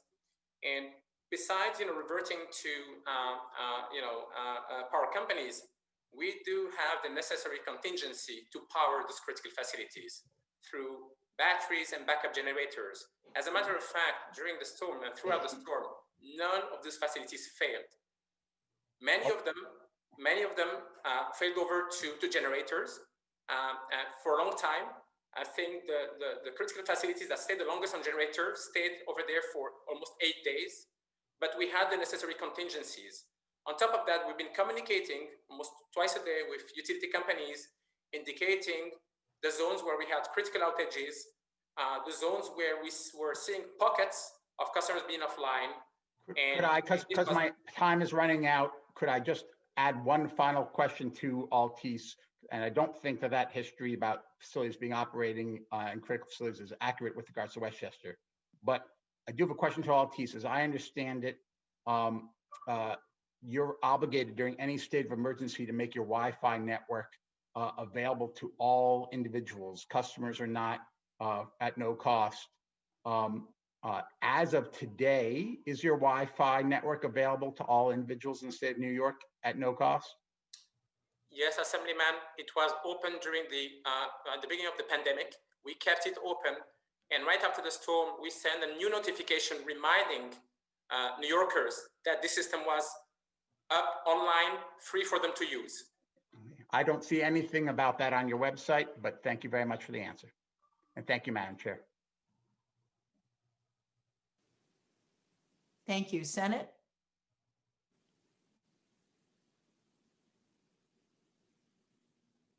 I believe Thank you. Yes, Anna Kaplan is next. Thank you, Chairman. Good evening. Thank you, gentlemen, for appearing tonight. And I know it's been a very long day. I'll try to keep it short. My first comment is that I want to make it perfectly clear that during this pandemic, the services that you provide to my residents and the businesses, your own customers, is just as important as electricity. And any day that my residents or businesses can't operate or do their work is a day that they're out of work. And that's why it becomes very essential for them right now during this pandemic to have the services that you tell them you are providing them with.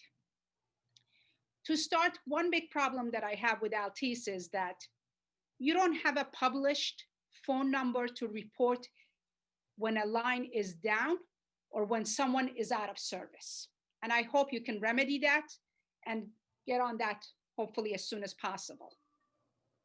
I know that when my staff reached out to your representatives to get an answer as to who my residents can reach out to or who we can reach out to talk about the residents who don't have service, this is the response that we got, and I quote, "Our monitoring tools show us most of the customers' outage, which enable us to identify areas and not have to solely rely on customer reports.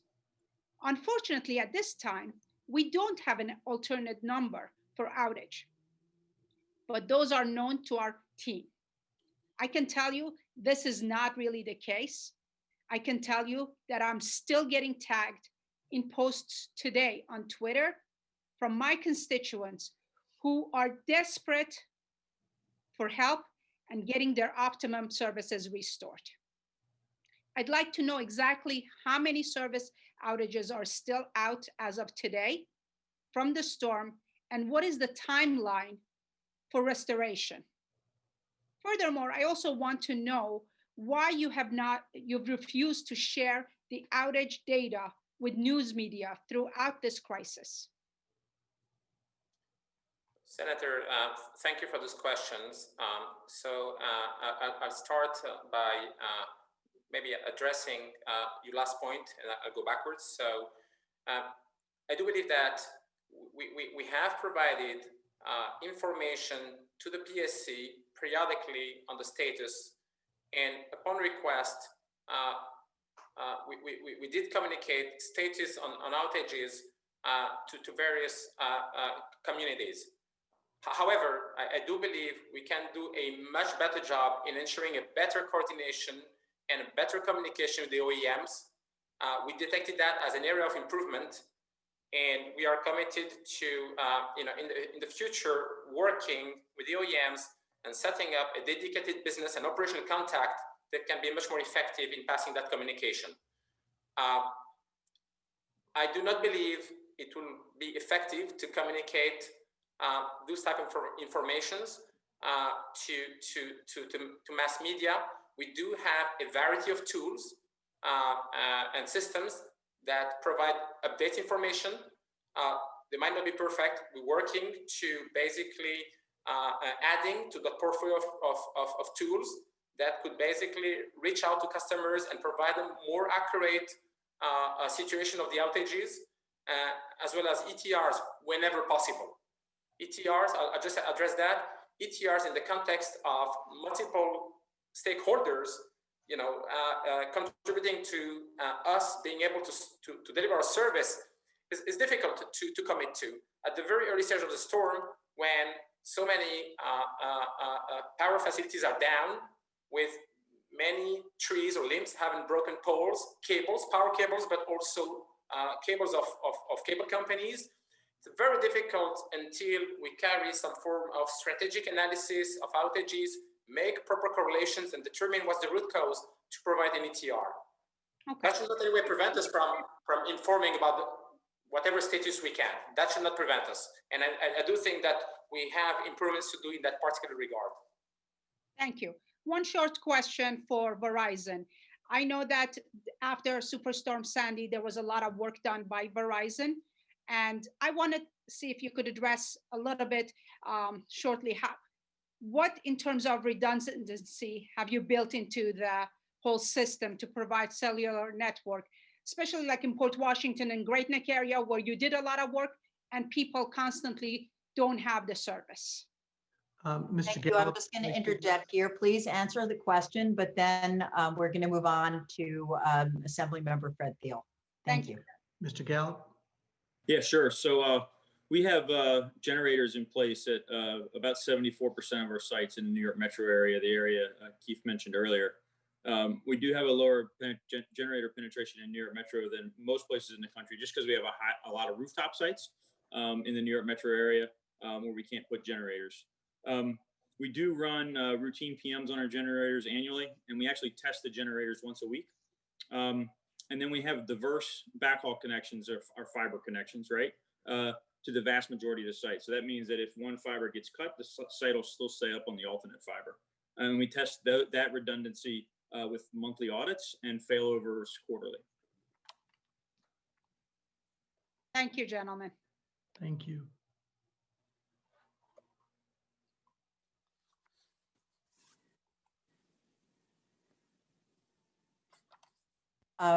Assembly Member Fred Thiel. Thank you, Chair Paul. And I've got a comment at the outset, and then I've got a couple of questions. And my comment really goes to Altice and Optimum. My office, as far as constituent complaints, we have gotten more complaints about Optimum service than we even get about PSE&G and LIPA, about electric service. We've really gotten a lot of complaints. And a lot of them are about service, but almost universally is the complaint, there are complaints about customer service and being able to access customer service. On the plus side, I want to say that with Altice, that your government affairs office, your representative, has been excellent. We get a lot of constituent complaints, but dealing with your government affairs office has been outstanding. So not all bad news, but we have a lot of angry constituents with regard to your Optimum service. My question really applies to both Altice and also to Verizon. I represent the east end of Long Island, the South Fork. Some of you may know the eastern half of my district as the Hamptons. The population triples in the summertime. 60% of all of the houses in the eastern part of my district are second homes. And under normal conditions, sometimes for both Verizon and for Optimum, connectivity and Wi-Fi and phone service gets marginal in the summertime when the population triples. It really gets sketchy at many points in time. This has been exacerbated both by the pandemic and now by the storm, because, as I said, all of those second homes, all of that population increase didn't happen in the summer this year. It started in March.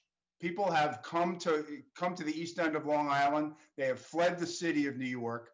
And unlike when they come to their second homes in the summertime, they're not going to the beach. They're at home, working at home, utilizing your service. So service, and then the storm comes, and during the storm, that even put more pressure on the system. So my question really for both Altice and for Verizon is very parochial to my area, and that is, chances are that when Labor Day comes, people are not going back to the city of New York. You know, people are putting their kids out in the schools on the East End. There's going to be an increased demand for your service, and the capacity just doesn't seem to be there. What steps are both of your companies taking in my particular area to try to address the demand for service that doesn't seem to be able to be adequately met by the capacity that you have now? So Maybe I answer first, Assemblyman. So thank you for your question. Yes, I am fully aware of some of the difficulties that arise with the pandemic when many New Yorkers moved to their second home in the Hamptons, and where suddenly, not only the parents used real-time communication to work, but the kids were following Zoom classes, and therefore putting a lot of strain on the upstream bandwidth.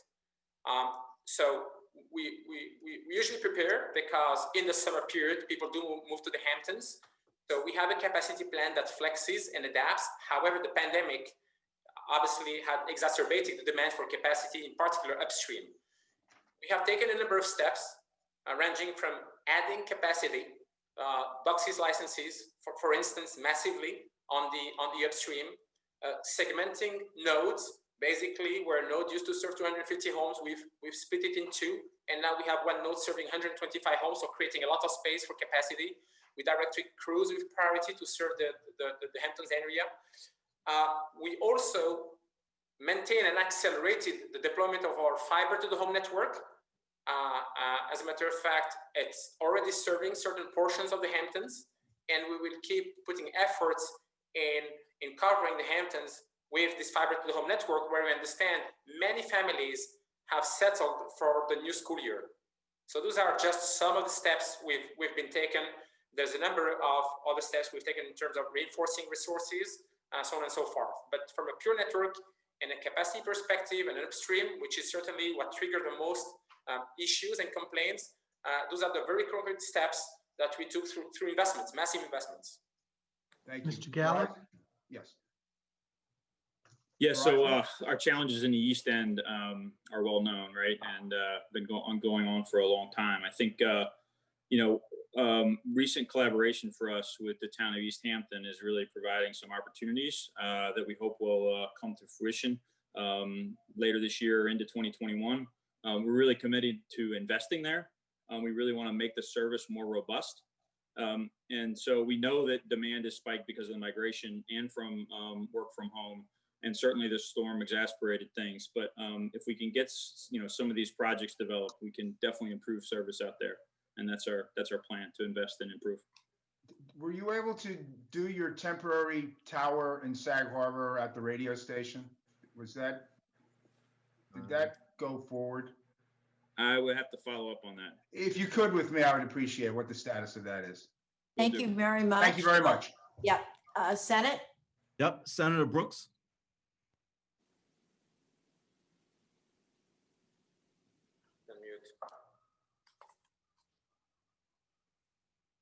Senator Brooks, you ready? You have to unmute yourself. It's unmuted now. Sorry. Just a quick question for all of you, actually. Do you jointly participate with PSE&G in any planning exercises for disasters like we've had, or tabletop drill?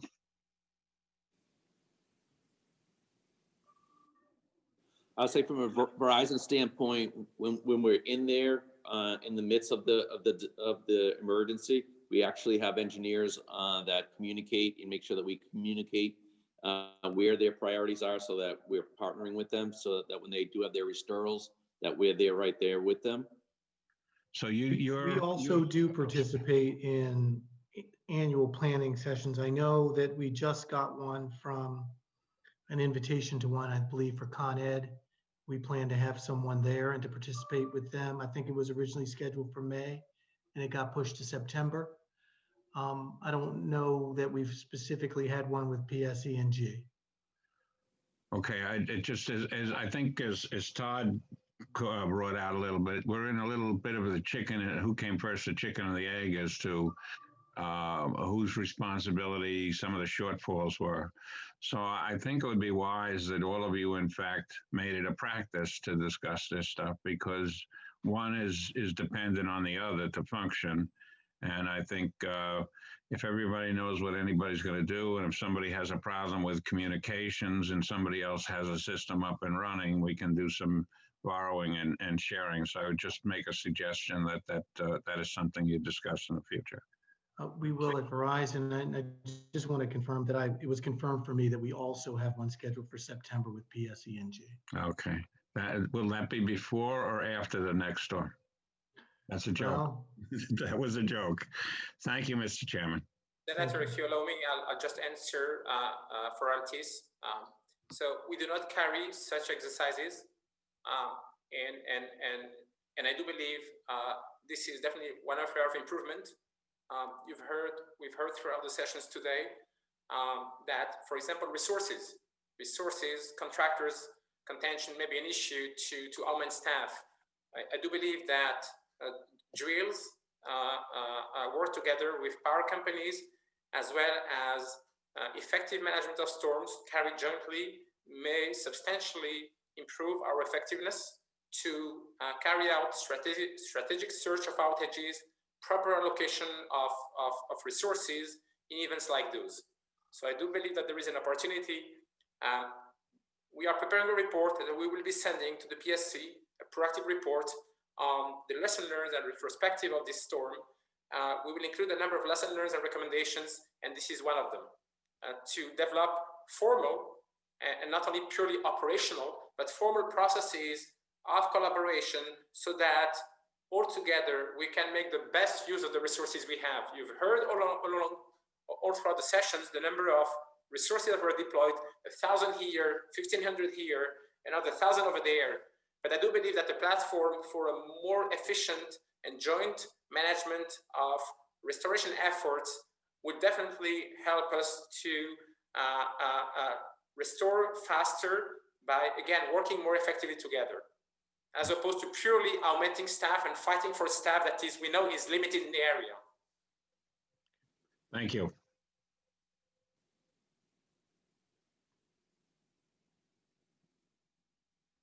Thank you, Senator. We'll now hear from Assembly Member Ken Zabrowski.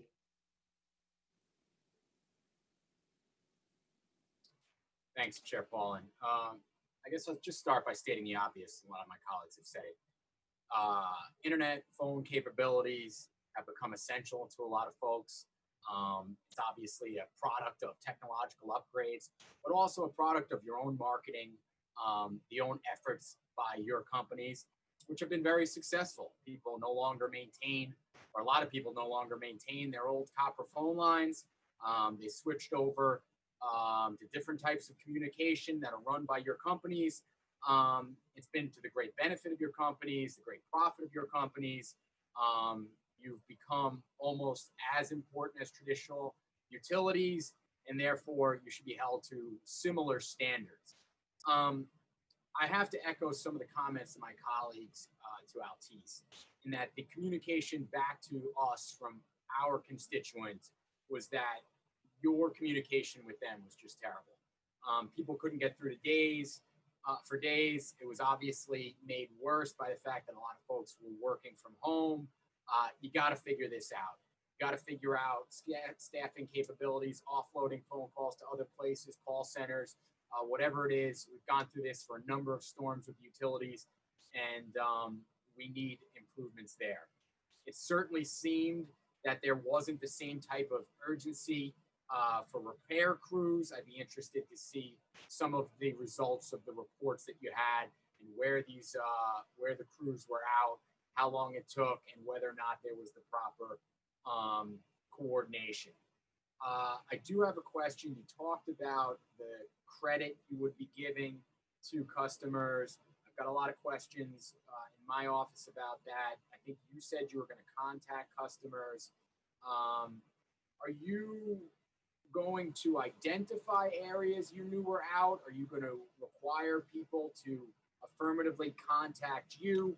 There was a lot of excuses given during the outage that it was because of the power. In our experience during that, it seemed that maybe some of that was true, but a lot of times people had power and also didn't have that service. So how are you going to deal with that? So that's the specific question I have, and I'd certainly be open to you answering in any way some of the more broad statements that I put forth.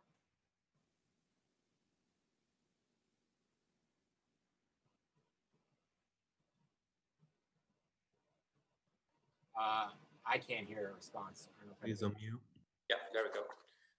Thank you for these questions, Assemblyman. So firstly, I would like to reiterate, my previous statement and our commitment to improve our communication tools, which, we know did fail at some point after the storm. We identified the reasons for that, whether it is database failures, some inadequate capacity, or the need to deploy further redundancy.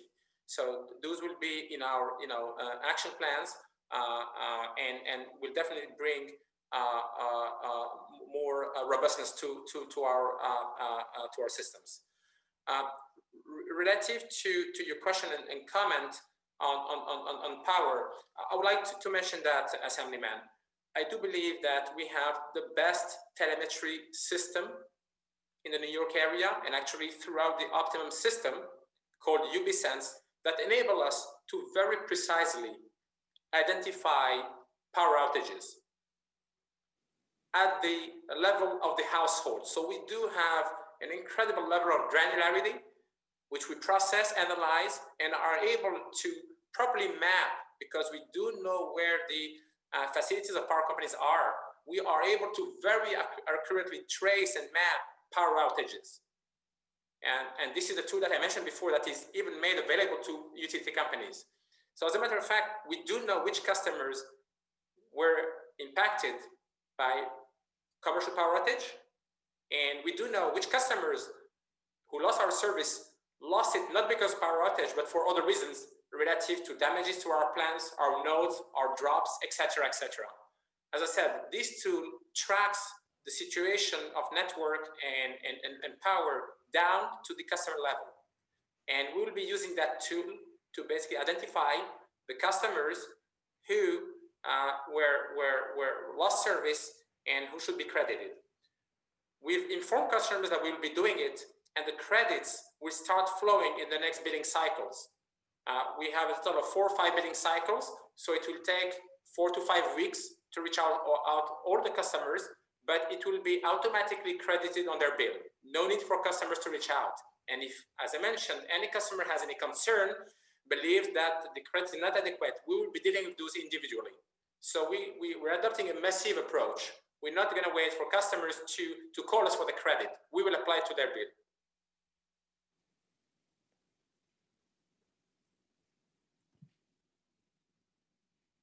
And does Verizon want to answer that same question, and then we can move on to the Senate? Verizon will also be issuing credits to customers that required assistance once power was restored to their homes, and that required assistance getting their Verizon services back up, all Verizon services. Our process is driven by trouble reports. So anyone that called in and asked us for assistance, we will track that. And when we close out that trouble, customers will be issued credits. Thank you. Senate? Yes, Senator Harkin will be next.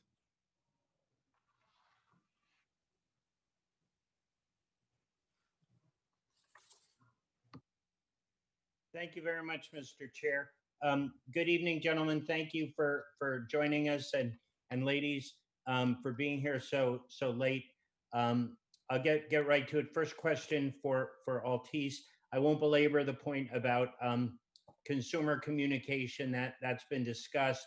I've got to say, though, that your communication with elected officials was not good either. It was extremely hard for local elected officials to get any kind of communication or answers. You didn't even start a municipal official call until 4 or 5 days into it. And so, to paraphrase what someone said earlier, you got to get that figured out. The question I have for you specifically is, when the lines come down, your lines don't break. They're not like power lines. And when Cablevision owned that company, they used to put generators on the nodes so people could work through.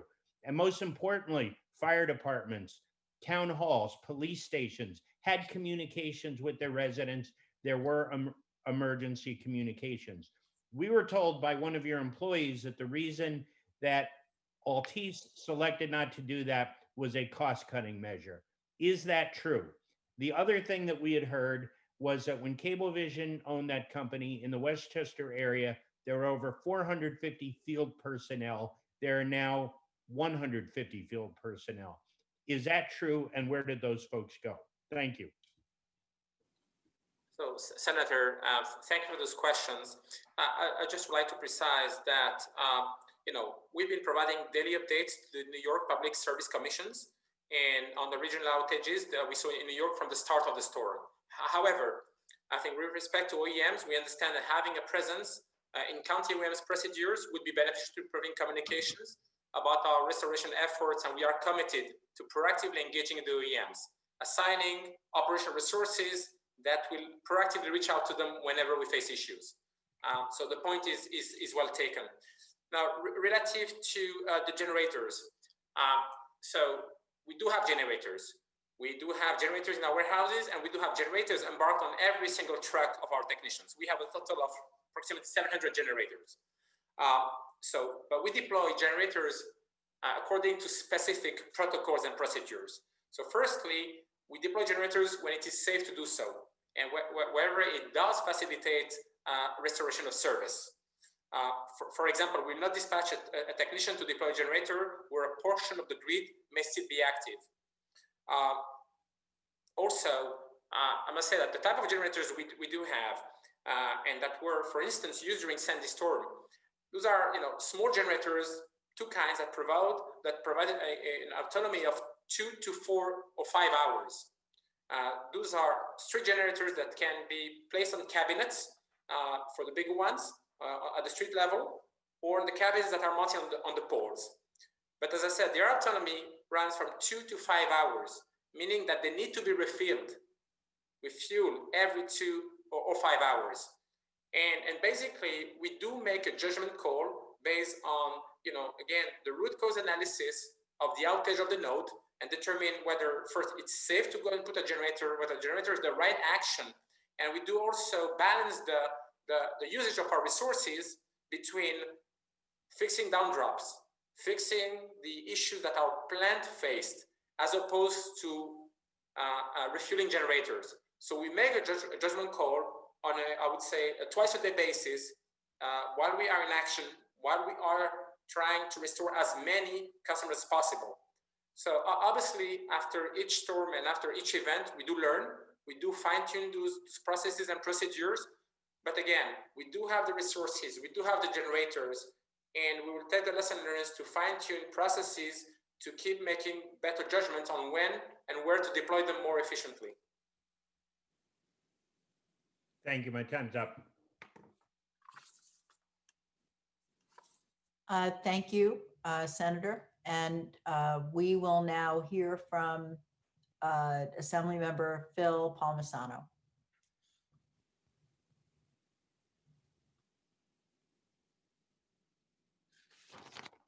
I do that every time. I'm sorry. Can you hear me? Yes. Oh, good evening. I have a couple questions, but I had a few comments I wanted to make first, if I could. So I appreciate your patience, and to my colleagues. Certainly when you talk about this issue with telecom, broadband, internet access, and not having access to the internet, whether it's due to a storm or just because it's not available at all, is a big problem.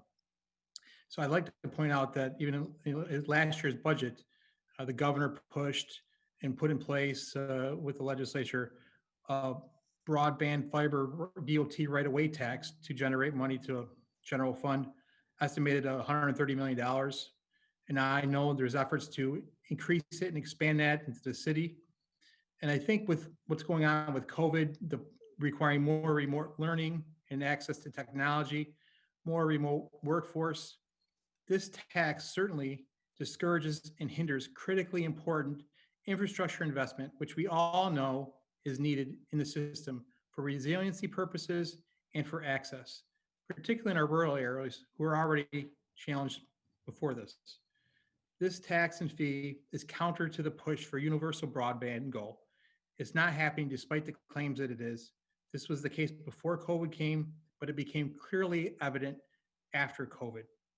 I think it be sound public policy as we look at things to repeal this tax for sure. because it's not helping with the investment that's needed to expand broadband internet to people across New York State. So my questions, and I appreciate that your patience, is first is general for both of you. There's been a lot of talk about the issue of communication and coordination as far as with utilities and local governments. Could you speak to how you coordinate with other utilities and local governments, and any recommendations that you could offer that could help improve this coordination and communication to improve restoration efforts in the future if it's needed? Sure, I can take it from Verizon. One thing that we do is we do try to coordinate with the other electrical utilities, again, where they're working and where their priorities are, so that where they are working in unison with them, so that we don't have a delay. One thing that I did ask my team to do is to look where the heaviest areas were that were impacted from a local government standpoint, and actually ask the managers to go and introduce themselves, make sure that they gave them their business cards and their contact information, so that we'd be able to coordinate any types of priorities that they had, that we'd get out immediately to help work to resolve those issues that were brought to our attention.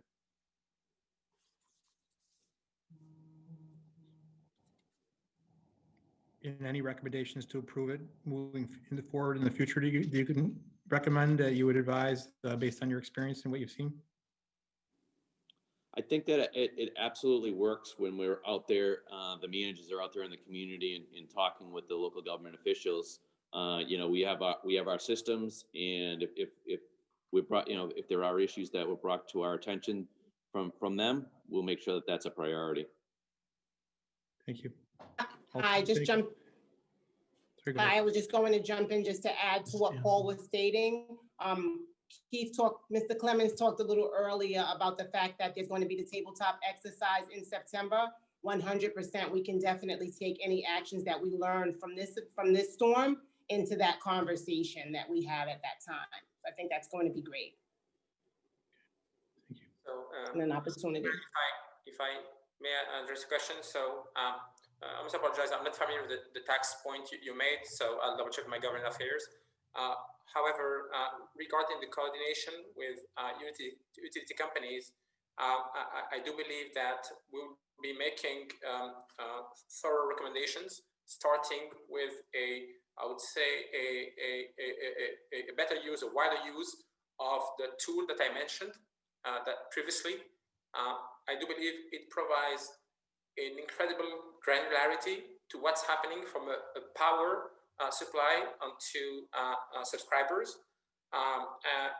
We do have internally a number of processes and algorithms that help us, determine root cause analysis, and we do believe that we can work together, the utility companies, to basically be together more effective at researching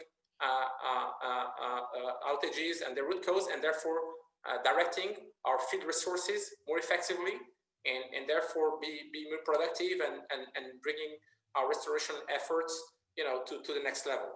So I do believe that in that respect, there is definitely the opportunity to do a much better job. Again, there'll be further documentations on those recommendations, and I'll make sure that you get that report. Thank you. Senate? Yes. So next is, I think, Shelley Mayer. Yes, I'm here. Okay.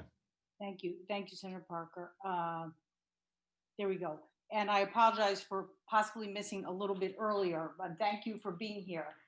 Let me just start by saying, I think my experience representing approximately half of Westchester County in the New York State Senate was that for all our frustrations with Con Ed, frankly, our frustrations with Altice and Verizon were greater. And I just want to highlight some things that were real problems. The reason we ultimately got a call with Altice as elected officials and all our town and city and village mayors, to the best of my knowledge, is because I called your lobbyist in Albany and said that if you didn't have a call with all of us who were furious about customer service, that there were going to be substantial issues raised about your ability to operate in New York. At least I was prepared to raise them. Then we had a call, and on that call, to the best of my knowledge, the person in charge of Westchester operations, who actually knew our communities, was never on the call to answer specific questions of mayors, towns, town supervisors, and those of us who had complaints in our office, like myself and my colleagues. No one was on to answer our questions.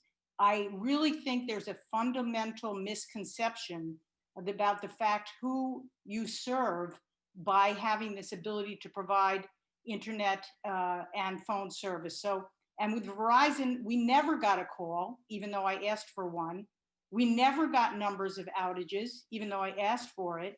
And we never were fully briefed on a day-to-day basis on the challenges that you had and how we could help you.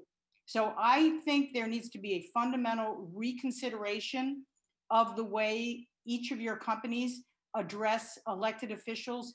Simply, we are proxies for the people that use your service. And I think it was really disgraceful during this last storm, our relationship. We had to fight to get in the door. That being said, I'd like to ask each of you, do you have a designated person who deals with Con Ed or whatever the appropriate utility is, that whose job it was to ensure there was daily communication from the onset of the storm? So Senator Sherry, I'll answer first. So regarding your last question, we do have dedicated people that coordinate and interact twice a day and report priority outages that we understand are power related to the utility companies. Having said that, I do believe there is need to be a more exact level of coordination for escalations, Yes. because in many instances, some of those were not addressed as per the SLAs we were expecting. So I think that rejoins what I mentioned previously. I do believe that we can do a better job in not only communicating, but bringing it to the right level of management and using, once again, the telemetry tools that we do have to be more effective in researching the outages, characterizing them, and then acting. I'm very familiar with the discussions you've had with my team. They've tried to provide a point of escalation as many data as possible. As a matter of fact, I followed very closely what happened in Westchester. I made sure that we mobilize more people starting from the 9th or the 10th. I was following that myself twice a day. So I'm very familiar with the level of restoration of your particular constituents.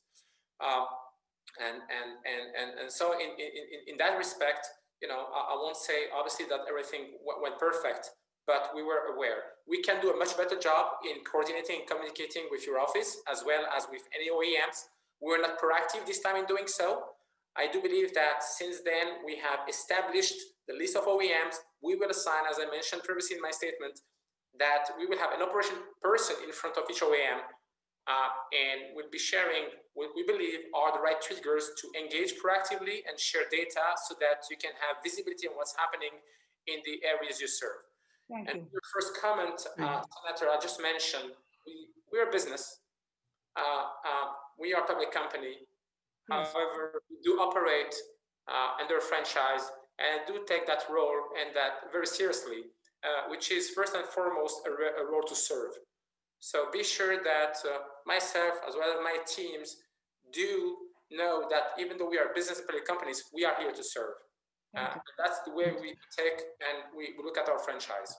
I know my time is up and I didn't hear from Verizon. Yeah, so Senator, yes, I'll before- answer. Yeah, I'll Okay. answer, Keith, is that we did have an engineer in Con Ed's command center from day one, and we were there to communicate and to make sure that we were coordinating with Con Ed for those restorations. I would only add that I'm also very familiar with communications with Westchester. Someone from my team actually did communicate with the operations, the OEC director for the town of Westchester.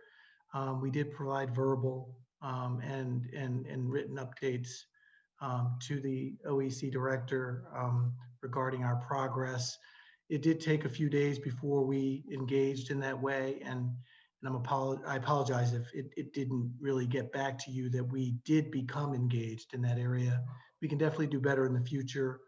we know that this was a terrible event for the community. And, we will definitely be looking at ways to improve that in the future. Thank you. Thank you very much. The next speaker is Assemblymember Steve Otis.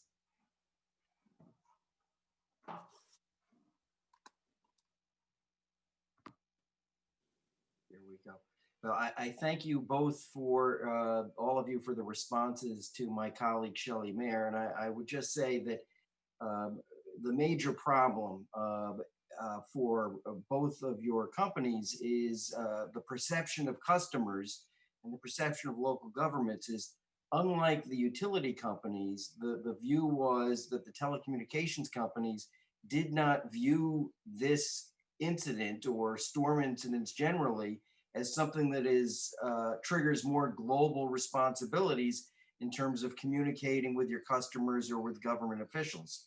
And I think that message has been delivered, and I'm hearing good things here today, but there was really very little ability to get global information about outages, very slow to have things on your websites that customers could look at and understand we're in a storm and we're in a recovery situation, what's going on. So I concur with the comments of my Senate colleague there, but that has to change. And I think that the Public Service Commission, in even prior reports, has signaled that you have a broader responsibility in this regard. Question about manpower, both for Altice and for Verizon. For Altice, curious in Westchester what your manpower for repair capabilities are compared to when you took over the company from Cablevision.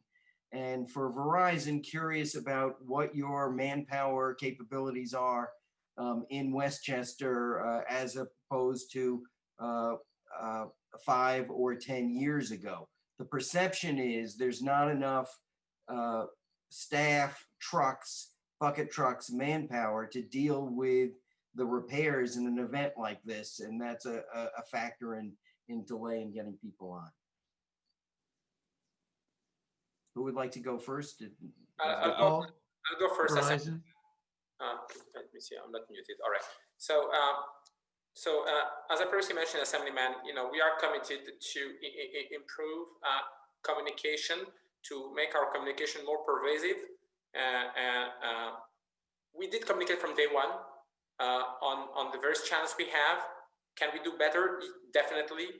Can we provide more insights into outages and ETRs whenever the variables allow to do so? Yes.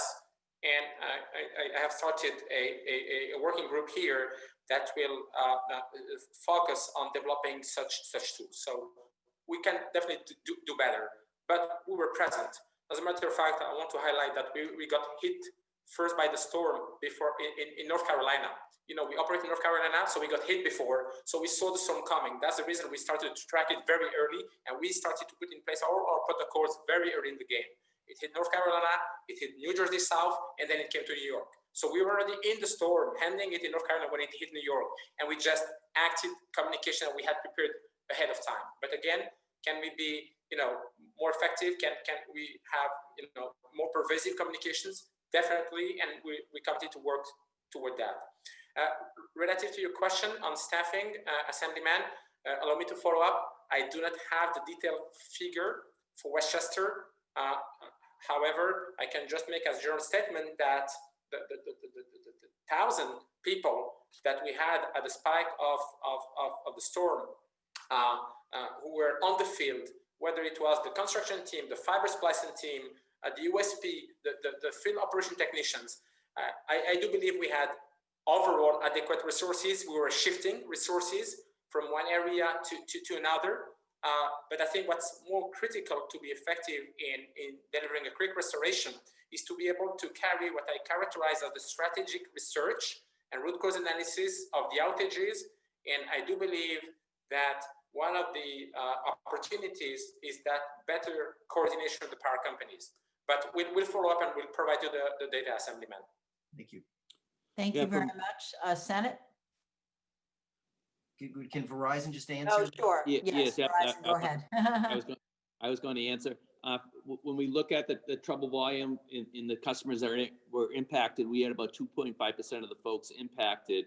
And what we did is we moved our forces into those hardest hit areas so that we had those boots on the ground to really get in there. Our mean time to repair was about 2.5 days, a lot longer than I would like, but we absolutely had the forces available, and we moved them into those areas that were hardest hit.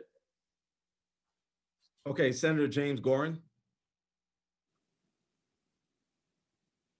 Thank you, Mr. Chairman.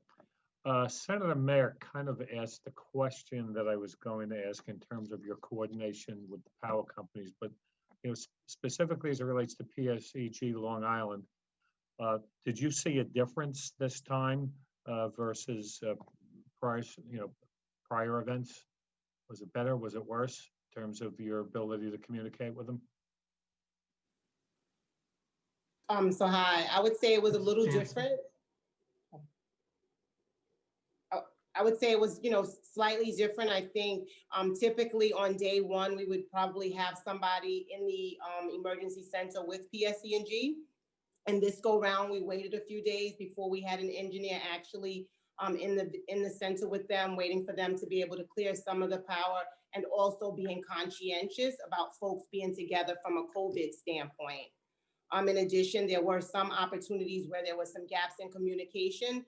So there's opportunity for us always to work closer together when it comes to communicating about an area where we've completed this area, it is safe to go in, now we can move our teams in. So we did lose a little bit of ground in that regard, but based on some of the relationships that we have, I believe we were able to pivot quickly and work hard with them to restore the majority of our customers timely.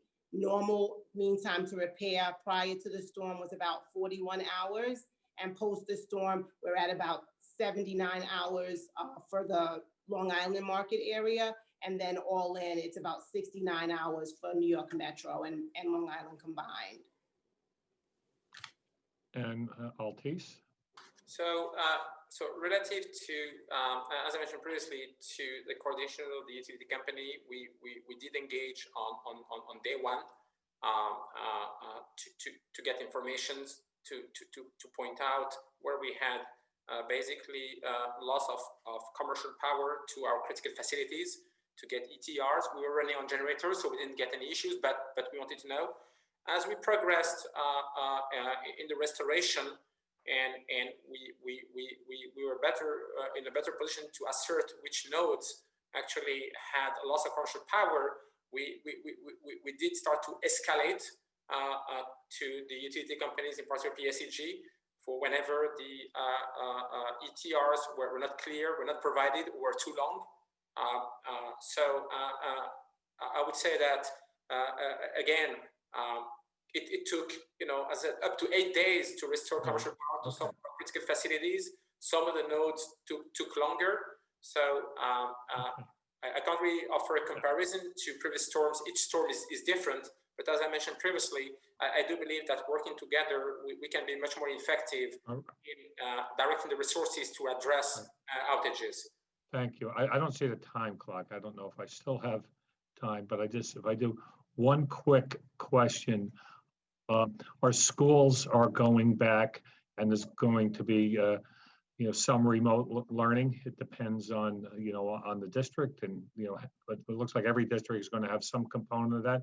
Are you planning at all with a new storm? Is there any coordination between the schools to make sure that there's some sort of a priority, not just for the schools, but for the homes where the young people will be remote learning? So, Senator, as of today, we are back to business as usual. So, meaning that we are within the range of individual outages that we used to see prior to the storm. However, I would say as schools reopen, as a matter of fact, our network in terms of capacity, we've been adding capacity throughout the summer. So our network will be ready, in particular for the upstream bandwidth, to be able to support for those schools in particular that are carrying still some online or hybrid models, online presential classes will be supporting those. So we've been adding capacity. Okay, I guess my concern is if they're down for 5, 6, 7 days because of another storm, what's likely to come, that could be a real issue for the kids. Yes, Senator, we're tracking another storm. I do hope it will not hit, but we're already tracking tropical storm number 13. This is how it's called. And I do think that we've got plenty of learnings from this particular storm.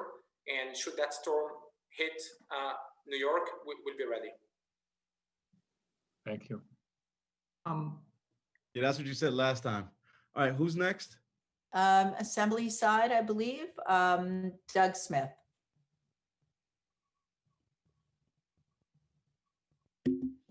Thank you again, Madam Chair. In my district, and I represent Central Suffolk County, I have both the townships of Brookhaven and Islip. In about a third of my district, for internet service providers for high-speed internet, they have the choice between Verizon Fios and Optimum through Altice. In 2/3 of my district, primarily Brookhaven, the only option is Altice. So my question, and you know, where I live personally, I've had both services. Unfortunately, these days, you know, it does seem, and my senior citizens remind me this all the time, that loyalty to a company doesn't seem to mean a whole lot because the price point, it just, you know, I myself have switched back and forth depending on the price. So that kind of comes up the root of my question, because the Altice response that my constituents are telling me about was a complete disaster. I had people over a week without any type of internet, phone service, cable. The ability to hear back from the company was just a complete disaster. So what I'm asking, and I know with the merger of Altice and Cablevision Optimum, that the Public Service Commission testified they'd be able to get additional information. So my question will be, when can we expect to see, if we're going to see, a report of when restoration was made on the part of Altice? Because my concern, as you can understand, is that for the third of my district that has the two options for high-speed internet that can switch, it's a competitive market. My concern is, were they attended to faster than the folks that only have the option of the one company? And I'd really like to see a breakdown on that because I think that's just very concerning.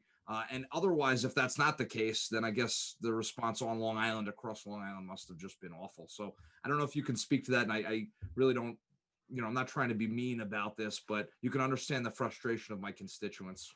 No, absolutely, Assemblyman. I do completely understand. So relative to the report, I've reviewed a first draft today.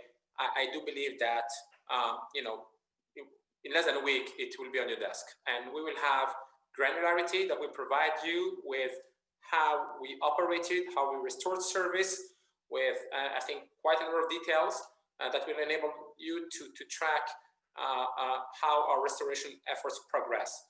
I'll double check and make sure that we address your concern. I heard your question or your comment in previous sessions as I was listening regarding the concerns or the doubt you had on whether our restoration efforts were more focused on the competitive areas. I can tell you right away, no, we did not prioritize competitive areas compared to non-competitive. And I'll make sure we do highlight that in the reports by providing the revenue breakdown. Thank you so much. And I really, really would appreciate if you could highlight that, because I didn't, you know, think that, but if we could see that, that would really be helpful to us going forward. Thank you for your time and answer. Thank you. Thank you. The next speaker is Assemblymember Judy Griffin.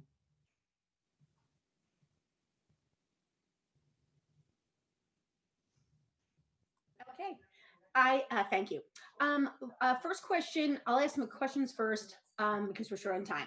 So for Altice, we had so many constituents, so frustrated. Many are working from home, out of service for a number of days. And there was just, you know, the website, there was no update there, call center couldn't get through. And my question for Altice after I ask the other question is, what are you doing to improve that with the next storm? Then for Verizon, there's a lot of coordination necessary with PSE&G. A lot of times a pole is down, it's a Verizon pole, the electric's down, PSEG has to come, and both sides have to coordinate. So what happens a lot, people are calling and PSEG's there, but Verizon's not. They're both there, not one's there, the other's there. In one case, Verizon was told to bring poles. I don't know where the communication breakdown was, but they bought the wrong poles.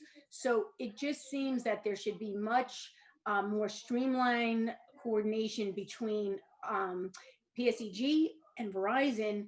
So at least that they both come, they both have workers there, they can get the job done and not put like constituents in a really bad position witnessing a fight, because obviously these workers are working hard and they get frustrated, but all efforts should be made at the helm to give everyone the right information. So my question to Verizon is, what will you do for the next storms to be more prepared along with PSEG to make coordinated efforts to make repairs and not have it be like one day we can do this and 3 days later they can do that on the same area. Thank you. Oh, by the way, I'm in Assembly District 21, which is southwestern Nassau County on Long Island. Dancel. Yep. So thank you for the feedback. So of course, we never want to have our employees fighting with anybody. You know, everybody takes this extremely very seriously, especially when a customer is out of service. And our employees take a lot of pride. Our feet on the street are the best, one of the best in the industry, and they always try to do a great job. Unfortunately, it sounds like in that specific instance, maybe there was just some feedback that did not reach back to our team properly, and maybe they brought out the wrong pole. One of the problems with trying to be on site while PSE&G is doing their work, or any other ELCO, is that that means that we are more than likely not doing something at another location. And in a lot of instances, it can take a long time for them to, you know, replace the pole, you know, move their transformers and do any additional work that they need to do. We do work closely with them and try to coordinate and make it as seamless as possible. And unfortunately, it sounds like in this particular instance, we missed the mark, but we do take it extremely seriously. And as mentioned, I believe it was on the 6th day, we did have an employee, an engineer in with PSE&G trying to make those coordinations happen. In addition to that, we did utilize the organic relationships that we do already have with our local leadership teams with PSE&G as well as our workers, and we will continue to work to improve that. Okay, thank you very much. Thank you. Yeah, and then with Altice, if you can just tell me what actions you're taking to be more proactive for the future storms. And I'm just going to interject there. When we're done, we're going to move on. After you answer, we're going to move on to the next assembly member. Yes, perfect. Thank you. Thank you for those questions, Assembly Member. So number one, I will just reiterate relative to customer communication, but also the ability of customers to reach to Altice. So we had two unfortunate IT issues which impacted during 2 or 3 days the ability of customers to reach out. We've determined the root cause of those issues, which basically corresponded with a surge of, on the one hand, customers trying to reach out way beyond what we had anticipated, and the other hand was basically the massive back online of our set-top box and gateways, which basically did saturate a number of servers. So for that, we have very concrete actions relative to increase of capacity way beyond the 200% level that we usually have, number one. And number two, we're looking at creating more resiliency by having, I would say, failover servers, et cetera, et cetera. So those are, I would say, very deterministic actions. Those are basically system architectures, and those should be implemented pretty diligently. Relative to the restoration efforts, Assembly Member, I do want to emphasize again the great level of correlation that our restoration efforts have to power utilities. To be able to, again, intervene on a node that doesn't have power, it's very difficult. So to a great degree, and our data will show that we do depend a lot on, especially for the nodes, power restoration, we do depend a lot on power companies. And again, I do believe that here, besides the choice or not of putting a generator, depending on the assessment of the situation and how safe it is and how relevant it is, I do believe that, again, working more closely to the power companies to be more effective at identifying outages and acting together, I do think that from where I sit, that's the best answer.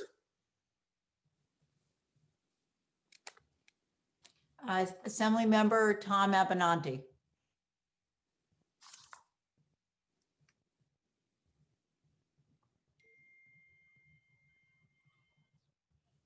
There we go. Thank you. I'd like to address my questions to Altice. From what I'm understanding, there's no way for a customer to directly reach out to Optimum. Is that correct?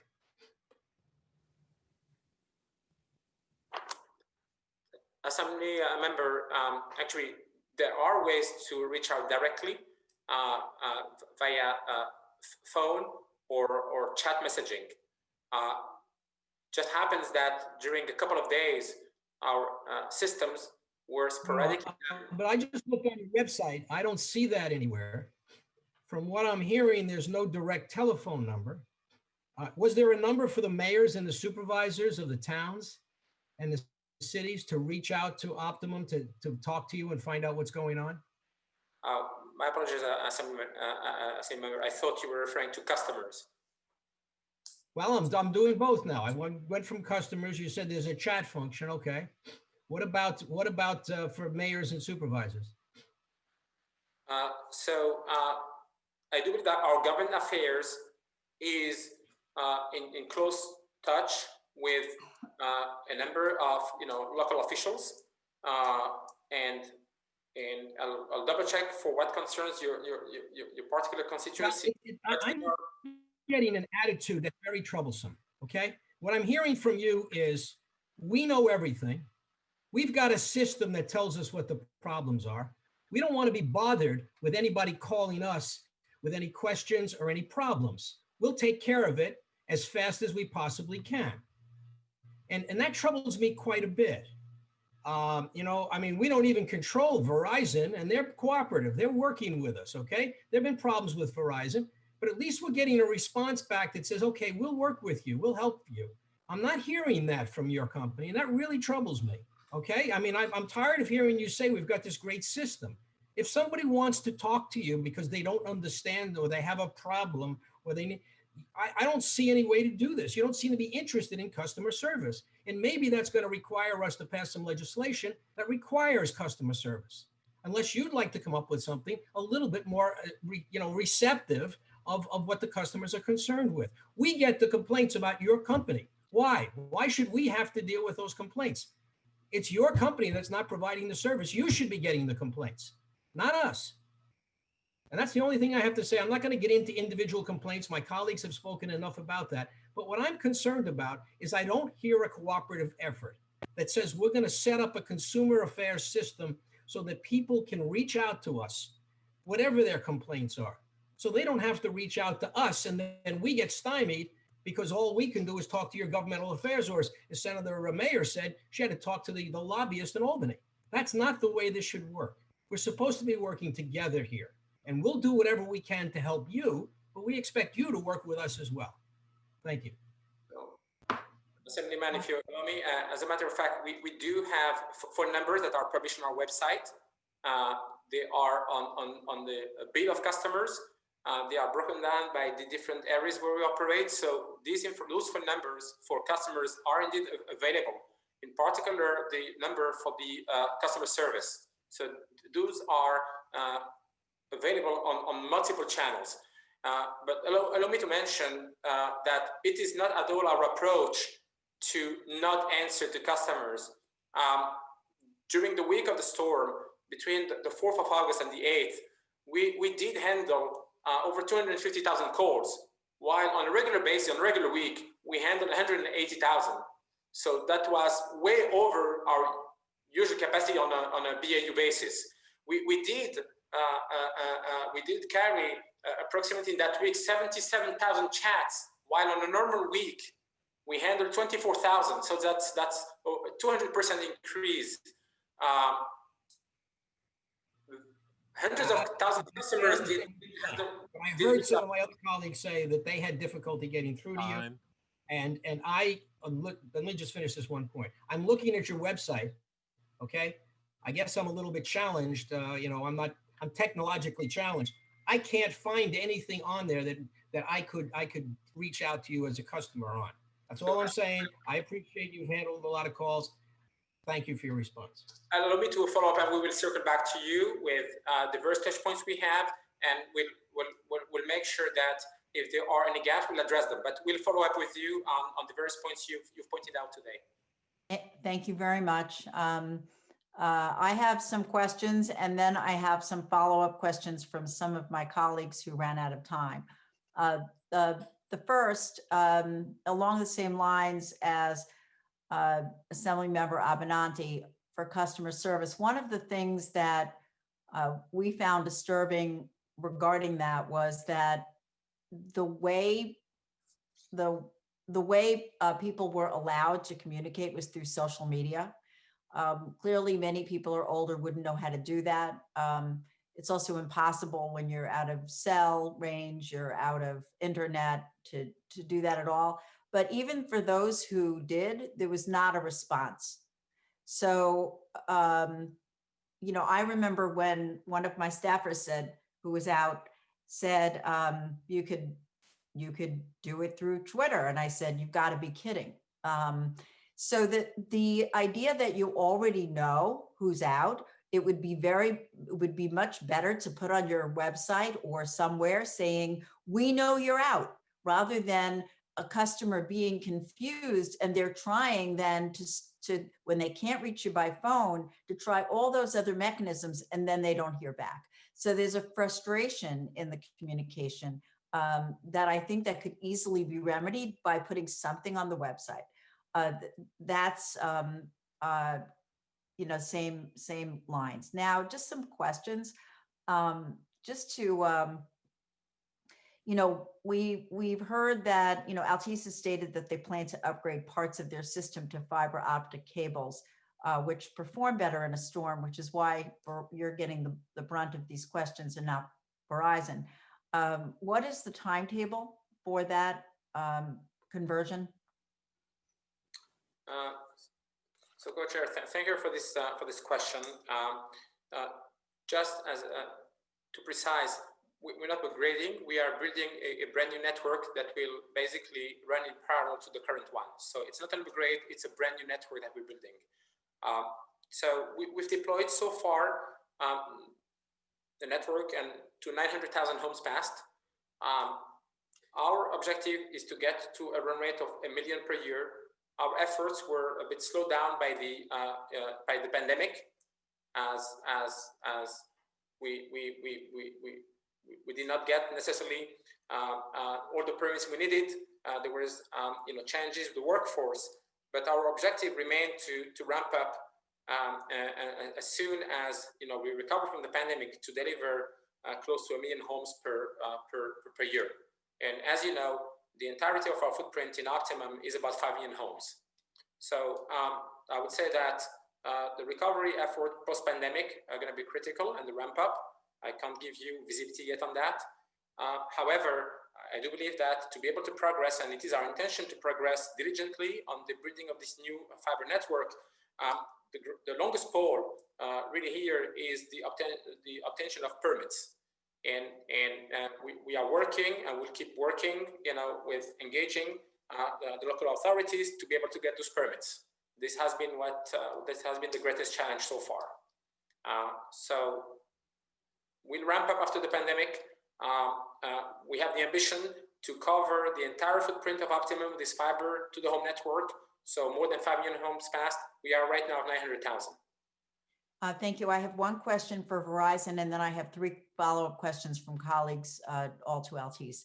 To Verizon, one of the things that was helpful was to have, to finally, thanks to Senator Mayer, have calls with Altice. Would Verizon consider that for a future storm? so that we have that same access and ability to tell you what's going on? Yes. Absolutely. Okay, Yes. thank you. Okay, back to Altice. 3 questions from members.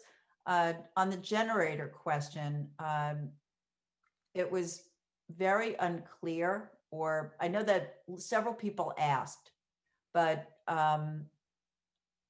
that question. So I've heard a lot of things.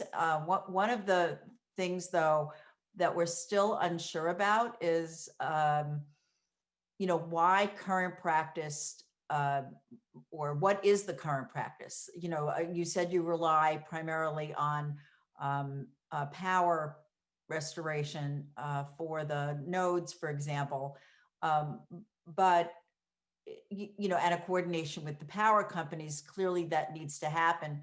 But there's going to be, when I don't believe when I've seen the list of critical facilities that the nodes are even on there, or where they would fall comparative to a hospital or a nursing home or a school. Considering that they may not fall in that first category, why wouldn't there be some effort to power the nodes? So, Co-Chair, let me maybe reiterate our approach to using generators, of which, by the way, we have approximately 700 of those. So we deploy first generators where it is safe to do so, and where it will facilitate restoration of service. The priority is to deploy generators where customers have power at home, but the node does not. So we make that determination, so we know that node is potentially a good candidate. And then we do balance our resources, the ETRs we get from the power companies in a flexible manner to then decide whether we need to dispatch not only a generator that takes 24 to 48 hours to set up, to bring in, set the connection safely, and start it up, but then that requires to be refilled every 2 to 5 hours. So we make a comprehensive determination versus what we know of the node and the restoration by power to determine whether we're going to be effective. And so that's I would say. I guess just as a follow-up, are you going to consider an alternative policy in light of the complaints in this area? I think it's a very good point, Co-Chair. So I think as part of our post-storm recap, we'll reevaluate whether we need to adjust the protocols. And definitely there are, so I would say, some critical customers, critical sites where we may have a more aggressive approach to generators deployment, or we'll be looking at other opportunities, including bigger generators than the one I just mentioned. To your question, in light of, sorry to interrupt. In light of, I just wanted to get a further question in on your point of critical facilities. Who determines, a critical facility? How do you determine a critical facility? How does someone get on that list of a critical facility? Actually, Co-Chair, critical facility is not determined by, it's not the end customer. It is the nature of the network element.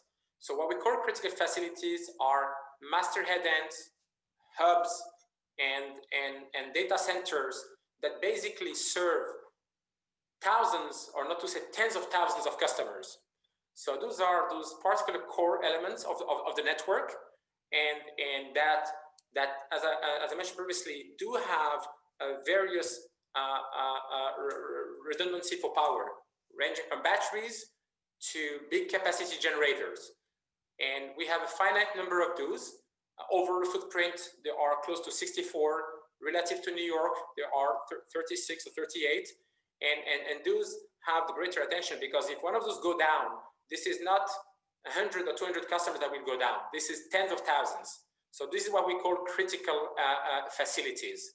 Now the nodes are not on that list. We have, co-chair, about 14,000 nodes in the New York State. And therefore, assigning a permanent generator to 14,000 nodes, it's not realistic at all. I understand what you're saying. I do think that though there needs to be maybe an evaluation or to work alongside the power companies to actually look at what are critical facilities defined by us, so that you may can evaluate a node. For example, if there's a hospital or a school or someone who is more dependent on your service. Absolutely. So the 2 questions left. I'm sorry, I'm getting texts from people. One to Altice and one to Verizon. The timeline for the automatic credit for Altice is next month.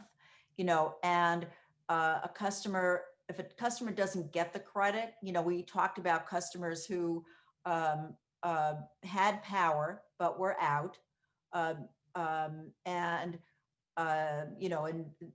they may be, it may be in dispute or what have you, and they didn't automatically get credit.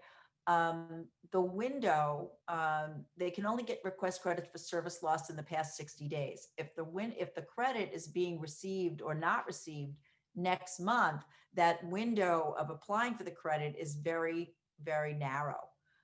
So I just wondered if there could be some flexibility on an extension of looking at claims that come in that might be beyond 60 days, but during the time of the storm.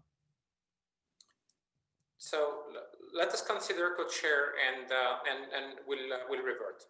Okay, thank you very much. And to Verizon, one last question. And that is, during Sandy, we heard a lot about cell on wheels to provide temporary cell coverage throughout the service outage area. And we have even more people now relying on cells than ever before. There was in Yorktown, there was, I believe it was a police station that had no ability for cell service. I'm very sympathetic because I had no ability for cell service, but I'm not a police station. So, would there be any consideration about using the cell on wheels? Is there any talk about using that technology for the future when needed? John, you want to talk about how we deploy those assets? Yeah, sure. So yeah, we deploy those assets, and we deployed those assets in this event in Connecticut, in New Jersey, and in New York. We deployed a satellite Colt, which is a truck with I believe it's a 60-foot cell tower with a satellite backhaul link into Huntington, Long Island, to provide service to that area that was particularly hard hit, and I had a lot of power crews working. And then when that service was restored, we then moved that same satellite Colt up to Rye Playland. We also have assets to handle situations like that police station you referred to. I'd love to hear more about it and try to figure out why we weren't able to get a spot there. We certainly could have gotten what we call a spot, which is a small trailer-mounted vehicle to that site. We've done that with several police stations in the past, and we do that when we have search and rescue and other things in rural areas. I think the municipal phone call would assist, because then you might learn, about some of those smaller opportunities. So thank you all. The Assembly has no more speakers, no more questions. And unless the Senate does, we can move on to our next panel. It sounds. I just have a list of 4 or 5. No, I'm just joking. Let's go on. Go ahead. Mm-hmm. No, I'm just joking. Thank you all very much for your patience and for your openness and willing to have this conversation with us. And looking forward again. This is not the conversation. This is the beginning of a conversation. And obviously, we're all committed to making the system better. And we're going to be, hopefully be able to hear from you again soon about, how we do that and how we can be assistance and serving the people that we all serve. Thank you so much. Thank you. Have a good night. Thank you. Thank you. Thank you.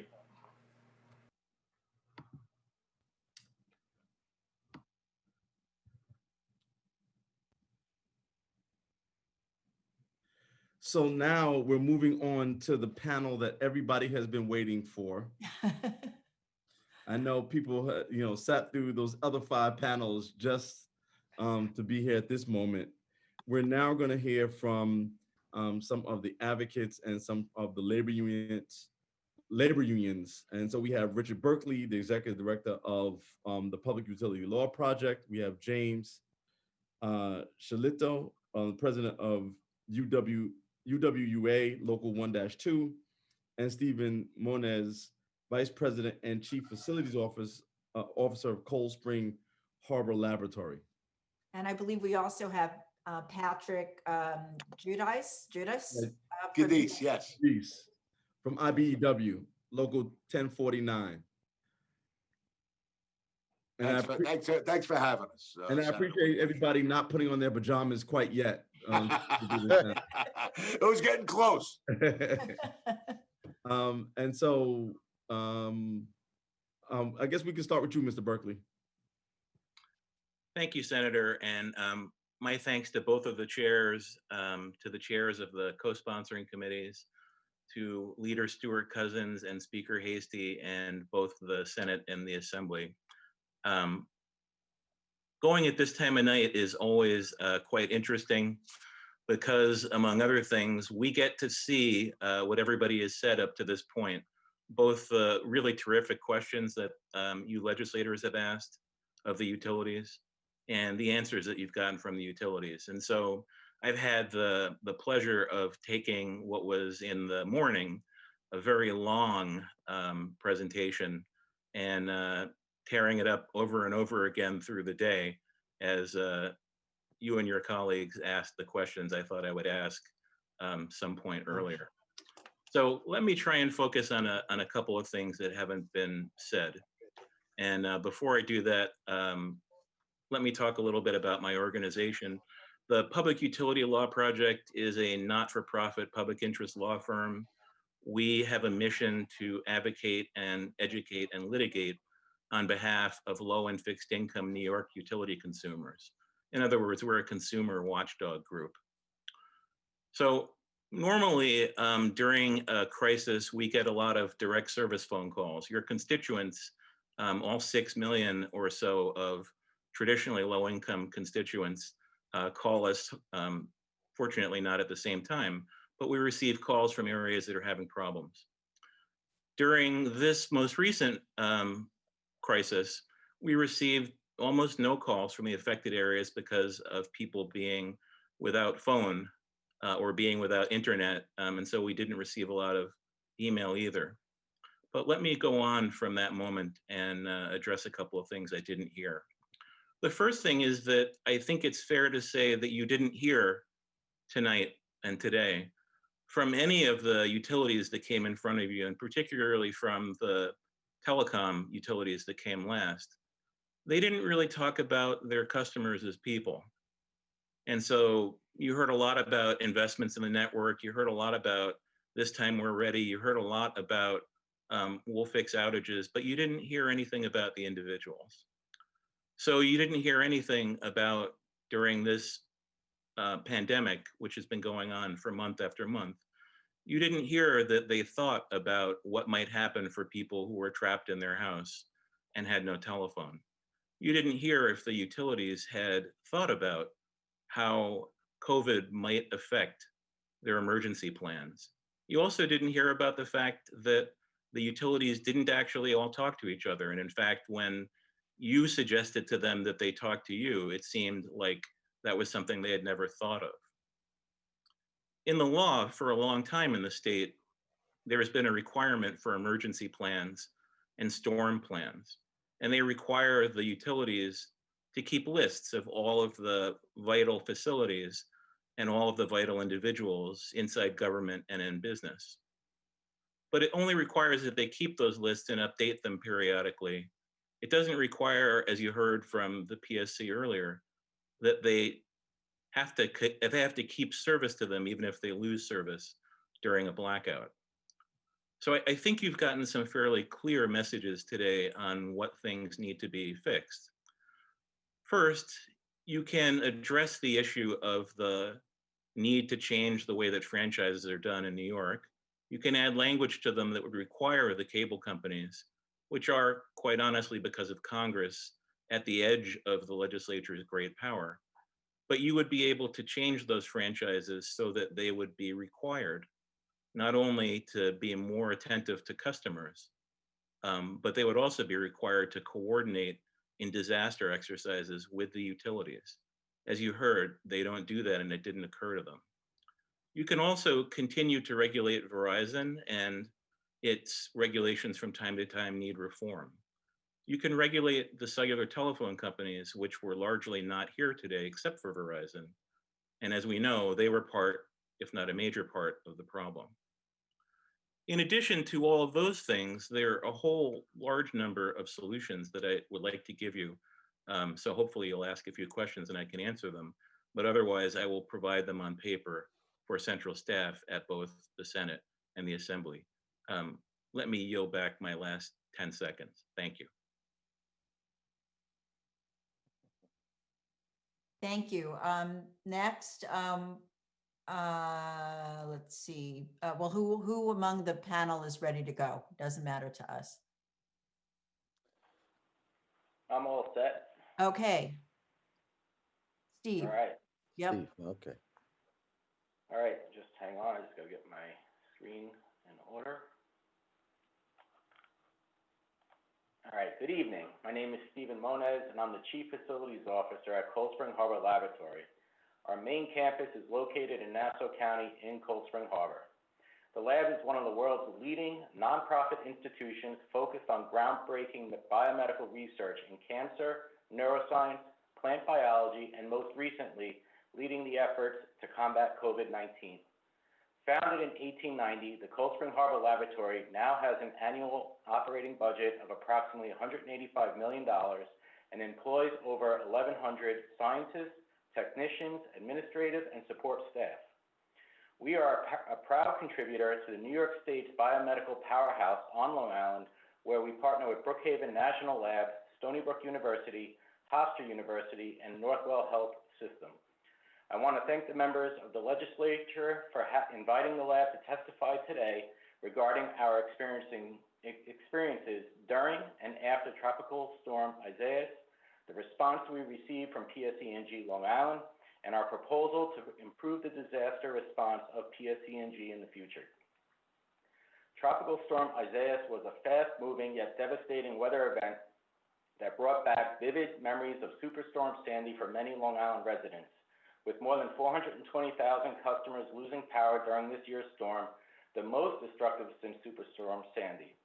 The Long Island Power Authority and PSE&G were faced with an enormous challenge. The power outage at Cold Spring Harbor Laboratory from this tropical storm lasted 7 days, 1 day longer than in the aftermath of Superstorm Sandy.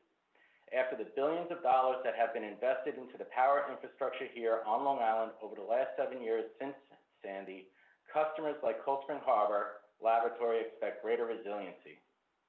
The lab appreciates the scale of the storm and the difficulties PSE&G faced as they attempted to restore power to hundreds of thousands of customers. At no time during this event did the lab demand power be restored immediately. Our request to PSE&G was very simple. Please provide us with an accurate estimated time of power restoration.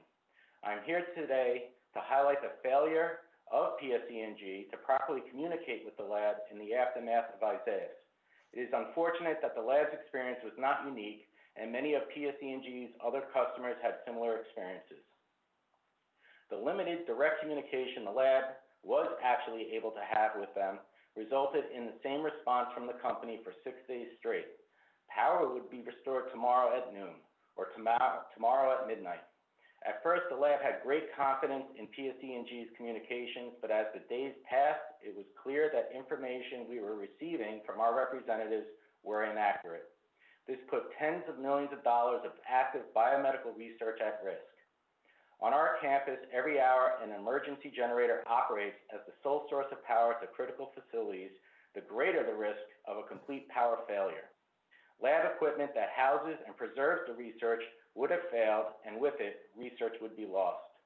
Emergency power systems are meant to carry a facility for a couple of days reliably through an emergency. These emergency systems are not meant to operate as the main power source over an extended period of time. Relying on poor, inaccurate communications from PSE&G limited our ability to make critical decisions to restore the integrity of our campus's grid sooner. With accurate information from PSE&G, and if they were upfront about power restoration being 5 to 7 days away, the lab could have rented and deployed mobile generators to restore the cooling systems and power that would have allowed us to shut down our limited temporary emergency generators. The effort to mobilize rental generators and connect them to the lab's electrical grid takes many hours and financial resources. The lab had to make decisions to use our limited resources wisely, and the lab did not want to expend unnecessary costs if we were told by PSE&G that power would be restored tomorrow. The lab's first communication with PSE&G representative who had decision-making authority occurred on 7 days after power was lost. I firmly believe that the call we got on the 7th day from PSE&G was a result of pressure from the New York State Department of Public Service, Governor Cuomo's office, and Senator Gorin's office, with which the lab had contact with for several days already. Power was restored to the lab within 4 hours of that phone conversation. There is no doubt that the severe weather is a threat to us all, and with that understanding, we need to work together as a community to prepare for future events of similar or greater magnitude. Earlier this year, Cold Spring Harbor Lab started an engineering analysis in order to evaluate an electrical microgrid installation and increase our resiliency. Unfortunately, our grant application to New York State Energy Research Development Authority, or NYSERDA, was denied, and we do not know why. To quote the bill from the 2003 LIPA Reform Act passed in the wake of Superstorm Sandy, the fact that LIPA service provider structure is largely excluded from the state utility oversight has given and proven to be unworkable. Unfortunately, this could be written about today's situation as we discuss yet another devastating storm. Given the communication failure, the failure to designate Cold Spring Harbor as a critical facility, and the broader reality that after 7 years, significant reform and substantial ratepayer-funded expenditures, there's a clear case for further state oversight of LIPA and PSE&G. Thank you for the opportunity to testify, and I look forward to working with the legislature in the future. Thank you very much. Next, one of our two union, Pat or James.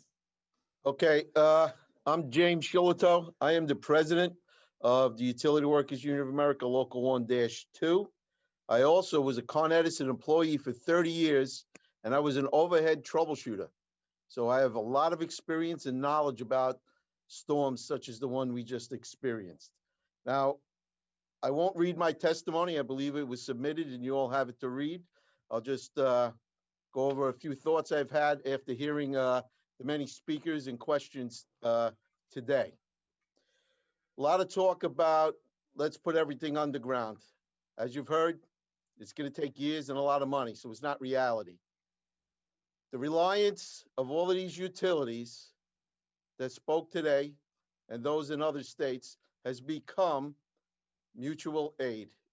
They've planned for it, they staff for it, and that is the failure.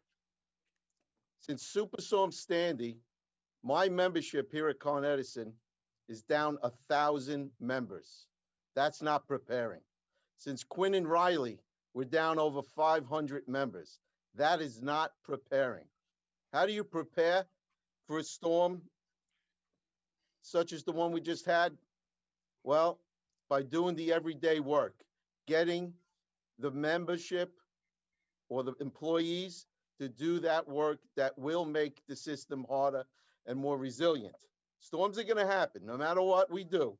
The system is going to be under fire from rain, snow, all of that. As you heard my counterparts at Con Ed, I don't remember the day, but they were saying how they got people back at 90 or 95% of customers. And those 1 or 2s or 3s or 4s, that 5% are the toughest. That's what you need more employees for, because by that time they've released all of the mutual aid people, and to continue the progress to get people back fast is your in-house employees. Con Edison is extremely top heavy with management. The ratio of my membership to their management is less than 2 to 1. The field force ratio is about 3.5 to 1. I don't think anybody on these panels would agree that that's a good way of doing business. The utilities that I represent, as well as all the other ones that spoke today, need to increase staffing.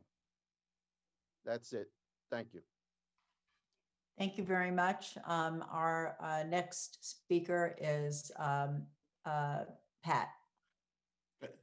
Thank you, Assemblywoman. I appreciate that. I want to thank all the esteemed senators and members of Assembly for these hearings tonight. I know it's a long day. I know, but there's a lot of information that needs to be said. A lot of questions that need to be asked, and I can tell you that I'm proud of the job that every one of you is doing. So thank you for all that you do. Let me just start by saying my name is Pat Gadis, and I represent Local 1049 of the International Brotherhood of Electrical Workers, and I'm its business manager. My local represents about 4,200 proud members, with almost 2,000 of those members working each day to operate and maintain the electric transmission distribution network on Long Island. Starting my testimony today, I just want to be able to say one thing. These hearings like this that allow us to be able to provide clarity and detail to our responses and our concerns with the recent storm restoration activity. So I don't want to belabor the point much more than it's been belabored over the last 9 hours.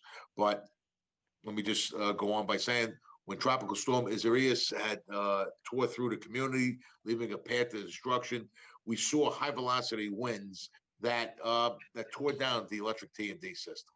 And this damage that we witnessed on the west end of the tropical storm, it created damage of major proportions. I'm going to tell you right now, I've been a utility worker since 1981, and I've been a veteran of every major storm since Hurricane Gloria. And I can tell you the damage that was left in the wake of this storm was, in some cases, even though it didn't have the water event, but the wind events took down trees that were taken down, the size of which were taken down from Hurricane Sandy. So I could tell you that the destruction was absolutely devastating to our Long Island neighbors. And I can tell you that my brothers and sisters that were out there in the field working to restore power told me that they were fighting conditions that they found after Hurricane Sandy with the extent of the damage. So in any one of these cataclysmic events like this, we see our utility employers go out and employ mutual aid.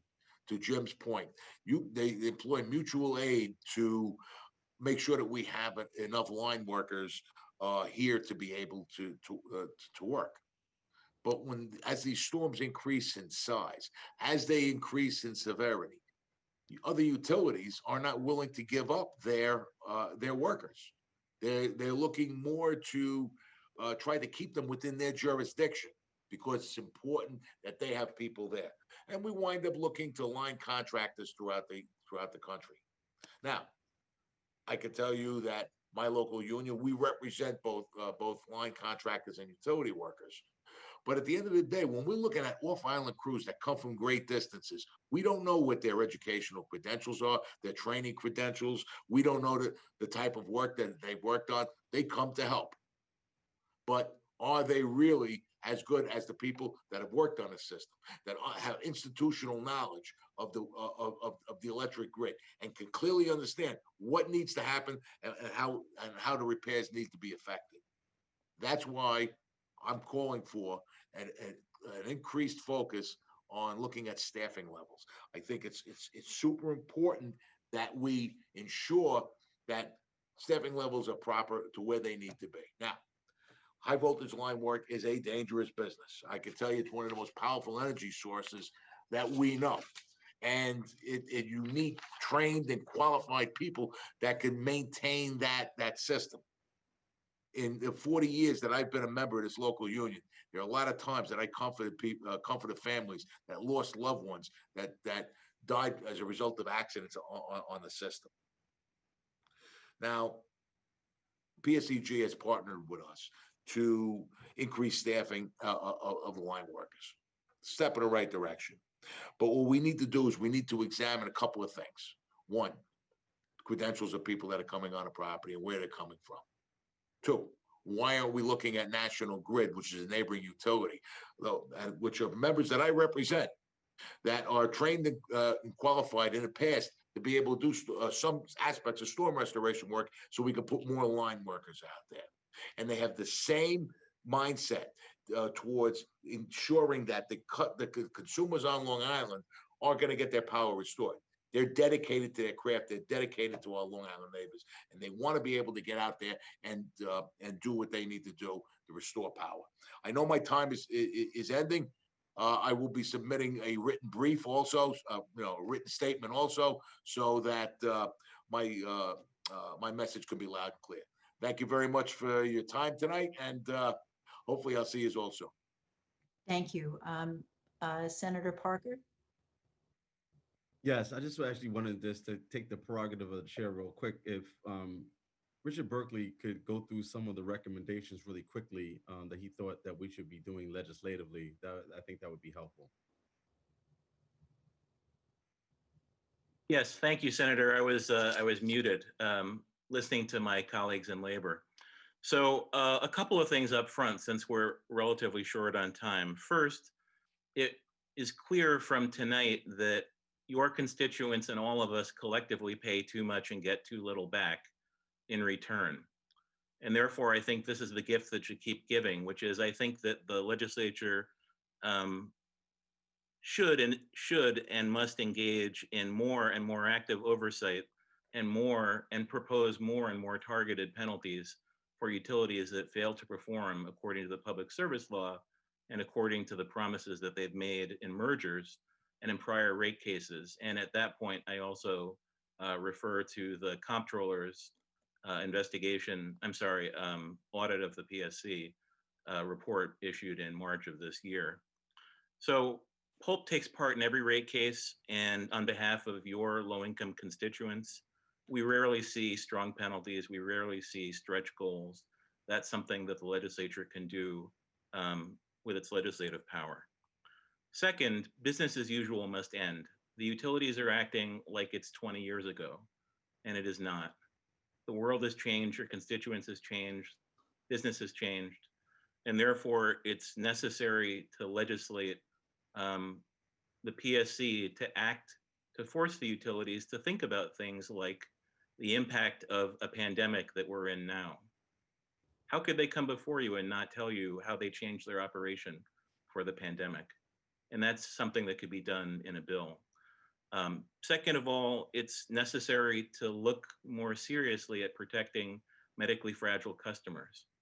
And by that, I mean life-saving equipment customers. I mean what are called elderly, blind, and disabled customers by the utilities, and also customers with serious and chronic medical conditions.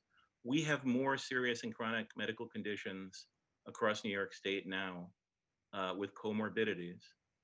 And I wish I had never had to learn that word. But we have more now than we've known in the past. And that's something also that the legislature can add to the regulations surrounding utilities. A plan that suggests medically fragile customers or seniors have to leave a hospital in the middle of a blackout or a pandemic is a broken, failed plan. And therefore, I urge that the legislature look also to legislating improvements in the emergency plans, as the legislature did after the Long Island City blackout 14 years ago. Next, I think the legislature has to look at this issue of undergrounding. It has been quite seriously since the 1890s, since the legislature has given this issue the amount of attention that it received tonight and will continue to receive because of this most recent problem and the continuing problems we have with reliability and resilience in New York. And that will require legislation that will study the cost, will require the Public Service Commission to report upon the cost of all of its actions and the actions it asks the utilities to take. And then it will be necessary to have a large conversation, which the legislature is best equipped to do with the whole state, to figure out what is worth doing, when and why, and which parts of the state need it the most for our economy and for our recovery from where we are now. The issue of public power is one that was discussed a lot tonight too. It is doable, as you heard from the commission, PSC, and the utilities. Whether it is a good idea or not is a case-by-case analysis. And therefore, I think the legislature there is also best suited to analyze this. Continuing on that topic, and forgive me, Senator, if I use all your time and haven't let you speak. Yeah, if you could be quick and wrap up. Yes, I will. So let me suggest that the legislature also look to some legislation that was recently done in California. California, as you know, is having these tremendous blackouts and rolling blackouts based on fires. And so they required the wireless companies to have sufficient amounts of power to maintain service so that people could get medical assistance and 911 during these massive outages. There are a number of other things. I think you guess I could go on for some time, but let me stop there and return the time back to the chairs. Thank you. Thank you. Thank you. The first assembly speaker is co-chair Ed Bronstein. Thank you. And, I'm not sure if you're going to have an answer for this, Mr. Berkeley, but I'm going to ask you anyway. Earlier today, I represent Northeast Queens, and earlier today we had Con Ed testifying, and in Northeast Queens, a big part of our problem was down trees. And I know that the City of New York Office of Emergency Management and Parks Department plays a role in helping Con Ed to remove trees so they can fix the power. And we asked the City of New York to provide someone from OEM or Parks to testify, and they declined. And I'm just trying to get a sense of what is the city's responsibility with restoration after a storm? And if you do know that, do you know if they responded adequately? So I think it's a difficult answer, but let me try like this. First, the city has a responsibility as a municipal government to its residents, to consumers. And from that standpoint, it has a duty to encourage and to cooperate in the restoration of power in a safe and rapid manner within the boundaries of the city proper. I think, I don't live there anymore, but I think it's clear from looking from the outside that any cooperation the city should have received from the utilities may not have been sufficient. It's also the duty of Con Edison, first, because it is a utility that has a franchise to operate from New York City. Second, because it receives its ability to operate in the state from the PSC using your authority. Does that I answer think your more question? of what we're trying to figure out is, Con Ed is responsible for restoring the power, but the city has a responsibility for removing the trees and that part of it. And I'm just trying to get a sense of if part of the problem with the restoration was entirely on Con Ed, or was the city lax in its duty to immediately go out and remove trees so Con Ed could do the restoration. So I just want to know if, in your experience with working with some of your clients, if you've encountered something that would make you familiar with those issues, but I guess you're not sure. I think that the answer I can give you is that my last time working in state government was just, I left state government just after Sandy, and the city was trying, but it is so siloed and so large, and the problem is so difficult that I think the city failed not for lack of trying. Having said that, I don't know if I can answer better than that, which is the city has a duty. It has a duty to your constituents and to the residents generally, and it would be good for them to be here to answer that question. Yeah, and fortunately for us, I believe the city council will be having a hearing on the same topic, and I'd imagine that the city will have representatives there. So we'll just work on our city council colleagues to ask these questions. But thank you very much. And, Thank that's- you.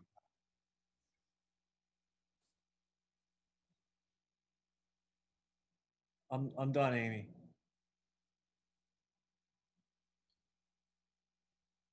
All right. So then next, we have, I apologize.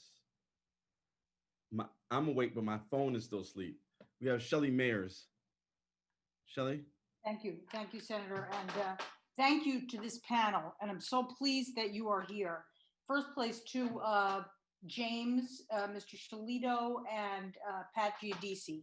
First place, I'm so pleased that you are raising the issue that these utilities do not hire enough people right here in New York, make them union employees, pay them middle-class wages. And instead, our constituents, who are some of these same individuals who, by the way, are out of work, have to wait for somebody from Alabama or Louisiana to drive up here 7 days after the storm to fix something that your members could do. So I think that there is a great interest of my colleagues, I suspect, to work with you to make sure that this issue of adequate staffing and frankly, good jobs is here in New York. And I'm very pleased that you both are here to make sure that that's part of the conversation. So I want to thank you for that. I did want to ask Richard Berkeley, and thank you, Richard, for being a breath of fresh air about what the real obligation of these companies is as franchise holders to customers. They are not businesses whose obligation is to their bottom line, but they are businesses whose obligation is to customers. Do you believe the way the Public Service Commission is currently constituted, appointment and confirmation, and the people that serve on it, nothing against them personally, is the appropriate way to regulate utilities, given what we've seen in this hearing and in prior storms? That's a good question, Senator, and let me answer it like this. I'm pleased to be back in front of the legislature only a year from the last time I was here, at which point in time I heard the same answers from the utilities about a different blackout. We all get enough opportunity to ask the same questions and hear the same answers. And the root of the bottom is that the Department of Public Service and PSC are the regulator. So yes, I think they could stand some more reform. I work with them very closely to help all of your constituents, but at the same time, that there are a lot of terrific and talented people there. They may need more resources. They may need more hearings, quite honestly, and discussions about oversight. And I hope that answers your question. Well, I appreciate the answer there. I think the point is they gave these letters of anticipated violation, which I believe is the first time that I've ever seen that, in response, I think, to the outcry of my colleagues that we are not going to stand silently by while our constituents basically have been ignored in this process. So there's clearly more they can do. I was asking you about institutionally. I appreciate that you have a relationship with them, as we all do, and rely on them. But I appreciate that. And thank you to my union brothers for being here and making sure the voice of your members is heard. We hear you. That's it for me. Okay, thank you. Thank you so much. The next speaker is Assembly Member Phil Palmisano.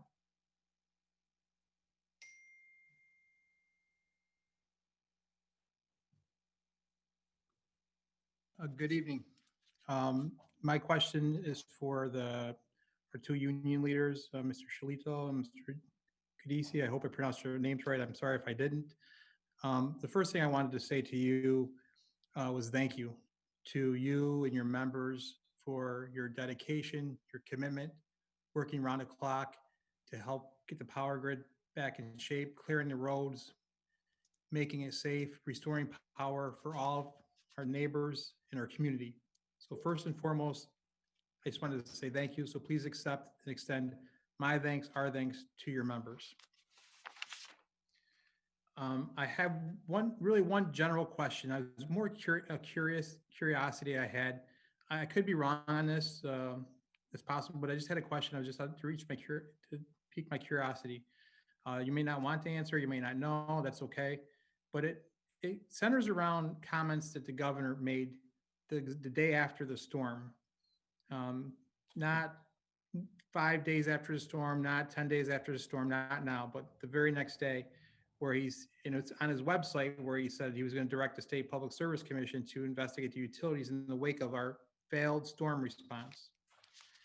And certainly dealing with an emergency like this or any type of emergency, I'm sure you would agree that morale is an important issue.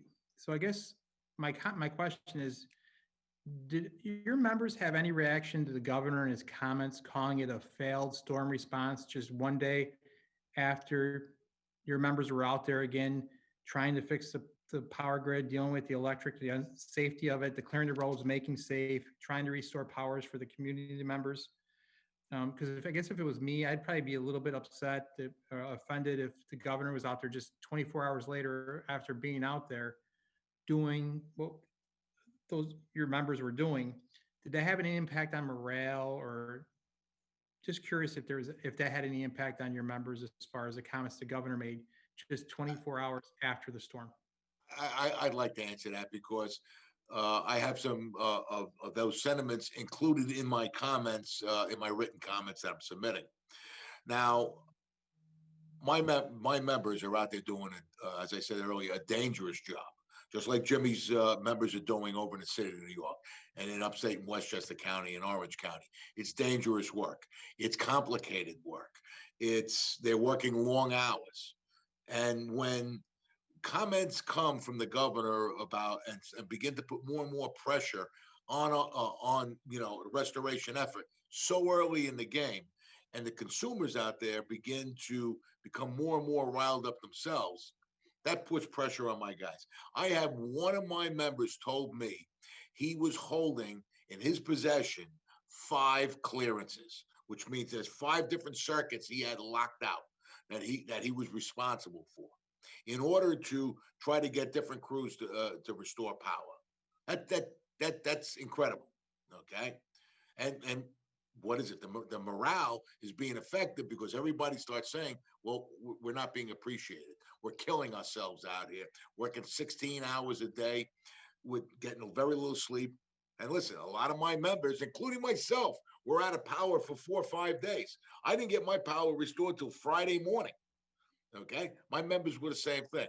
And during Hurricane Sandy, same thing. I had members that were homeless and living at the call center because they had nowhere else to go.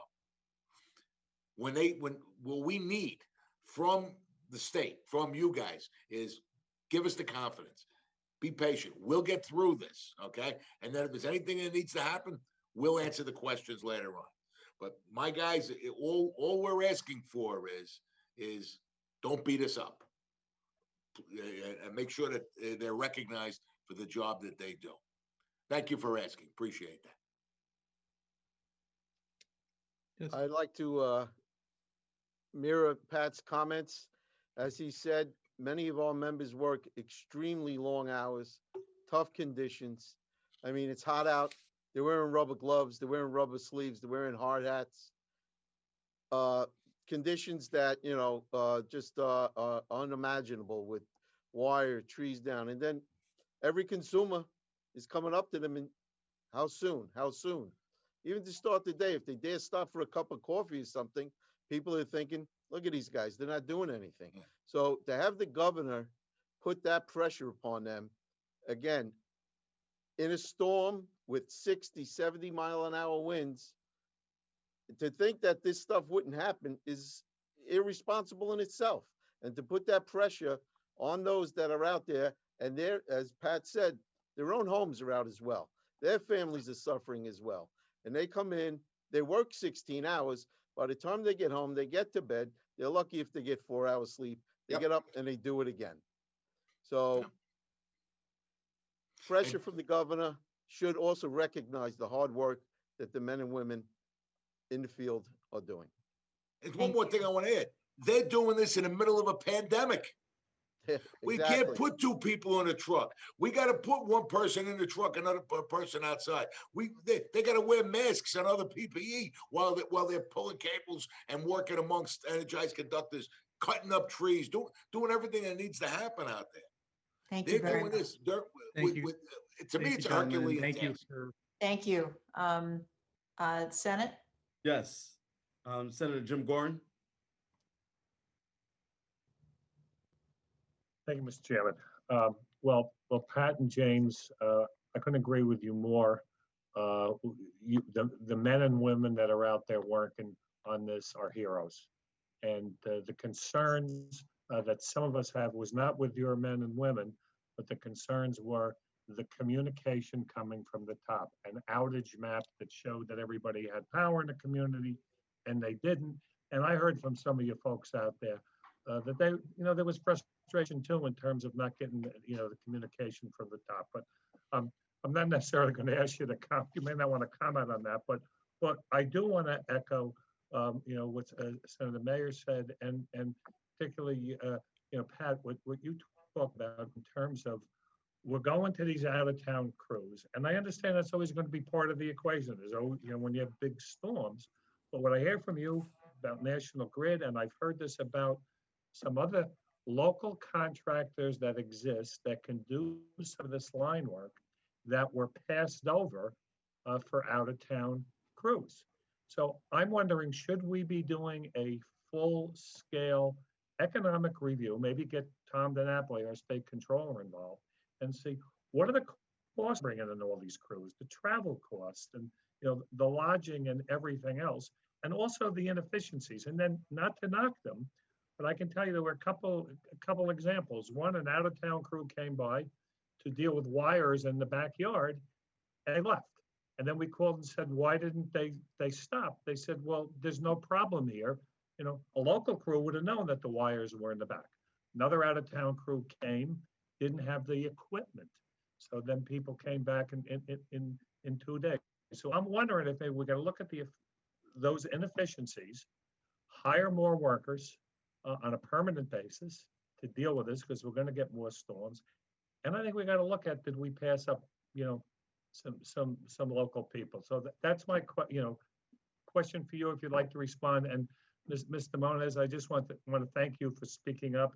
Shows that businesses were hurt considerably here. Yours is a national story. And if you want to add anything about what your comments about that we really need to get the Public Service Commission involved here, because LIPA doesn't seem to have the ability to deal. But those are my questions and comments, gentlemen, if any of you would like to respond.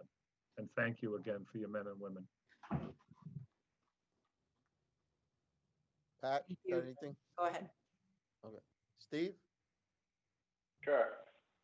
So, thank you, Senator. And, LIPA, PSE&G does need some better oversight. I spent 20 years in New York City. I dealt with Con Edison, numerous blackouts, and I can tell you that the communication was much better. I know some of you felt it was not that good, but when you compare the two entities and the two utilities, Con Edison, from a communication point of view, was much, much better.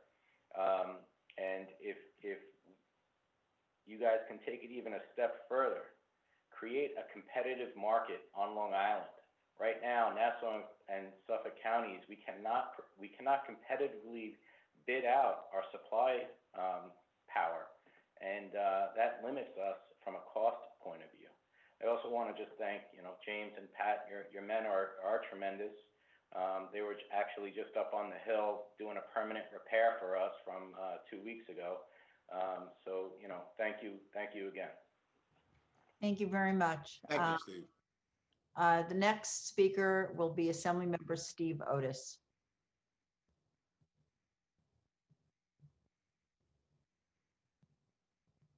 Great, thank you. To our friends at the utility workers and electrical workers, James and Pat, I think the one thing that we need in your written submissions is a real timeline of number of employees by the companies over a period of time and in comparison, because my view throughout is everything is sourced to lack of manpower. And we hear a lot of complaints about, well, communications, and no one knows what's going on. The lack of communication is somewhat because there aren't people out in the field. There aren't enough trucks. There are not enough men, and over reliance by the utility companies in this country, and it's a nationwide problem, over reliance on a mutual aid system that cannot possibly meet the needs of customers today. So you're free to comment further, but I think that you have made the point already, but we need in writing some of the timeline comparisons about the number of employees at the different utilities and other companies providing these services. Thank you very much. I'd be happy to get that for you. I do touch upon it a little bit in my testimony, but I could be a bit more specific, so I'll be able to get those numbers. And wanted to note, just we do have some women working. It is predominantly men, but we do have women as well out there and manning the phones. So I didn't want to leave them to be unrecognized. Thank you. And again, you know, the daily work, you prepare for a storm, not the few days before, it's the months and year before, by keeping the system intact and having people that know that that wire is in the backyard and have the equipment to get up on that pole and fix it. Thank you. And Jimmy, just let me echo your remarks. You're right. There are plenty of women out there. We have women line workers, but we also have the women that are working in our call centers, and they are working same hours, long hours, no sleep. And with the failure and the failure of the outage management system, it was very difficult for them to be able to give the consumers any kind of information out there, which further led to their frustration and frankly, their morale. But they're strong, they're tough, and they make sure that the consumers are at least try to get the consumers to understand what the problems are. I Thank you agree, very- Pat. Go Thank ahead. you. Thank you very much. I just wanted to note that nobody ever calls the company to tell them they're doing a great job. So quite honestly, I worked high voltage and I loved it, but I would never want to work in a call center. Thank you. Next Assembly member is Tom Abenanti.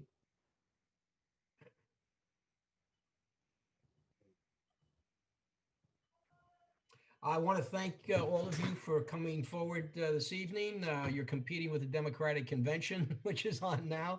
And it's also almost 10 o'clock at night. So you're talking to a tired audience. But I think what all of you had to say was worth hearing. I'm glad those of us who stuck around did stay around to hear what you had to say. And I think the criticism that we've leveled at Con Edison was clearly not directed towards the men and women who are out there working hard, trying to recover from that powerful storm. My concern has been a management failure. I don't think they have seen what they have to do far enough in advance, as one of you have said. And I really believe they've depleted the resources of the company far beyond anything that's reasonable. Jim, I'd like to go to you for a second. I've spoken with people who used to be workers for Con Ed, and they tell me that the number of people who are qualified as line constructors, the number of crews that you've had over the years, and the teams that you put out have been greatly diminished. Have you seen that happen? Absolutely. The current numbers are far below what should be. There was a recent agreement after Quinn and Riley that they would hire over a 3-year time span or move into, if it were internally, 10 people into the overhead department per year for a total of 30, above their budgeted numbers at that time. Well, that's great. I'm always happy to get more people, but it doesn't approach the numbers that they really need. They continually rely on utilizing an outside workforce, contractor workforce. Now, of course, I want as many members as I can, but beyond that, I truly believe, like what Pat had said earlier, my members know the system, have the best training, and are the best resource that the ratepayers are paying for. The money that is spent on outside contractors continually is I feel, a waste of money. They make as much or more than my members. Profit is factored in for that company. So there's no way that the company saves money to do that. They're supposed to be there for the peaks and let go during the valleys. Well, I have 42 years and I haven't seen a valley yet. Jim, let me ask you one thing. I was given the impression that there was a time when Westchester County had 5 permanent service centers with 35 crew members in each. And that has now been reduced to 2 with 35 members in each. Is that accurate? Well, they have 2 main service centers, one in Rye, the other in Eastview. There's Yes. a lightly staffed yard in Yonkers, and that's for the general workforce of construction. There are some satellite yards for the troubleshooters that usually have maybe 2 or 3 people stationed there. Maybe But basically, we've gone from 175 line people to 75, right? Or You know, 70. just to answer that question, and then we're going to move on to Kevin Byrne. Thank you. Yes, I would say that you're correct. In Westchester County in particular, we're down to about 80 people in the overhead department. Thank you very much. Kevin Byrne is our next assembly speaker. Thank you. I'm still here. I'm glad you all are here too. It's been a very long evening, and thanks for just sticking it through. You know, a lot of questions have already been asked and answered, but and I know that the dangerousness of your members, their jobs. I like to point this out. It's a little personal for me, but we know it's dangerous, but it's consistently ranked. High voltage troublemen, linemen, I believe, is the top 10 most dangerous jobs in the country. Almost, I know Forbes has ranked it that way. Other news outlets have ranked it as one of the top 10 most dangerous jobs. And it's personal because Jim, you may know this. My father's retired at Con Edison UWUA for over 45 years. Just recently retired, and I know you spend that much time on a truck out on the road. A lot of times your members somehow turn into de facto first responders because they're just out in the community. I know my father's even stopped and done CPR, you know, on more than one occasion just because you're out there. So I want to thank you and your members for all that you do, for the flack that you take during these storms. There's a lot of stress that gets put out there, but you guys do a remarkable job in less than ideal circumstances. So I want to make sure I say that. And then going back to staffing levels, which I know we're talking a lot about, you know, it's not just about a storm response, but it's also about safety of your members. And while we're dealing with COVID-19 and the pandemic, I'm constantly thinking about that. And speaking with some of your members over the years, they talk about these outside contractors as almost like temps, like they're temporary workforce, and they don't have the expertise. And I wanted to see if you could kind of just give your thoughts on where we are now that versus maybe 10 years ago. I mean, you don't have to get specifics with specific numbers, but it seems that over the last several decades that there's been a shift away from some of the permanent full-time staff to reliance more on contractors and some of the folks that are more senior positions. Are they truly working up through the ranks the way maybe they used to?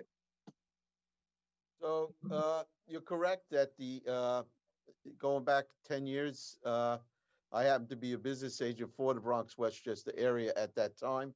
And we do have less membership, particularly in the overhead and throughout the entire electric operations. You know, there's a great many of my members that are not in the overhead, but are ladder line qualified and do help out during storm restorations with the overhead. Today we're particularly focusing on the overhead, but we have a lot of members that do aid in the storms. Now, in regards to the COVID dilemma we're in now, all of my members, much like Pat's, you know, we try to maintain 6-foot distance. So generally speaking, you try to keep it to one guy to a truck. They follow up with a spare truck or their own personal car. The storm hits and the governor says, well, the essential workers coming in from out of state, they're okay. Bring them in. No testing, nothing. They're not wearing masks. They're parading around out there like it was a normal day. So that put a lot of our members at risk, and it made them feel uneasy. And we try to ensure that they could not work alongside any of these crews from out of state, because not only is it not safe because we don't feel that their skills are up to par, but they're coming from quarantine states that normally, if my member went on vacation there, when they returned home, they'd have to quarantine for 14 days. But it was drawn out the window. So that was just one more thing we had to deal with. Thank you very much. Our next Assembly Speaker is Judy Griffin.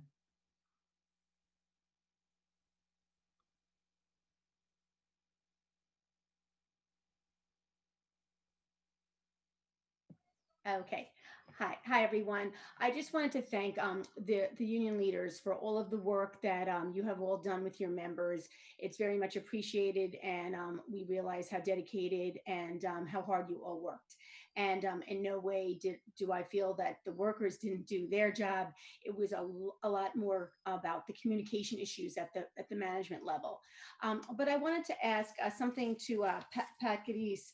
I know, Pat, we had talked last week about some of these issues. But one of the things I wanted to know about when the workers are hired from out of state, and you were saying that sometimes they come and they might lack the institutional knowledge that could really get the job done better here. That's a really big issue because there is a lot of expense that goes into getting workers from out of state. And as Mr. Shalito just explained, also risk because right now we're in the pandemic.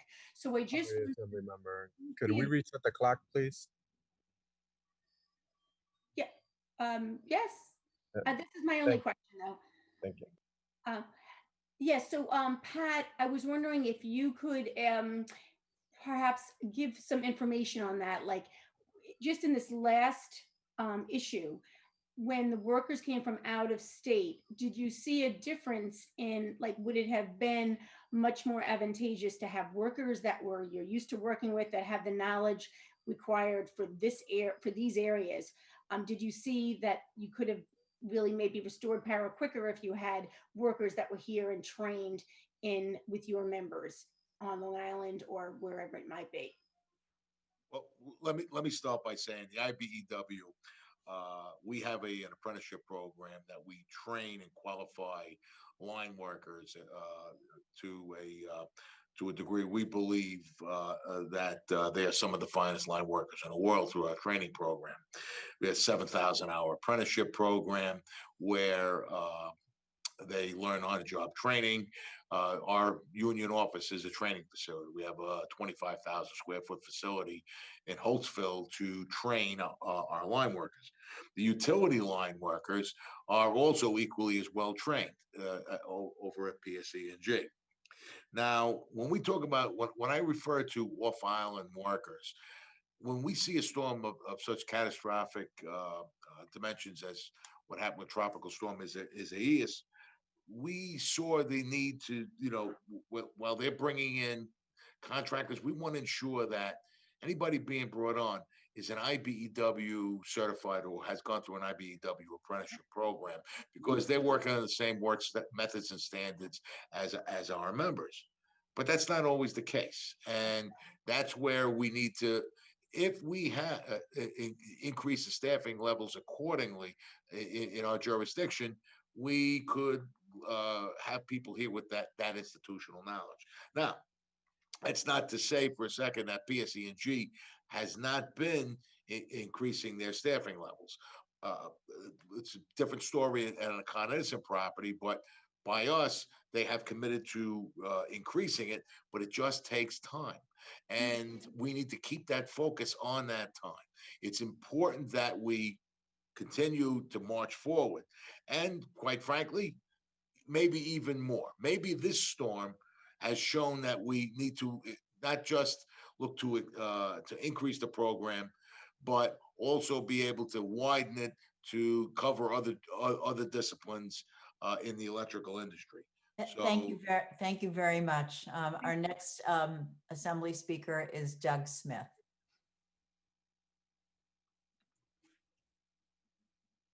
Thank you so much. And Pat and Jim, thank you so much for staying with us at this late hour. I just have a few questions because I was a bit confused when the PSEG Long Island Chief Operations Officer said that it's possible that not every member of yours and every one of our people who are very capable of helping, aid in the restoration efforts were not necessarily activated. So I'm wondering, did they? I would think that they would have contacted you specifically, but also other companies locally. Am I missing something on their end, or I maybe I don't know. I don't want to put you in a bad spot to say anything about them. But, oh, and I think you're muted. Sorry. I'm unmuted now. Thanks, Pat. I'm not really sure what was said. I might have missed that. Okay, before. that's all right. It's been a long day, but I can tell you that in the Long Island jurisdiction for PSEG, everyone that was qualified to work was activated. When we looked at other people on mutual aid that weren't able to be sent, that were from New York State, that those utilities that had gotten cold feet on releasing their people because they felt they might need them in their own jurisdictions, that's a different story entirely. If I remember it correctly, Dan Icorn had said that they did reach out to neighboring utilities, but weren't able to get those utility workers into the Long Island jurisdiction. I don't disagree with that, and I don't have any reason not to believe that. Been in the business long enough to know when you have a regional storm like this, everybody is less than enthusiastic about releasing their employees when they may need them there, which lends itself to, again, the argument of when staffing levels are increased in the jurisdiction where you're at, you wind up having less of a concern when it comes to that. In addition to that, since we train linemen ourselves out of our union office, through our apprenticeship program, for us, that's more of a transient workforce for the highs and lows. Oh, interesting. So you're saying that the newer members that you've trained, they come and go depending. And Assemblyman, I would invite you to our facility. We are right down the road from your office. And house. So You're right down. You're right. You're probably there now. You give me a call and you come down and I'll show you our training facility. I appreciate that, Pat. Thank you. And again, just to reiterate, we are so thankful for everything that your members are doing, and also Jim, likewise in your regions. We wouldn't be able to get through it without you and your expertise. So thank you. Thanks. Thank you very much. Just a couple of quick follow-up questions. First, a comment. I just wanted to let Stephen Moniz know that I would be very interested in finding out with you why NYSERDA rejected your request for a generator. So please contact my office after, not tonight, but maybe tomorrow or Monday. Absolutely. Thank you. Follow up. Just a quick question on the apprentices program. I'm very curious. You said it was 7,000 hours, and we heard that Central Hudson said they wanted to do a shortened program or a shortened apprentices to be able to get more line workers up. Is that realistic? Is 7,000 hours, and how many years does 7,000 hours take? Does it vary by utility? Because Con Edison had said it takes 5 years. The other utilities all said it took a little more than 3. So I just wanted to get a perspective because more line workers is obviously an important. Our utility workers that are employed at PSEG have a program where it's a 3-year program, but they spend a couple more years in steps to be able to attain the level of a first-class lineman. Our apprenticeship program that I was referring to, 3,000-hour apprenticeship program, if because they're construction, if they're working all the time, they can make it in 3.5 years. Now, it's in a post-Sandy Hurricane Sandy environment, where they've been working an extraordinary amount of hours on FEMA hardening of the system. They are making their completing their apprenticeships in less than the normal 3.5 years at about 7,000 hours would take. But there is also other, years after you complete your apprenticeship where you begin to develop that institutional knowledge of the work. You're working with other linemen, you're working with other apprentices, you're working on different circuits, and you're learning your trade craft. When I refer to a fully developed lineman, this is someone that's been in the field 5 to 7 years and clearly understands what their trade craft is, how to operate safely in a very unsafe environment. Thank you, thank you. And I just want to say, on behalf of Phil Malsano, who ran out of time, and also want to add my voice to this as well. And I'm going to read what he texts me. He just wants you to know to please accept and extend my thanks, our thanks to your members for all they do round the clock for their neighbors and community. And please know how grateful and appreciative we all are to them and to you. So thank you, be safe. And with that, the Assembly has no more questions. Does the Senate have any? Otherwise, I will call the next panel. Sounds like they don't. So I will call. So thank you again. And I'm going to call now panel 7. Thank you for having us. Thank you, Chair. Thank you for having us. Thank you. Enjoy your evening. Thank you. Have a good one.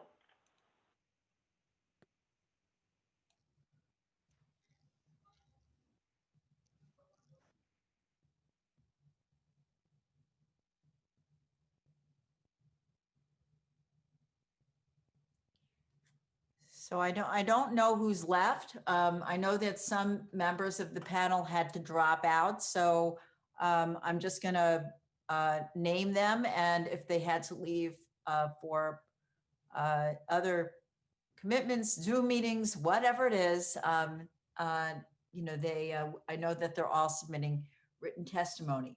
So panel 7, I believe Mike Spano needed to do something else, so he will not be on the panel. If he's there, to please let us know. Okay, the next person on the panel is Mark Samwick, Mayor of Scarsdale, my own hometown. Thank you, Amy. Members of the Senate and Assembly and other attendees, I'm here today on behalf of the Scarsdale Village Board of Trustees and every member of the Scarsdale community. As a community leader, I've experienced a high level of frustration in connection with being virtually powerless in helping our residents, local businesses, our own municipality, and other important members of our community to get their power and internet service restored and return their lives to some semblance of normalcy amidst the continuing COVID-19 pandemic. I'm angered and astonished at Con Ed's continuing failure to develop, manage, and maintain a resilient electric grid capable of reasonably paced recovery following a severe weather event, and Altis's inability to restore internet and cable service to all residents more than 2 weeks after the storm. These outages are simply beyond the pale. Yet, it seems these outages are becoming the new normal for Westchester County. Our electric and communication infrastructure must be hardened, able to withstand the impacts of severe weather and capable of prompt recovery. I've received emails from and spoken with so many residents in my village about the struggles of the elderly, those with a wide array of health issues, women and men working from home, and new parents with an 8-day-old baby at home. Our need for reliable electric power and the ability to communicate via phone and internet has never been greater. Yet our critical utility providers have repeatedly shown they are not up to the task of managing their respective networks. Going forward, Con Ed and Altis must be prepared when the next storm comes, and the next one, and the one after that. To that end, the Village of Scarsdale drafted a letter to this body for the public record regarding our storm experience with respect to Con Ed's storm assessment, line clearing, and power restoration operations. I can summarize the major topics and comments as follows. 1, the lack of adequate field supervision and crew coordination caused significant productivity losses that contributed directly to the multi-day power outage. 2, the lack of integration of the field the initial field damage assessment with the daily work plan restoration assignments resulted in confusion, inefficiencies, and a massive loss of productivity. 3, late daily start times for Con Ed crews and the absence of Con Ed tree crews resulted in loss of productivity and the expectation and necessity for village tree crews to effectively work for Con Ed. Sufficient crews could have been in place in advance of a large storm event and should be sustained to provide longer workdays amidst such emergency conditions. 4, excessive delay in receipt of new work assignments resulted in significant downtime. 5, as the first company on site, Con Ed should share their observations with cable, phone, and internet providers. This level of coordination is all the more important in the current COVID-19 context, where much greater emphasis is placed on internet connectivity for education, business, and providing access to goods and services necessary to our residents. 6, we need a coordinated restoration effort between Con Ed and local officials.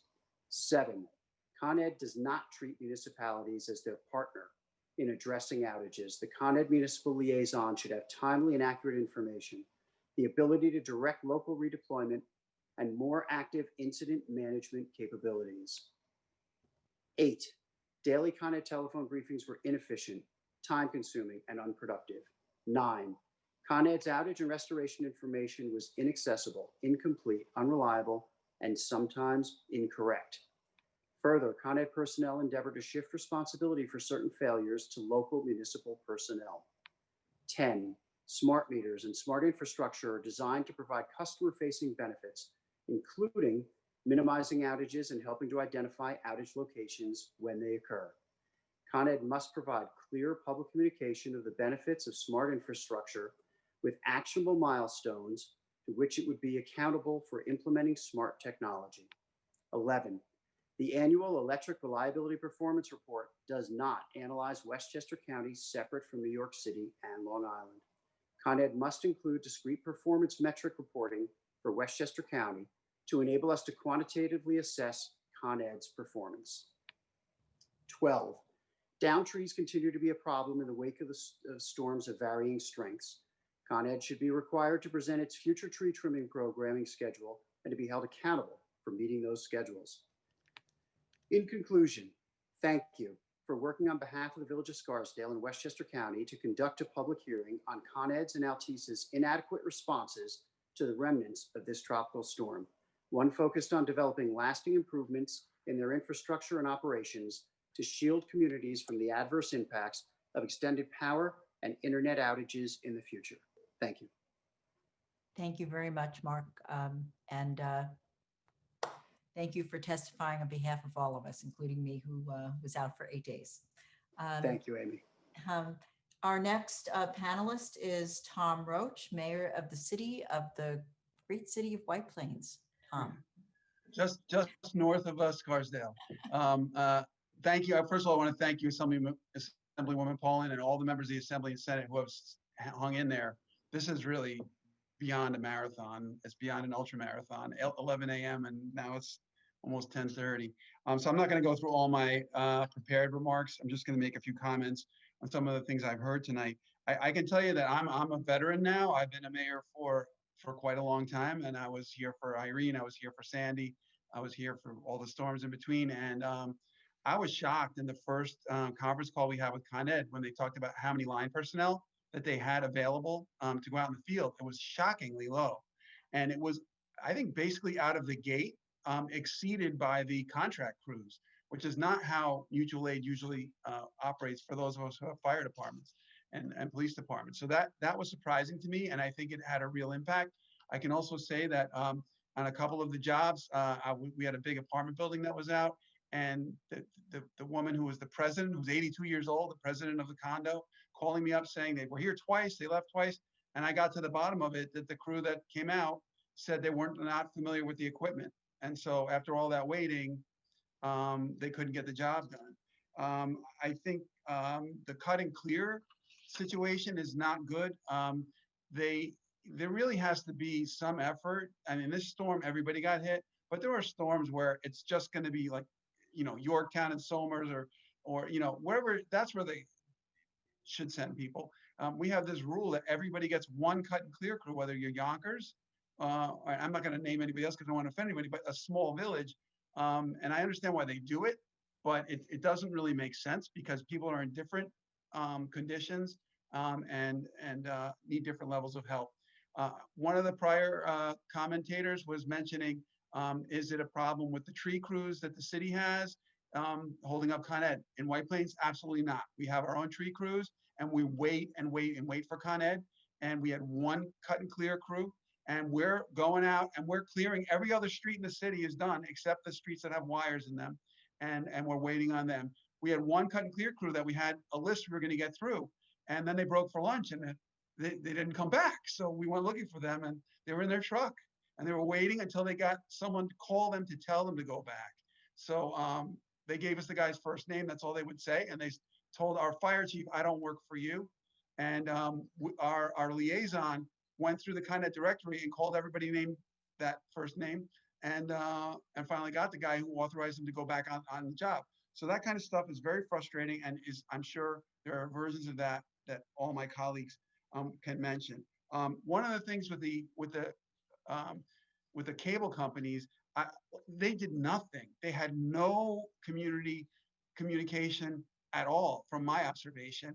And so one of the county calls, I suggested, can we get a one sheet from each of them that we at least have, so when we take the calls, because we are now serving as their customer service wing, have the information and put them online. And it took like a day to get them, but we finally did get them. I think in White Plains, we're fortunate. Our customers can choose. You have two companies. Everybody can choose between the two. So I was at the point I was just telling people, go to the other company. If you're unhappy, go to the other company. I think that part of what happens during an event like this, and I've been through a few of them, is as it gets further in and people are tired, you start to hear like a couple people saying, oh, all the crews are showing up down county or all the crews are up county. Guess what? They're nowhere. None of us had crews. And the other issue that I saw here is an inability of kind of to even know where the crews were. We had a great liaison and he was very helpful with the cut and clear, but that's all he could do. He had no information. And it's like the Stockholm syndrome. They become part of our team. They're angry at Con Ed.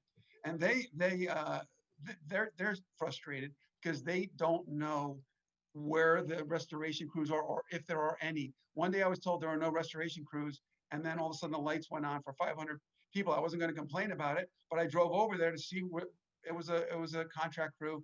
They didn't know it was there. So I think there's a lot of work to be done. And I appreciate you all taking the time to get on this because this all falls down to local government, like so many other things. And we're left holding the bag and we really need help to get more requirements on Con Ed to have the crews available to attack this stuff immediately and get us out from under it. Thank you very much. Our next speaker is Paul Feiner, Town Supervisor of the Town of Greenberg.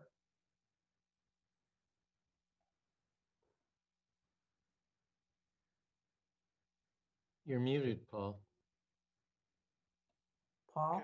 Could you hear me? Good. I submitted a written testimony, so I'll just give you a summary since the hour is late. First thing I think is that Con Ed refund policies need to be improved. After an extended outage, there should be automatic credits.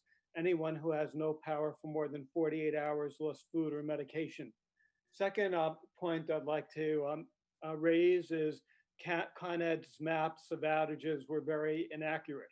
Speaking personally, my family had no power for almost a week.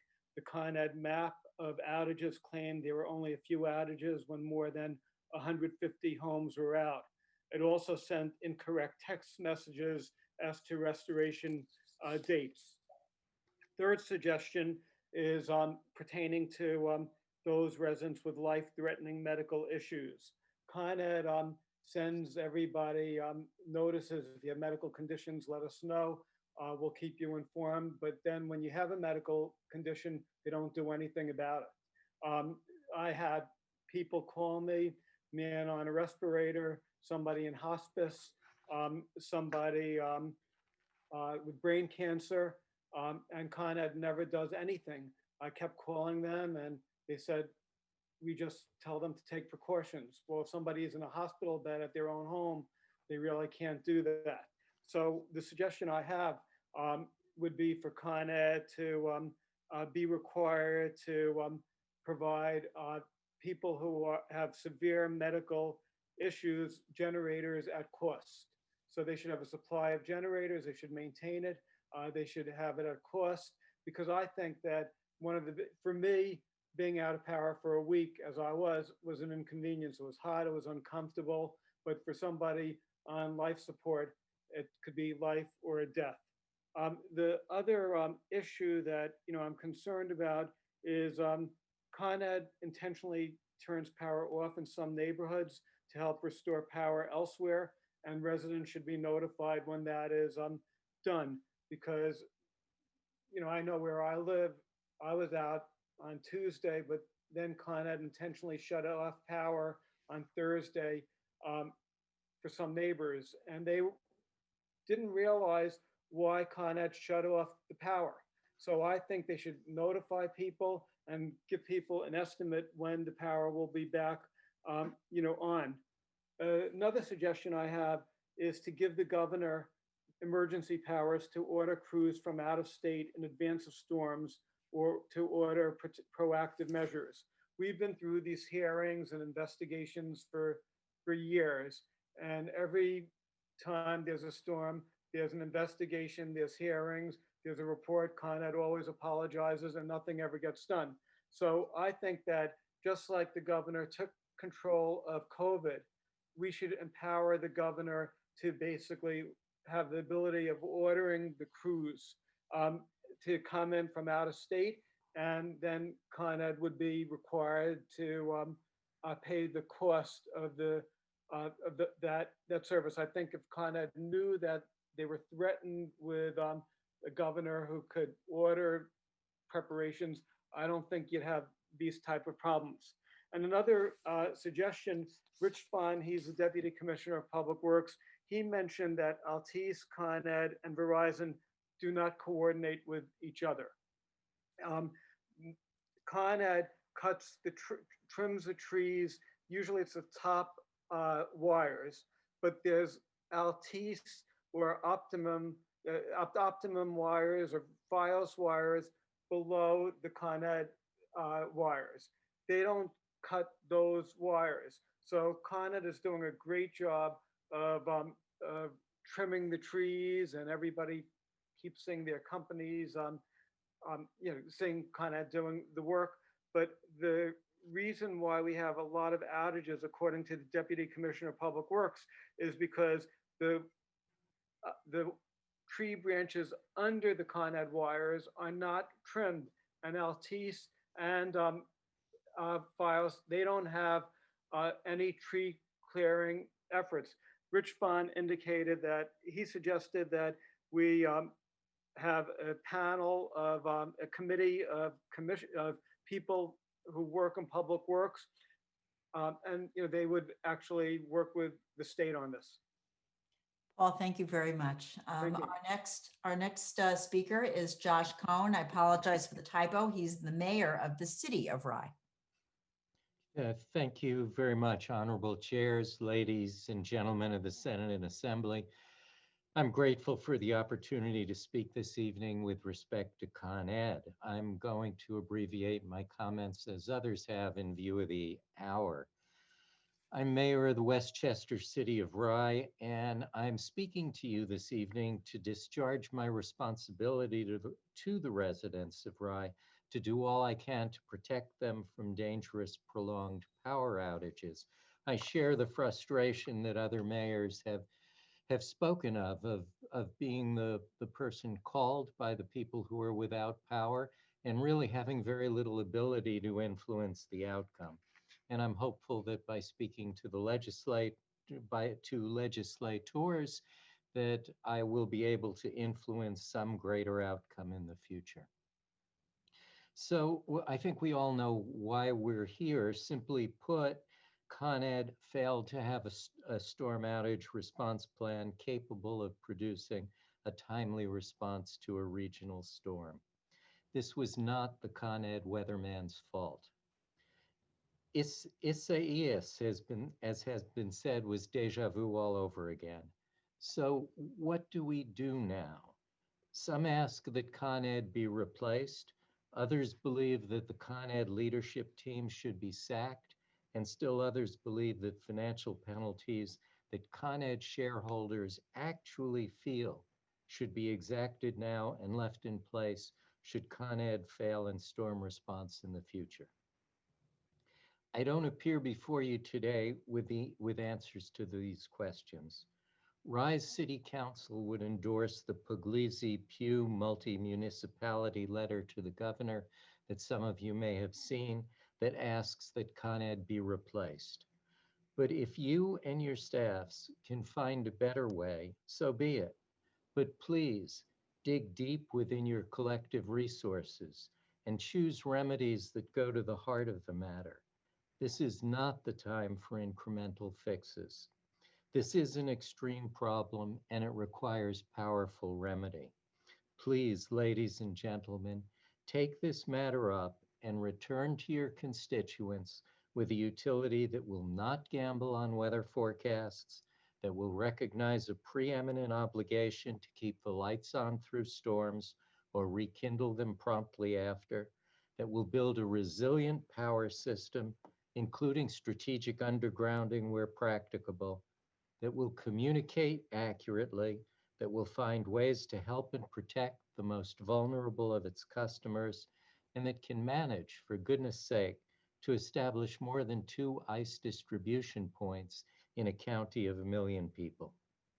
The human costs of power failures like the one we just experienced are great. So are the financial costs.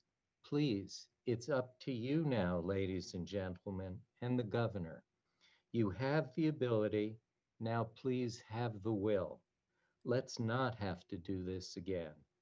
Thank you for listening, and thanks for your further efforts. Thank you very much.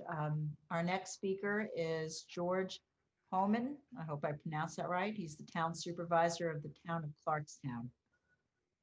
Thank you, Chair, and thank you to the members of the committee and Assemblyman Zabrowski for the invitation to offer some comments. I'll be submitting written testimony, so I'll abbreviate as others did. I was kind of chuckling listening to my fellow supervisors and mayors because we had very similar experiences over here in Clarkstown. Clarkstown, as you may know, we are the 10th largest town in the state with just under 90,000 residents. We are home to the county seat in Rockland. And in addition to that, we have over 60% of the commercial ratables of Rockland County within our town. So when Clarkstown goes down, Rockland County suffers, and Rockland County certainly goes down. And that was really the case with this storm. Towards the very end of the storm, 29,000 of the 32,000 Orange and Rockland customers in our town were without power. We had 140 roads closed or obstructed. It was a significantly bad storm for us. I'll summarize my remarks simply with the good, the bad, and the ugly. First, the good. After Hurricane Sandy, there certainly were some efforts by the utilities to practice some coordination. And Orange and Rockland promised us that they would offer a person within our emergency operations center. They did that for this storm. It was really a godsend. It really became our lifeline for communication. It was very, very positive from the perspective that we had a go-to person and we could relay information. But similar to some of the comments that I heard from one of the other supervisors, they often became frustrated because they were not able to effectuate the response that we would have liked. And simply because there were just not enough crews. There were not enough crews in the beginning of the storm. We were shocked to learn how few crews there were. And consequently, we had over 50% of our town out for about 3 days. It was, again, just a lack of planning and not having enough crews. That was really the good, was their communication with us. The communication with the residents and the general public was very poor. Their outage map, while greatly improved, had significant delays and was really unreliable to the public. And in addition to that, and literally my office within the first 2 days received over 1,000 calls from residents who were calling us looking for help. We were troubleshooting for people with disabilities, people with medical issues, and Orange and Rockland's response, I would put amongst the bad or even the ugly. Their response to people with disabilities, a response to a gentleman who had recently been discharged from the hospital, was, not that they could get him a generator, not that they could help in any significant way, but that perhaps the gentleman should readmit himself to the hospital. It really needs to be addressed. Orange and Rockland's response, the utility's response was, we want to give accurate information and we want to give restoration times, and people need to plan accordingly. Well, in the era of COVID and the era of a time when it's not easy for people that are suffering with disabilities or people that have medical conditions, or frankly, should they be exposed to having to relocate, a better plan has to be put in place. So I would suggest, and I would urge, that you consider expanding the program that's in place with rebates. And I would propose that the program could really be implemented, through the utilities with a push from the state to enable the purchase of generators and transfer switches in private homes. A lot of people can't afford this. It's quite expensive. It's between $7,000 and $15,000 typically for a whole house generator. If you had the ability to be able to do that as sort of like a rebate program or an expansion of that program, I think it would be a great benefit to residents because there are just certain areas within every town that we're going to go out, but certainly for people with special needs, people with medical conditions, the ability to have a generator that they may not be able to afford, I think it would be a great program that should be looked at. I think also we need to really look at hardening of the system. And I have a number of ideas on this, but better coordination amongst the utilities. We're very fortunate that this past week, Orange and Rockland is actually starting a storm hardening project within our town where they're burying some lines. But I think if you could ask any town supervisor, any mayor, we kind of know where the areas are. I've been through enough of these storms now where we know who's going out, when they're going out. And certainly we're identifying those areas now through our after action reports with Orange and Rockland. We're meeting next week with them. And we'd like to see more aggressive tree trimming. We'd like to see more undergrounding of lines. And we certainly would like to see more storm hardening efforts along the way. And with that, thank you for the opportunity, and I'll be submitting additional written comments. Thank you very much. Our next speaker is Ivy Poole, Town Supervisor of the Town of Newcastle. I would like to thank the New York State Senate and Assembly committees for the opportunity to provide this testimony on behalf of the Town of Newcastle. We all know Tropical Storm Isaias was one of the most destructive storms in recent memory, and the Town of Newcastle experienced staggering, widespread, and prolonged outages. In the immediate aftermath of the storm on August 4th, 4,022 Newcastle households were without power out of 6,800 total for 59%. While this made us one of the hardest hit communities, we certainly were not alone at that time. But what made us unique was the duration, the prolonged nature of the outages in Newcastle. The estimated time of restoration for Westchester County, as we heard this morning from Con Ed, was 11 p.m. on Sunday night. At that time, 2,300 households in Newcastle were still without power. That is to say, at a time when Con Ed predicted that 95% of customers who had outages would be restored, 58% of residents in Newcastle who'd lost power during the storms were still sitting in their dark and sweltering homes. I want to know what went wrong here and why it went so terribly wrong for Newcastle in particular. I want to share another way in which Newcastle residents were uniquely harmed in the aftermath of the storm. On Friday, August 7th at 2 p.m., 3,000 Newcastle residents, that is everyone in town who was without power, received an erroneous text message claiming that power would be restored by 11 p.m. that same night. In reality, only 400 residents should have received that message. We didn't even have any restoration crews in town.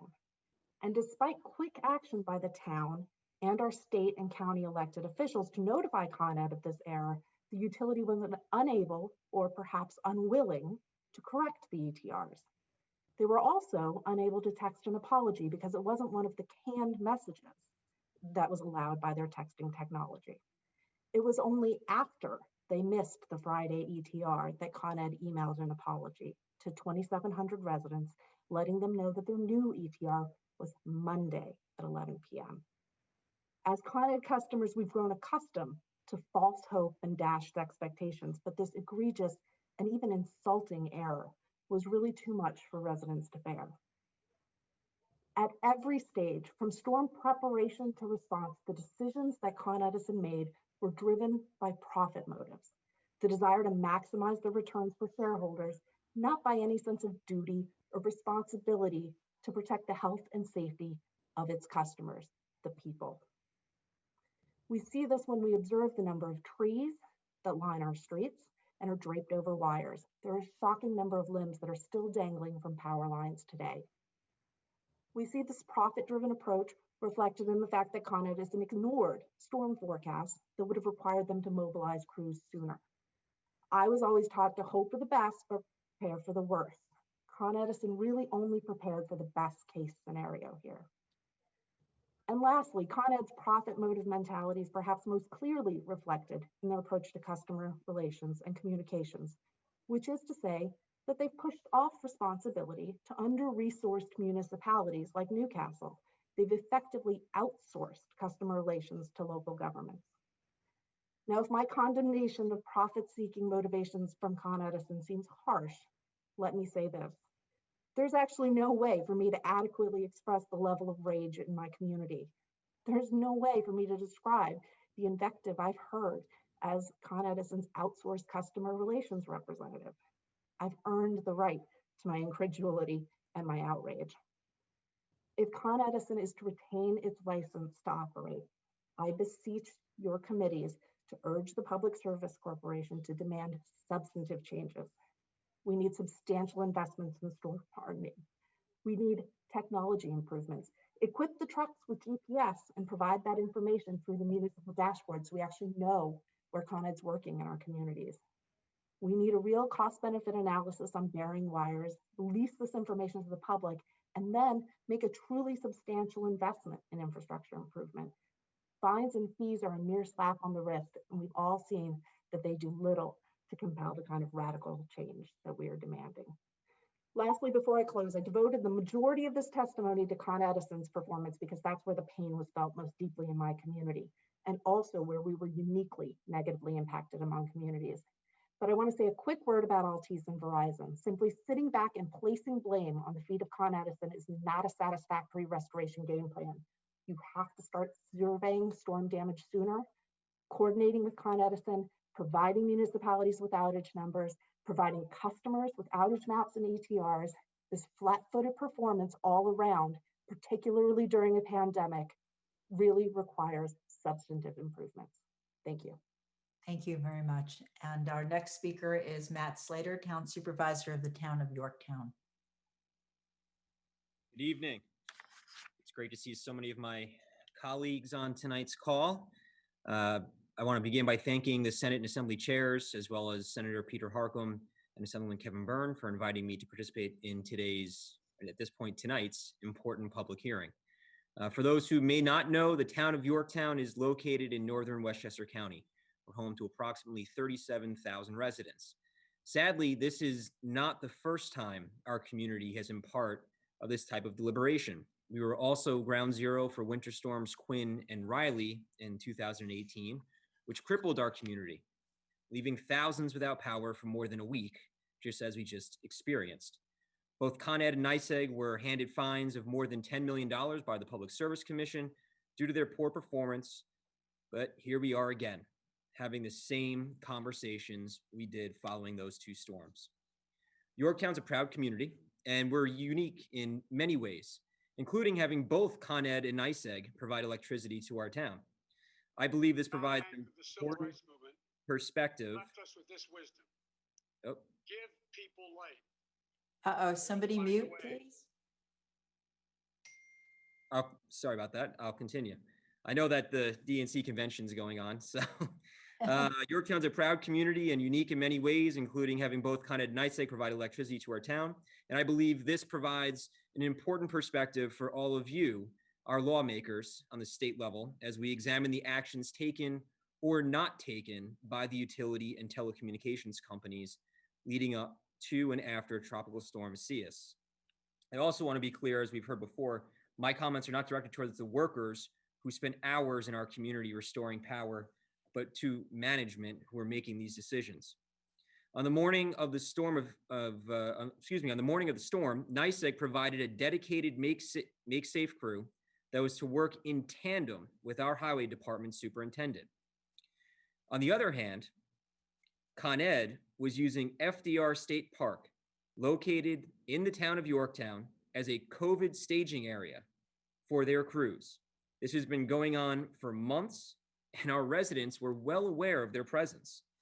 Both my highway superintendent, Dave Paganelli, and I made separate requests to Con Ed for dedicated Make Safe crews, but no such crew was assigned. In fact, despite their staging area within our town, we did not see a Con Ed crew for nearly 48 hours after the storm. Another challenge we face when managing these weather events and power outages, again, because of our unique position, is the gray areas where Con Ed and NYSEG both have utility lines. For example, when the storm hit, we had a police officer who was patrolling on the south side of town.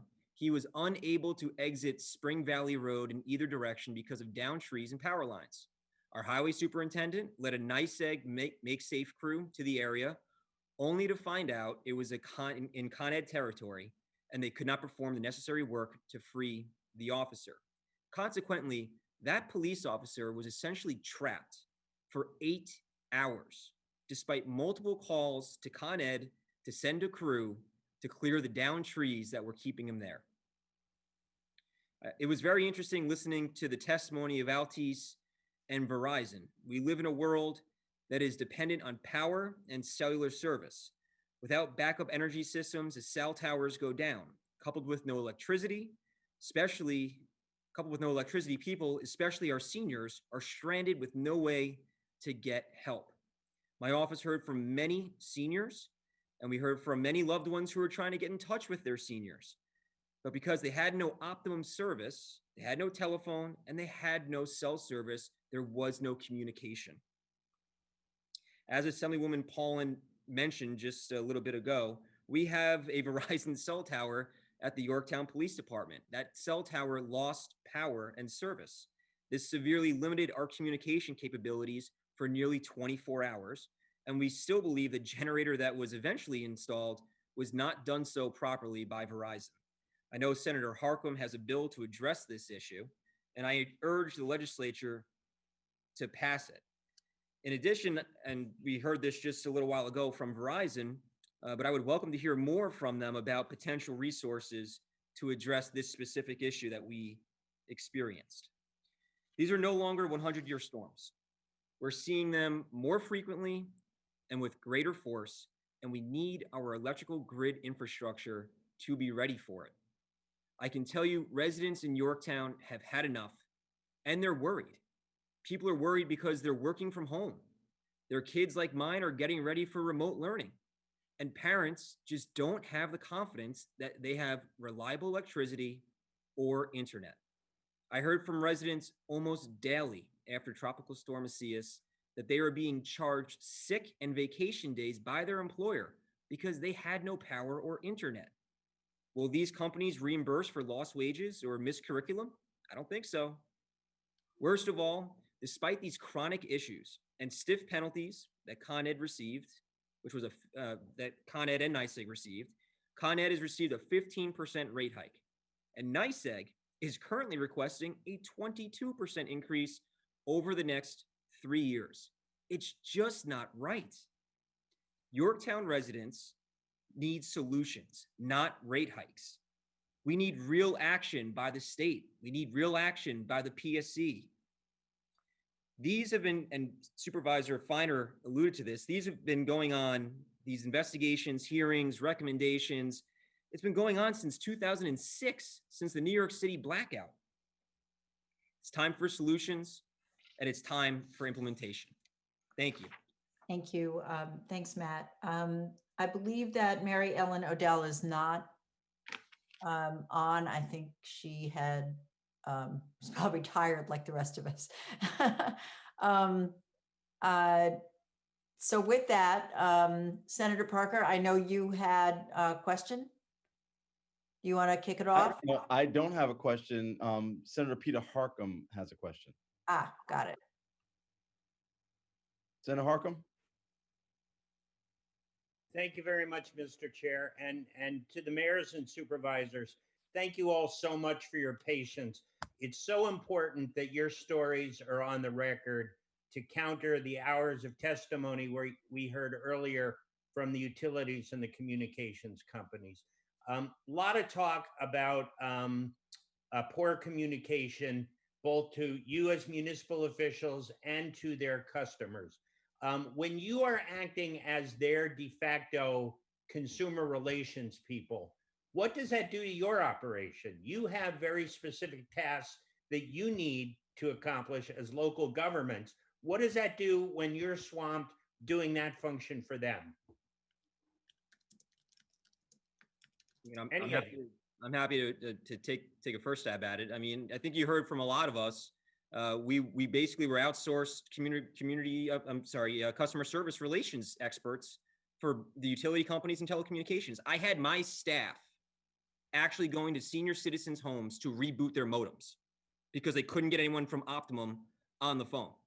That's the level that we got to because we couldn't get anyone to provide service, to provide help, to troubleshoot over the phone. People couldn't even get through on the Optimum phone line. Their phone system crashed at one point.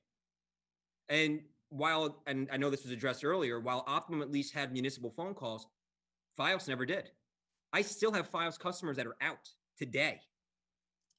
And I know that they want to point fingers at Con Ed or NYSEG and so on and so forth, but it really falls back to the elected officials because we're the ones who are still answering the phones when the telecommunication companies and the utility companies fail to do it. And it's hard on the staff because it's you know, we're used to solving problems and fixing things and giving timelines that matter, and they're put in a position of almost trying to defend the indefensible with no knowledge, and it was really. And just extremely difficult. Like I said, my office had over 1,000 calls in the first 2 days. We were actually putting together spreadsheets of lists of people that needed their internet because of work, and actually having my emergency operations officer hunting down people at Altice to say, you must fix these, you must address these. It just, you know, O&R their response wasn't great. Their communications was terrible with residents, but Altice, you know, and Verizon were non-existent. And similarly, we still have people out, you know, 2 weeks after the storm. I just wanted to mention that there was a lack of coordination, according to the police chief. There were significant communication shortcomings with Con Ed. They provided the police with wrong information about people who had no power when power was restored. And one of the problems with that is we had to use police resources to try helping people who did not need the help. And we spent a lot of money on overtime that we did not have to do because Con Ed just didn't give us the right information. Thank you very much. Our first assembly speaker will be Assemblymember Ken Zabrowski. Thanks to all the mayors and supervisors. I know you're on the front lines. I've been in the legislature long enough to see certainly the mayors and supervisors in my district out helping clear roads, helping constituents in a bunch of different ways. I have two questions. I'll present them to Supervisor Holman, my hometown supervisor, but anybody else can certainly answer them. Supervisor, you mentioned specifically having someone in your emergency, your command center. Did they help coordinate the crews to open roads better? That was certainly something that we harped on for many storms in the past. That's question one. And question two has to do with sort of our vulnerable residents, those with medical issues. I asked this question before, but they didn't really answer it to O&R. One, we found in my office that if you weren't on that list, you couldn't get on. There was no capacity to add people with medical conditions now to that list. And two, quite frankly, I'm not even sure what the list did, beyond maybe some communication, some better communication. So maybe you could address those two issues and anybody else who has additional comments. Sure. So quickly, the having the staff person in the EOC was great. It certainly improved communication, but they were often frustrated because there just were a lack of crews. There was certainly a lack of crews throughout the early part of the storm, and then when we really were kind of moving along, inexplicably they pulled out the foreman who was kind of coordinating the response in the town, and literally we had like a lost day until we really complained to get him back. But by and large, the communication was much better, and there was coordination with my highway department. It didn't happen, talking to the other town supervisors in Rockland, it didn't happen across the board. And I would agree, Assemblyman, the major issue, I don't know what they really did for a lot of people on that list. The Clarkstown Police Department was taking generators and bringing them out to some of the people that were on that list for people that were medically involved. We had dozens of people that had things like CPAP machines, nebulizers, oxygen collectors. I had a gentleman who had his leg amputated, had been discharged the week before, and Orange and Rockland's response to all of these folks with medical issues was make alternative arrangements. Well, if you're medically compromised, or if you're a person that is high risk for infection with COVID, you really don't want to be going and moving yourself. So no, you need to get them restored as quickly as possible, provide a generator. And that was their response. And I asked it repeatedly on the call with municipal officials, and their response was, we just want to give accurate restoration time so people can make alternative arrangements for 7 to 10 days. That simply won't work. There are people that can't afford it pre-COVID and certainly post-COVID now during this era. All the utilities have to improve in terms of their response with people with special needs, people with medical conditions. If I may, just with regard to road closures quickly, I heard from Con Edison this morning that they're still counting only 600 road closures in Westchester County. I don't possibly know how that is. We had over 100 in Newcastle. At one point, I said on the municipal call, we had 60 roads closed. It was Saturday, so 4 days after the storm. And I said, I've still got people trapped in their homes. That got the attention of the PSC. It got the attention of the governor's office. And so Con Edison acted. But they didn't send me an extra cut and clear crew. Instead, the way that they acted was to send someone, a supervisor, to come sit with one of my DPW folks who was getting paid overtime because it's the weekend, double time, and go around and basically challenge all of our closed roads. And we went from 60 to 40 because they would say things like, well, this one's not really closed because you can drive around or you can go out the other way.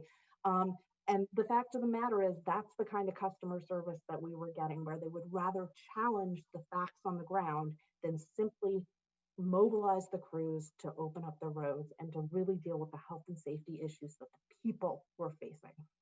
I'm sort of wondering if it would make sense for the state to call on the National Guard right after a power outage, because we lost a lot of time because of the clearing of the roads of trees. And if the National Guard had come in like immediately, we probably could have gotten people's power back up like maybe a day or at least 2 days earlier in most communities. I'm also wondering if there could be a training program for municipalities, because there may be things that we could do because Con Ed is never going to have enough crews to immediately deal with a major outage. So, if we had the National Guard, if local governments had, some training, we could all, we might be able to shave off a couple days. Thank you. I'm going to kick it back over to the Senate. Shelley Mayer. Sorry, Senator Shelley Mayer is next to ask questions. That's okay, anytime. It's late, and thank you, mayors and supervisors.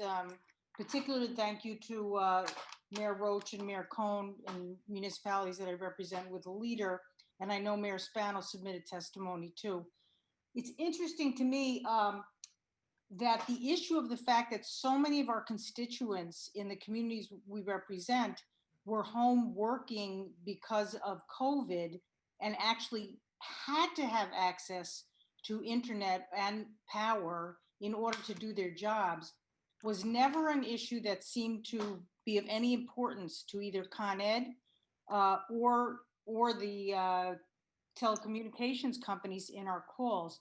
I wondered if any of you were able to impress upon them that actually it was people's livelihood as well as health. Obviously, that's another factor, but this was not like any other outage. All of our people, a whole lot of them were working at home. And I wondered if any of you were successful in making that point successfully with any of these companies. I would love to be able to say yes, Shelley, but I really found these companies absolutely impervious to human needs. That is, they were focused on their batching of repair jobs. We had a good liaison working with us, and he was equally frustrated with his inability to get information or find direction. We had a good line to the Con Ed Operations Department through the Vice President of Operations, who is on the municipal calls. But even then, there was just this huge gap in practical information, and we never got to a human level. There was never an opportunity to do that until the very last days, when literally the city of Rye was running its own punch list of homes that were without power and Yeah. carrying that punch list to Con Ed every day. Yes. Well, I want to point out that your own advocacy, all of you, and the collective outcry of the mayors and supervisors and elected officials at the local level, I think, helped drive the leaders of the Senate and Assembly to agree to this hearing promptly. And so it's extremely important. And I hope the Public Service Commission is listening, because the self-congratulatory tone of all of the companies tonight was particularly offensive to me, and I suspect to you, who were on the ground really battling this thing. And so I appreciate your being here to tell your stories of what really happened and not have it sort of glossed over in the way that their testimony suggested. So thank you for doing it and waiting this late. And with that, good night. Thank you. Thank you very much. The next Assembly speaker will be Kevin Byrne.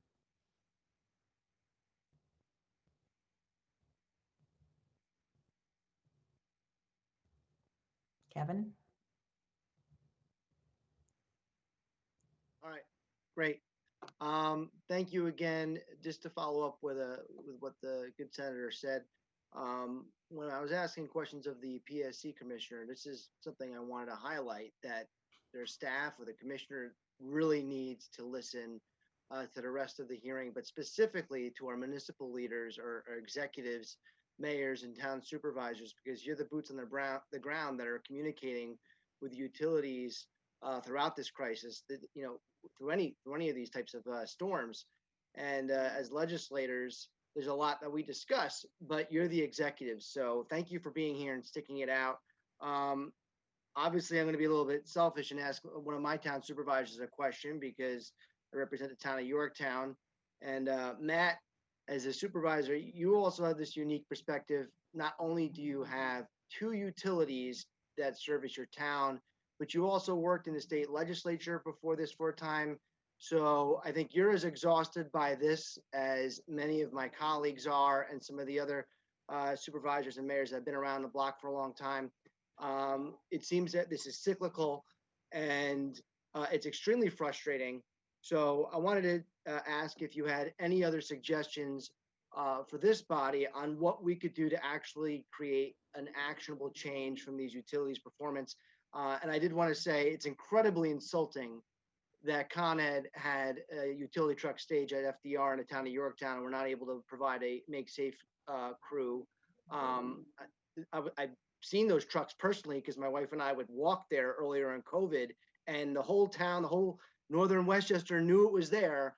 So that's incredibly insulting. But, you know, as a supervisor now, having worked with legislators in the past, what do you think would be the most important, most useful next steps that we could provide? Well, yeah, I think that in addition to not only my town, but you just heard from Supervisor Poole from Newcastle. I mean, they're only minutes away from her as well, and she struggled. Her struggles were equally as intense, during this storm. And again, we were boots on the ground in 2018. Some of my colleagues have been here much longer than that. I think it comes down to benchmarks, to be honest with you. I think that we've heard this before, but you need minimum staffing. We heard that from the union workers who are boots in the ground. You need to have minimal benchmarks for minimum staffing. We should establish some ETR standards. As you heard from Supervisor Poole, I dealt with the same thing. People are getting text messages saying, "Hey, your power's back on." They're going home and their power's not back on. How is that right? And then for Con Ed to say, "Well, we can't say we're sorry until we're really sorry 48 hours later." I mean, it just doesn't make any sense. So I think that the legislature and the PSC really need to look at enhancing its benchmarks. Communication plans would be good. Not just with the individual municipalities, but with each other, with the telecommunications companies, so we can try to avoid this finger pointing that we saw with Altice and Verizon. And the other thing that I deal with a lot is the reimbursements. I mean, I think that you have to figure out a benchmark for reimbursement because, again, for Yorktown, I've got Con Ed and NYSEG, and their reimbursement policies are not the same. So I've got winners and losers in my town because Con Ed's saying, yeah, you're going to get reimbursed, and NYSEG saying, well, it was an act of God. You can submit something. We'll let you know. That's not Very good point. right either. Very good point. I've gotten calls in my office about that exact same issue. And I know it's not maybe like the bigger scheme about getting the power back on, but it's important for people that lost a lot of food. And wet ice does not help your freezer. So people are giving us wet ice that didn't solve that problem. Thank All you. If I may, I am going to ask the next assembly member to speak, that David Buckwald. Sorry, I'm losing my ability to talk. There we go. Good evening, everyone. And first of all, thank you for bearing with this extremely long hearing. It's more than 12 hours into the hearing. And for those of you who are of a particular political persuasion, we've interrupted what you might have otherwise been doing this evening. But more importantly, we're here because it's extremely important and unfortunately never-ending saga that we've all gone through. I want to give particular shout out to my mayor, Tom Roach, and to Supervisor Ivy Poole, who I have the honor of serving with and representing her town in the state assembly, but to all of you who I would say had the pleasure of working with in one form or another during these storms, but obviously we'd rather not have had to deal with that. I do want to just throw open a general question to anyone who has thoughts. One of the things that we've learned through this August 2020 experience is that unfortunately, the utility companies continue to rely on local governments and government officials in general to do a lot of work that should be on them. Basic outreach to the public, basic customer service, and so forth. And so you were pressed into service then, but now we also realize that we've been pressed into service in another way, which is we cannot just respond to storms as they're occurring or in their immediate aftermath. A week or two later, when we have these hearings, this needs to be something that is constantly on the top of our agendas going forward. So I ask you all, given the experience that we've had, and those of you who from Westchester know we've had a valiant effort after the March 2018 storms. I actually think it helped NYSEG significantly in improving, and not by any means being perfect, but at least being noticeably better. But at least with regards to Con Ed and Orange and Rockland and PSIG and so forth, we need some mechanism for maintaining vigilance over the Public Service Commission and over the utility companies and the telecom companies. So what thoughts do you have, either individually or collectively, on how we maintain this vigilance going forward?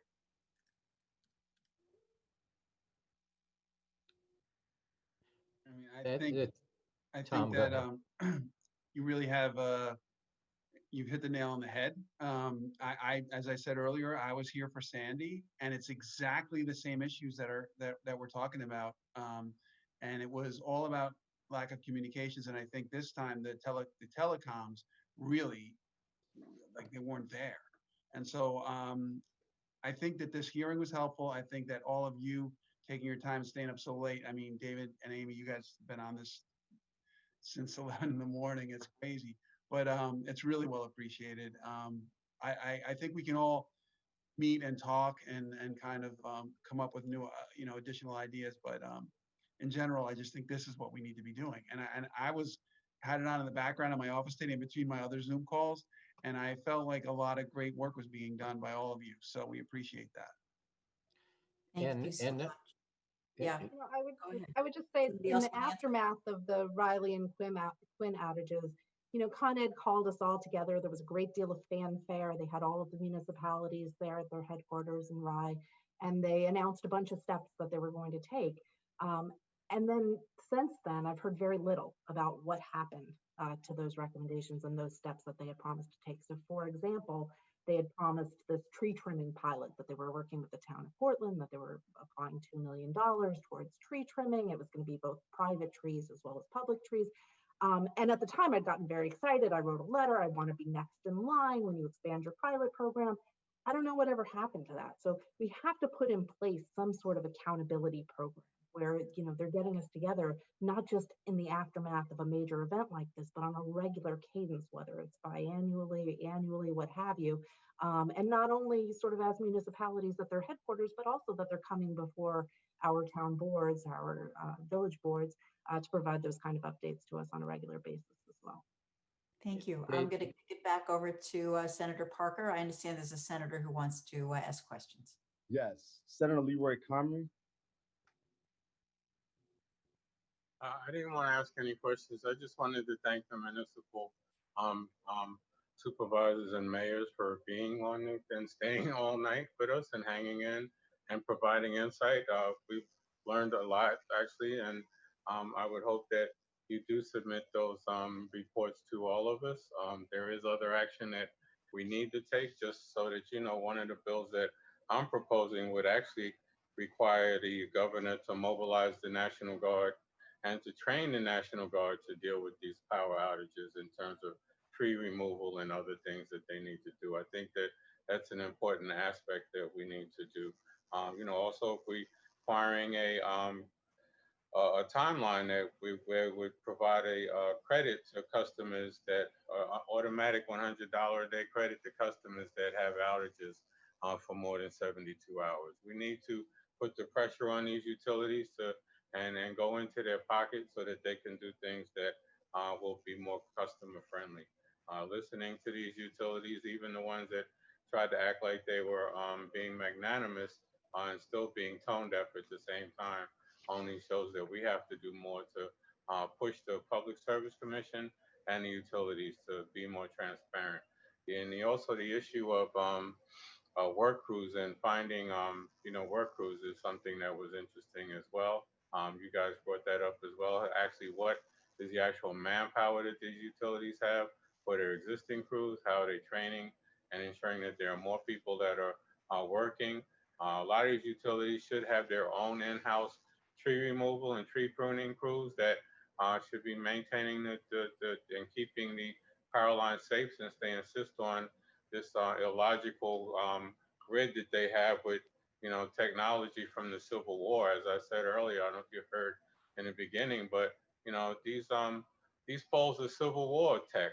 None of us were around at the Civil War. They need to improve the technology on even what they're putting up all the way around. And the hardening the lines and removing these lines from the trees is primarily important.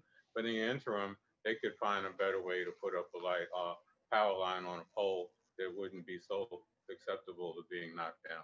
There's a lot of things that we can do. I hope that we can continue to talk in different discussions and roundtables so that we can make sure that we improve customer service. Because whether you believe in science or whether you believe in philosophy, the weather's getting worse as time goes on. Thank you all for being here. Thank you for staying throughout the program, and I know we have other people to speak. Thank you, chairs. Thank you, Senator. We have next Assembly Member Steve Otis, and I know Mayor Cohn, you wanted to respond to Assembly Member Buckwald. So maybe right after Steve asks questions, we can come back to you. Thank you. You can let the mayor go first. Okay, go Yeah, ahead. He could use my last minute. I had a minute and a half left. That's true. Oh, and I appreciated your comments very much, as well as your minute. David, I think I went through Quinn and Riley and was pleased to work with you in United Westchester. And I heard many of the same difficult problems and same great ideas from my colleagues in that effort as I'm hearing tonight. And I'm also looking at a Con Ed that failed to live up to the recommendations and the requirements that were imposed on it afterwards. So what I'm suggesting is that going forward, we need to do things that create real attitude adjustment on the part of Con Ed, and if necessary, on the part of Altice and Verizon. And so that means really severe penalties or risk of severe penalties that may mean corporate reshaping. We can't just impose new requirements on top of the old requirements that haven't been met in the past. That's not going to work. We're looking at the same basic failings to prepare, and they're failing to prepare because it's not in their economic interest to prepare adequately. We've got to get over that and get beyond that. Otherwise, we repeat and repeat again. Thanks. Thank you. Assembly Member Otis? So I hope my clock is going to restart there. Don't worry, go. You're our last Assembly Member. I want to say thank you to all the local officials. And I really related to Ivy Poole's comments because I think all of us were there at Con Ed 2 years ago to hear the great flowery words. But I was there in 2005 and 2006 after storms of that decade and hearing the same things. And so it's very frustrating. I want to identify one issue, not to comment on tonight, but for you to all think about, which is, and has been mentioned, the medically needy people that are on the Con Ed list that some municipalities know about, some municipalities don't know about.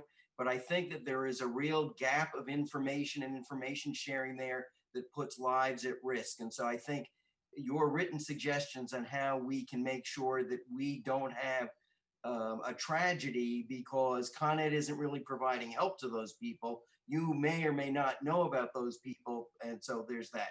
The last thing I'd like to say in terms of a standard, and I have proposed a standard. Actually, I proposed this standard 2 years ago.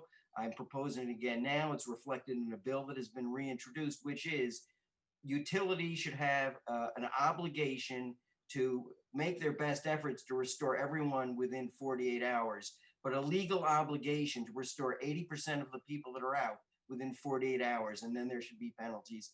And anyone that they can't restore in 48 hours, due diligence to move as quickly as possible. The idea of 5, 6, 7, 8, 9, 10 days is outrageous. Today, at the end of our testimony with Con Ed, Mr. McAvoy acknowledged that he heard the message from all of us, which is these multiple days, which maybe have become the norm around the country, are not going to be acceptable in New York State. And so I think that's the underlying message I'm hearing from all of you. And we're going to have to hold their feet to the fire, change the rules to make sure that that cannot happen. And there'll be penalties and accountability if it does. Thank you. Thanks, Steve. I'm going to just take the prerogative. We have no more speakers on the Senate side that I see or the Assembly side. So I am just going to, I don't have a question, but I do want to thank you all for staying with us, listening alongside us, because if we don't join together and make this a collective effort and really not let go, I went to all of those same, was on all the municipal calls. I went to the follow-up meetings at Con Ed. I lived through Sandy literally in my office, as did a lot of my staff. I had no power. I had no power in Riley Quinn. I had no power for this storm. My house is always out. And so I personally understand what the community's going through. We just can't let it happen again. And so collectively, we need to band together and stick with it. And you have my commitment. And I know you have the commitment of the entire delegation. You heard all of them. So we will be with you. We will work this out. We cannot have this happen again to our county. So, so thank you for all of you testifying. And I'm going to move on because we have 2 more panels. So, so good night. Good night. Thank you. Thank you. Thank you. Night.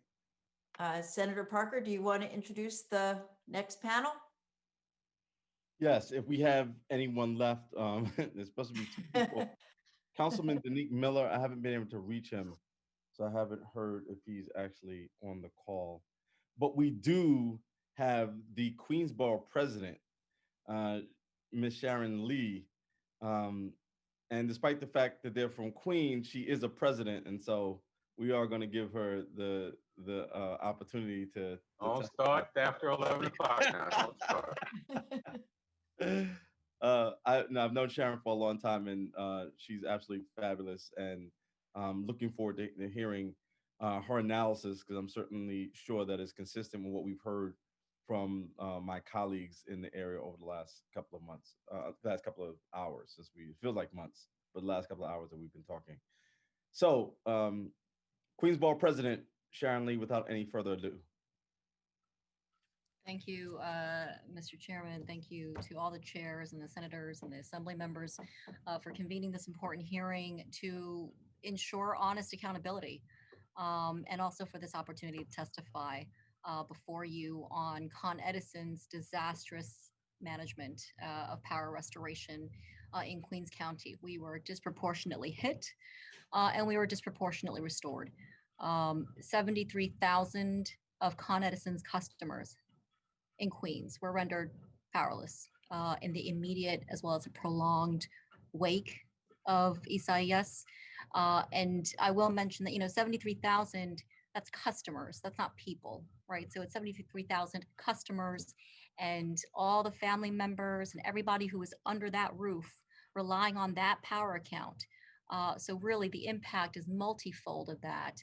And this is amidst some relentless heat, relentless humidity, day after day, night after night. You heard throughout today, I know we're pushing on over 12 hours now, and so I appreciate your indulgence.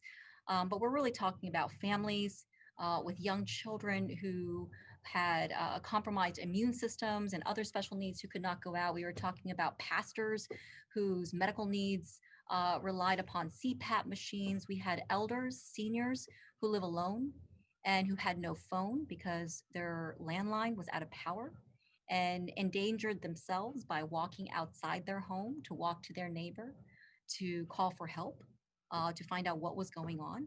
And these are just real needs and real people. And we were acutely reminded in the height of the pandemic that power is an essential service. And the restoration of this essential service of power, especially after a storm, is a race against time. It's a race against time for safety, a race against time for public confidence, a race against time for the preservation of livelihoods.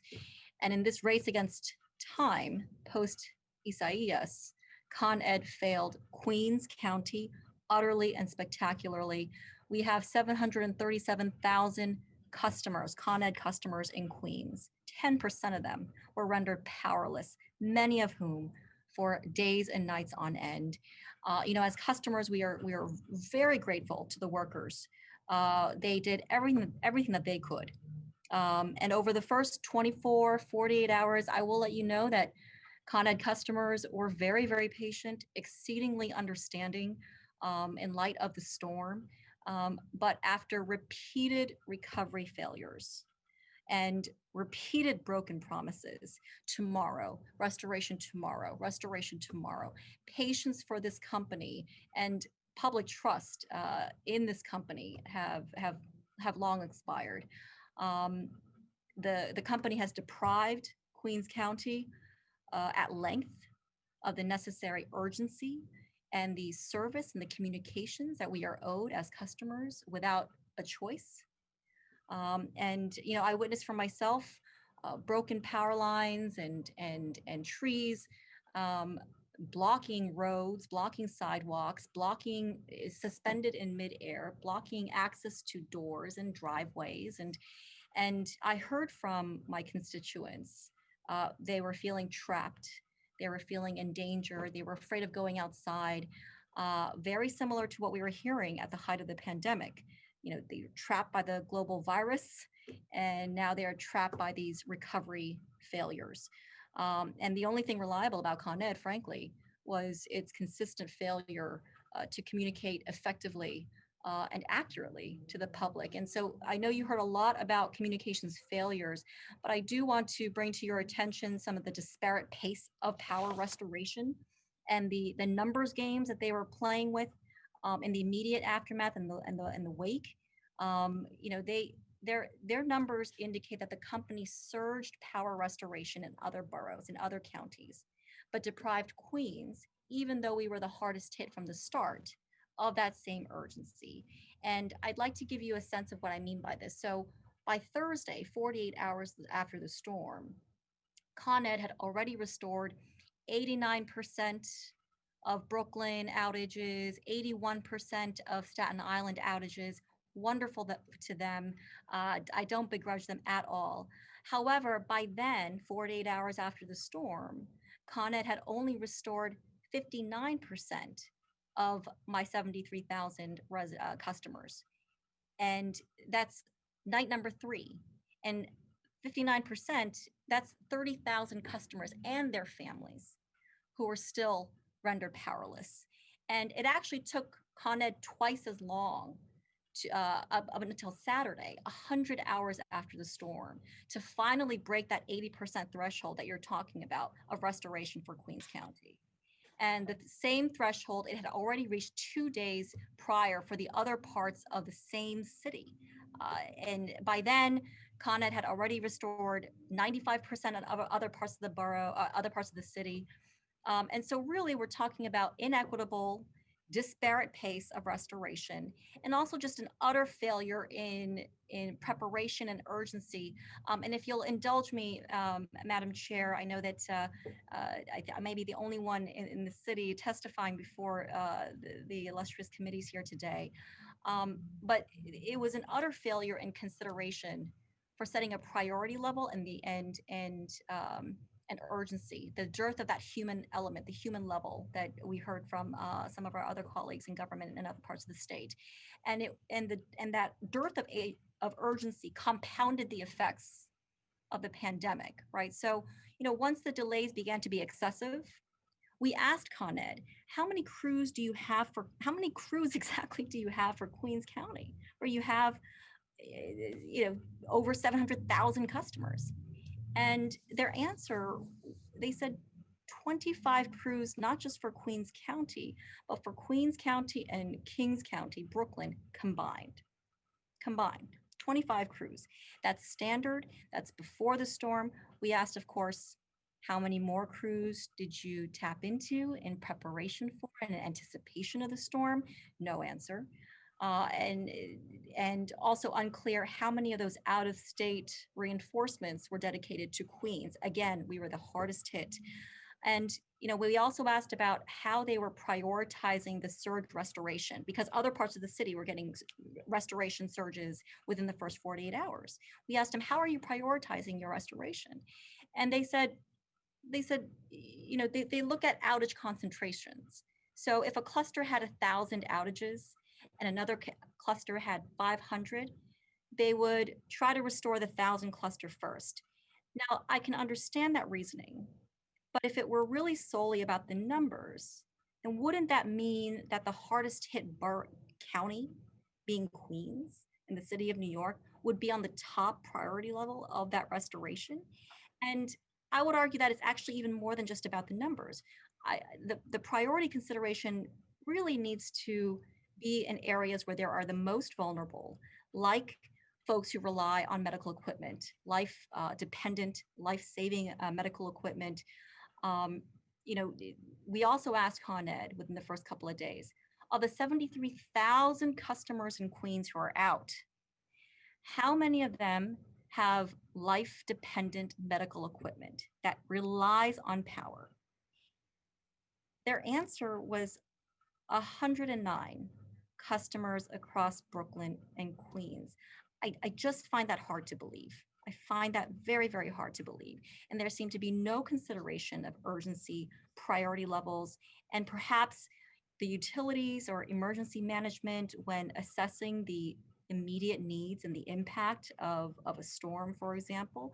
Perhaps their assessment should take into account ways to scale the urgency and the differing priority levels, right? It should not require a call from an elected official to bring attention to a life-endangering situation.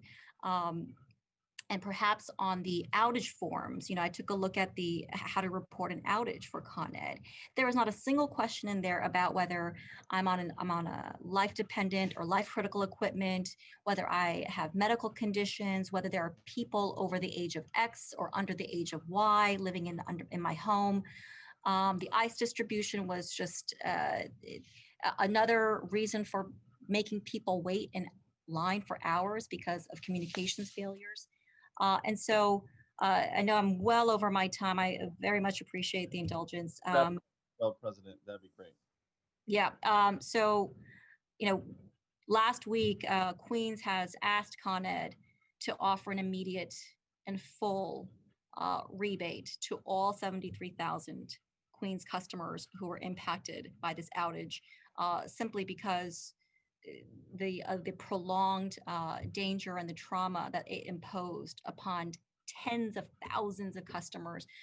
We were the hardest hit borough from the get, and we were disproportionately impacted and disproportionately restored. And so I thank you for your attention. I thank you for the indulgence, and I'm open to any questions. Thank you. Senator Parker, do you have any senators who want to ask a question? I have on the Assembly side, co-chair Ed Bronstein. Thank you very much, Borough President Lee. I don't so much have a question as much as a statement. I just want to thank you, first of all, for waiting 12 hours to present the testimony today. It was a very long hearing, but also for your leadership with this storm and the response. We in Queens, I believe you say there's 2.4 million residents of Queens. Is that accurate? And there's a lot of elected officials, and we're a lot stronger when we all speak with one voice. And you've taken upon yourself to show leadership in this situation. And it's made us stronger together. And I know that moving forward, this is not the end. We're not going to let up. We're going to continue to push for answers. We're going to continue to push for rebates. And I just wanted to thank you for all that you've done. That's very kind of you, Assemblyman. Thank you. Thank you. I have no questions. I also just wanted to take a moment to thank Borough President Lee for waiting for 12 hours to make the presentation and to drill home the point that Queens residents should get a full rebate for the tragedy that Con Ed felt upon them. And I want to thank her for continuing to do the research so that we can have the facts and speak with one voice against this tragedy. For them to treat the borough that was hardest hit with the least resources and the least manpower and the least compassion was just horrible. And on top of that, their communication was just a matter of fact, and they had no desire to up the level of their game other than the minimum that they absolutely had to. So a full rebate for Queens consumers that have been abused by the con men is important. Thank you. Thank you very much. And thank you. We're all in it together. Queens, Westchester, we're all in the same catchment area. We really have to work hard to figure out what to do next for our overhead line customers. You know, they really are suffering and it's really not fair. So thank you very much. And we really appreciate your waiting up with us. So with that, we're going to move on to our final panel, panel 9.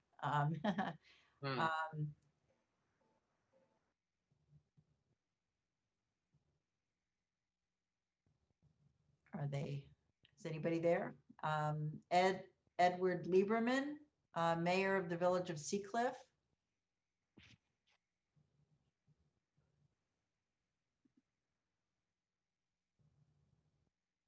They're on their way in, Ah, okay.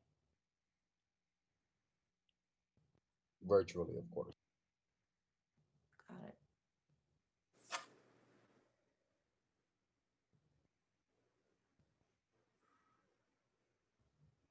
Okay, can you hear me?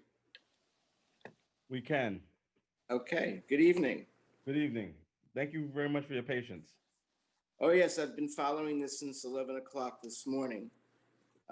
It's been an interesting experience. I've never really encountered this type of testimony, but I do want to thank you and specifically my state senator, Jim Gorin, for the opportunity to address this joint committee. Just as a personal note, usually I'm up late in the middle of the night. I turn on the New York State cable channel and I see the legislature at work. I always thought it was pre-recorded, but now I know it's actually live. But seriously, I am the mayor of the village of Seacliff, a small village of 1 square mile on the North Shore of Nassau County with 5,000 residents. I'm also the current president of the Nassau County Village Officials Association, representing the 64 villages of Nassau County, which represents approximately 1/3 of the residents of Nassau. Being such a small village, I had the distinct opportunity to actually walk around and drive around for a week trying to find PSEG trucks and crews. And I thought I'd just give you a little anecdotal summary of what I encountered. So that Tuesday, August 4th, I was scheduled to officiate at a wedding in my office at 3 o'clock. So I saw the winds coming up around 1:30. I walked out of my house and right down the street from me, a tree came out of the ground from its roots and came across my street. I realized then that this was going to be a long day. When I left my office around 3:30, I saw, by the way, the wedding went through, so that was a good thing. I saw 3 or 4 PSEG trucks parked on one of our main streets in the village. About 10 minutes later, those trucks were gone and we didn't see, PSE trucks for a few days after that. So I knew that was a harbinger of things to come in a very negative way. We had a major tree situation blocking a roadway and people were trapped in their homes. So this is an example of what we had to do. So one of my building inspectors finds a crew from Texas with about 10 trucks sitting at the local high school. He brings them over to this location, and for the next evening with our own DPW, and the next day they cleared all these trees and restored power.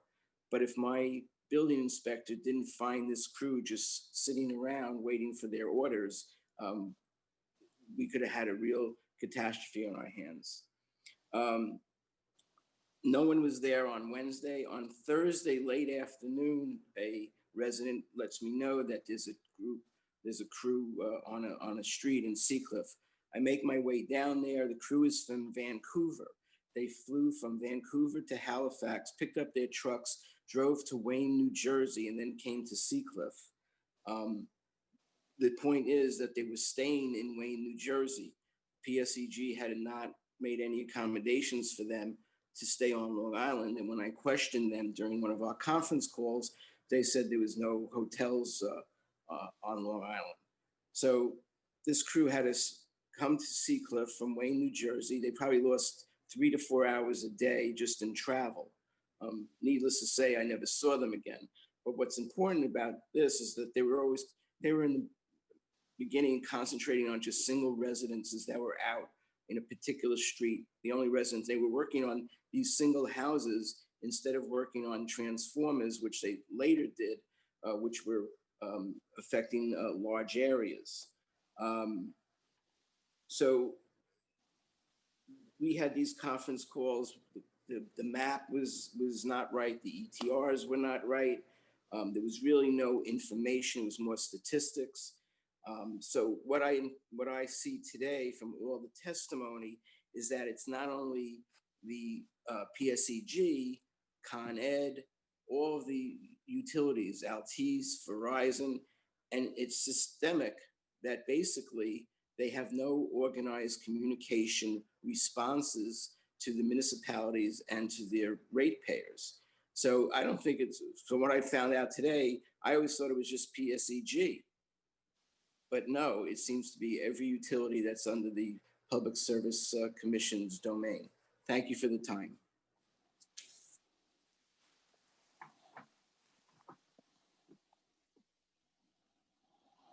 Are there any members who want to ask a question? We still have other Oh, witnesses. I apologize. I forgot there was other people coming in. I thought he was the only one coming in. Okay, good. So who else is there? Is Daniel DeVita there? We're trying to get him back on. We can continue. Okay. With Black. Is that Lisa Black? I'm here, Senator. Hey, Lisa, why don't you go? Hi, Senator. How you doing? Good. Good to see you. You too. Thank you, co-chairs and rankers. I appreciate the opportunity to speak tonight. I'm Lisa Black. I'm Chief Deputy County Executive for Suffolk County, and joining me in another little box over there is Commissioner John Jordan. He is our Commissioner of Fire Rescue and Emergency Services. The two of us have decades of experience in all kinds of emergencies, more than we should anybody should endure, especially given the pandemic now. But that's why we do it, right? Because counties are in the business of emergency management. We conduct exercises, we create plans, we hold tabletops to assess and evaluate preparedness in possible scenarios, even testing ourselves with curveballs that no one expected during drills to challenge how we pivot and change our strategic planning. At every stage in every event, communication is critical as it informs a coordinated response. So 5 days before Tropical Storm Isaias arrived, Suffolk County Emergency Management personnel began to track the storm's trajectory, and we triggered our 120-hour hurricane activation timeline. During those days leading up to the storm, OEM participated in daily National Weather Service briefings. We kept regular contact with our state partners, and all the information we gathered was shared with our local towns, our villages, and other stakeholders in preparation for the event. As part of our coordinated response, the County Executive's Office conducted a multi-agency coordination storm preparation call. This call is designed to organize the emergency response plan. We survey our county departments, we solicit unmet needs, we activate our pre-storm plans, including deploying critical resources. Additionally, while our EOC was already open both virtually and in person because of the COVID pandemic since March, we extended the hours of our operation and staffed the EOC with both internal and external agencies, including the Red Cross, the Railroad, State Homeland Security, State Police, and PSE&G to ensure seamless communication. So before the storm hit, we also added staffing to our county-wide 311 system, our FRES dispatch operation, and our 911 section. We also closed our beach to swimmers and pre-staged all of our resources. Our main concern, as many, was the potential of down trees and electrical wires coming down, which could lead to power outages, and that's exactly what happened, as you know. As the outages grew, and a lot of folks talked on this today, residents experienced difficulty contacting PSE&G. The utility asked us to reach out to customers from their life support equipment list, their LSE list. Within 24 hours of the storm, our staff utilized RAVE program This is an Departments, we elec- solicit unmet needs, we activate our pre-storm plans.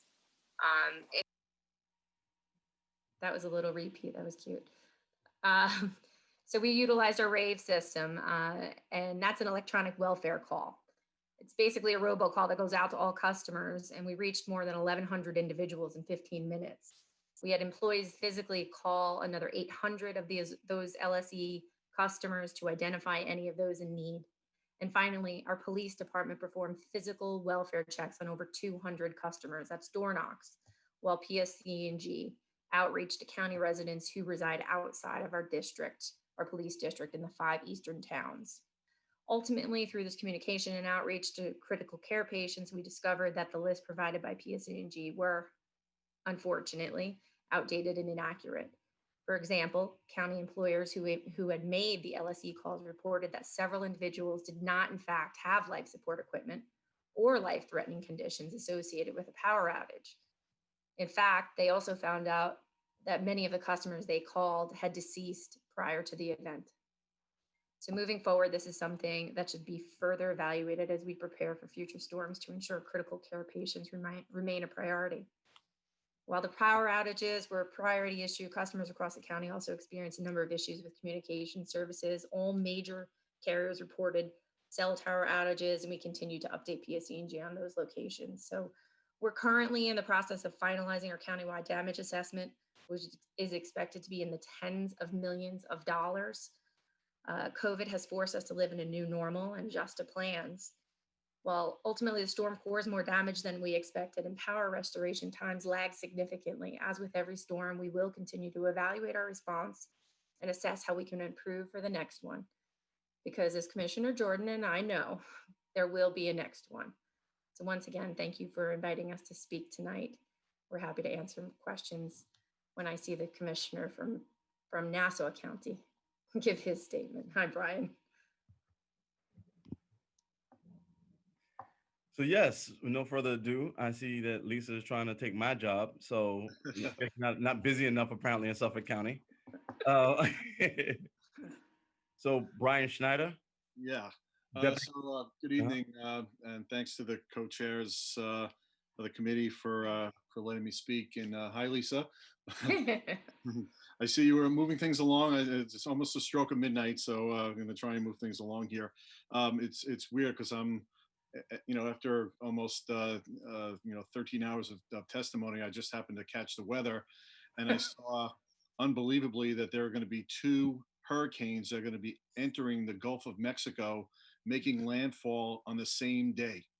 So just keep that in perspective.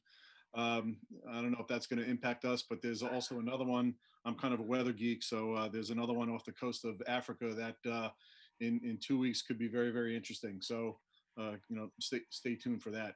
So very, very timely for this hearing and these discussions, especially in these times. It's very, very difficult to predict exactly what's going to happen, but we do know that something is going to happen, and we need to be as prepared as possible. So I just wanted to speak from, well, first of all, I'm the Deputy County Executive for Parks and Public Works for Nassau County. I work for County Executive Laura Curran, and she certainly has been a very vocal participant in storm preparedness, and she's been very vocal about PSC&G's unacceptable response to this particular storm. We are a county of 1.3 million residents. We have 3 towns, 2 cities, 64 incorporated villages, and 60 hamlets. During Isaias, obviously, as we've heard throughout the day, tremendous damage and tremendous impact to all these residents, including myself. And a chain is only as strong as its weakest link. And admittedly, from what we heard today, PSC&G did recognize that their communication platforms were the weakest link for this particular storm event.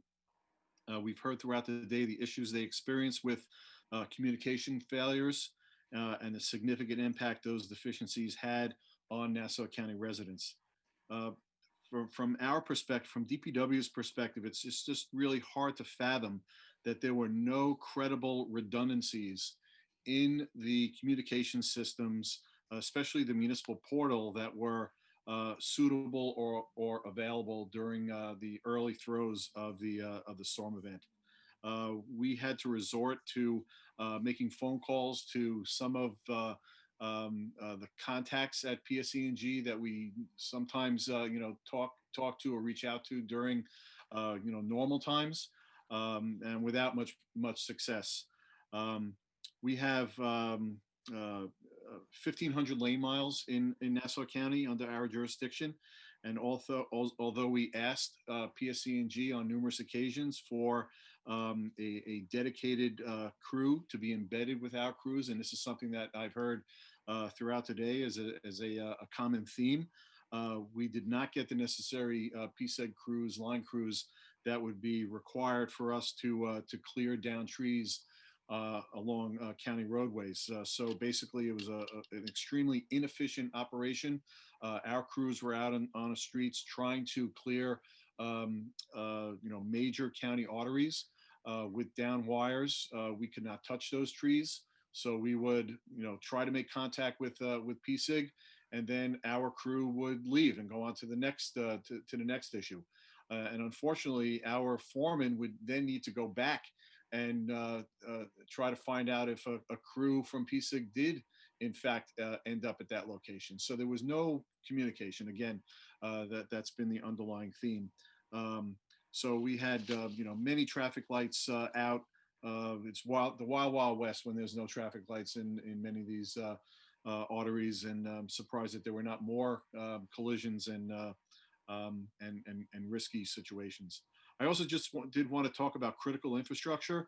We have a lot of experience with sewage treatment plants that have been impacted by power failures and storm surge. Luckily, storm surge did not impact us here, but the Glencoe sewage treatment plant up on the North Shore did lose power. It did jump back onto emergency generation, but we had 3 days worth of difficult communications with PSEG to address getting that plant back on the grid. It wasn't until Friday morning at 9:45 that plant did go back online. But again, it's very, very risky to put a critical piece of infrastructure on emergency generation for that many days. It's just a recipe for disaster. And just wrapping up, we do have, as Lisa mentioned, we have an active EOC. We populated it with every representative that we can find. We asked PSEG to be present in the building, understanding COVID and the trepidations about sending staff to to areas where there are a large potential gathering. But we had enough social distancing, and we really required PSEG to be in the room with everyone else. And that did not happen until day 2. And again, the person that they did send was more of a customer service representative rather than a technical person that can make direct communication to field supervisors that would help us clear some of the traffic related and roadway closure issues. So with that, I again appreciate the opportunity to speak. And just before the stroke of midnight, perfect. Thank you very much. Right. So we were afraid, Brian, that you were going to turn into a pumpkin. So that was a real conversation behind the scenes. So Scott Tusa, is he with us, Scott?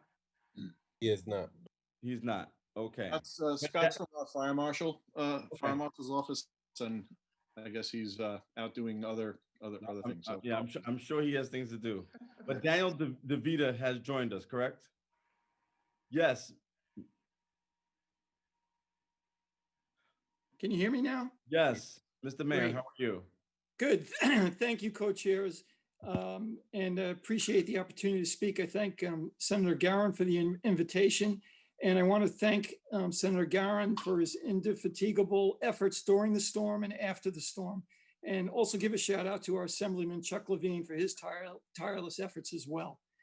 Laurel Hollow is a incorporated village of 630 families and 2,000 people, and we're nestled in the northeast corner of Nassau County. We're home to the Cold Spring Harbor Lab, and I was glad to see my friend Steve Moniz on panel 6. as well as the Cold Spring Harbor Fish Hatchery and Aquarium. The communication breakdown of PSE&G continues through these hearings. I've been sitting through the whole hearings today, the 12 hours, and listening, and obviously intently to the testimony of the panel with CEO PSEG CEO Eichhorn. And I was shocked when he was asked a simple question: when was the last resident restored? And his answer was 8 days after the storm. And that was completely wrong. Our village was restored 10 days after the storm. And other villages, and one comes to mind, Millneck, also in North Shore Village, was more than 11 days till it was restored. To me, it just shows and demonstrates the level of complete incompetence for a CEO not to even know when power has been fully restored to all residents. I submitted a written summary, so I'll be brief, just highlight a few points. We talked about communication breakdown today, but really I want to emphasize this was a 100% breakdown from every avenue. Information given by PSE&G to residents by phone, completely wrong. Text alerts, completely wrong. The municipal hotline information, completely wrong.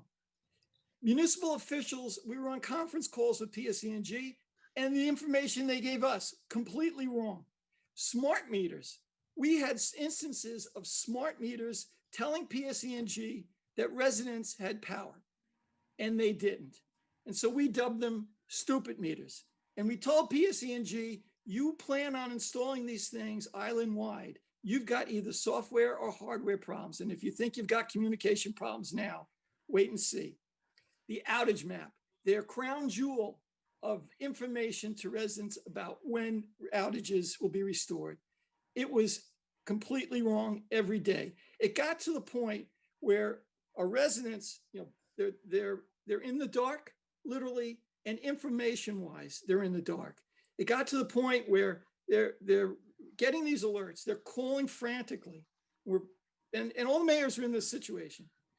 We're telling them, this is the information that PSE&G is giving us, but you can't rely on it. People were completely frustrated. People felt completely helpless. I felt completely helpless, as did other mayors. One of the mayors from the last panel, he said it perfectly. He says, first of all, we love doing this job because these are our friends and neighbors, and we like to resolve issues. And at the local government, you can resolve them and resolve them quickly. But here we were all helpless. And we as mayors received phone calls, texts, emails from residents, morning, noon, and night. We actually became the information gathering arm for PSE&G. One of the senators alluded to it in the last panel. As I said, the level of anxiety and frustration by our residents was incredible. 3, 4, 5 days into the storm, no accurate information, no repair trucks in sight. In the northern part of our village, the majority of residents have well water. So when the electric goes out, the electric goes out, there's no water. So 8, 9 days into it, we have no electric, no air conditioning, no phones, no water. What do I tell the 100-year-old blind and bedridden person whose neighbors have to bring in water in buckets to flush the toilet? What do I tell the 100-year-old resident just discharged from the hospital, laying ill in a sweltering bed? What do I tell the recently widowed mother of a child in need of a child with issues that had to be addressed, who was out of food because it was spoiled? No electricity, no air conditioning. The constant pleas for help were heartbreaking. And I hope that we as the local officials can send that message up to you officials in Albany, because this has to be addressed. And just finally, let me just say, there were other safety issues. When you're 8, 9 days into a storm, people have started abandoning houses and there's no power and no light. You all of a sudden are introducing safety issues into the community. And finally, I'll just touch on this asset management. I know my time's up. And you've heard it before. I'll just say that there were reports, photos, everything sent to us officials of the trucks. And we know that PSNG says it was communication problems, but you've got thousands of hours of wasted man-hours that we ratepayers are now going to have to pay for. And finally, I just want to say the CEO Icorn's statement that he was sorry, that they'll do better. You know, I'm a Yankee fan. Michael Kay, the Yankee announcer, always tells this story. When he's a little kid, he knocks over the lamp and breaks it. He goes to his father and apologizes. And the father says, you know, sometimes sorry doesn't fix the lamp. Well, you know, in this case, sorry doesn't repair the damage that was done or tell us anything about the future. I support Senator Garin's bill. It's time to give the Public Service Commission some teeth, the power to investigate and mandate change in PSE&G. Thank you very much. Thank you, Mr. Mayor. And I'm told that we also have, actually, I knew this already, John Jordan. And I apologize, Mr. Jordan, for skipping over you after Lisa Black and acknowledged you. I didn't realize it at the time that she was doing my job. I now recognize that. Come on, I started in the Senate. I will never forget. I know. At least anything else I should do while I'm here? John, Commissioner John Jordan, you're up. So I do not have a prepared testimony. I'm here Okay. to support Lisa and answer any questions that you fine folks may have. Lisa summed it all up. There's no reason for me to carry this on any longer. We are past the clock strike at 12. So Excellent. The ball is in your court, sir. All right, thank you very much. So I'm going to acknowledge to start Senator John Brooks to ask questions. Thank you, Mr. Chair. Thank you for all being here and good morning. Yesterday, we had hearings on the response to the recent storm, and we heard a lot of excuses and promises and people telling us that their performance was acceptable. Today we get to talk to some people that actually know how to get it done. John, the fire service has mastered in both counties the use of mutual aid systems, know how to do it, how to supplement crews and the rest. Lisa, your background, you've dealt with emergency management in New York City, in New York State, and out in Suffolk County. You understand it. So there's two areas I would like you to comment on. One, as we all know, all of the counties have developed lists of individuals who are in life support systems, who have significant medical problems that require additional equipment. And as the utilities commented today, they called those people the day before and told them there's a storm coming effectively. Both counties had their emergency operations centers open. Our PSE&G tells us their communication system broke down. They had no way of communicating. I would ask that both of you comment on the proper use from the utility standpoint of the list of the folks that need life support services and the proper use of the EOC centers, particularly in the event where the utilities communication systems broke down. So Senator, I can address certainly the list of customers, right? These critical care customers, we don't know who they are. We don't know if they have power or not. And as we found out, we don't even know if they are still with us or not. So I would say that PSE needs to make some improvements here. They need to, at the very least, provide an additional emergency contact for those individuals. If they are vulnerable, they should have an emergency contact. If they're without power, they're not going to be able to answer the phone. So we need to find somebody who knows where they are so that we can have that secondary contact and not waste valuable time going and knocking on doors. I would also recommend to this group that the list doesn't just exist to exist. It has to be an actionable list. It should be updated regularly. And by regularly, I mean, we found people on this list that were deceased for 2 years. So the fact that we have our CERT teams, our employees, county executive employees, in addition to the EOC employees and PD, utilizing valuable time to call through lists like that, or it was really unacceptable. That's the biggest concern that we had with that. We did try some new techniques in trying to reach them, and that was the robocalls that we did through our RAVE system. RAVE is what we traditionally have been using for our school safety notifications, and we utilized that. We dumped their information into the system to try and send robocalls.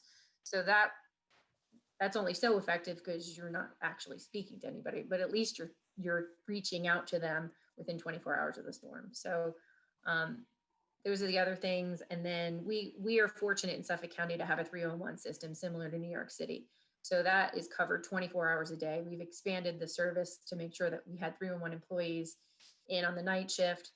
After 8 p.m., it rolls over to FRES, and the FRES dispatchers are the ones that answer those calls. So we are absolutely in effect a call center. There was one day we had about 1,000 calls related to the storm just at the 311, just in 311, not including the dispatchers at 911. So, that's 3 times as many calls as we normally get. And the fact that we couldn't provide them information was unfortunate. Any use of the EOCs, Brian, if you want to comment on that too. Yeah. Senator, we had a hearing this past Monday at the county legislature, and I provided some testimony from DPW's standpoint. I certainly learned a lot about the EOC's operation, and also about this list that PSE&G has with the thousands of people that are on there that are at risk. And certainly that, and I spoke about the weakest link of the chain. There are a lot of weak links in that chain, and I think this is also another indication that we're not putting all the pieces of the puzzle together. It certainly, from my perspective, was very troubling that there are people on this list that are deceased. There are people that on this list that we can't reach. There are people that don't even know how to get on the list. So those things are very, very troubling from the administration standpoint. And I think we need to, work very hard with our Office of OEM. Also, keeping in mind that there are a lot of people sitting at the EOC. It's not just PD type people. We have the health department sitting there. We have Firecom. So, if anybody needs to be, assisted during an emergency, just call 911. I mean, that is certainly an option, but it shouldn't be the last, the last option. But I'm gonna bring this this information, back to our commissioner of OEM, and I think we need to elevate this discussion to, to make this this part of the chain much stronger. Are there any assembly members who want to ask a question? Any assembly members on the call? Doug Smith. Oh, sorry. Yes. The co-chair, Zabrowski. I don't know if you want to. Assemblyman Smith, I'm recognizing you. So. All right, great. Thank you so much. And on day 2 of testimony, over 13 hours. So my question goes to my good friend and one of my favorite people in government, Lisa Black, and Commissioner Jordan. I think you both have done really a great job at a time that was very difficult. Lisa, you and I spoke 2 days before the storm, and when a lot of people in government were really underestimating this, you nailed exactly what was going to happen because your team was prepared. So with that, just a quick question. Would you consider expanding, because we had Altice and Verizon testifying earlier, the county EOC activation to include major carriers like Verizon and Altice? Should they be included? I would actually recommend that they have a seat in our EOC. Unfortunately, because of COVID, and you've heard this tonight, we've been virtual in a lot of capacities. But this is a time when you need somebody there that can react and that can make decisions. You don't need someone who's going to push around paper. So absolutely, all major carriers should be included. They have a seat. Commissioner Jordan will make room for them. So we've actually had that discussion in the past. Actually, after Sandy, we had the discussion with Verizon and at that time, Cablevision, and that was kind of the plan moving forward, and it kind of just never materialized. I don't want to say they're not good partners. That's not what I'm saying at all. We do have communications with them, but we just don't find them in the EOC or attending events or drills or exercises, things like that, like we do PSEG. Thank you so much, and I'm sure anything we can do to help facilitate that will definitely be there. So thank you. Thanks, Assemblyman. Senator Anna Kaplan. Thank you, Chairman. First of all, I want to thank the panel for sticking around. I know it's been a very, very long day, but I think your testimony is very important. My question is for Brian. PSEG president said earlier and in this hearing that PSEG worked closely with local government in clearing roadways as a part of Make Safe to Clear efforts. Based on what you experienced in trying to communicate with PSEG, would you say that's an honest and accurate statement? No, I don't. I contested that when he gave that statement this past Monday at the county legislature. And when I gave my testimony, I definitely contested that. I did not believe that they were able to provide the level of coordination, boots on the ground where it really counted. There may have been, meetings and conversations pre-storm. I agree that those conversations did occur.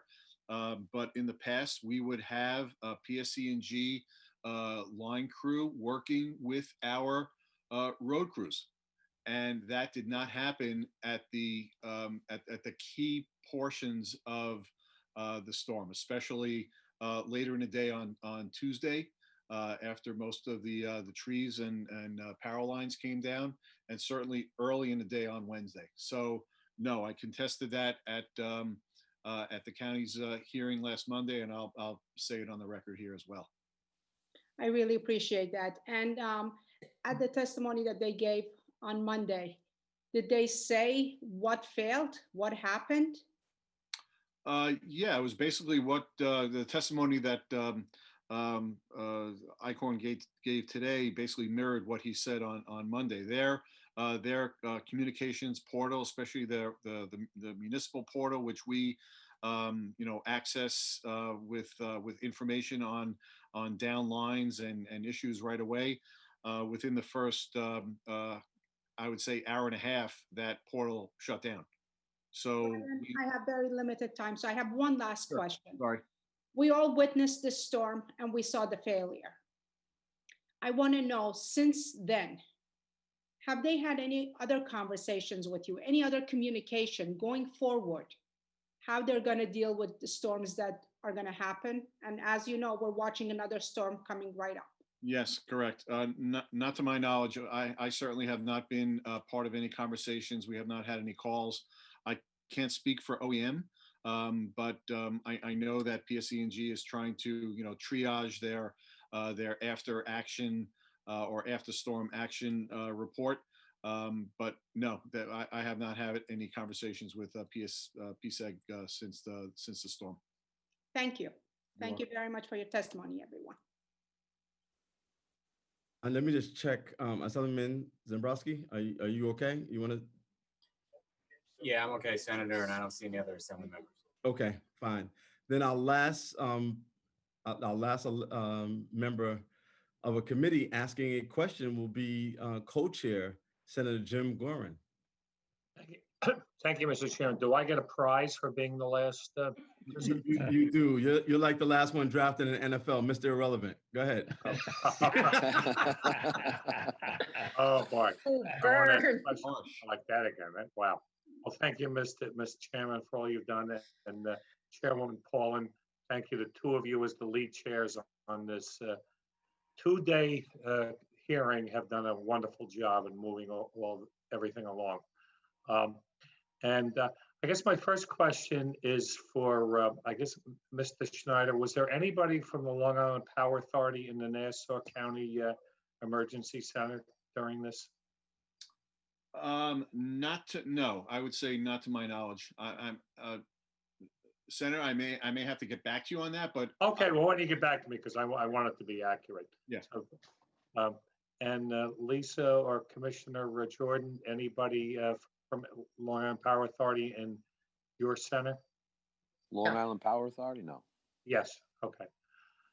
All right, thank you very much. Well, first of all, I want to thank, our county officials and everybody for being here, but our county officials, I think one of the things that we have to emphasize is that you, like the state and like our local governments, are facing these huge deficits because of COVID and loss of revenues. And now we've got to deal with this on top of it. So, I appreciate everything everyone's done. And I just want to give a shout out to Mayor Lieberman and Mayor DeVita, for stepping forward and for staying up for the second day in this hearing.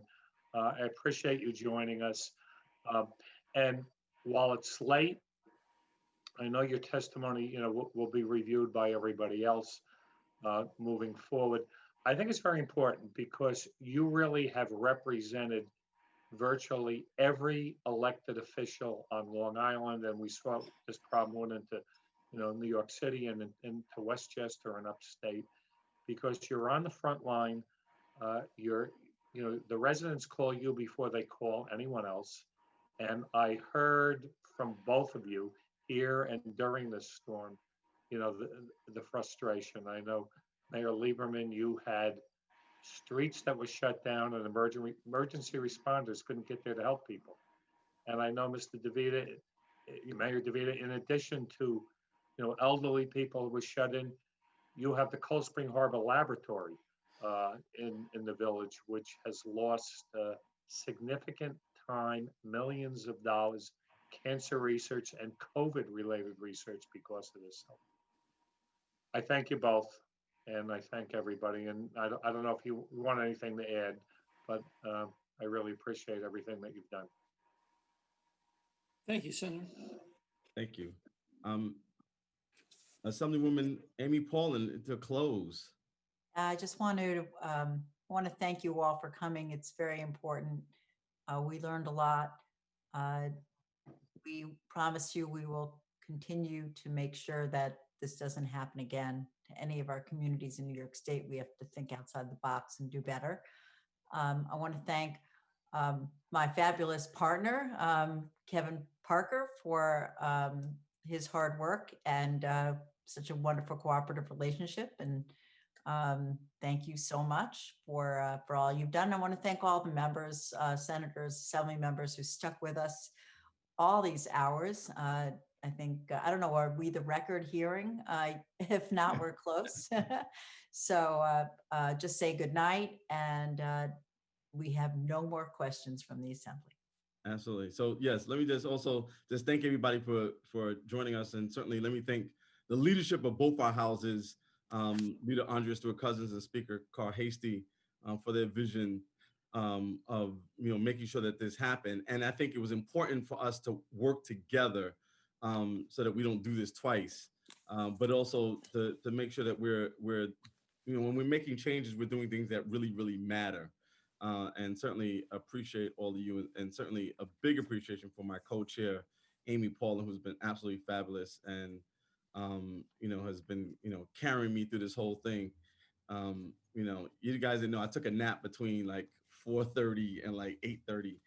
So thank you. So it's been a very, very long day, but we've learned a lot, and hopefully this will be a beginning of some significant changes, not just in your municipalities, in our counties, but across our entire state, because this was something that really had an impact on literally the majority of the state. You know, when you think about the fact that most of the state of New York actually lives below Rockland County, right? And so this had a significant impact. And all my love to Jim Gorman. I don't want you to think that you know me and Jim know each other a long time, so I give him a hard time. But really appreciate the leadership of all of my colleagues who stuck it out, asked the tough questions, and made sure that we got to at least some and many answers as we could get under the circumstances. So, good Mr. morning. Chairman, you were the most relevant member. I'm going to just say that right. Please tell Andrea that. Please. Well, besides her. Right. Well, I want to say good night and good morning to everybody. And I look forward to our continued work together. Again, remember, this is the beginning of the conversation, not the conversation. If there are other things that come up, other suggestions, things that we should be doing, please reach out to us. And I might say us, any other members of the state legislature, and we'll make sure that we include it in our legislative recommendations. Take care, everybody. Good night. Thank you. Good Good night, night. everybody. Good night. Good night.